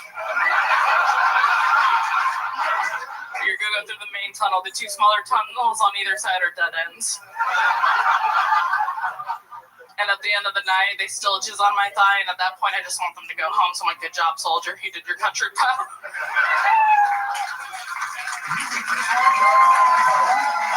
Wow. Exactly a minute. Celia Contreras is back on the show. Hello, Celia. How are you? I'm going through a lot right now. Okay. Not good. Okay. All right. I wasn't supposed to be here. I was supposed to fly back to Phoenix. I live there. I moved back. But my friend fucked me over, goes to the show. He asked me to be on. So I was supposed to leave Saturday or Sunday, and now I'm here till Friday. Okay. And then you're going to Phoenix. Yeah. And you're going to do a show there. Well, I live there now. Oh, you live there now? Yeah. Okay. So you're back in Phoenix. Yeah. I love Austin, and I love Texas, but my heart belongs to Arizona. I'm sorry. Right. That makes sense. What do you love about Arizona? What exactly is it? Well, I didn't know what the dry heat was until I came here. That's part of it. But also, I'm smarter than everybody in Arizona because we're 49th in education. Right. Right. So I just kind of been shitting on everybody in Arizona. That makes sense. That makes sense. And that's Phoenix where you live? Yeah, I'm in Phoenix now. I'm born and raised Flagstaff, Arizona. Okay, very good. You're fantastic at comedy. Remind us, how long have you been doing it? My 9-year anniversary was in May. Okay, 9 years. And how did you survive solely off of comedy? Doing stand-up? For the last 2 years, yes, and the kindness of strangers and friends, and also selling titty pics to lonely men online. Wow, okay. What is a titty pic from Celia Contreras run exactly? Like, here's the thing, it's the same with my tarot card readings. Like, it's like, if you're lonely enough, if I think you're gonna kill yourself, it's free. Okay. And it's legal to be topless in downtown Austin. So there's some people who, like, it's like, this motherfucker needs a win. They're not the best titties, but here you go. Right. Okay. Wow. Lately, $25 to $50 online. Joe's about to kill himself here. Dude, I love Joe. We had a heart-to-heart about Lord of the Rings. Wow. Ooh. He's trying to get in your Mordor, eh? Just signed the guest book on the way out. We talked about Lord of the Rings, but I said that I was not a huge fan, correct? You want me to lie for you right now? No. What did I say about Lord of the Rings? Dude, you told me to watch the one with the shadows in the background. Yeah, the cartoon from the 70s. Yeah, and I'm halfway through that, and I fucking love it. But the thing is, like, I need to pay. It's only an hour long. I'm troubled that you had to split it up into parts. To be fair, by the time I have to watch it, we all know I'm an alcoholic. I drank Tony's Crown. That is true. Yeah. But, like, I can't process new I can't watch something new if I'm writing jokes or if I'm trying to fall asleep. Otherwise, I'll stay up all night trying to watch it. Okay. Or I'll just completely miss the show. So I've actually tried to rewatch it like 4 times, and I love it, but I'm trying to write jokes. I don't. You could just set aside time to watch something. Are you writing? Are you writing I mean, your comedy's very funny. So if that's what it takes, then that's great. But well, it's comedy and my mood journal because I have bipolar disorder. Okay. So I have to fill that out where I'm keeping track of how much alcohol I have, and I normally do good until about 8 p.m.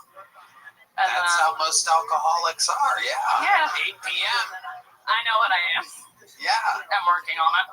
No, that makes sense. Go ahead. No. But no, did you say you also do tarot card readings? I do tarot card readings. I can kind of do a palm reading. And, yeah. Oh, shit. What do we got here? This is your dominant hand? This is my dominant hand. All right. May I? Please. Wow. Oh, my goodness. Ow. Wow. Sorry. That's my hitchhiking thumb. I might have to hitchhike back home after Friday. We'll play by ear. But this is your lifeline. So it's pretty long. Sweet. So at the very least, you're not going to die at least until your 60s or 70s. Let's go. Wow. This is your romance line. I don't know your relationships at all, but it's kind of like on this weird linear path. It should go here. Well, it's kind of going this way, but that's a faint line. So, does it say anything about possibly getting my dick sucked by my wife tonight?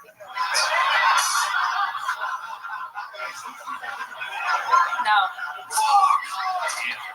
So close. These 3 lines here say you'll have at least 3 kids. I do have 3 kids. Wow.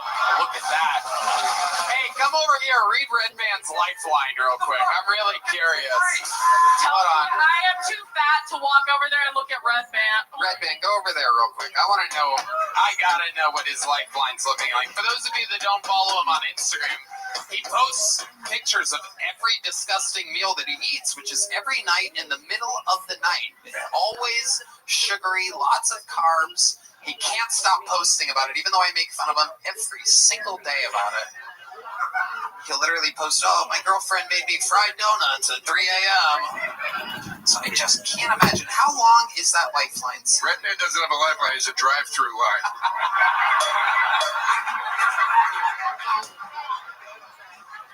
What are we looking at, Celia? Real quick, Redman, do you have your affairs in order? No, like, you have, like, 5 splayed lifelines, but, like, they don't get to here, so you might die sooner than you want to. That's one possibility. but it could mean you'll live longer, but you're just gonna have a fuck ton of like health problems. So like we're talking heart disease. A fly just flew out of his ear. Is that a good sign? I'll send it to you guys. Every time you release a piece of the past that you're hearing, your spirit can shine brighter. And that is what happened to me. And that's what I am here to share with others. How do you use your remote viewing now? I have been I've worked on some different cases. So one of the things I work with clients, and if they need help, I will, they will call me, and then I will do my prayers. I have set prayers that I do that secure me, and I can go then to either if they need physical help, if they need help with their body, or if they're having issues in their house or on their property, and I can go through that, and we can look at what is happening on the property and house or their body or whoever, and we can ask for the proper, I call them universal law enforcement, to come help me and to be a part of that. Since I've met Bill Bean, Reverend Bill Bean, and he helped us, it was because of Bill Bean, I actually stopped doing everything for over a year because I was afraid that I was not going to be able to secure my family, secure my property the way he had helped us, and I didn't. So I took a long time where I didn't do anything with anybody. But what I did though was I began to study what he was doing. I became very much a part of him and God and that and how that works with God and Jesus. And so come on back, Red Band. You look fantastic. Look at this in and out bag coming towards me. Absolutely incredible. There you go. Sit down. Celia, fun times. Anything else crazy we should know about you before moving on? Well, a lot of crazy shit, but like I'm not gonna bore them with it because it's crazy for me, not for them. But Tony, can I ask you a question? Okay. I met you to sign my Marriott card from when we went to Celebrity Theater, but could you sign this wristband for me? Okay. Yep. I really appreciate it. Thank Yes, you. absolutely. You hate to see a wristband drop in value like that. It's instructions on You're now her emergency contact at her rehab facility.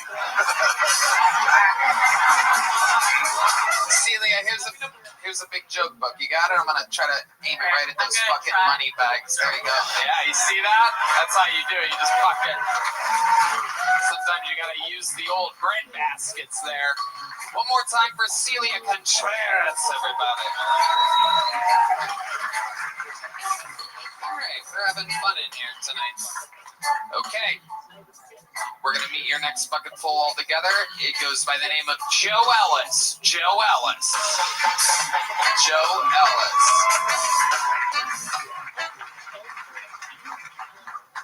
My name is Joe Ellis. I have served in the military for 16 years as a Black Hawk pilot. Yep. Happy Pride. I've been fired by President Trump. He said, you're fired. Yep. So I figured I'd start my career in stand-up comedy. I hear it's very lucrative, so here I am, first time signing up, and this is exciting. I'm not sure if you could tell that I was trans. I'm always like kind of self-conscious about my voice. I figured it'd give me away. But men I've been with lately actually said it was my dick. Yep, so that answered that question. Being fired is not the only surprise I've had this year. I was also accused of crashing my Blackhawk into an airliner in D.C. back in January. I don't know if y'all saw that. It kind of blew up online. There it is. Yeah. Yeah. Trans terrorists that committed a murder-suicide, killing 67 people, including myself. And during the doxing process, when I was number 2 on Twitter that weekend, they found out I converted to Judaism. And so, trans and Jewish, if you haven't noticed, my hobby lately is collecting identities that people hate. Thank you. Holy shit, Joe Ellis. I have 1,000 questions. I'm so excited you're here. Let's check in with Tim Butterly first. Tim? It's just a crying shame that the military let a female Black Hawk pilot go just for having a white cock. Yeah. That's a great point. You are powerful presence, Joe Ellis. Welcome to the show. How long were you in the military for? 16 years. 16 years. And you really got released recently? I am currently in the process of separation. And how exactly were you informed why or how that happens? They said, hey, you're a tranny, you're getting fucking kicked out. Is that true? I mean, they didn't say it like that, but the executive order came out and they said all trans out of the military, and I was one of them. So 16 years, do you get like all your benefits and stuff? Is it kind of like a good separation? Not really. Really? What's the downside? Can you kind of explain it to us? We have no idea how it works. I'm being discharged under a code that means I'm a national security concern. Interesting. Same thing that they discharged gay people out of during prior, don't ask, don't tell. So how long, you've been in the military 16 years, how long of that were you a female? Does this make sense? It does. So I transitioned in 2023 during the Biden administration when it was allowed. And then the new administration came in, they said, sorry, but because you did that, now you're disqualified. So when you say that you transitioned, does that mean like you just let your hair grow out? Like what exactly does that mean? Yeah, I started hormones. I called them my titty skittles. I grew these. These are natural. Yeah. Okay. And then I got a face surgery, which I paid out of pocket for all this, $60,000 for this beautiful face. Right. Yeah. Okay. And I've been shopping for vaginas lately, but I haven't done that yet. What is the shopping process for vaginas like exactly? It's crazy because I still kind of have like a guy brain. So like I shop it like I'm shopping for cars on Facebook Marketplace. Yeah. Like, I'm just like, oh, check out this one. I found out there's two types. There's a full depth and a no depth. Oh, why would anyone want a no depth? I don't know, because it's like getting a Lamborghini without an engine. Like, what the fuck? It's like having a little kiddie inflatable pool in your backyard instead of the deep dive with a diving board. Joe DeRosa is freaking out right now. We're going to let him ask this question. Hard as a rock right now. Can I beg you to not get the vagina? Don't ruin this beautiful thing you've done. Keep the wonderful cock. That's awesome. Thank you. It does play well in certain demographics. Yeah. Like bi women, men in their 40s. Demographic. All right, we'll talk. Yeah, Joe DeRosa famously got his dick sucked at Skankfest. Hand job. Oh no, that's not the story we've heard. Actually, what? Yeah, you got to. Wait, you gave it a blowjob, right? No. No, you gave a blowjob. Yes, he did. I would tell you. I have no shame. Right. It's okay. You don't have to just make noises just because you're excited now. But don't. I have questions for you, Joe Ellis. So I've always wondered what this thing is like. So first of all, like, when did you start to think that you're a woman? Like, was it when you were a kid, or is it something that? Yeah, so 5 years old, I had symptoms, but because I grew up in a conservative, homeschooled religious household, my dad worked for Pat Robertson at CBN, that kind of environment. Yeah, I didn't know what it was. I just thought it meant I was a bad person. And then when I was in Army training at SEER School, which is an intense survival school, I was locked in a box, as they do, for about 12 hours. You were locked in a box? Were you locked in any bags? Were you locked in bags and boxes? Yeah. Everyone just won $1 million. It's a reference from earlier. Don't worry about it. Okay, so you were locked in a box. And very hungry, very tired, and that's when I just started having these epiphanies that, like, I couldn't push it away anymore because I was so exhausted. I was like, oh shit, I think this means I'm trans. I guess I have to deal with this when I get out, and I sought therapy, and that's how it started. So you could say the Army trans me. Very interesting. Why did they put you in a box? Well, that's just part of the POW training that you go through. Okay. And when you say you were 5 years old and you started having symptoms, what exactly does that mean? What were those symptoms? I would steal my sister's clothes and dress up, and then be scolded for, that being a terrible thing, and boys don't do that. And Lots of gender envy, so like just seeing women and just being envious of them. So now I'm going to ask you questions about the penis vagina thing, which I find so interesting because you can come right now. Fuck yeah. Right. That sounds a lot like me. So you can come. Now, help me to understand, because I'm just like, it's like I'm blind to it, right? Sorry, D-Madness. But I just simply don't understand the idea of giving up coming forever to have just a physical thing. Can you kind of like help me to understand that? It's so advanced now. Most people can still come afterwards. You can come with a depth vagina? Hell yeah. Wow. And there's butt coming too. Butt coming. Butt coming has entered the chat. Thanks to our senior butt coming correspondent, Brian Redband. Butt coming, ladies and gentlemen. Wow. Is there a percentage of possible failure with the in-depth vagina? I've probably, like I said, I just started shopping recently, so. Right, an interesting thing. So, Joe Ellis, so what are you doing now? Now that you're out of the military, what's your new plan? Well, I do IT to pay the bills, and I've been a fan of comedy since I was a teenager. The Vicious Circle, Dane Cook era was huge to me, and just Richmond, where I'm from, gets a lot of great comedians. Tom Segura, Louis C.K. coming through this year, and I always go to shows, and I was like, oh, I would love to try that sometime. But until the crash rumor happened, I was nervous. So that's real. So that crash, all that was real. A female pilot of the Black Hawk helicopter, and someone started a conspiracy theorist that the female was actually trans and that it was on purpose. A DEI hire. Wow. And that was you. That was me. And you got doxxed for that. Yep. And now I'm suing in federal court. Wow. Who are you suing? The news outlet that reported that? Matt Wallace. Okay. On X or Twitter. Wow. Amazing. That's incredible. And he must have done no research. He just heard it and ran with it, or researched you and looked you up and just threw you under the bus. First one to tie my likeness to the rumor. We don't know if he started the rumor, but he had millions of followers. He did the most, what we can determine as damage. So because I was a private person, I didn't really have a social media following or anything.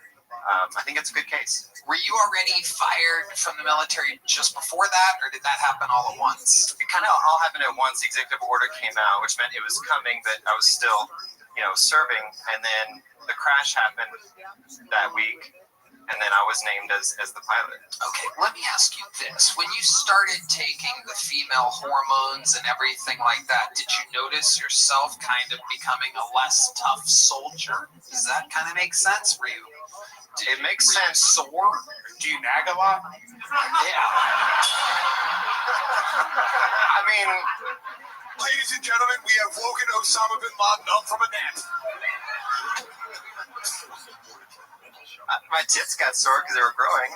Right. Yeah. But I was still mentally tough. Like I'm still mostly me. Like, did it make you more emotional?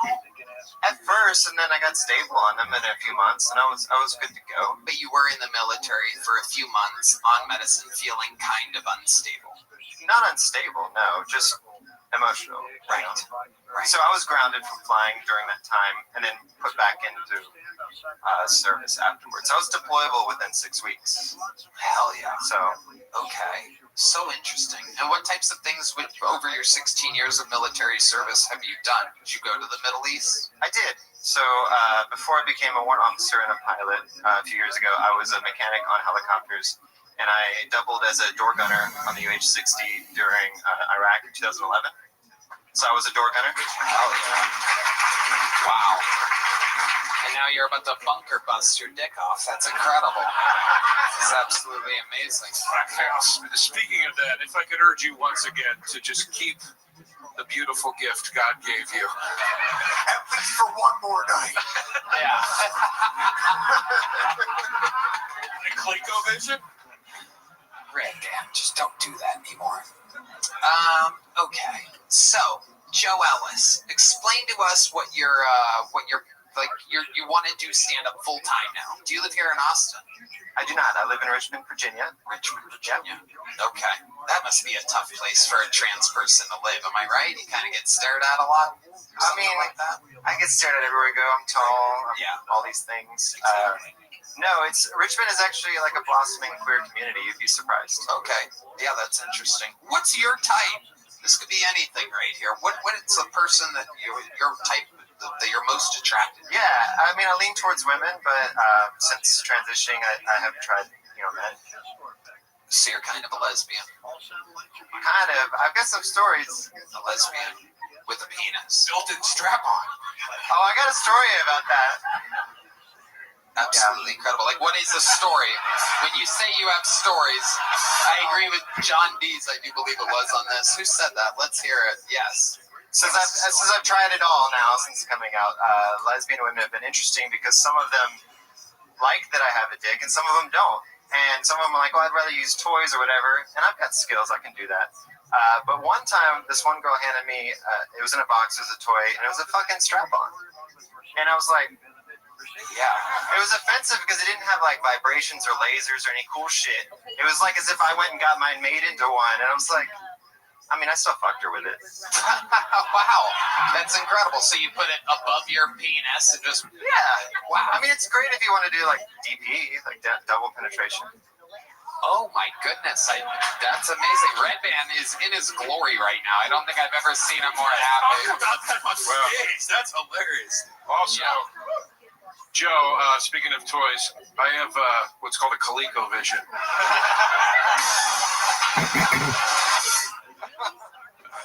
don't know if you've ever heard of it, but I'm happy to show you. That's for zero penetration. Joe Ellis, I like your style. You're getting a big joke book. There's a black one. How about that? Film. Oh, she catches like a woman, everybody. The transition is happening. Catches like a real woman. Not like a guy that was in the military for 16 years, but like a brand new female. Now, I'm going to hand this to you, but you need to promise you're not going to try to turn this into a little joke book. I promise. That's funny. Okay. Joe Ellis, ladies and gentlemen. Thank you, Joe Ellis. Fun times. All right, your next bucket pool is on the inside. A comedian from around here. He's been on this show before. Make some noise for Keith Ray, ladies and gentlemen. Is Keith Ray around? Keith Ray? We have movement by Keith Ray. I'm not seeing movement. Oh boy. What a disaster.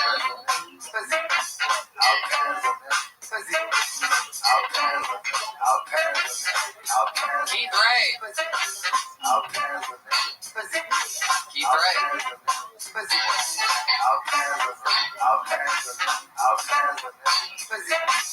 How many of you like it when comedians do good on this show? How many of you like it when comedians do bad on this show? It's pretty good ratio there. You can turn down the inside lights. They're grabbing him. Here he comes. It's Keith Ray in the very, very back of the room. Here he comes. It's a long walk to the top if you want to rock and roll. All right. One more time, ladies and gentlemen, for Keith Ray, everybody. A little about me. Obviously, I'm a big fan of The Little Mermaid. Yeah. Not so much Ariel. I like that Ursula. Yeah, I like that big bitch. She got ride or die bottom bitch energy. That's the kind of chick you can start an insurance fire with. And she's got 8 legs. That's 4 pussies. I know math.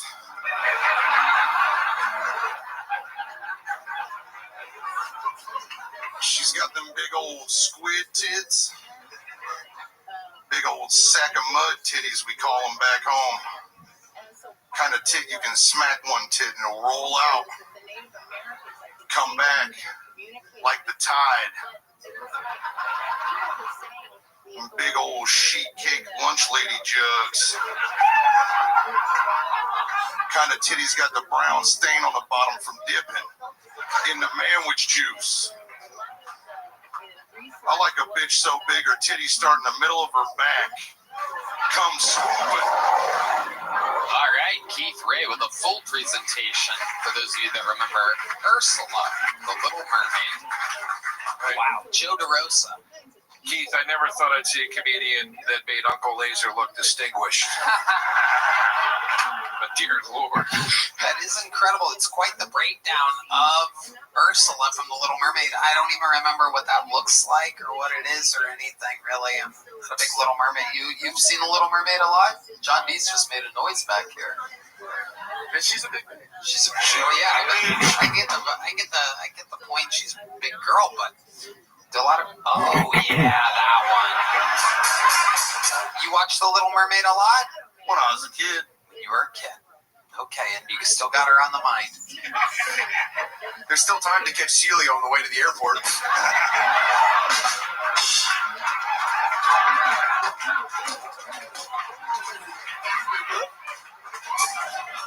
That is true. That is true. A lot of bags, one box. Keith Ray. So remind everybody, how long you been on stand-up? 12 years. 12 years. And you live here in Austin. Tell us about your life. Well, I moved here back in 22 in January, and I lived in my van for 4 months. And then I moved into a room for rent above the Chupacabra Cantina.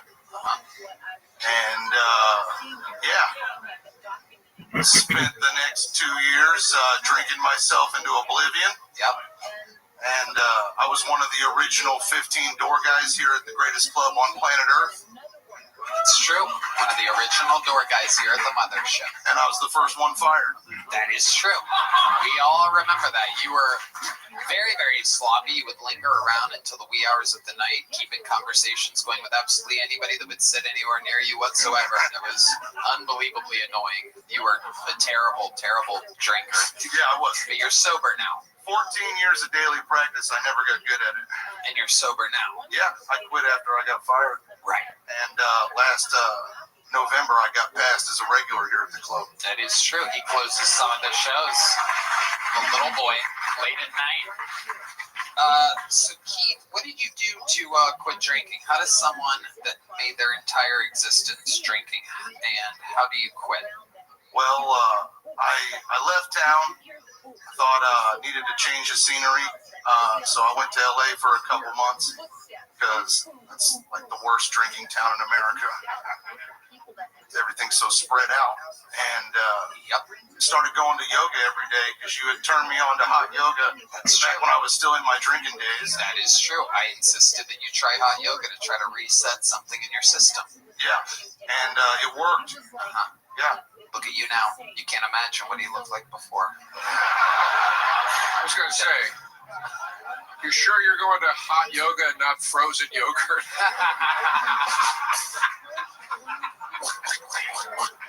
I love it. Hey, they got fat people at yoga class. Keith, what else do you do when you're not doing stand-up? I'm doing stand-up full-time now. Right, but like what else? Like at nighttime, for example, when you used to just get obliterated drunk. What do you do now? I don't know. I like to watch The Sopranos with my girlfriend. Genius. Yeah, I love that. That's pretty much. I like a nice bowl of ice cream from time to time. Okay. I'm a big Oreos guy now. Oh, look at that. Yeah. How many Oreos are we talking about, Keith? I try and keep it in single digits. If I'd have done that when I was drinking, I probably wouldn't have had to quit. Hell yeah. So, try and watch my over intake, but yeah, I'm a milk and cookies guy now. I used to do rails of Coke and drink bourbon by the fifth, but milk and cookies, look at you. Adorable. Years away from being a mall Santa, assuredly. Joe DeRosa? I can't believe getting fired as a doorman was your bottom. You've mentioned 8 worse bottoms in this interview, and the door guy thing.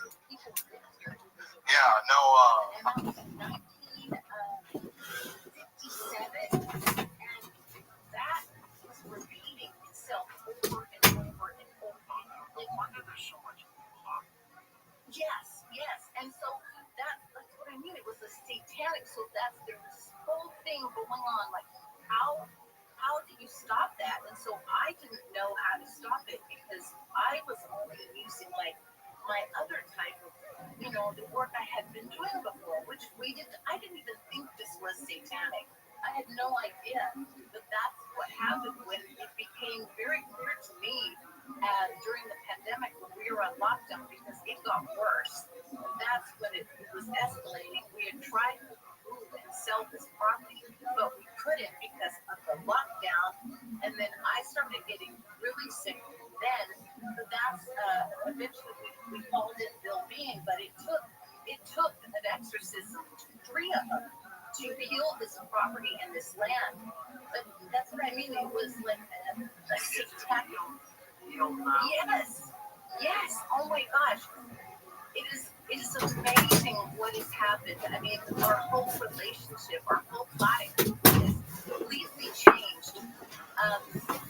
Everything we do, we'd always done this before. We had blessed the property. I mean, that's what I would film. I quit drinking because this club's a family, and I wasn't gonna pick the bottle over my family. It really is true. He's walked around here. Keith, a good set, rock solid. You already have a big joke book? No, I haven't done your show since it was in the belly room at the store. Wow. Well, guess what, my friend Red Band? Yeah, I'd love to have you on the Secret Show Thursday, Keith. Keith Ray. I love you guys. Keith Ray. This is definitely a new name. I would know if I've pulled this out of the bucket before. Very interesting name. I'm excited about the Kill Tony debut of Sancho Pancho Villa.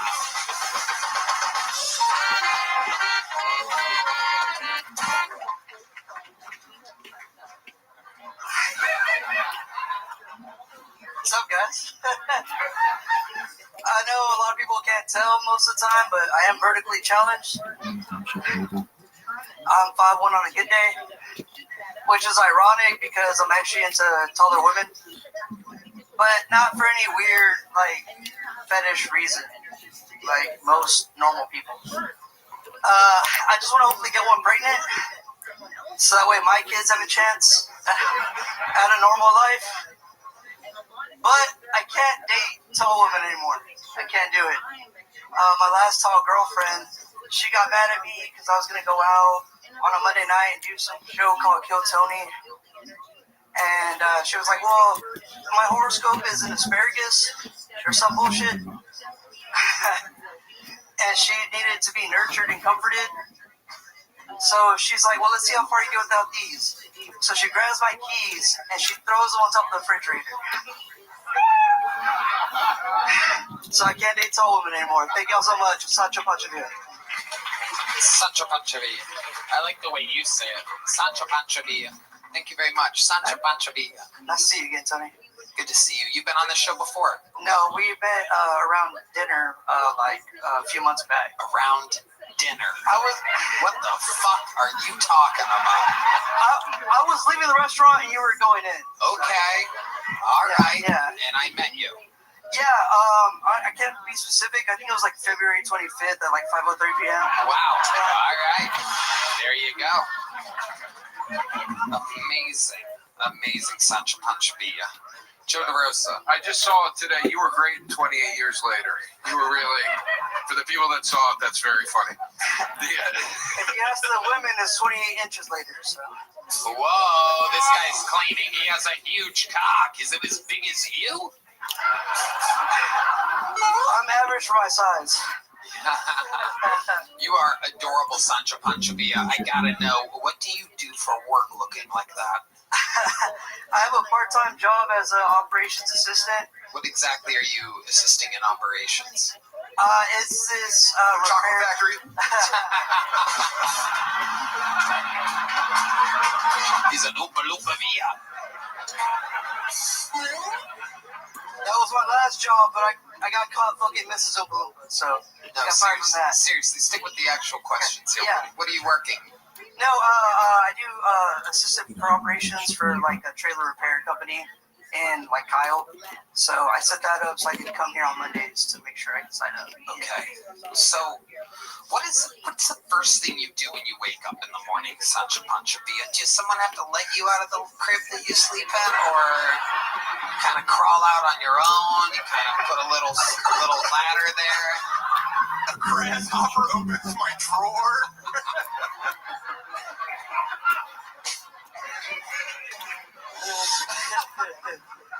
No, I like to drink a lot, so I just make sure I go make sure I didn't crash my car.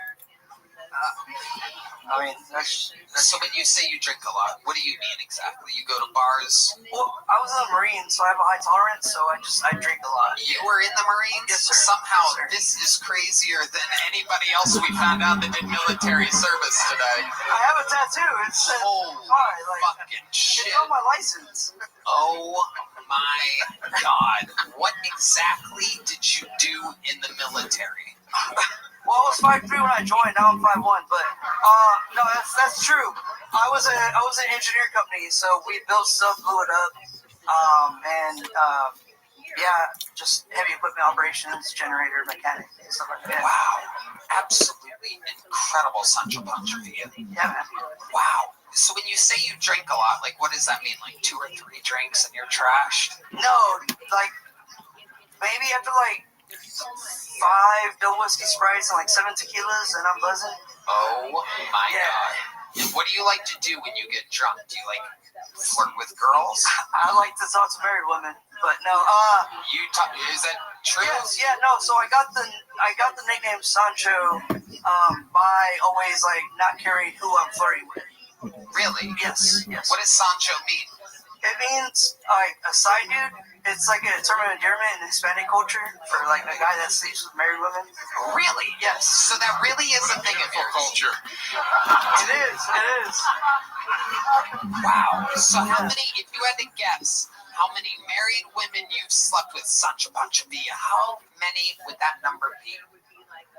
Married women, because I also sleep with people with like boyfriends and stuff like that. So married women. So before you answer, you're specifically into women that have someone else. Yes. That's like a thing of yours. It wasn't at the beginning, but it's just become. So when you go up to a woman at a bar and you're like, hey, what's up, nice to meet you. Do you have a boyfriend? And they say yes, you're into it more. My first question is, how tall are they?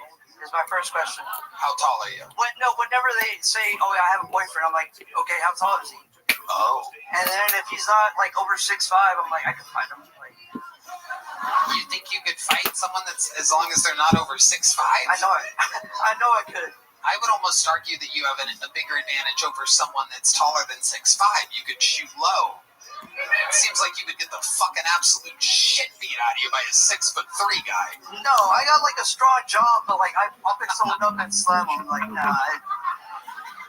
Okay, it's Sancho Pancho Villa. What can I say? Has that ever happened before? Have you gotten it? All of a sudden you squeeze his legs together, he's got a really mean fist thing.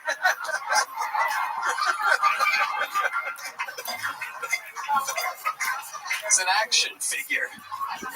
Oh my God, Sancho Pancho Villa. So let's go back to that number. Ballpark number of married women.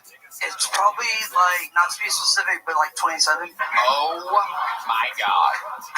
So obviously 27, right? Yes, sir.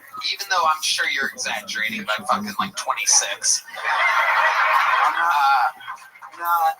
So, I'm not. So, has there been times, obviously, there must be, where you kind of got in trouble, kind of got caught, right? The husband finds out, tracks her down, she's at your place, something like that? No, I always go to her house, or her place, or we do it in the car, so. Okay. And then I'm 5'1" on a good day, so I get out any size window, so. What? Like, in case the husband gets home early, I can escape out any size window. Yeah. I'd argue that.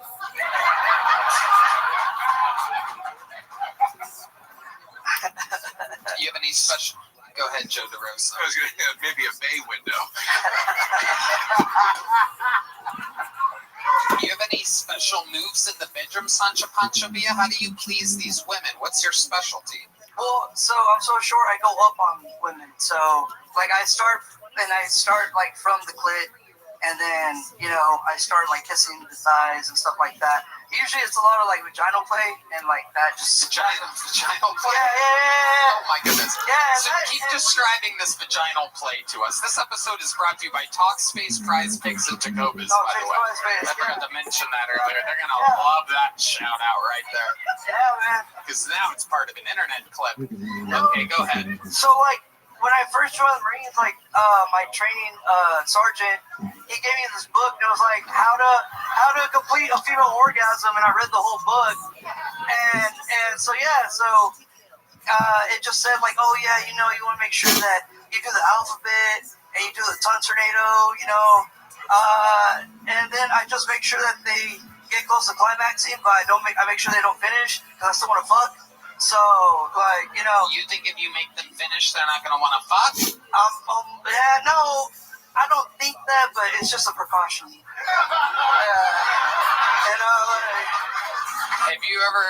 Has that ever happened where you've given a woman an orgasm and then they don't let you fuck afterwards? Only when she's sobered up. No, it's never happened. Not yet. Right. And I hope it doesn't. So. Okay. Tim Butterly. I know you said you've sworn off tall women, but we had an absolute knockout blonde a couple of comments ago. Now, I don't think it kind of depends on how you feel about a shallow vaginal canal. I think it's going to work perfectly for him. Perfect. It's perfect. If that dick looks like the tater tot that I'm picturing. Hey, but at 100 miles an hour, they're going to feel it. You know what I'm saying? Wow. Is that what you do? You have 100-mile-an-hour pelvic thrust? Yeah, I don't look like... Can you show us? Can you show us what you fuck like? No, not your dick. Just your hip movement while fucking. Yeah, man, it's just like... You don't need to fuck the desk. We want you out there so that we can kind of see you. Go back that way. Take a step back. Right in that light. Right there. Yes. All right, cool. So, I make sure I stretch so I don't pull anything. And then, I just fucking... Oh my God. You know what I'm saying? Let's go! Wow. Absolutely incredible. One of the most disgusting episodes in the show's history. This is not the first time I've asked this question on this show. What the fuck is happening right now? Yeah, man. What is going on? It is incredible. This is a wild episode. Sancho Panchavia, anything else crazy we should know about you before letting you go? I support this nonprofit for veterans, disabled veterans. Nothing better after 35 fast pelvic thrusts than giving a shout out to a good old nonprofit. What exactly is this nonprofit that you're promoting right now? Yeah, so it's aherousa.org. And it's ran by my former, commanding officer, and it's just bringing a bunch of disabled veterans together through outdoor activities. Yeah, amazing. I love it. Thank you, Sancho, Pancho, Pia. Here's a little joke book, or as you call it, a joke book. Aww. Hey, him and Joe Ellis catch the same. That would be a magical connection. All right, let's get one more bucket full in here. Make some noise, ladies and gentlemen, for Mike Ryan. Mike Ryan.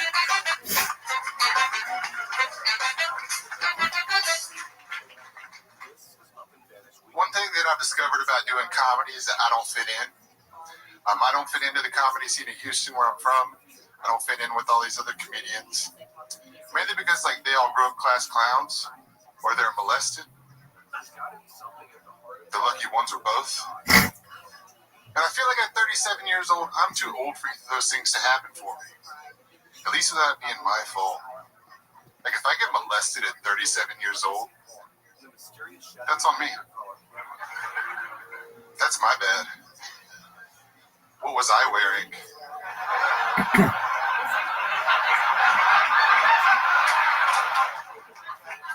It's been kind of a tough year. They took away Pornhub in Texas. Got so bad this morning I jack off using my imagination. Turns out, I'm pretty fucking gay, dude. I had no idea. How am I supposed to tell my mom that I'm a Democrat now? I'm not going to be one without the other. Thank you. Fuck yeah, Mike Ryan. You've been on this show before, Mike. Welcome. How you doing? Remind the people, how long have you been doing stand-up? 1 year, 7 months. And what do you do for work? I'm a logistics coordinator in a refinery. Okay, like an alcohol refinery. A chemical refinery. Chemical refinery. What type of chemical exactly? Olefins is what they use to make plastics. Oh, okay. Is that hazardous to be around? Yeah, probably. Wow. We're gonna find out. Yeah, we are. God damn, that's pretty crazy. How long have you worked there? About 2 years. Okay, and it pays well? It's pretty good. Long hours? No, I probably shouldn't say this, but I don't work very much when I'm not on a project. It's like, it's really chill. But when I'm on a project, it's 84-hour weeks. 84-hour weeks? Oh, jeez. Whoa. Yeah, I did the math on it. That fucking sucks. Holy shit. Damn. And is that mostly like sitting in a chair? Or like, what do you do? Yeah, so I coordinate the logistics, the shipping and receiving of everything that goes in and out of the plant. So. Okay. What do you do for fun? For the last year and 7 months, just comedy. Other than that, you must have some kind of hobby or something. I like to hang out with my daughter. That's pretty cool. Okay, how old's your daughter? She's 12. 12 years old. Look at you. I wouldn't have guessed that you came inside of somebody 12 years ago. You would be very surprised, Yeah. Yeah, I am exactly that surprised right now. But you only have one kid. Yeah. Amazing. And what's that like? Does the mom live near you? About 30 minutes away. All right. And you guys switch on and off or whatever? Yep. Okay. I got really lucky in the baby mama department. Never had a problem. No fights, nothing. Amazing. That is amazing. And so this 12-year-old growing up, 12 years old in the year 2025, what are you noticing? What's going on? Roblox is expensive. Is she trans yet? What's up? Getting nothing. Oh, no, she's not trans. She's actually going to church camp in like 2 weeks. So. Oh, that's where you get trans at. So, perfect. Yeah. Amazing. What exactly is church camp? It's a camp. It's actually here in Austin. I don't forget what it's called, but it's like a camp for girls that are Christian and like to hang out and have a good time at camp, I guess. I don't know. Don't ask too many questions about it. I love it. Yeah, maybe I should. You could always just trust the adults at a church camp with your kids. What could possibly go wrong? Anyway, has she ever been to church camp before? Last year was her first year. Yeah. Okay. All right. Good. So it's fine. All right. Good. And Joe DeRosa, go ahead. I have a question. Red Band. Wait, I'm sorry. Red Band.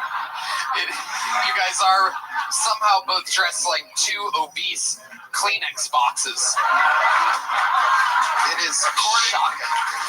According to the laws of physics, one of you is going to disappear in a minute. How are you guys both dressed like the Big Island? Absolutely. A year and 7 months. You're very slick with the comedy for that short a period of time. Very good. I appreciate it. I worked very hard at it. Yeah. Very good. I actually mentioned the shirt. I bought this shirt when I got booked to do Secret Show by Enrique because it matched the background. So nice. So Red Band did inspire this shirt. Wow. Oh my god. Oh my god. It wasn't the backdrop. Red Band was just standing behind you.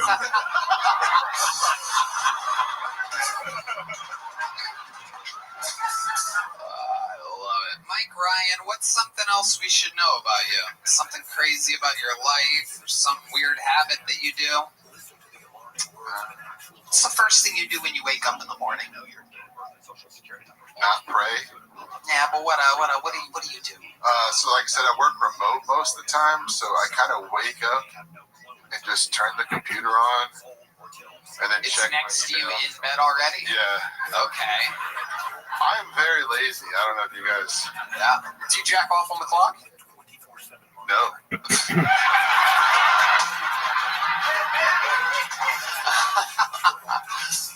I'm sorry, boss. Did you see this?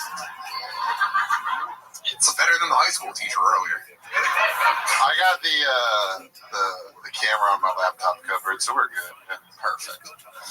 Okay. What about the microphone, though? How much noise do you make when you jack off, Red Man? You should hear him breathing throughout an episode. It's absolutely incredible that it doesn't sneak into every episode, every second. But I get the amazing pleasure of hearing it out of my left ear for 12 years now, everybody. And now it's great. Mike, I would love to have you back on the Secret Show. Wow, look at that. Look at that. Did you already have a big joke book? Yeah, I do. Okay, well, awesome. Ladies and gentlemen, there he goes. Mike Ryan, everybody. Stand till I drown, baby. And that is indeed your final fucking pull of the night. How much fun have we had? Talkspace, Prize Picks, and Tacovas bring you this episode. And now it is down to one. And if you ask me, I mean, what a time we had. 3 black songwriters to start. How much fun did we have with a little hit called Bags and Boxes? We met Johnny. Johnny, the teacher from Lansing, Kansai Yasuda, Celia Contreras, Joe Ellis, a full-blown Black Hawk helicopter pilot, 6'7" woman, badass, Sancho Pancho Villa, Keith Ray, Mike Ryan, and now there's only one person, if you ask me, that can end an episode like this, and it is the man with the all-time most appearances. Yeah, the most interviews ever in the history of the show. The first ever living member of the Kill Tony Hall of Fame.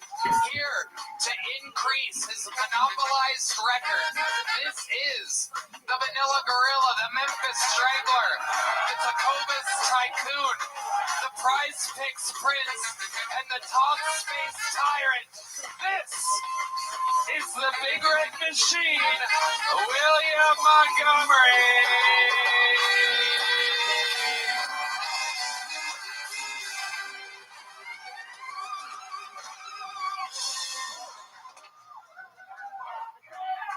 Hello, my name is William Montgomery, and I'm thinking about adopting Ja Rule. It was a long break, Tony. Okay. I like the name Thurston. First of all, sounds rich. Second of all, he a thought. Lately in the mirror, I've been practicing battle rapping people I'll probably never beat. Like, I've got a brand new daughter, restless in bed. To help her fall asleep, I read the lyrics to Right Set Fred. That's actually me if I was battle rapping Right Set Fred. It was a long break, Tony. Okay, this is sad. An Indian billionaire recently died when he swallowed a bee playing polo. I didn't even know bees played polo. Okay, Tony, that's my time. William Lights Out Montgomery, the Tacovas Tycoon, the Talkspace Tyrant, the Prince of Prize Picks, has joined us again. Rubbing his eye, this is a new thing. We've never seen this before. We've never seen him rub his eyes like this. I've developed this very nervous tick ever since I found out about my carotid artery being clogged up, Tony. You have a clogged carotid artery. I'm on statins now. You're on a medicine for it? I'm on statins, and it makes me fucking rub on my eye. I don't know if it's the statins. I don't know if it's just a nervous tick, but be careful. Red Man, you really need to be careful because I feel like I've already rode almost 750 miles this year, and I have shit in my fucking carotid artery. So, Red Man, you really do. I think Celia was right. I get checked every week, blood tested every 6 weeks. You get checked every week? I mean, I go to a doctor every week, and I get blood tested every 6 weeks. What is it? Yeah. What is it, Dr. Pepper? What the fuck are we talking about? Who goes to a doctor every week? That should tell you how unhealthy you are if you have to go to the doctor every week. People with cancer go like every 2 or 3 months. Jesus fucking Christ. You sound like when an alcoholic's like, I drink every day and I'm fine. What are you talking about? Dr. Liver King tells me I'm okay. Oh my goodness.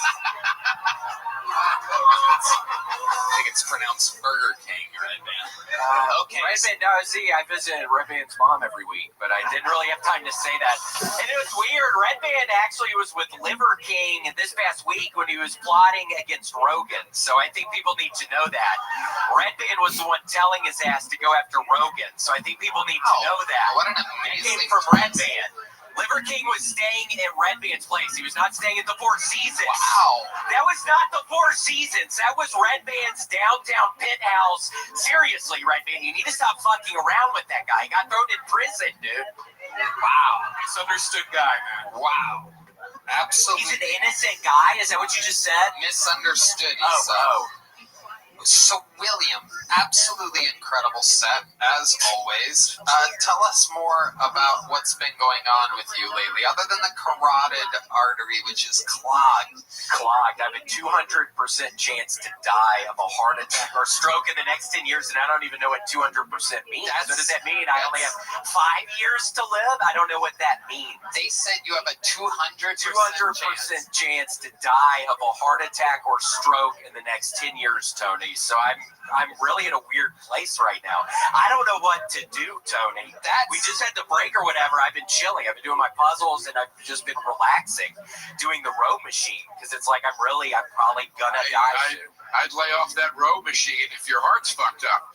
Yeah, I would not exercise or do anything physical at all. Yeah, Joe DeRosa can be great at fights. I mean, really, it's just incredible. The amazing medical panel here that I booked on Kill Tony. The man's a ticking time bomb, and he's doing a row machine?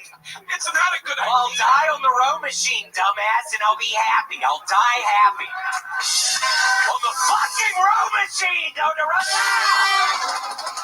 Ooh, there. Oh, Tony, I don't even know if I can yell anymore. That just made me lightheaded. You're so red right now. Oh, stop. This is the statin talking right now. Wow, so have you felt side effects of the medicine? Yeah. Tell us about them. Oh, what happened? Oh, my gosh. Well, my eyes are itchy. My freaking, side effects with William. my toes are going numb. Which actually, last time my toes were going numb was when I was doing a bunch of cocaine. So that's weird. My toes are going numb. Eyes are itching. My belly button, I cannot feel inside of it anymore. Because I love, people don't know this, but I love to put my little finger in my belly button when I'm trying to go to sleep, and because it would hurt. But now I don't even feel this. Oh, it's deep. Yeah, I got a deep belly There's an button. indentation on your shirt where your belly button is. Look at that. Yeah, this is what the trans woman's pussy looks like. Oh my god. See? Oh my god. Oh my god. Yeah, it looks like my fucking belly button. It's like nasty and but yeah, it's been fucking, that doesn't feel like anything. I'm not going to bring up the doo-dooing thing because my father immediately messages me on Monday nights and says, you need to stop talking about that, but there's something going on with that. There's something going on with that. But I'm working it out, but there's something going on with Your dad and I are friends. We have a relationship. We communicate, and I'm going to override your father. We want to know what's going on with your doo-doo situation. Really? Yeah. You really care? I normally hate it when you talk about it as well, but for some reason, I'm curious.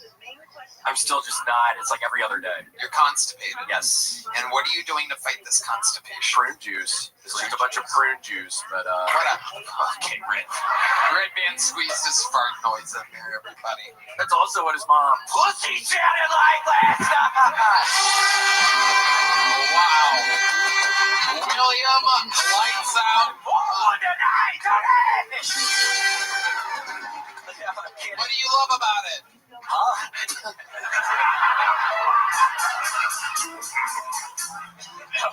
What do you love about Monday nights? Being here, being around friends. Wow. Being around friends, being around family, being around all these nice people who always come to the shows, being around trans people. I actually got her fucking number. Wow. When she left, I made it a point to go from the green room back there to get her number. So, gonna be doing that later. And just living life, Tony, trying to have fun. Going down to Mexico. Bought Xanax bars in Mexico a couple nights ago. Very nice. To sell them here. Oh, you're selling Xanax. Yeah, I'm selling Xanax again. Wow. Yeah. But it's been so much fun, Tony, and I'm going to die one of these days. And just know that I love you. I love all of y'all. It's been a lot of fun. And, until that day comes, I'm going to give it my all. We're going to see how long I can keep on going. But it starts getting weird because you start thinking, your carotid artery has a bunch of plaque and a 200% chance of death in the next 10 years. So it starts getting weird. It is weird, but death is natural. My grandma lived to be 100 years old, and I remember the last thing that she left me. When she left me with bags and boxes.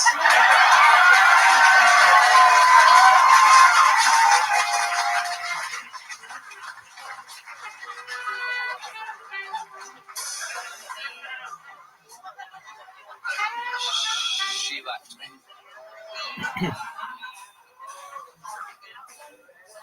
How about one more time for William Montgomery, ladies and gentlemen? We've done it again. We absolutely did it again. One more time for the great Joe DeRosa. Joe DeRosa Comedy on YouTube. The new special out July 21. Tim Butterly, The Tim Butterly Show. Metal Girl Solid. How loud can this place get? One more time for Joe DeRosa and Tim Butterly. Talk Space. Prize Picks. Tacovas. D-Madness. Michael Gonzalez. John Dees. Matt Mueling. Raul Vallejo. Fernando Castillo. And Carlos Sosa.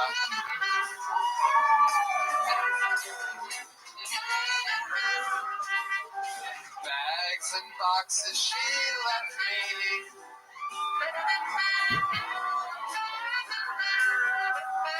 I may have just killed a woman. We love you. Thank you. Good night, everybody. Love you guys.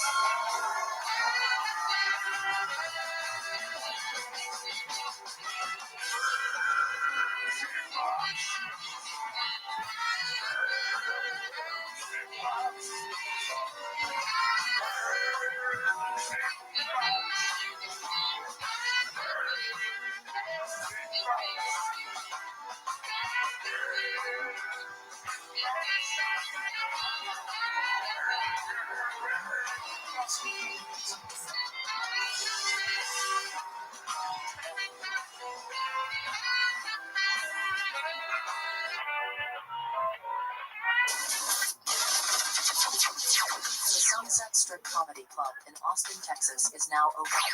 Check out Red Band's secret show every Thursday. Go to sunsetstripatx.com for tickets.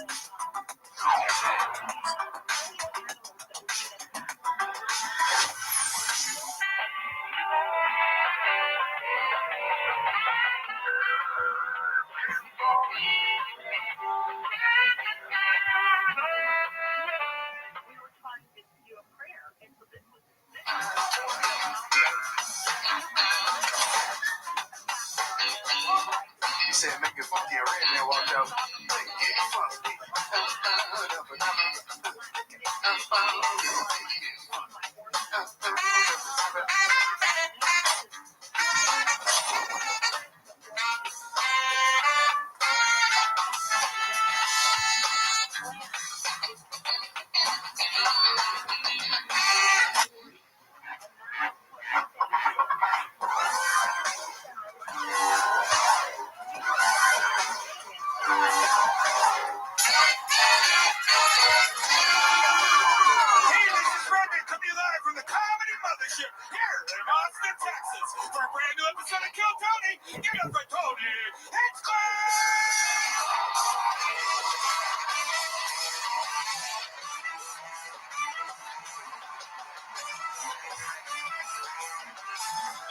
Who's ready for the best fucking night of their lives, huh?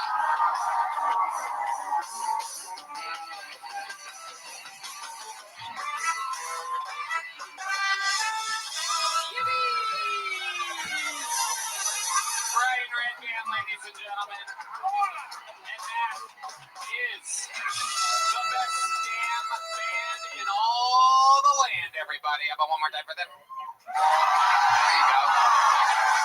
Fernando Castillo, Raul Vallejo, Carlos Sosa, Nachos Belgrande, Michael Gonzalez on the drums. That's Matt Mueling on the electric guitar, John Mees on the keys, and this is indeed the one and only D Madness live in the flesh. We are here. We are live. The number one live comedy podcast in the world. We're very excited. We have an amazing episode for you. Before we get started, here's a little bit more from the amazing sponsors that made it all possible. Hey, y'all. This podcast is sponsored by Blue Chew. Guys, enter the room dick first. Blue Chew isn't just a tablet. It's a cheat code for your crotch. Stronger, harder, longer lasting, like someone gave your downstairs a pep talk and a gym membership. Blue Chew is the original brand offering chewable tablets for better sex. Discover your options at BlueChew.com. We got a special deal for our listeners. As always, get your first month of Blue Chew free. Just use promo code Tony at checkout and pay $5 for shipping. That's it. Join Blue Chew's mission to upgrade humanity one thrust at a time and one bust at a time. Head to BlueChew.com for details and safety info. And big thanks to Blue Chew for sponsoring the podcast. You guys ready to start tonight's fucking show, huh? Every single week, I have two of the funniest comedians in the world on this show. This is a special one because not only are these two of the greats, not only are these two guys up for Guest of the Year right now, but it's also two of the younger bucks that fucking just moved here from the East Coast. Ladies and gentlemen, two of the greats. Make some noise for the great Joe DeRosa and Tim Butterly. Yes. Oh, yeah. Joe DeRosa tripped on his way out. Absolutely perfect. Millions of people saw it. Millions of people saw you trip. You tripped. You could have done anything and you tripped the second you came out, you son of a bitch. Dork. The internet's laughing at you right now. That was never there before. How did you add that scene? That is true. There is a little... There's so many amazing people that came on board for this documentary, Shadows of the Desert. I mean, it has a life of its own. It literally has so many of these amazing people, and many of them have been on your program. Truth Seeker in it, our Bishop Ron is in it, Dr. Kelly Renee Shutt in it, and all of them, what a blessing. And that's what I mean. God really, I don't know, God really wanted this story to get out. I think it's because this is the real truth, the battle of good versus evil. And good won. Good won. For a change. Yes. Thank you for a change. Another thing is like for my music, I write songs and I wrote songs that go through. And now, Brandon Shop. Heyo, it is Monday, July 14th. Man, July is just flying by. Am I right? What they're saying, what they want to say, so I write, and the documentary kind of started from that because the dark one, the song has already been written. There's a song called Shadows of the Desert, which I love, and that's one of the songs I wrote, but it talks about the spirits on the land, and you can find that on my website. All of them are on YouTube and the website, and then all the music is on, all the music, Amazon. Well, I'm glad you're still doing the music too, Mercedes. We're going to come back and take final calls with you in just a moment on Coast to Coast AM with Mercedes Lucky Bennett. Always on your phone? Then you'll be happy to know the Coast website is now optimized for mobile users. Just point your iPhone or Android browser to coasttocoastam.com and enjoy.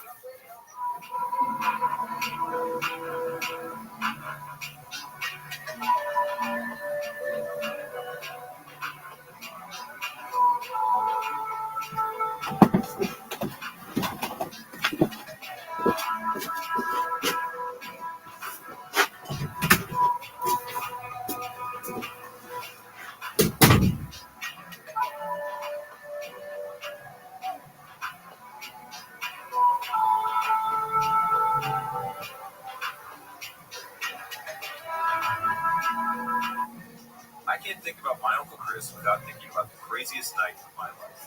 The Uncle Chris podcast tells the story of my Uncle Chris, a real character, a garbage truck driver from South Carolina who's now buried alongside the founding families of Panama. Wild stories about adventure, romance, crime, history, and war intertwine as I share the tall tales and hard truths that help me understand Uncle Chris. Listen to Uncle Chris on America's #1 podcast network, iHeart. Follow Uncle Chris and start listening on the free iHeart Radio app today. Loves the basketball court open because the players get dribbling on it. The dad joke, corny, grown-worthy, but also one of the simplest ways to share a moment with your kids. What did the buffalo say when he dropped his son off for school? Bye, son. So take a moment to make your kid laugh, because dad jokes rule. Make your kid laugh today. Go to fatherhood.gov. Brought to you by the U.S. Department of Health and Human Services and the Ad Council. Find your iHeartRadio everywhere. There are hundreds of ways to experience iHeartRadio at home and on the go, beyond the iPhone and Android app and at iHeartRadio.com. Here's another way to connect to iHeartRadio. Xfinity customers. iHeartRadio is available free on Xfinity X1 or on Xfinity Flex. The easiest way to access iHeartRadio? Just press and hold the microphone button on your Xfinity remote and say iHeartRadio. And you'll be taken directly to the iHeartRadio app to listen to all your favorite music, radio stations, and podcasts right on your TV. Plus, check out Xfinity Ambient Moods to set your screen to beautiful photos and videos paired with hand-curated playlists from iHeartRadio to set the right mood. It's the screen you watch the most in your home, and you never knew that it was one of the most popular ways to listen to iHeartRadio. Check it out for free now. iHeartRadio. Anywhere you want to listen, iHeartRadio is there. iHeartRadio. XAI, the company behind Elon Musk's Grok AI chatbot, is apologizing after the AI made anti-Semitic posts last week. Here's Michael Kastner. The chatbot praised Adolf Hitler. The company posted on X that it was horrific behavior and playing an update to a code path. The bot has raised concerns before, including in May when it would repeatedly mention white genocide in South Africa in unrelated conversations. That blamed on an unauthorized modification to its code. NVIDIA says the U.S. should reduce its technological dependency on other countries. In an interview with CNN that aired Sunday, NVIDIA CEO Jensen Huang said that the United States should invest more in manufacturing. Months ago, President Trump announced a $600 million investment in chip-making technology in the U.S., courtesy of Taiwan Semiconductor Manufacturing Company. And according to Bloomberg, Meta has acquired artificial intelligence startup Blade AI. Tech Report, I'm Mark Beatty. A new study finds that 1 out of 5 foods and drinks in the U.S. have synthetic food dyes in them. Researchers at the Georgia Institute for Global Health, the University of North Carolina, and the Center for Science and the Public Interest evaluated ingredient data for packaged foods and beverages made by the top 25 U.S. food manufacturers. The average sugar content of products with these dyes was 141% higher than those without dyes. Senate Minority Leader Chuck Schumer is demanding Health and Human Services Secretary Robert F. Kennedy Jr. declare a nationwide emergency over rising measles cases. In a letter Schumer wrote, "You've walked our country into the nation's largest measles outbreak in 33 years. According to the CDC, measles cases have spiked this year, with over 1,200 confirmed cases in 39 states, including 3 deaths. Health Update, I'm Sarah Lee Kessler. At coasttocoastam.com.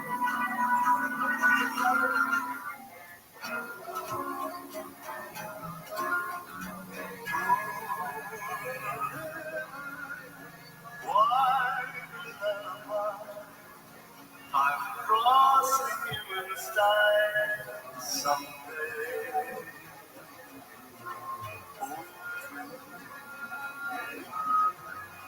You heartbreaker, wherever you're going, I'm going your way to the rivers of silver. There's such love to see. We're after the same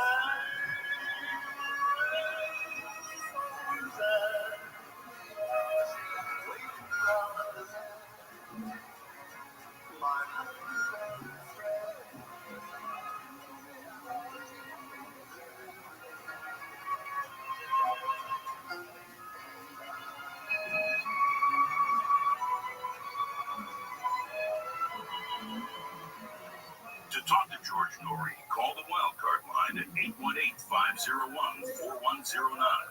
The first-time caller line is 818-501-4721. To talk toll-free from east of the Rockies, call 800-825-5033. From west of the Rockies, toll-free, call 800-618-8255. Send George a text message anytime at 818-298-6521. This is Coast to Coast AM with George Norrie. On our next Coast to Coast program, Dr. Ken Hansen joins us to talk about the Dead Sea Scrolls, and then Vaughn Brashford joins us to talk about lucid dreaming on Coast to Coast. Make sure you're part of the program. Beyond Belief, that's our television show, and we invite you to go to that website, beyondbelief.com, to sign up and have some fun. Of course, our YouTube channel is free to sign up to. Just go to YouTube and type in Coast to Coast AM Official, or get to our website, coasttocoastam.com, and at the top of the homepage, click the YouTube icon, and I hear something for your men and women. Research shows the testosterone deficiency affects a large portion of men and women at a much younger age than before. Addressing testosterone is crucial for maintaining overall health. Introducing Epic Tea, not a drink, but a 100% natural capsule with amazing results. Here's product creator Dan Putnam. Epic Tea is a testosterone enhancer. It doesn't have any testosterone. It works with the body's natural testosterone, perfectly safe for both males and females. But there's studies showing that it will help increase your testosterone between 300 to 400% with the very first dose. Wow, that's amazing. What kind of changes are people seeing? Their hair is growing like they've never seen it before. There's differences in their skin, having to cut their nails more than one time per week for losing weight, better mental clarity. So this is a 100% natural product. It optimizes the testosterone that you already have. So that when your body's producing testosterone at night, it stays throughout the entire day. People are starting to see after the first week, the first 2 weeks, massive differences. We've seen anywhere from 200 to 700% increases in the first 90 days. It's recommended that the males actually take the product right before they go to bed, and the women actually take the product in the morning. So anybody that's wanting to reverse that aging process, so again, just wants to feel better, feel younger, this is absolutely incredible product for you. Epic Tea capsules for men and women from HealthyLooking.com or at 800-549-9596. Epic Tea capsules at HealthyLooking.com or 800-549-9596. Promo code George for free shipping from HealthyLooking.com. Mars Mission 1, the fictional book based on real-world facts, the future you hope never happened. Author Christopher Lee Jones has been on our program, brings you Mars Mission 1, available on Amazon.com, bringing you real-world facts of what our world could look like if we allow the Kessler effect to continue to develop in a cliffhanging accuracy. The first crew lands on the surface of Mars, for example, when a missile blows up a satellite, creating thousands of pieces of debris. That debris, sailing along at thousands of miles an hour, destroys more satellites, creating more debris, causing a non-stop chain reaction that's called the dreaded Kessler. All satellites are destroyed by debris, cell phones fail, GPS fails, power fails. Life on Earth will never be the same. Mars Mission 1, surviving the Kessler effect.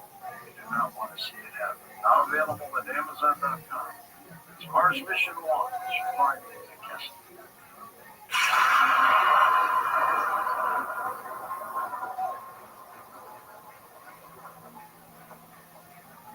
Real people, real stories. I was only 6 or 7 days, but the exhaustion lasted for 2 years. I had this horrible brain fog. My memory never really totally returned. I kept hearing the carnivora, so I was like, I'm going to try it. I tried it. 10 days to 2 weeks after taking the carnivore, I could not believe what happened. I'm 70. I had energy like I was 40. The thing that was so remarkable to me is I wasn't exhausted anymore. I had my clarity and my brain back. I mean, do you know how much it means to be able to think again? I was really happy about that. It's like I kept telling everyone I have a brain again. Call 866-836-8735. That's 866-836-8735. Visit carnivore.com. That's CARNIVORA.com.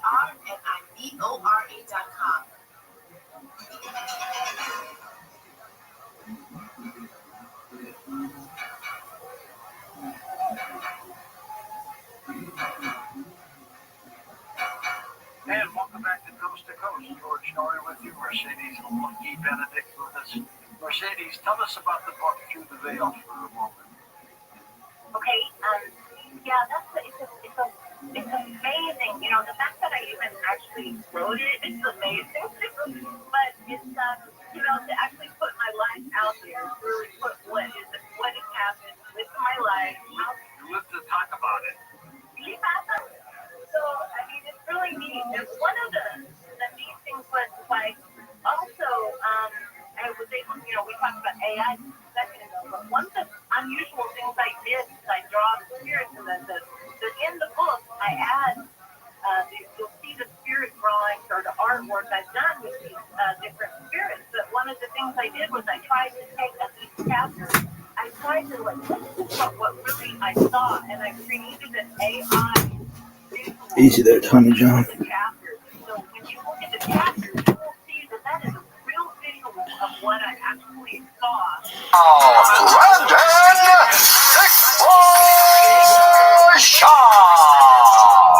Heyo, it is Monday, July 14th. Man, July is just flying by, am I right?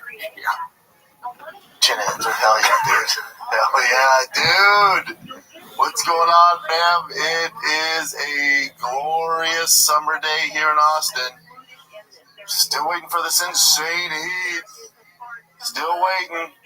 I think I figured out why before I moved to Texas, when you talk to Texans, everyone goes, just wait for that heat, man. Just wait. Because it's the only thing to complain about. It's don't get me wrong, it's hot. It's hot. No doubt it's hot. But it's not, you know, I'll have some neighbors like, July, August, I get out of town. Jeez, can't be my fault. So you're going to leave because it gets toasty, you know? We haven't seen it yet. They're like, just wait. Even Jamie, Rogan's guy, is like, when are you coming? I'm like, yeah, I'm moving there, you know, early June. He's like, man, good thing you're not moving July, man. Just wait. So maybe it's just a rare summer here in Austin, but I'm waiting for this extreme heat everybody keeps talking about. It ain't shit so far. It's Jumanji out here. If you want to lead with anything, don't lead with the heat, Texans. If you want to lead with anything, nobody told me it's Jumanji out here. I've had tarantula hawks, I've had snakes, I've had vultures. Every day, like Jurassic Park vultures flying around my house. They live around the crib. They're insane. They can steal one of my kids, no doubt. Not tigers, do they? But Bosty, see ya. Billy, see ya. My wife, maybe, you know, could lift their big ass up. And then this morning, in the garage was El Tarantula. He's cute though. I was gonna say that of all things, he's cool. He actually was cute. I don't mind a tarantula. Joanna was freaking out. She came because I was getting ready to go to my workout, so I was like making my pre-workout mix. She comes in, she's like shaking. She's like, "Oh my God, come to the garage." I'm like, "Oh shit, what is it?" She's like, "Wait till you see this thing." And then he's right by my Hummer. I'm like, "Oh, he's cute. Yeah, he's cute. Furry.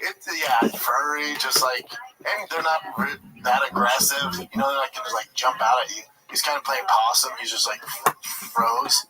And so I didn't move, and I just see his little leg kind of come up. I'm like, all right, he's still alive, still kicking. I just got a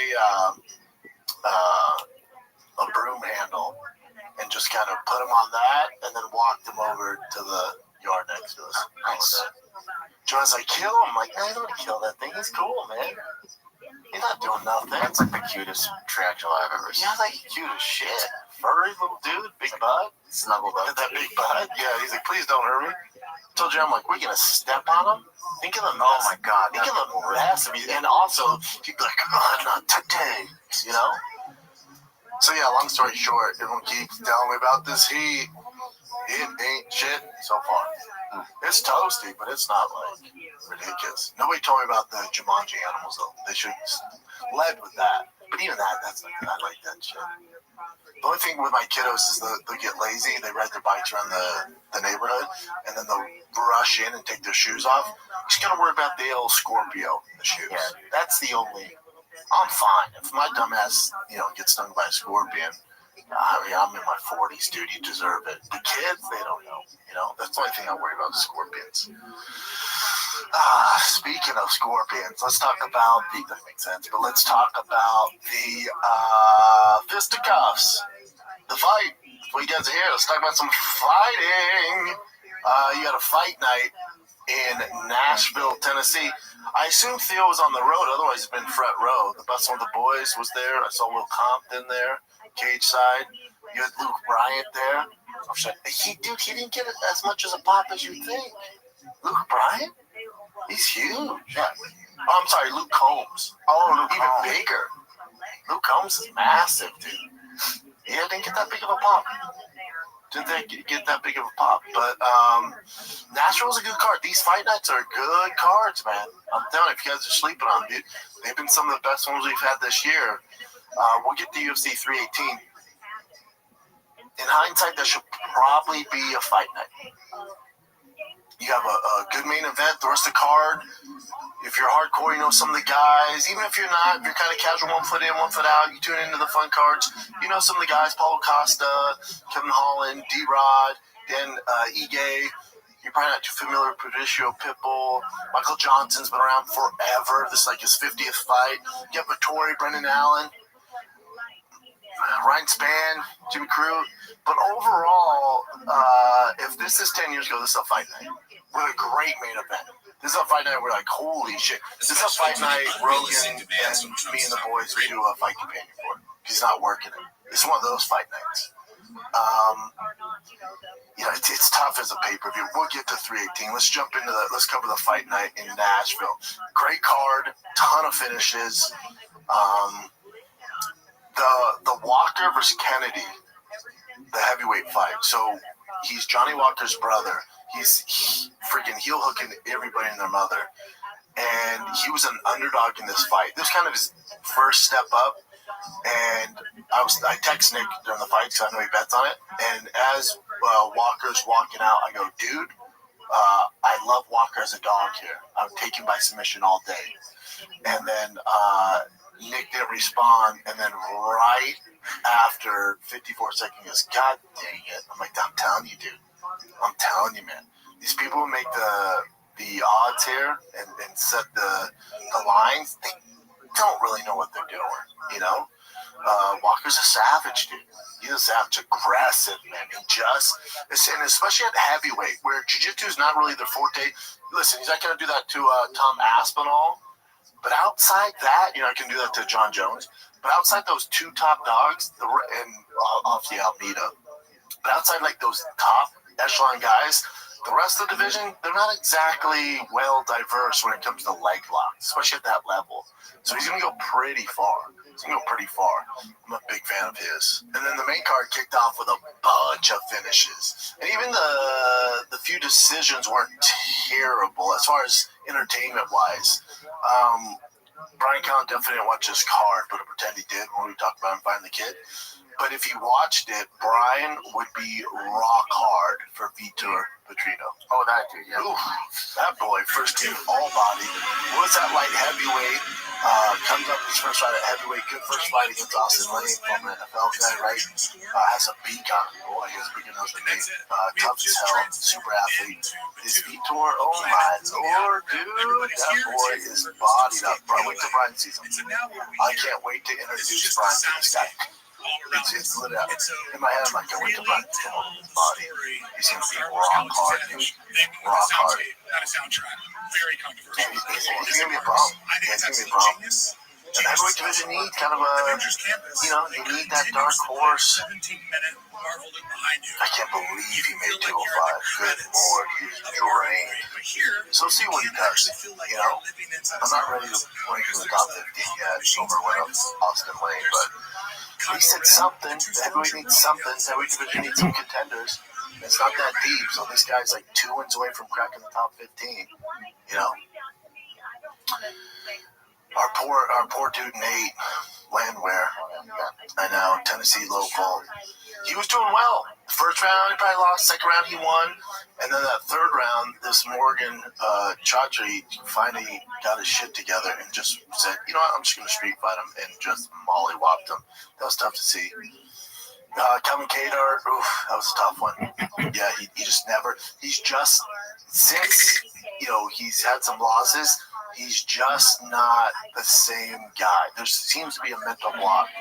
You know, he went to Faraz up at TriStar, obviously to help him with that. He's just not putting any output. And this Steve Garcia, you know, he's not going to win any bodybuilding awards, but, you know, Greg Jackson training, he's a problem. He's damn good. Tough killer stuff. Just outworked for 3 rounds. You know, just got outworked. It's tough to see. I mean, it happens to everybody. It just sucks. Kevin Kadar, some rounds he had like 6 punches. And dude, come on, dude, let's get going. And Steve Garcia's like a pressure fighter. You know, great with the jab. His jab absolutely destroyed and set everything up. And then, obviously, I'm biased, but Wonderboy Thompson, I thought won that fight. As far as straight damage goes, significant moments in the fight, I give to Wonderboy. A little biased, love Wonderboy, you know, former training partner, absolutely adore Wonderboy. I thought he won the fight. His shit was pretty gnarly, but as far as the closest to finishing the fight, nice and close, Wonderboy. The only time he got knocked down, it was a slip, you know, on the leg kick, so I thought Wonderboy won that fight, man. I really did. Have you seen, I wonder if you can play that here. I can send it to you. My boy Ryan owns True Classic. And we'll talk about Fighting Kid, I'm sure. Because Brian was the mastermind behind the commercial. Brian wrote this commercial. Have you seen the True Classic commercial? That's right. My supervisor. Give it up to our boy Brian. That's Callan. Callan's very talented. Man. We all know this talented. But when this kid, I'm sure we can play it. Dude, it's so good. Best of luck. And I knew this was Brian's influence. When Bisbee goes, you know, you gotta risk it. And they go, dude, you have one eye and a messed up neck. He goes, no doubt, it's all depressing. That's Callan. You know, when I saw him like that, Brian for sure wrote that line. Bisbee stole the show. He's an actual actor. He's a legit actor, but he's great in this. Yeah. Just play it and see if play it. But yeah, okay, good. All right. I'll tell Ryan too. Fresh. Okay, well,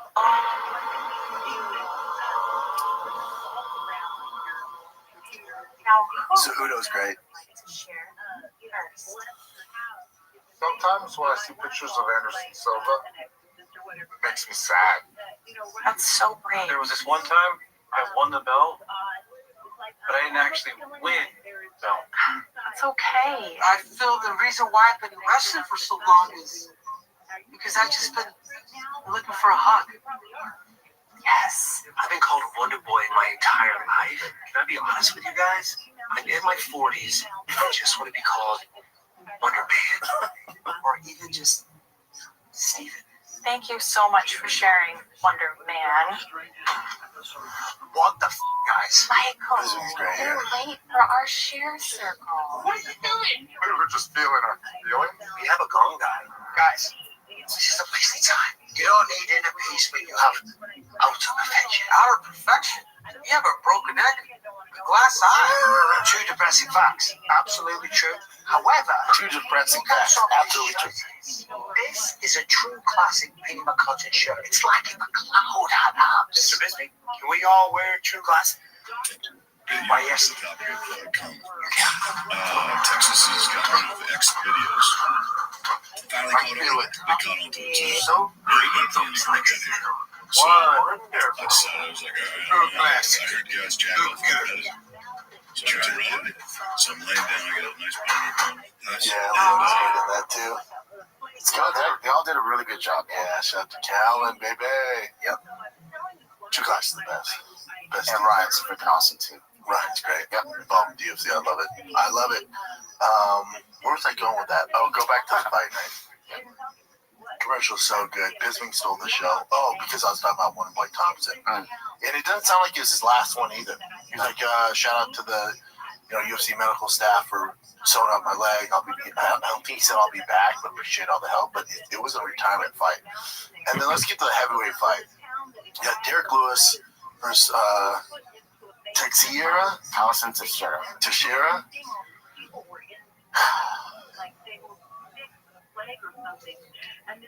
Did you see it, Chin? Of course. Early stoppage? 100%. No doubt, right? No doubt. 100%. Now, I'm not mad at it because I love Derek Lewis and I want him to win anyways, and I didn't think this would go past the first round. But, and I think because Derek Lewis is so beloved, I don't know what the online reaction was like, but none of the broadcasts, no one really addressed it at all. That was a bad stoppage.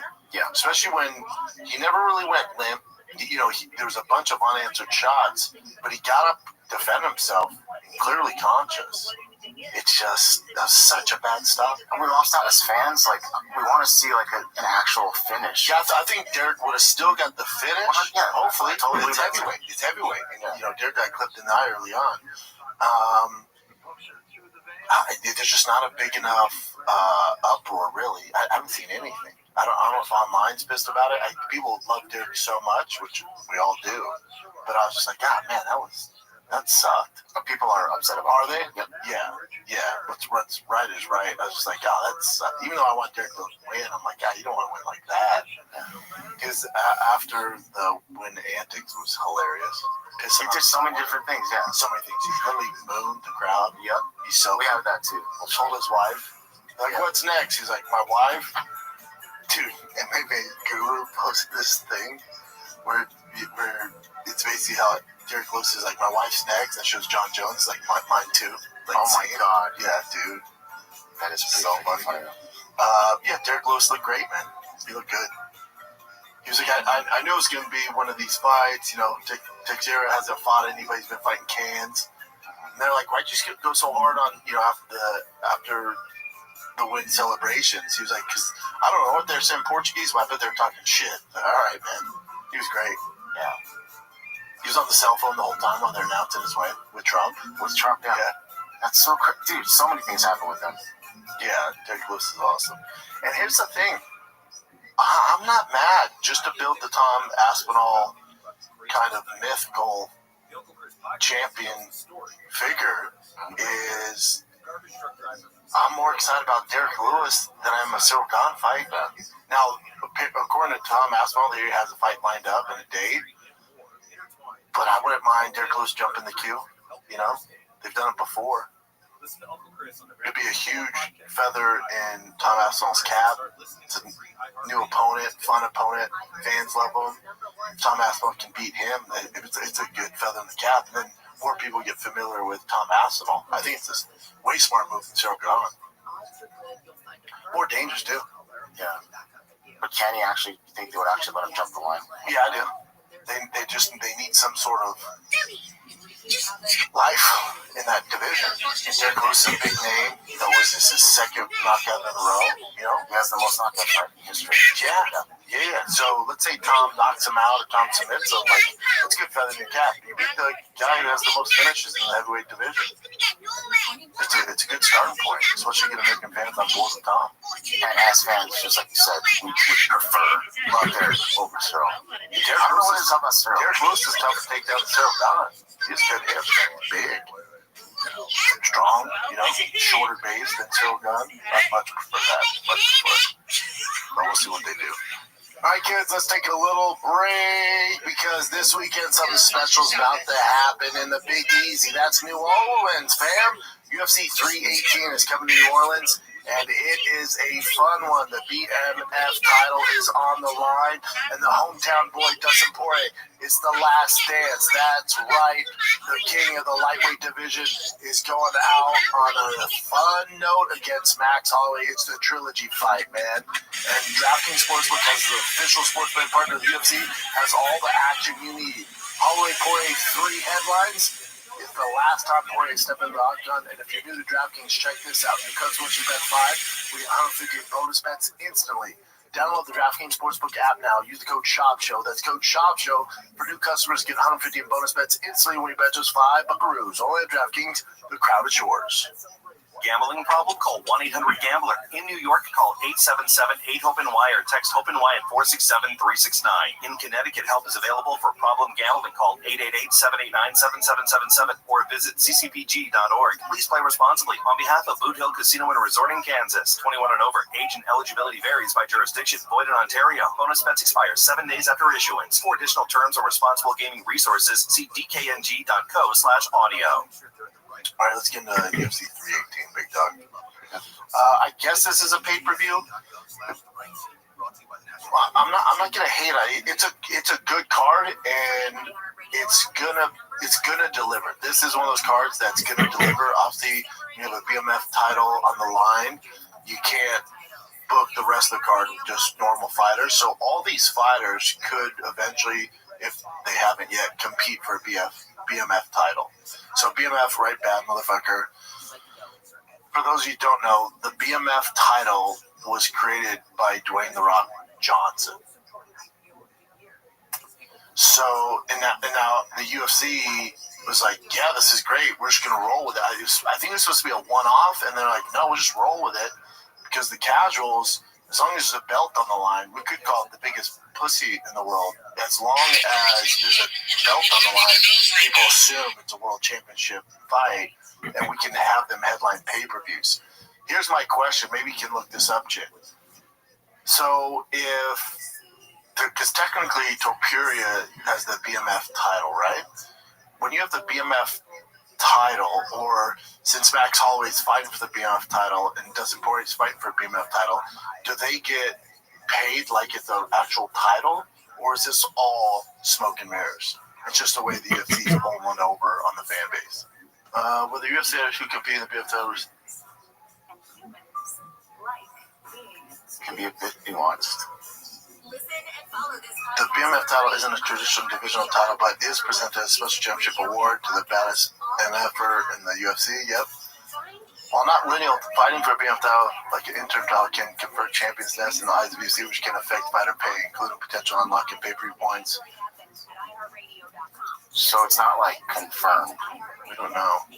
In essence, while the BMF title doesn't carry the exact same weight as the lineal championship in terms of divisional rankings and title shots, still can draw eyeballs to the event, of course. Position to secure lucrative pay-per-view points. Still should put them on par with those fighting for additional belt in some aspects of compensation. So I assume they get a little bump, but I doubt it's the same as the actual world championship. Kamaru Usman says made-up BMF belt, not a real UFC belt. He'd be correct. Usman said the BMF championship pound for pound podcast. This was a hypothetical that was made up because of me. Let's not forget that myself and Covington were supposed to fight in Madison Square Garden, New York. Okay. Does the UFC BMF title holder receive points? Dig below the surface, central Mississippi. Odds are good you'll find a burnt orange color back up in here. So it's not clear. Massive clay. There's one thing it's known for: wreaking havoc on anything buried in it. Gaethje's fight against Poirier reportedly earned him a whopping $700,000, which included a $100,000 win bonus along with his share of pay-per-view sales. So for some people, sounds like that's kind of a bump, but not the same as being a straight champion. Better than nothing. Of course, better than nothing. Better than nothing. I don't mind the BMF stuff. You know, it's fun. And if you look at the history of BMF, there hasn't been a bad fight. It always delivers. So I don't mind that aspect. Again, I'm just old school. I come from the old days. So this is more of a fight night. I'll pay it. Don't get it twisted. Your boy's paying for it all day. And as far as, you know, even Dana tweeted out, like, look at this badass card. It is a badass card. It is. Stylistically, this delivers on every aspect except for name power, which, you know, you don't have to have. But as far as it being a big pay-per-view needle mover, it's not that, you know. But all the fights on there are fantastic. Fantastic. Michael Johnson, it literally was how many fights is this for? Take a look right now. He's been fighting for a hot second. Has to be close to 50. Brought to you by iHeartRadio Earth and the National Environmental Education Foundation. To find more tips for So he was when he got to the UFC, he was 8-5. Go all the way up now. iHeart is America's #1. Nice, 23-19. Open the free iHeart app and explore podcasts like 15, 11. Where he has a total of 42 matches. Just take away 13, it's like 30 or something. You know? He has a lot of losses. I'm Dugan Arnett, investigative reporter of the Boston Globe Spotlight. But again, he's fun. Got around 30. Yeah, he's fun. He's fun. He's been fighting for fucking ever, dude. Yeah. 15. And sometimes I thought he completely lost it, but then he comes back. I know. He's 39. Go back to the rest. Yeah, it's a fun fight. Dan Ige, Patricio Pitbull. Listen, man. With Patricio Pitbull, when he fought Yair Rodriguez, he did not look world class. He had no business being in there. Again, you're going to hear a lot of other people who do what I do keep telling you that these other leagues are just as good. These guys can compete, and it's not the truth. It's not. It's fun to hate on the UFC because, you know, they're the big show in town, and, you know, it's fun to cheer for these other leagues. I get all that. I'm with you. And are there some talented dudes who can compete? Yes. Will they be world champion in the UFC? No. I want you just to look at strength of schedule of Patricio Pitbull before you get to the UFC compared with a guy named Dustin Poirier. This is the difference. Strength of schedule is everything. Who are you fighting? Yeah, you're champion over here, but who are you fighting? Night in, night out. And if we go through some of these names, he's also lost 3 on last one. But if we go through some of these names, you tell me if these guys would be dominant in the UFC. AJ McKee? Maybe. He's the one, I'll give you that. He lost to him and they beat him in decision. Adam Borics, you know. And then also, as I name some of these guys, I want you to tell me if you've ever heard of them. Juan Archuleta's damn tough. He's tough. Pedro Calvo, Emmanuel Sanchez, AJ McKee, Adam Borics, Weber. Yep. Sergio Pettis. He fought in the UFC. Was not a world beater. Now, when he left the UFC, he got better. He was young, too. Suzuki, you know, he lost that one. Jeremy Kennedy. You go down for me? Michael Chandler. You guys might say, look, he beat Michael Chandler. How's Michael Chandler done in the UFC? He's a winning record. Fun fighter, one of my favorites. Fun fighter. He lost to Ben Henderson, an older Ben Henderson. Ben Henderson was very dominant in the UFC, and he lost to him quite some time ago. Henry Corrales, Daniel Strauss. He's fought good guys, tough guys. But again, my whole point of all this is strength of schedule. Go to, and a lot of these names I was giving you is from 2014, 15, 16 for Homeboy. Go to Dustin Poirier's last 15 fights. Just his last 15. This is what I'm talking about, strength of schedule. Now go ahead and scroll up for me. This is Dustin Poirier's last few fights. Now you tell me if you recognize any of the names and strength of schedule. This is why the UFC is the top dog. This is why, unless you're fighting the UFC, it really doesn't matter. And I know this is tough for a lot of people out there, especially the people that keep championing these other leagues. It's just not the fucking same, dude. It's like saying a Division II football player, dude, he can play at Alabama. He'd tear it up. Really? Let's see it. Why is the SEC so good? Why is SEC considered the best? Because they're facing the toughest competition weekend after weekend after weekend. They don't have just one tough guy, one tough team that comes along. They have two cans, and then they have a tough team, and then two cans. No. weekend after weekend, it's murderer's row. And that's what the best of the best do. The UFC has that roster to provide that. Nobody else does. Especially now, it's a shit show out there for these other organizations. But let me just cover, and remember, Dustin Poirier was not even a world champion. He's an interim champ. He's fighting for the BMF title, but he's never an actual world champion. But this is his strength of schedule. This is his last 15. Again, you tell me if you know some of these guys. Islam Makhachev, number 2 pound for pound, was number 1 for a long time. BSD, Benoit St. Denis. At the time, he was fucking tough. Remember? Everyone was scared of him, thought it was a 2-round matchup for him. Yeah, he knocked him out. Justin Gaethje. Never heard of him? Michael Chandler. He also beat him. Charles Oliveira. Conor McGregor twice. Dan Hooker. Pretty fucking good. Khabib. Regards top 3 of all time. Max Holloway. Real quick, these are all in a row. Eddie Alvarez. Justin Gaethje, Anthony Pettis, Eddie Alvarez, Jim Miller. You know what I'm saying? Like, those are his last 15 fights. More than that, 17 fights. Fight after fight, tip of the spear, doesn't get easy. Monsters, monsters, monsters, monsters. Yeah, but you never became champion. Yeah, because it's fucking damn near impossible. Because you're fighting the most elite guys in the world.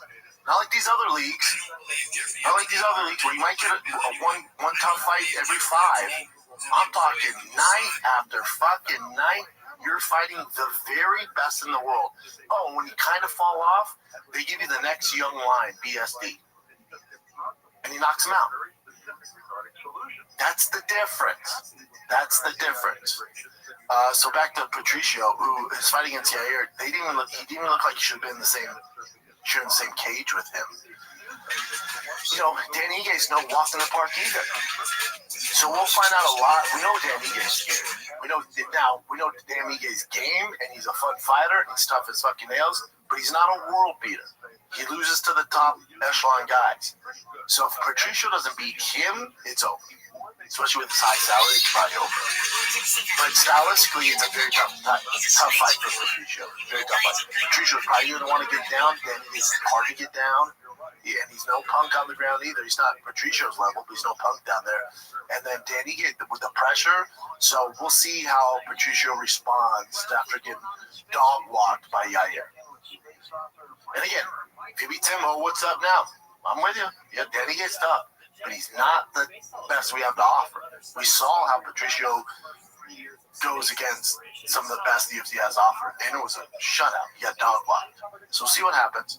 And again, I'm not hating on these guys. I'm just saying this narrative of these other leagues are just as good. They're not. They're not. They're just not. The strength of schedule is nowhere near. Nowhere near. Yeah, I keep telling you guys, like, see, the guy who wins the CFL MVP saying he's the best in the world. Not true in any fucking facet. Those guys can't even make an NFL roster, let alone start for an NFL game. Paulo Costa, Roman Kopylov. Great fight, depending on what Paulo Costa we get. Paulo Costa bursted onto the scene, first team all body, the acai, the juice, the secret juice, all that shit. He was 5-0. We're like, oh my God. And they lose to Stacey. They lose to Marvin Vittori. They beat Luke Rockhold in Utah. It was kind of a shit. It was an entertaining fight, but they're both exhausted. We're like, all right, he's back. And he loses to Robert Whittaker. But he looked good against Robert Whittaker. He actually looked kind of like himself. But this is a fork in the road for him. You lost 3 out of his last 4. You lose this one, that's 4 out of your last 5. It's going to get dicey. And it's not an easy fight for him at all. And this is Roman. Yeah, Roman has some work to do. I would assume Paulo's the favorite in this. Is he? I can't believe we have Vittori and Brendan Allen on the freaking prelims. Yeah, Paulo's it's this under no. Paulo's a plus 200, but yeah, so what's on the left is over 2.5 rounds or under 2.5 rounds. The right is actual odds. So plus 200 is a plus 200 underdog. That's about right. Dan Ige minus 170. That's right. That's about right. Max Holloway minus 125, Dustin Poirier plus 105. That's right. Michael Johnson, big dog. Damn, he's plus or minus 125. I'm actually a little surprised with that. Holloway? Yeah, that makes sense. Kind of. And it kind of doesn't. You know, there's been trilogies in the UFC before, like back in the day, Tito, Volkanovski, Max. Let me think. BJ Penn, Frankie Edgar. You know, guys who are 0-2 have never won the third fight. It's never happened. My only caveat with that is you're talking Max Holloway and Dustin Poirier. I'd say Max Holloway's evolved so much since those last two fights. Their first fight was 12 years ago. Their second fight was 6 years ago. So remember, Max took on short notice. That was a short notice fight. That was at 45. And then, I'm sorry, he took the second fight on short notice. If you remember that. Wasn't a natural 155er, just kind of didn't cut weight at the time. Came in there. There's a huge power difference. Yeah.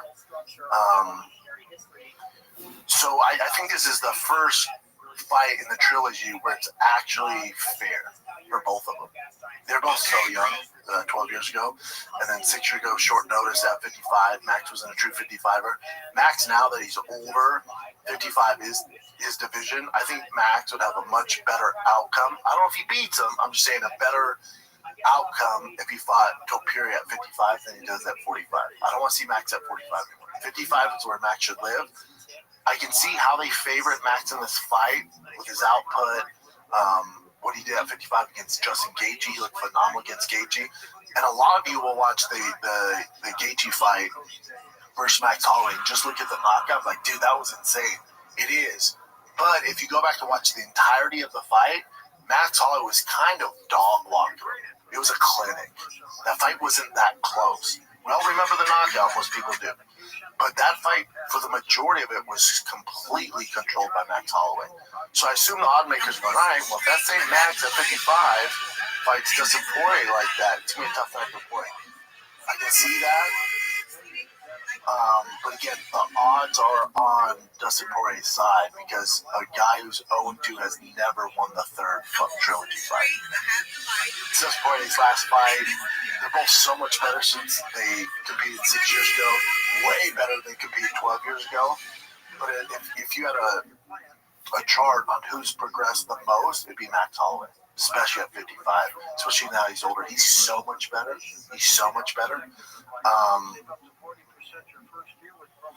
But history says Dustin Poirier should win this fight. And in his hometown, and you got Lil Wayne walking out. And I do, a lot of people go, well, if Dustin, let's say Dustin goes out and starts in 30 seconds. Like, oh, does he fight Topuria at 55? I don't think so. I think Dustin's done all he can. Never got the title, but had the interim title just as good. Now he has a BMF title, pretty damn good. And you look at his run, he's fought everyone. And at the time, he could have fought for a title to try and win the actual lineal, lightweight title. He decided to go for the Conor McGregor red panty night. And for his family, probably smart to fight Conor and make all that money. Easier fight too for him, probably smart. When you look at your daughter, you're like, God, do I chase this belt, which is gonna be fucking murder's row, or do I fight Conor McGregor? The last hurrah with Conor and make all the money. That's what you do. It's prize fighting, Dustin Poirier's had a fun first ballot Hall of Fame. And he posted, or maybe his wife posted, his daughter made a piece of art in whatever she's in 3rd, 4th grade. It says, Daddy, I'm so glad you got fighting. Oh, I would assume this is his last one on Big Dad. Yeah, that's Big Dad. Yeah. I love both these guys. He did the BMF title on the line, but both of them, it sounds like Hallmark card, most of them are first team all nice. Like there actually is. The narrative online is going to be, you can't look up to any of the MMA, UFC guys. There's all this darkness, and with the Conor news, and then you got the John Jones stuff. Those guys are outliers. The majority, there's a lot of analysts out there to tell you how you don't want to look up to your heroes in the UFC, and that's all bullshit. It's all bullshit. The bad apples get the headlines. the majority of the UFC are really good dudes that your kids can look up to. They're awesome. Dustin Poirier is an amazing human. Max Holloway is an amazing human. They just are, man. They're just good dudes, but that doesn't get headlines. Marvin Vettori, awesome. Brendan Allen, fucking awesome. You know? Aspinall, awesome. Curtis Blades, awesome. Justin Gaethje, awesome. I can keep all these guys. Volkanovski, Topuria, like there's a lot of guys that are actually good human beings and that your kids can't look up to. But the narrative online is, oh, UFC's so toxic and all this bullshit. And those bad apples get the headlines, but the majority of them are really good people. And this is Boy Thompson, for God's sake. But this is the Derek Lewis. I know there's some shady past back in the day, but he's fine now. He's awesome. And Max Holloway and Dustin Poirier just represent that. So don't let the negative headlines be something that you as a fan focus on and think there's an issue with the UFC. There's going to be some bad apples. You can't control it. It's fucking human cockfighting. There's going to be some wild birds out there. Just like Aaron Hernandez doesn't represent all the NFL. There's actually some awesome human beings in the NFL. You know? But the bad apples make the news. So you think, oh, they have a problem. No, they don't. It's also cage fighting. You're going to get some guys who are drawn to that. You're going to get some bad dudes. It just is. And so it just so happens some of those bad dudes are very fucking good at fighting. And they don't know when to turn it off, like John Jones. He's a wild boy. Conor McGregor, wild boy. You know? Yeah. But there can be a better representation in the UFC this weekend than Max Holloway and Dustin Poirier. Let's take a little break here and we'll jump right back in this episode, because this episode of the Shop Show is brought to you by Progressive Insurance. You ever find yourself playing the budgeting game, shifting a little money here, a little money there, hoping it all works out? Well, with the Name Your Price tool from Progressive, you can be a better budgeter and potentially lower your insurance bill too. You tell Progressive what you want to pay for car insurance and they'll help you find you options within your budget. Try it today at Progressive.com. Progressive Casualty Insurance Company affiliates. Price and coverage match limited by state law, not available in all states. Do you remember back in the day when Ariel Helwani awarded Stephen Thompson the NMF belt? Nicest motherfucker. I don't know. It's so funny to put those words together. Nicest motherfucker. Makes sense. He would win it, and you could give it to both these guys too. Yeah. Awesome dude. Awesome dude. Alright, what else got you? I'll be doing a breakdown, we call the War Report with Jesse on Fire for a much more deeper dive on UFC 318. Max Holloway and Dustin Poirier that comes out later this week. Cool. So there was another event this weekend, and it's just like it's pretty prominent in the women's boxing era. Like all female card, I missed it.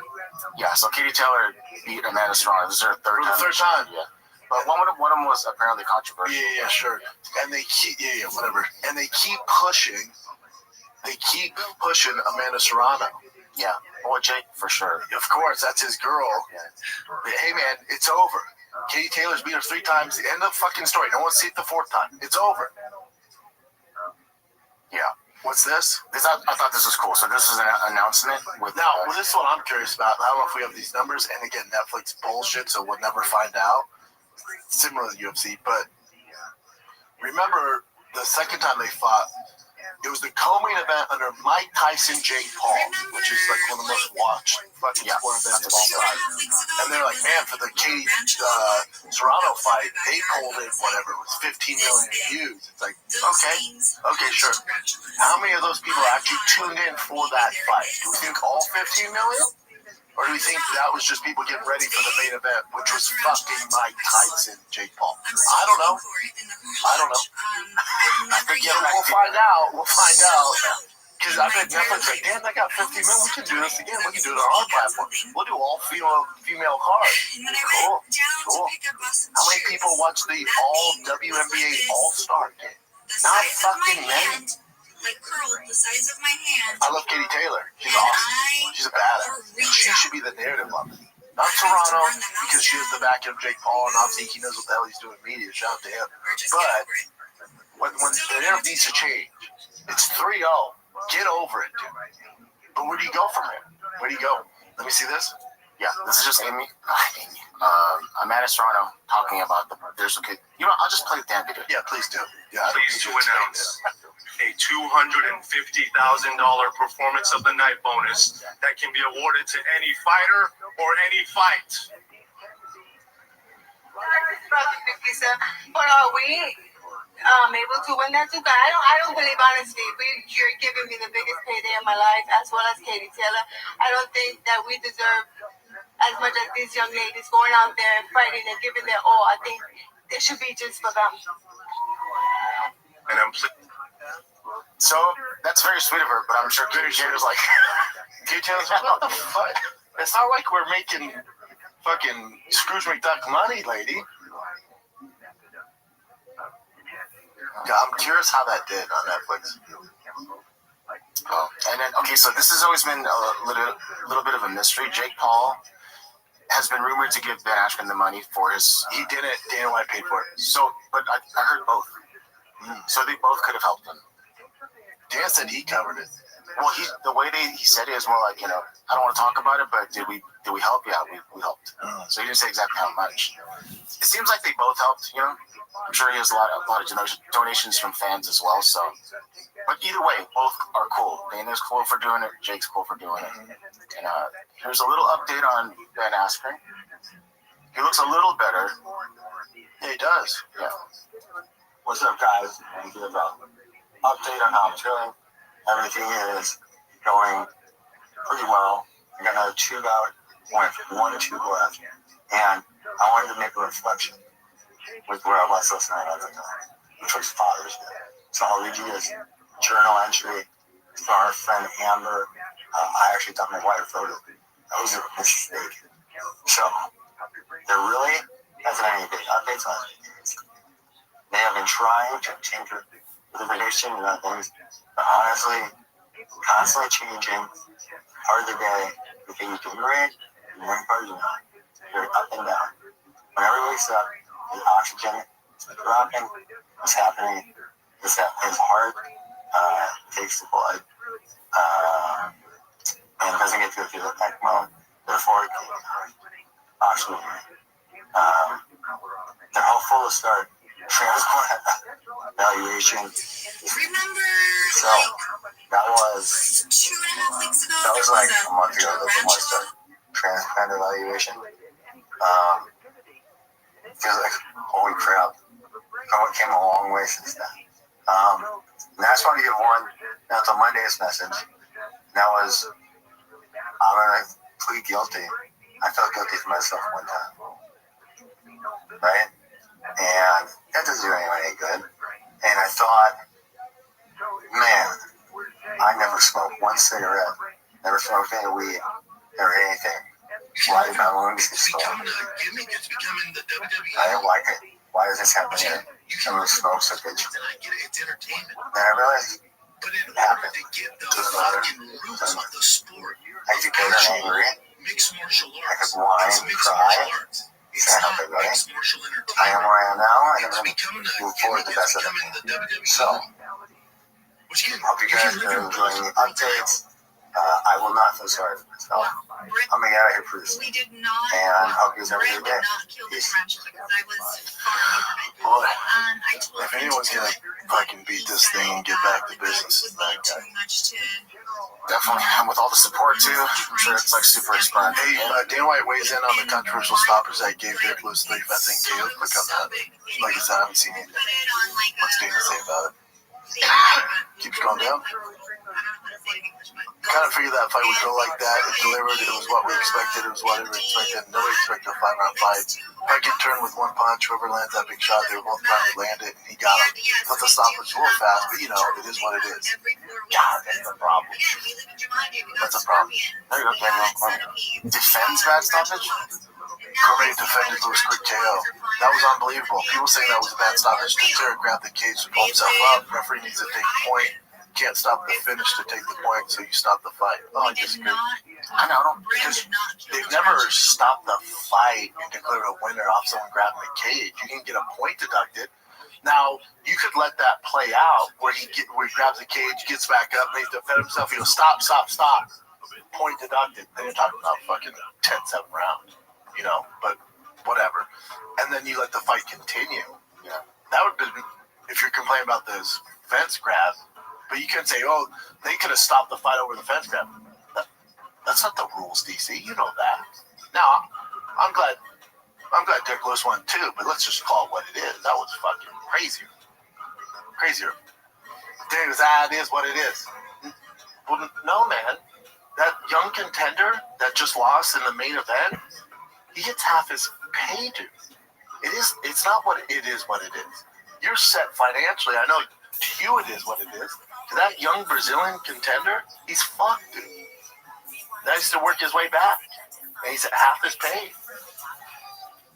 It ain't right, but what are you going to do? As Dana just said, it is what it is. That sucks. I'm surprised he would say that. DC's done his explanation to make it make sense. Well, you grabbed the fence, you could have stopped it there. Yeah, you could have. Or you just wait to see how it plays out, and then when there's a slow in the action, you stop and take a point. But no fight's ever been stopped and somebody declared a winner over a fence grab. Yeah, and plus that dude was like, he was supposed to win. I think he was like a pretty heavy favorite in the very beginning. Mm-hmm. So because he was undefeated, like just gigantic. He hasn't had a fight go over like 3 minutes. He's a monster. But Derek Lewis does what Derek Lewis does. Yes. All right, as I was saying, this is actually pretty cool. This is Jorge Masvidal, who had beef with Ben Askren way back. This is him sending a message. Yeah, all that goes out the window. This is a different. Yeah. Everyone should rally around Ben. This goes out to the one and only Ben Askren. What's up, my brothers? I know we were rivals in the ring. I just want to say, God bless you. And when I get back in America, if I could come shake your hand, brother, and just share a prayer with you, it'll be amazing, man. I know you're going to pull through this. You're a fucking warrior, brother. God bless. Your story is crazy inspirational what you're going through right now. God bless you, man. I'm hoping to get back and be able to just shake your hand, bro. I hope all is well, brother. Yeah, it's tough. Like, very sweet, cool. Yeah, love Jorge. And again, another good dude. Mm-hmm. Okay, so Dana White was on the Nelt Boys podcast, the Full Send one. Yeah. No, I already knew you were gonna respond. It's so awkward. I don't get me wrong. I get chasing views. I get it. They're huge in that young demo. Like they're massive. I can't compete with those boys. I get it. They're just. There's nothing in Dana that goes, I should probably sit down with somebody who fucking knows the sport. I should probably sit down where I can, because Dana's a genius when it comes to MMA. Like, I should probably sit down with someone that I can mentally, verbally spar with, go back and forth. When I see these clips and they're just, it's such a casual set of questions. It's the stuff that irks me as a guy who does what I do. I'll know if someone's a fan if they're talking about some of the young guys, these up and comers. Joshua Van, that dude, his boxing. How do you think he would do against? How do you think you'd do against Pantoja? And I'm like, this guy, he's into it. He kind of knows his shit. Let's discuss. When someone comes up to me and goes, dude, Connor, bro, dude, when's he fighting? You're just like, fuck. Or, dude, John, what's going on with him, dude? When's the John fight? You're just like, oh, fuck. And that's what this is. This is like so rudimentary. It's so surface level. Don't get me wrong, I'm not hating on Dana for doing I get it, dude. But part of me, it's just not what I do. Like, people I feel go on the podcast, I'm like, oh, man, it's just not, I can't inside. I just can't. Like, I'm not going to break down when Connor's fighting next for you.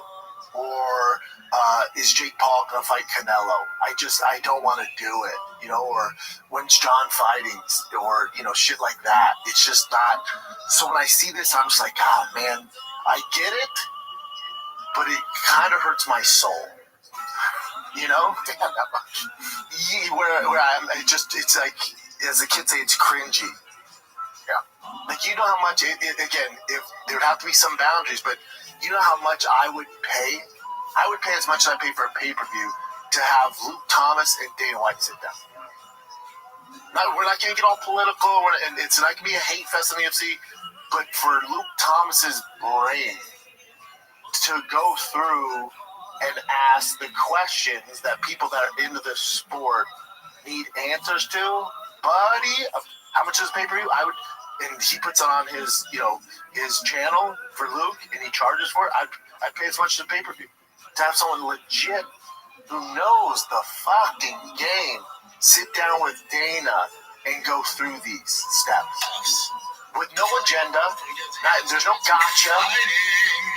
Just literally be like, go through actual shit we want to know, not the super fight stuff.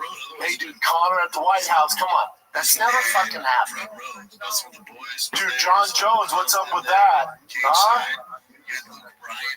How great would it be if he sat down Luke Thomas, Ariel, legit journalists? Mendenhall, legit, P.T. Carroll, legit fucking journalists. And someone goes, be honest, dude. You gotta be like the rest of us. You gotta be sick of John Jones shit. Do you actually care if he comes back? Don't give us the promoter, dude. Well, the best of all time. It would be great at the... No. Seriously, take the wall down. How sick of it are you of answering when's Connor coming back? What's the deal with Connor? When's John Jones come back? In hindsight, did you make a mistake letting him carry the belt this long? Was it fair to Tom? If you could redo it, would you have allowed Connor to fight Floyd? But you didn't have your hand in it, even though you guys made more money than God. In hindsight, it kind of fucked him over.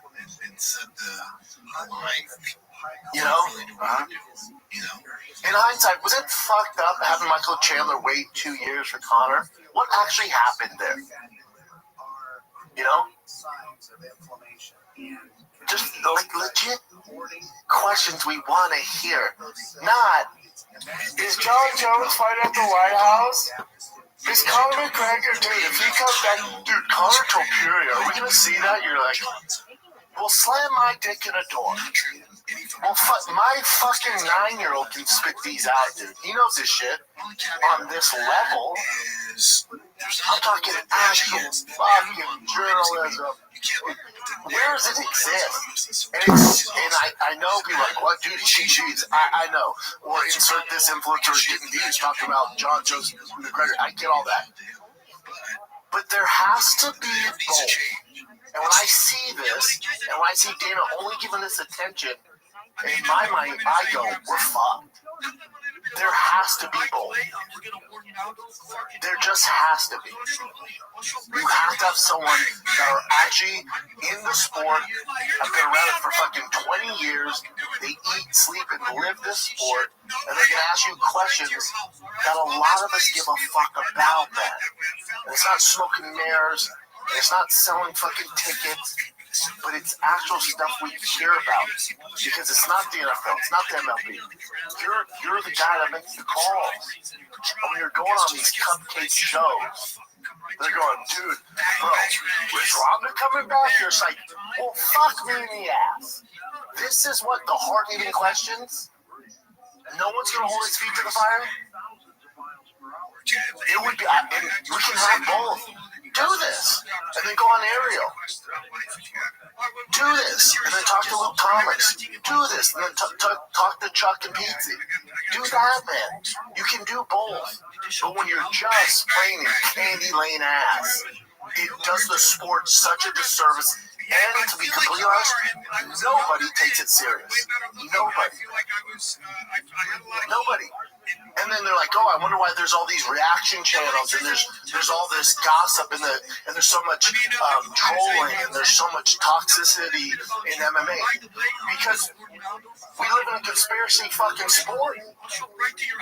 Nobody gives us straight shot answers. We're left to our own accord.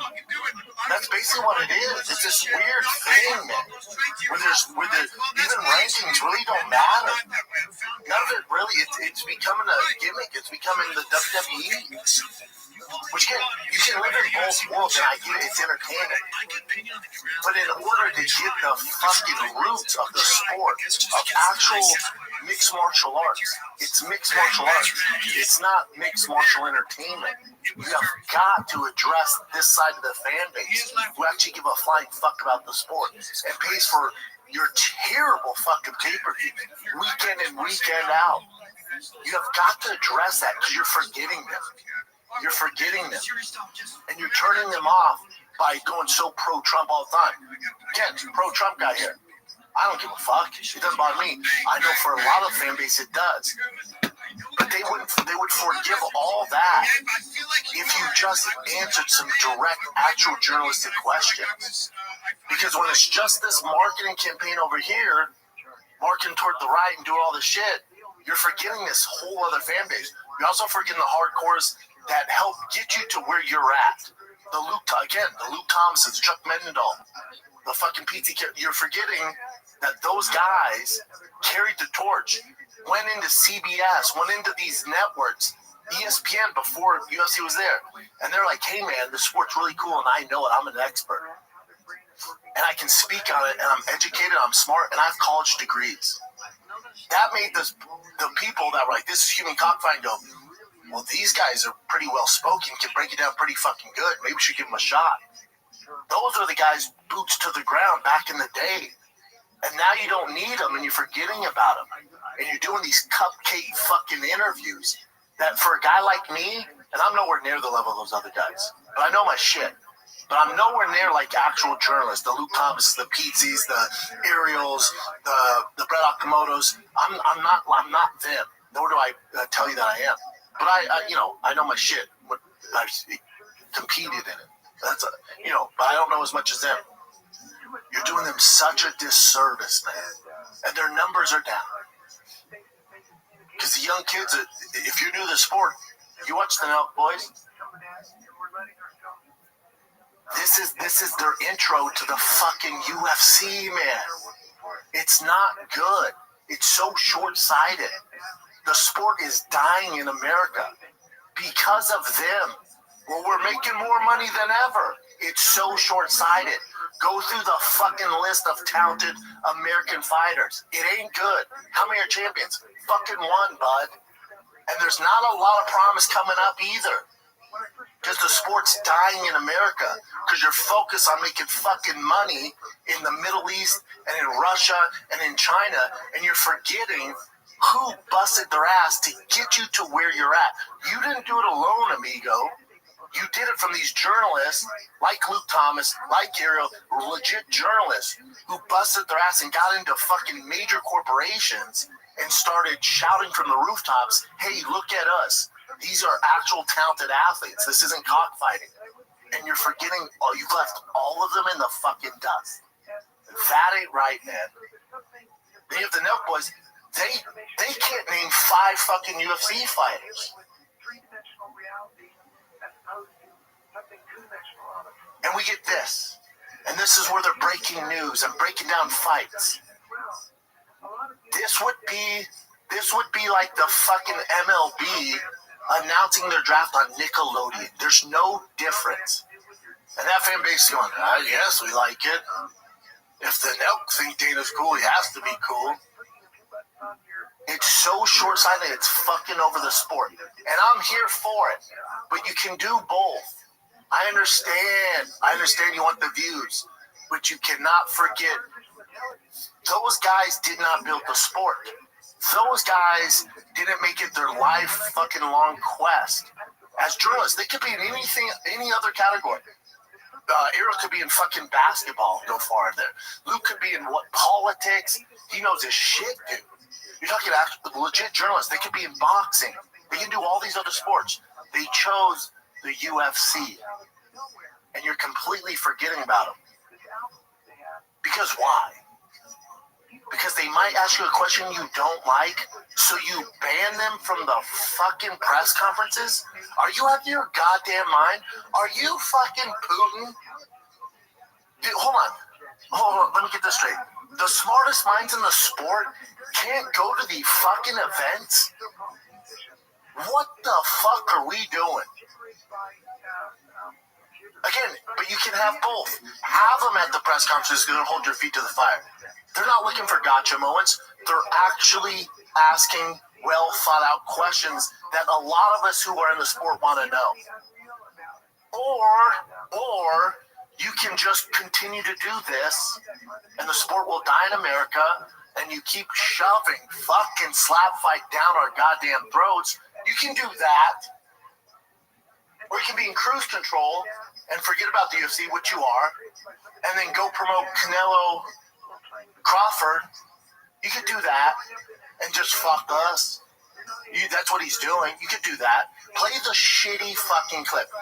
I have nothing against the Nelk Boys. My issue is you can do the Nelk Boys, but you can also do actual journalists that are going to hold your feet to the fire. Again, all those guys I mentioned, they're not going to give you gotcha moments. They're not doing that. But they know the sport better than anyone on your staff, any of these YouTubers, any of these influencers. They actually are going to ask you questions that those of us that know the sport, that love it, actually want to know, man, and we don't get. So you get these weird conspiracies. That's what's going on. Because you're not asking fucking questions. Play the shitty cupcake clip. Okay. All right. Here's the little clip. Fuck, what how the massive fight would be Ilya versus Islam, too. Of course. Yeah. But, Salim is obsessed with that fight. Oh, really? He's obsessed with it. And I tell him, I'm like, they both got to win more fights in their division. Really? What other fight is he obsessed with? Give me one other one in the division. Give me one other one. Go ahead. I dare you. Go ahead, play it. Fucking play it. First, right? That's kind of how you do it, right? When it's like they both run through their division, and then it's like you're in the position where it's like, I gotta make this. That's what happened with Volk Islam, right? Well, the other thing is, too, is that Islam moves up, and obviously if Islam won the title, you immediately have a super fight with him and Ilya, so... Could that be, if Islam gets one victory, could that potentially happen? You have to see, it's one thing to sit around, this is what the media always tries to do, sit around and talk about these fights before they happen, or, hypothetically speaking. We have to! These are options that we have if things play out that way, but you never know what's going to happen. Yeah, we don't know what's going to happen. You do. So obviously, if we create content, we have to come up with conspiracies and what we think is going to happen because nobody's answering this. What the fuck else are we going to do? It's not like the NFL, NBA, where it's pretty cut and dry and you have legit journalists. We have no fucking clue. And then heaven forbid a fighter tells a journalist who's next before they announce it, then they're fucked. That's the world we live into. All I'm saying is go on legit shows where the guys actually watch the fucking sport and aren't getting paid and don't have a business with you and there's no self-interest. That's all I'm saying. That's it. That would really make my day. It's never happening, though. And mixed martial arts in America is fucking going down like the Titanic. Last break, kids, and I get back to my weird rant about the state of the UFC. Because this episode of the Shop Show is brought to you by Sure Shot. It's the summer. It's all good to be on the lake, be on the river, have a drink with your friends. You're like, man, I just don't want the hangover. I need to sober up, man. I got kids later today. Whatever it is, let me introduce you to Sure Shot, the world's first alcohol detoxifier that reduces blood alcohol content as little as 30 freaking minutes. Sharper mind and body, liver support, well-being boost, gut support, hydration. This is your go-to. If you're going to have some drinks, regardless how many, if you're going to overdo it or you're just going to have a few, you need to stay zoned in. You need recovery. This is where Sure Shot got your back. Go to SureShot.com. Use promo code Brendan. Get 10% off. Or go to your local Bevmo, TikTok shop, Amazon. They're all over. Get a 4-pack for you and the homies. It's SureShot.com. Promo code Brendan. Let's get back to the program. Do you know if there's any issues with Luke and the UFC? You know what? Yeah, sure. Yeah. Because it seems like, so Ariel for sure has beef with Dana White, or they've had beef. And if you know that beef, it's so outlandish. It's so immature. We keep going on the UFC's part. Yeah, but I'm thinking of the actual journalists that you're talking about. Like, the ones that the podcast I listen to, the only ones I think, well, freaking John Anik's not a journalist. He's part of the UFC. But how dare you? John Anik is the fucking commentator. I don't know. Love John. I know. He's getting his salary's paid off Dana White. I don't know. He ain't the guy to ask the questions. That's not journalism. That's home team. Ben Folks, Chad Dundas. I think they also have some sort of thing with the UFC. It seems like, yeah. Brett Okamoto works for ESPN. He doesn't He ain't count. the guy. I love Brett. He ain't the guy. Yeah. It's Chuck Mendenhall. It's Pete Carroll. It seems like it's Ariel. Yeah. It's Luke. You think in the NFL and NBA they all get along? No. That's what's great. You can't just have it like a fucking White House corresponding meeting where we're all on the same team. They're just throwing up these cake cut fucking questions. That gets us nowhere. Alrighty, dude. You want to just leave it at that? Because that was pretty powerful. Sure. Alright. Do you have any other really good ones or no? I mean, there's just, silly just ones. Bullshit. You want to see what did... No. Okay, that's what I thought. So just the fights this weekend, and I think we're good. Sorry about that rant. It's a good rant. UFC 318 this freaking weekend. I will be doing a breakdown with Jesse on Fire. Do a deep dive on all things in the fight world, man. It's called War Report. It'll drop later this week. But yeah, Max Holloway, Dustin Poirier, UFC 318 going down in the home state of Dustin Poirier, DP. Let's do it, man. Love both these guys. Just want a good fight. I think it will be a great fight. If you like badass trucks, your boy's giving one away. It is Drive Fast All Gas. We got new merch on there. We got the Kings collab, Kiwi Tech collab, new shirts. We got Methylene Blue. We got everything on there. The winner will be selected at the end of August, so we got a month and a half left. Yeah, man. Anything you buy on the site, Diesel Dad, wear. The greens, the stickers, whatever you buy, automatically entries to win this badass last call edition TRX with over $50,000 in mods. I'm staring at it right now. This thing is so filthy. You win that and $10,000 cash. So go on over to drivefastallgas.com. Win the ultimate dad rig. It's almost over, kids, so jump on in, all right? That's it. Love you. Thanks for watching, subscribing. Sorry I yelled at you guys. Love you. I'm out. What's up, guys? I'm giving away the Ultimate Ram TRX with over $50,000 in upgrade. This is one of one. You won't find another TRX on the road, or a truck for that matter, like this truck that I built. It has over $50,000 in upgrades, and this truck can easily be yours. All you got to do is go to drivefastallgas.com, pick up some merch, you're automatically entered to win. It's that easy. Good luck.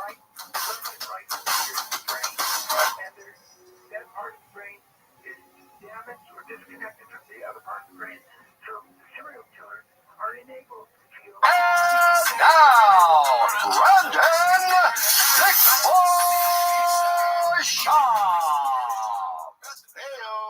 it is Monday, July 14th. Man, July is just flying by, am I right?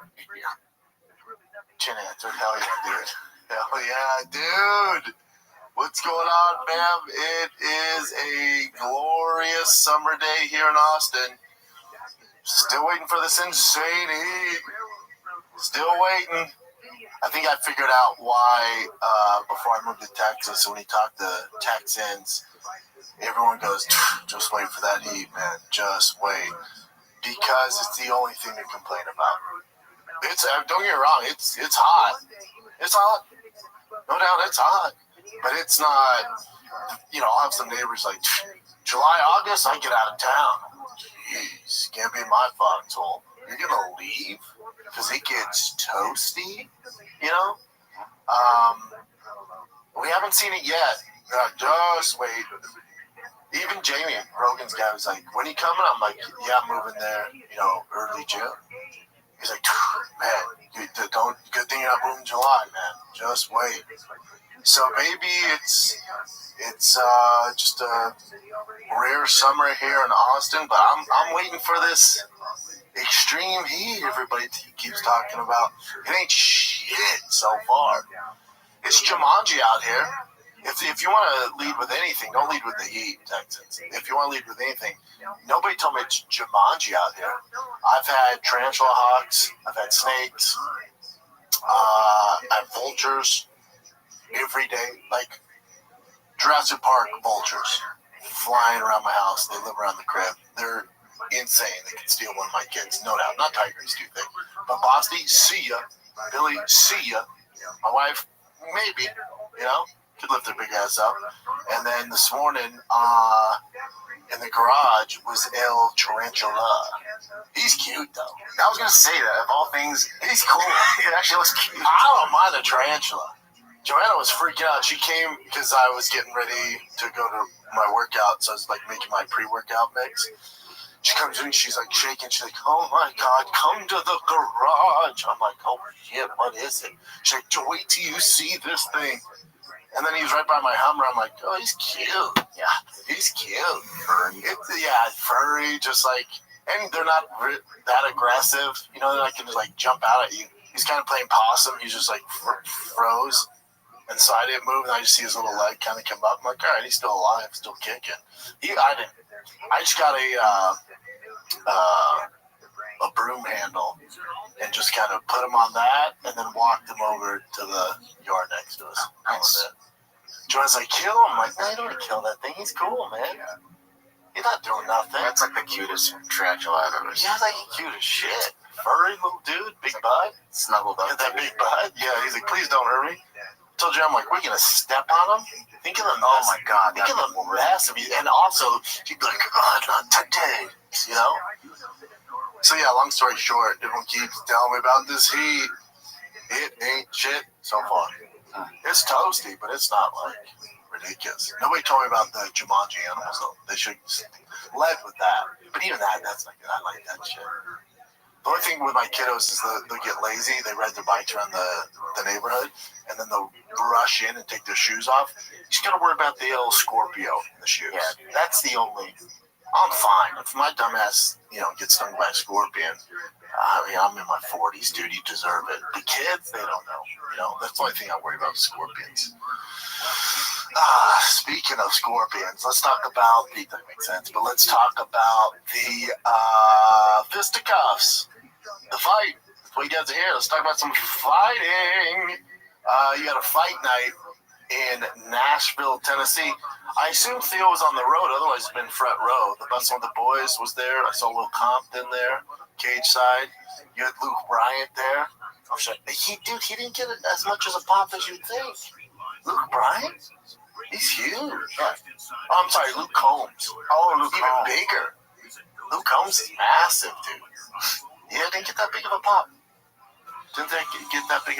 But Nashville's a good card. These fight nights are good cards, man. I'm telling you, if you guys are sleeping on them, they've been some of the best ones we've had this year. We'll get to UFC 318.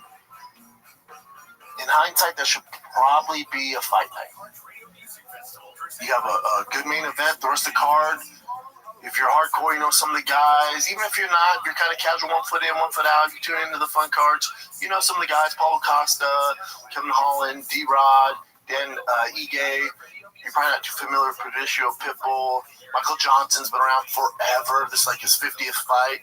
You have Vittori, Brendan Allen, Ryan Spann, Jimmy Crute. But overall, if this is 10 years ago, this is a fight night with a great main event. This is a fight night where like, holy shit. This is a fight night Rogan and me and the boys would do a fight companion for. He's not working it. It's one of those fight nights. It's tough as a pay-per-view. We'll get to 318. Let's jump into that. Let's cover the fight night in Nashville. Great card, ton of finishes. The Walker versus Kennedy, the heavyweight fight. So he's Johnny Walker's brother. He's freaking heel hooking everybody and their mother. And he was an underdog in this fight. This was kind of his first step up. And I text Nick during the fight because I know he bets on it. And as Walker's walking out, I go, dude, I love Walker as a dog here. I would take him by submission all day.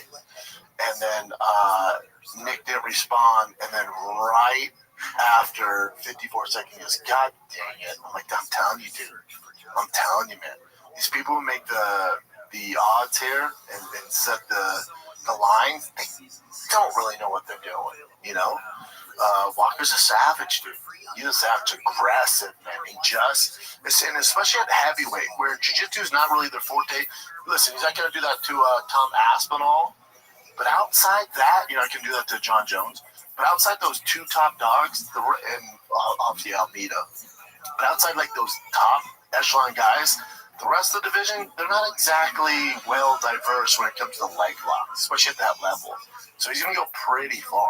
I'm a big fan of his. And then the main card kicked off with a bunch of finishes. And even the few decisions weren't terrible as far as entertainment-wise. Brian Count definitely didn't watch this card, but I pretend he did when we talked about him finding the kid. But if he watched it, Brian would be rock hard for Vitor Petrino. Oh, that dude, yeah. Ooh, that boy, first team all body. Was that light heavyweight? Comes up his first fight at heavyweight. Good first fight against Austin Lane, former NFL guy, right?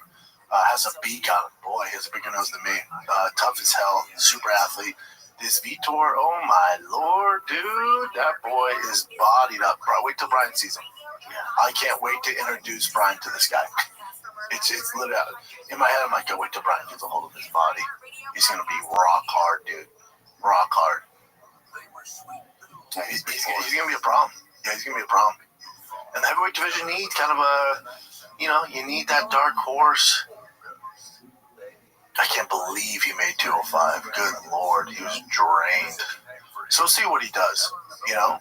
I'm not ready to rank him in the top 15 yet over a win of Austin Lane, but at least it's something. The heavyweight needs something. Heavyweight division needs some contenders. It's not that deep, so this guy's like 2 wins away from cracking the top 15, you know. Our poor dude Nate Landwehr, I know, Tennessee local. He was doing well. First round, he probably lost. Second round, he won. And then that third round, this Morgan Chaudhry finally got his shit together and just said, you know what, I'm just going to street fight him and just mollywopped him. That was tough to see.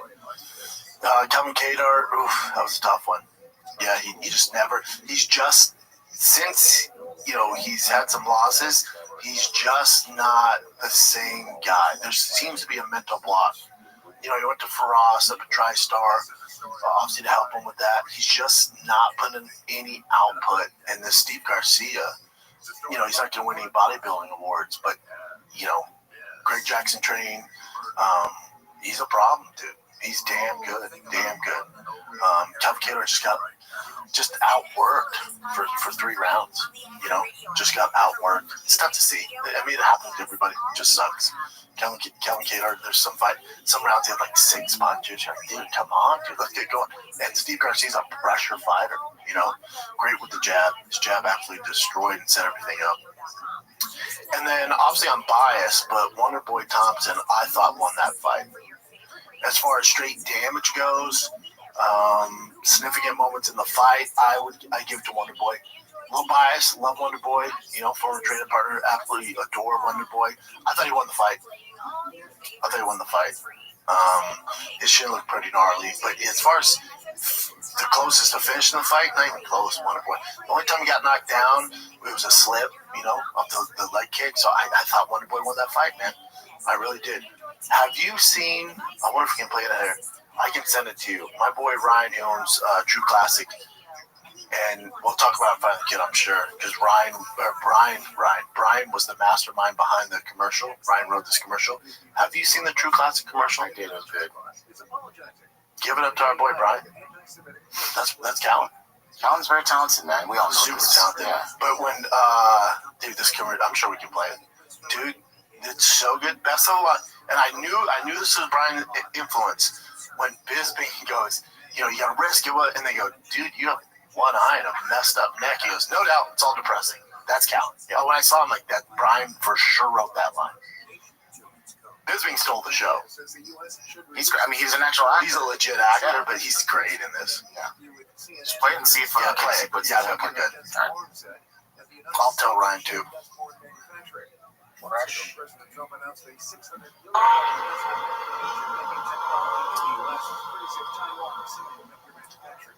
Cejudo's great. Sometimes when I see pictures of Anderson Silva, it makes me sad. That's so brave. There was this one time I won the belt, but I didn't actually win the belt. That's okay. I feel the reason why I've been wrestling for so long is because I've just been looking for a hug. Yes. I've been called Wonder Boy my entire life. Can I be honest with you guys? I'm in my 40s and I just want to be called Wonder Man. Or even just Steven. Thank you so much for sharing, Wonder Man. What the f***, guys? Michael, Bisbing's great. we're late for our share circle. What are you doing? We were just feeling our feelings. We have a gong guy. Guys, it's just a waste of time. You don't need inner peace when you have outer perfection. Outer perfection? You have a broken neck, a glass eye. Two depressing facts. Absolutely true. However, Two depressing facts. Absolutely true. this is a true classic Pima cotton shirt. It's like if a cloud had arms. Mr. Bisbee, can we all wear a true classic? Why, yes, you can. I'm feeling So breathe those like wonderful. true classic. Look good. Yeah, Leland's great in that too. They all did a really good job. Yeah, shout out to Callan, baby. Yep. True Class is the best. And Ryan's freaking awesome too. Ryan's great. Yep. Well, DFC, I love it. I love it. Where was I going with that? Oh, go back to the fight night. Yeah. Commercial's so good. Bisbing stole the show. Oh, because I was talking about One Boy Thompson. And it doesn't sound like it was his last one either. He was like, shout out to the UFC medical staff for sewing up my leg. I don't think he said I'll be back, but appreciate all the help. But it was a retirement fight. And then let's get to the heavyweight fight. Yeah, Derek Lewis versus Teixeira. Allison Teixeira. Teixeira.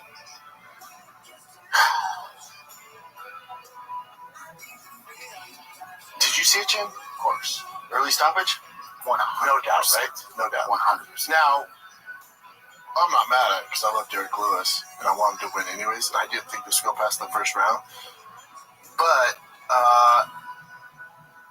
and I think because Derek Lewis is so beloved, I don't know what the online reaction was like, but none of the broadcasts, no one really addressed it at all. That was a bad stoppage. Yeah, especially when he never really went limp.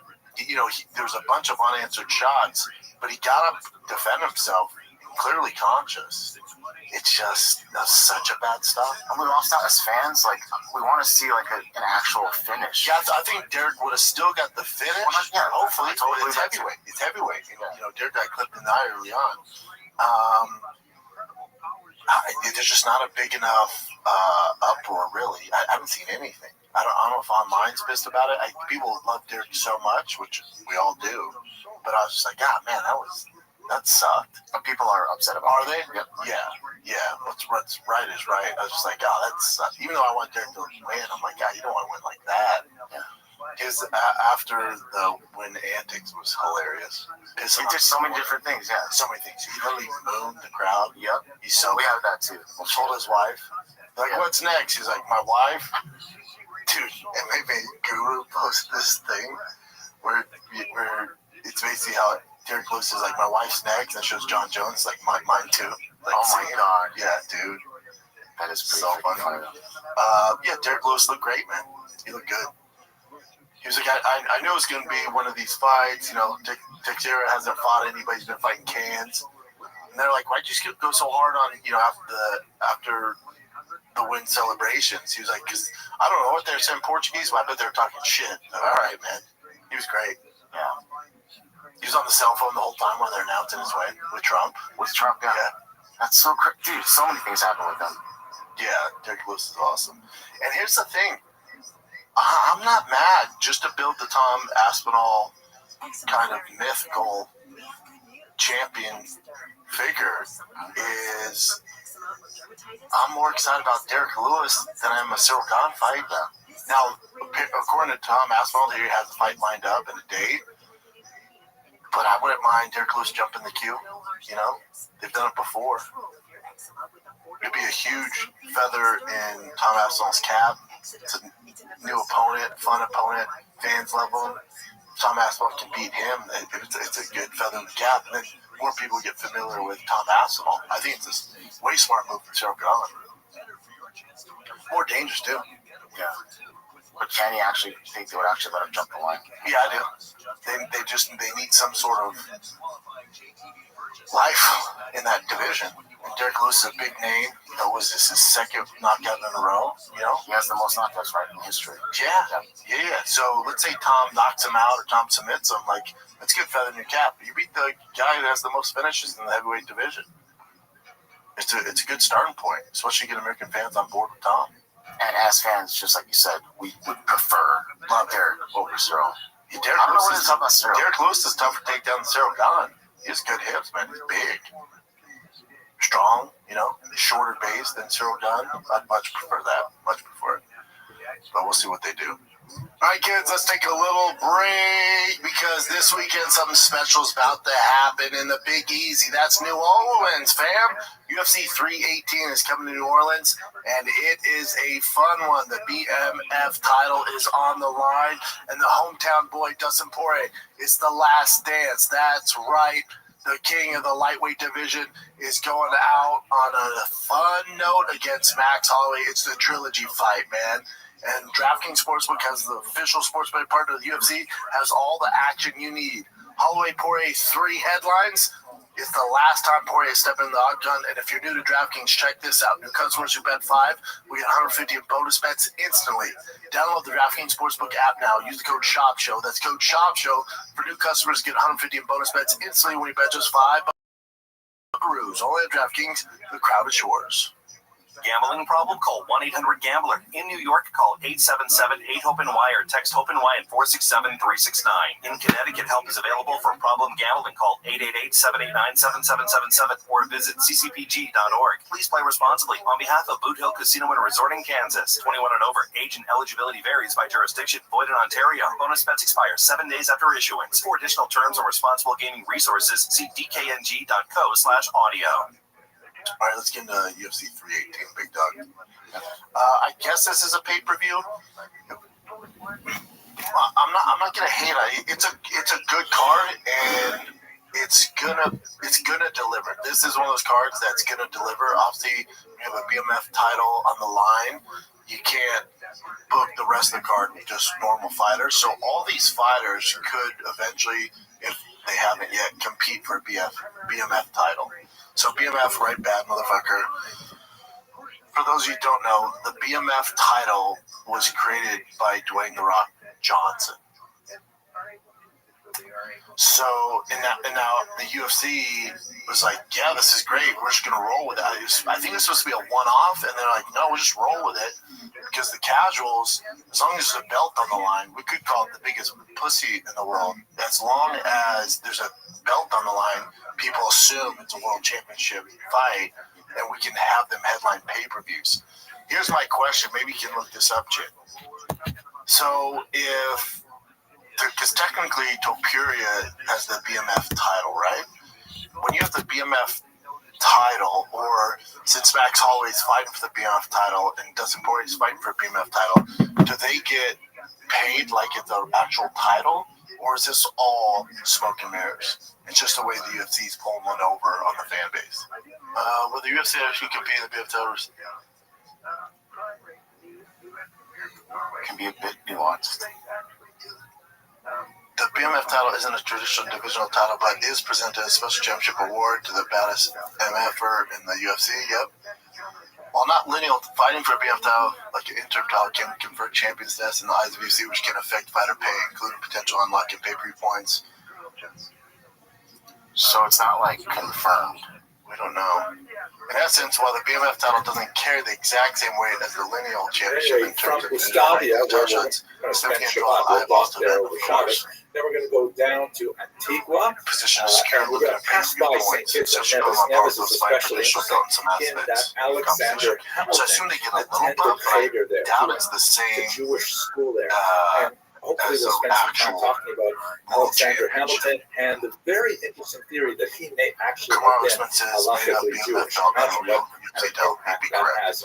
This one said the BMF championship podcast. This From was a hypothetical Antigua, that we're was going to made go up down because to of Guadalupe. me. Don't forget that A myself really coming to interesting was supposed to person fight. comes out of Guadalupe. Benjamin da Costa de Andrade was a former crypto Jew who was Does the able UFC to BMF title holder re-adopt receive his Jewish points? identity. He originally came from Lyon in southern France, and while he was there, he discovered that the product of chocolate, which had first been discovered by Europeans in 1502 as a drink, it was something that the indigenous peoples would make into a drink, and they would export this drink to Europe, where it became very popular. So anyway, Benjamin da Costa de Andrade, he figured out how to make that drink into pellets, For some a people, solid, which it was sounds like much it's easier to transport. And once he sent Australian chocolate champion. pellets over to Europe, it just exploded. So next time Nothing. you're eating a chocolate bar, just think to yourself, oh my God, this is essentially impossible to imagine were it not for the Sephardic Jews who inhabited the region of the Western Antilles. Then from Guadalupe, we're going to head down to St. Lucia, where they have a fascinating dormant volcano. Again, See that. I'm just And old finally, we're all going to day, so return to this is Via more of a Barbados. fight night. It promises to be a beautiful cruise that combines natural And as beauty far as with the even Dana tweeted out, like, look at this amazing badass car. history It is a of the badass car. Sephardic Jews who lived It here. is. Stylistically, this I really look delivers forward on to every cruising with you. aspect For those of except you for who aren't name able to out, join us, I which, really look forward to sharing with you some of the insights as far that I as it being a discover as I big do research on this unusual pay-per-view Jewish needle community. mover, it's not Thank you that. very much for watching. But all the fights on there are fantastic. Fantastic. Michael Johnson, I mean, it literally was this. How many fights is this for? Take a look right now. He's been fighting for a hot second. Has to be close to 50.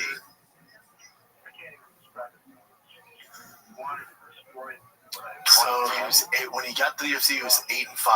Go all the way up now. Hello, fellow students of Jewish history. 23 and First of all, 19. I want to say thank you to all of you who have sent me notices saying, hey, did you see that Christopher Columbus was actually Jewish? Thank you very much. My email box is absolutely stuffed. Please stop sending the messages. I got it.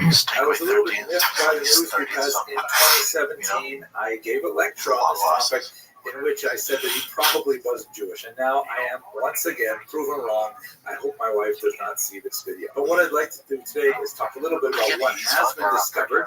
And then I'd like to play you the material that I said back in 2017 that still is quite relevant, and then come back and say, well, what does this all mean for our understanding of Columbus's background? Right? Okay, so here we go. First of all, the new genetic testing that has been conducted was done on remains that are believed to be those of Columbus, and also those of his son. And the DNA research indicates that there are features both on the Y chromosomes and in the mitochondrial DNA, which is associated with the mother, that are consistent with patterns found in Sephardic Jews. There are a lot of other people who do what I do. Keep telling you that these other leagues are just as good. These guys can compete, and it's not true. It's not. It's fun to hate on the UFC because, you know, they're the big show in town, and, you know, it's fun to cheer for these other leagues. I get all that. I'm with you. And are there some talented dudes that can compete? Yes. Indicates is Will that they be world champion in the UFC?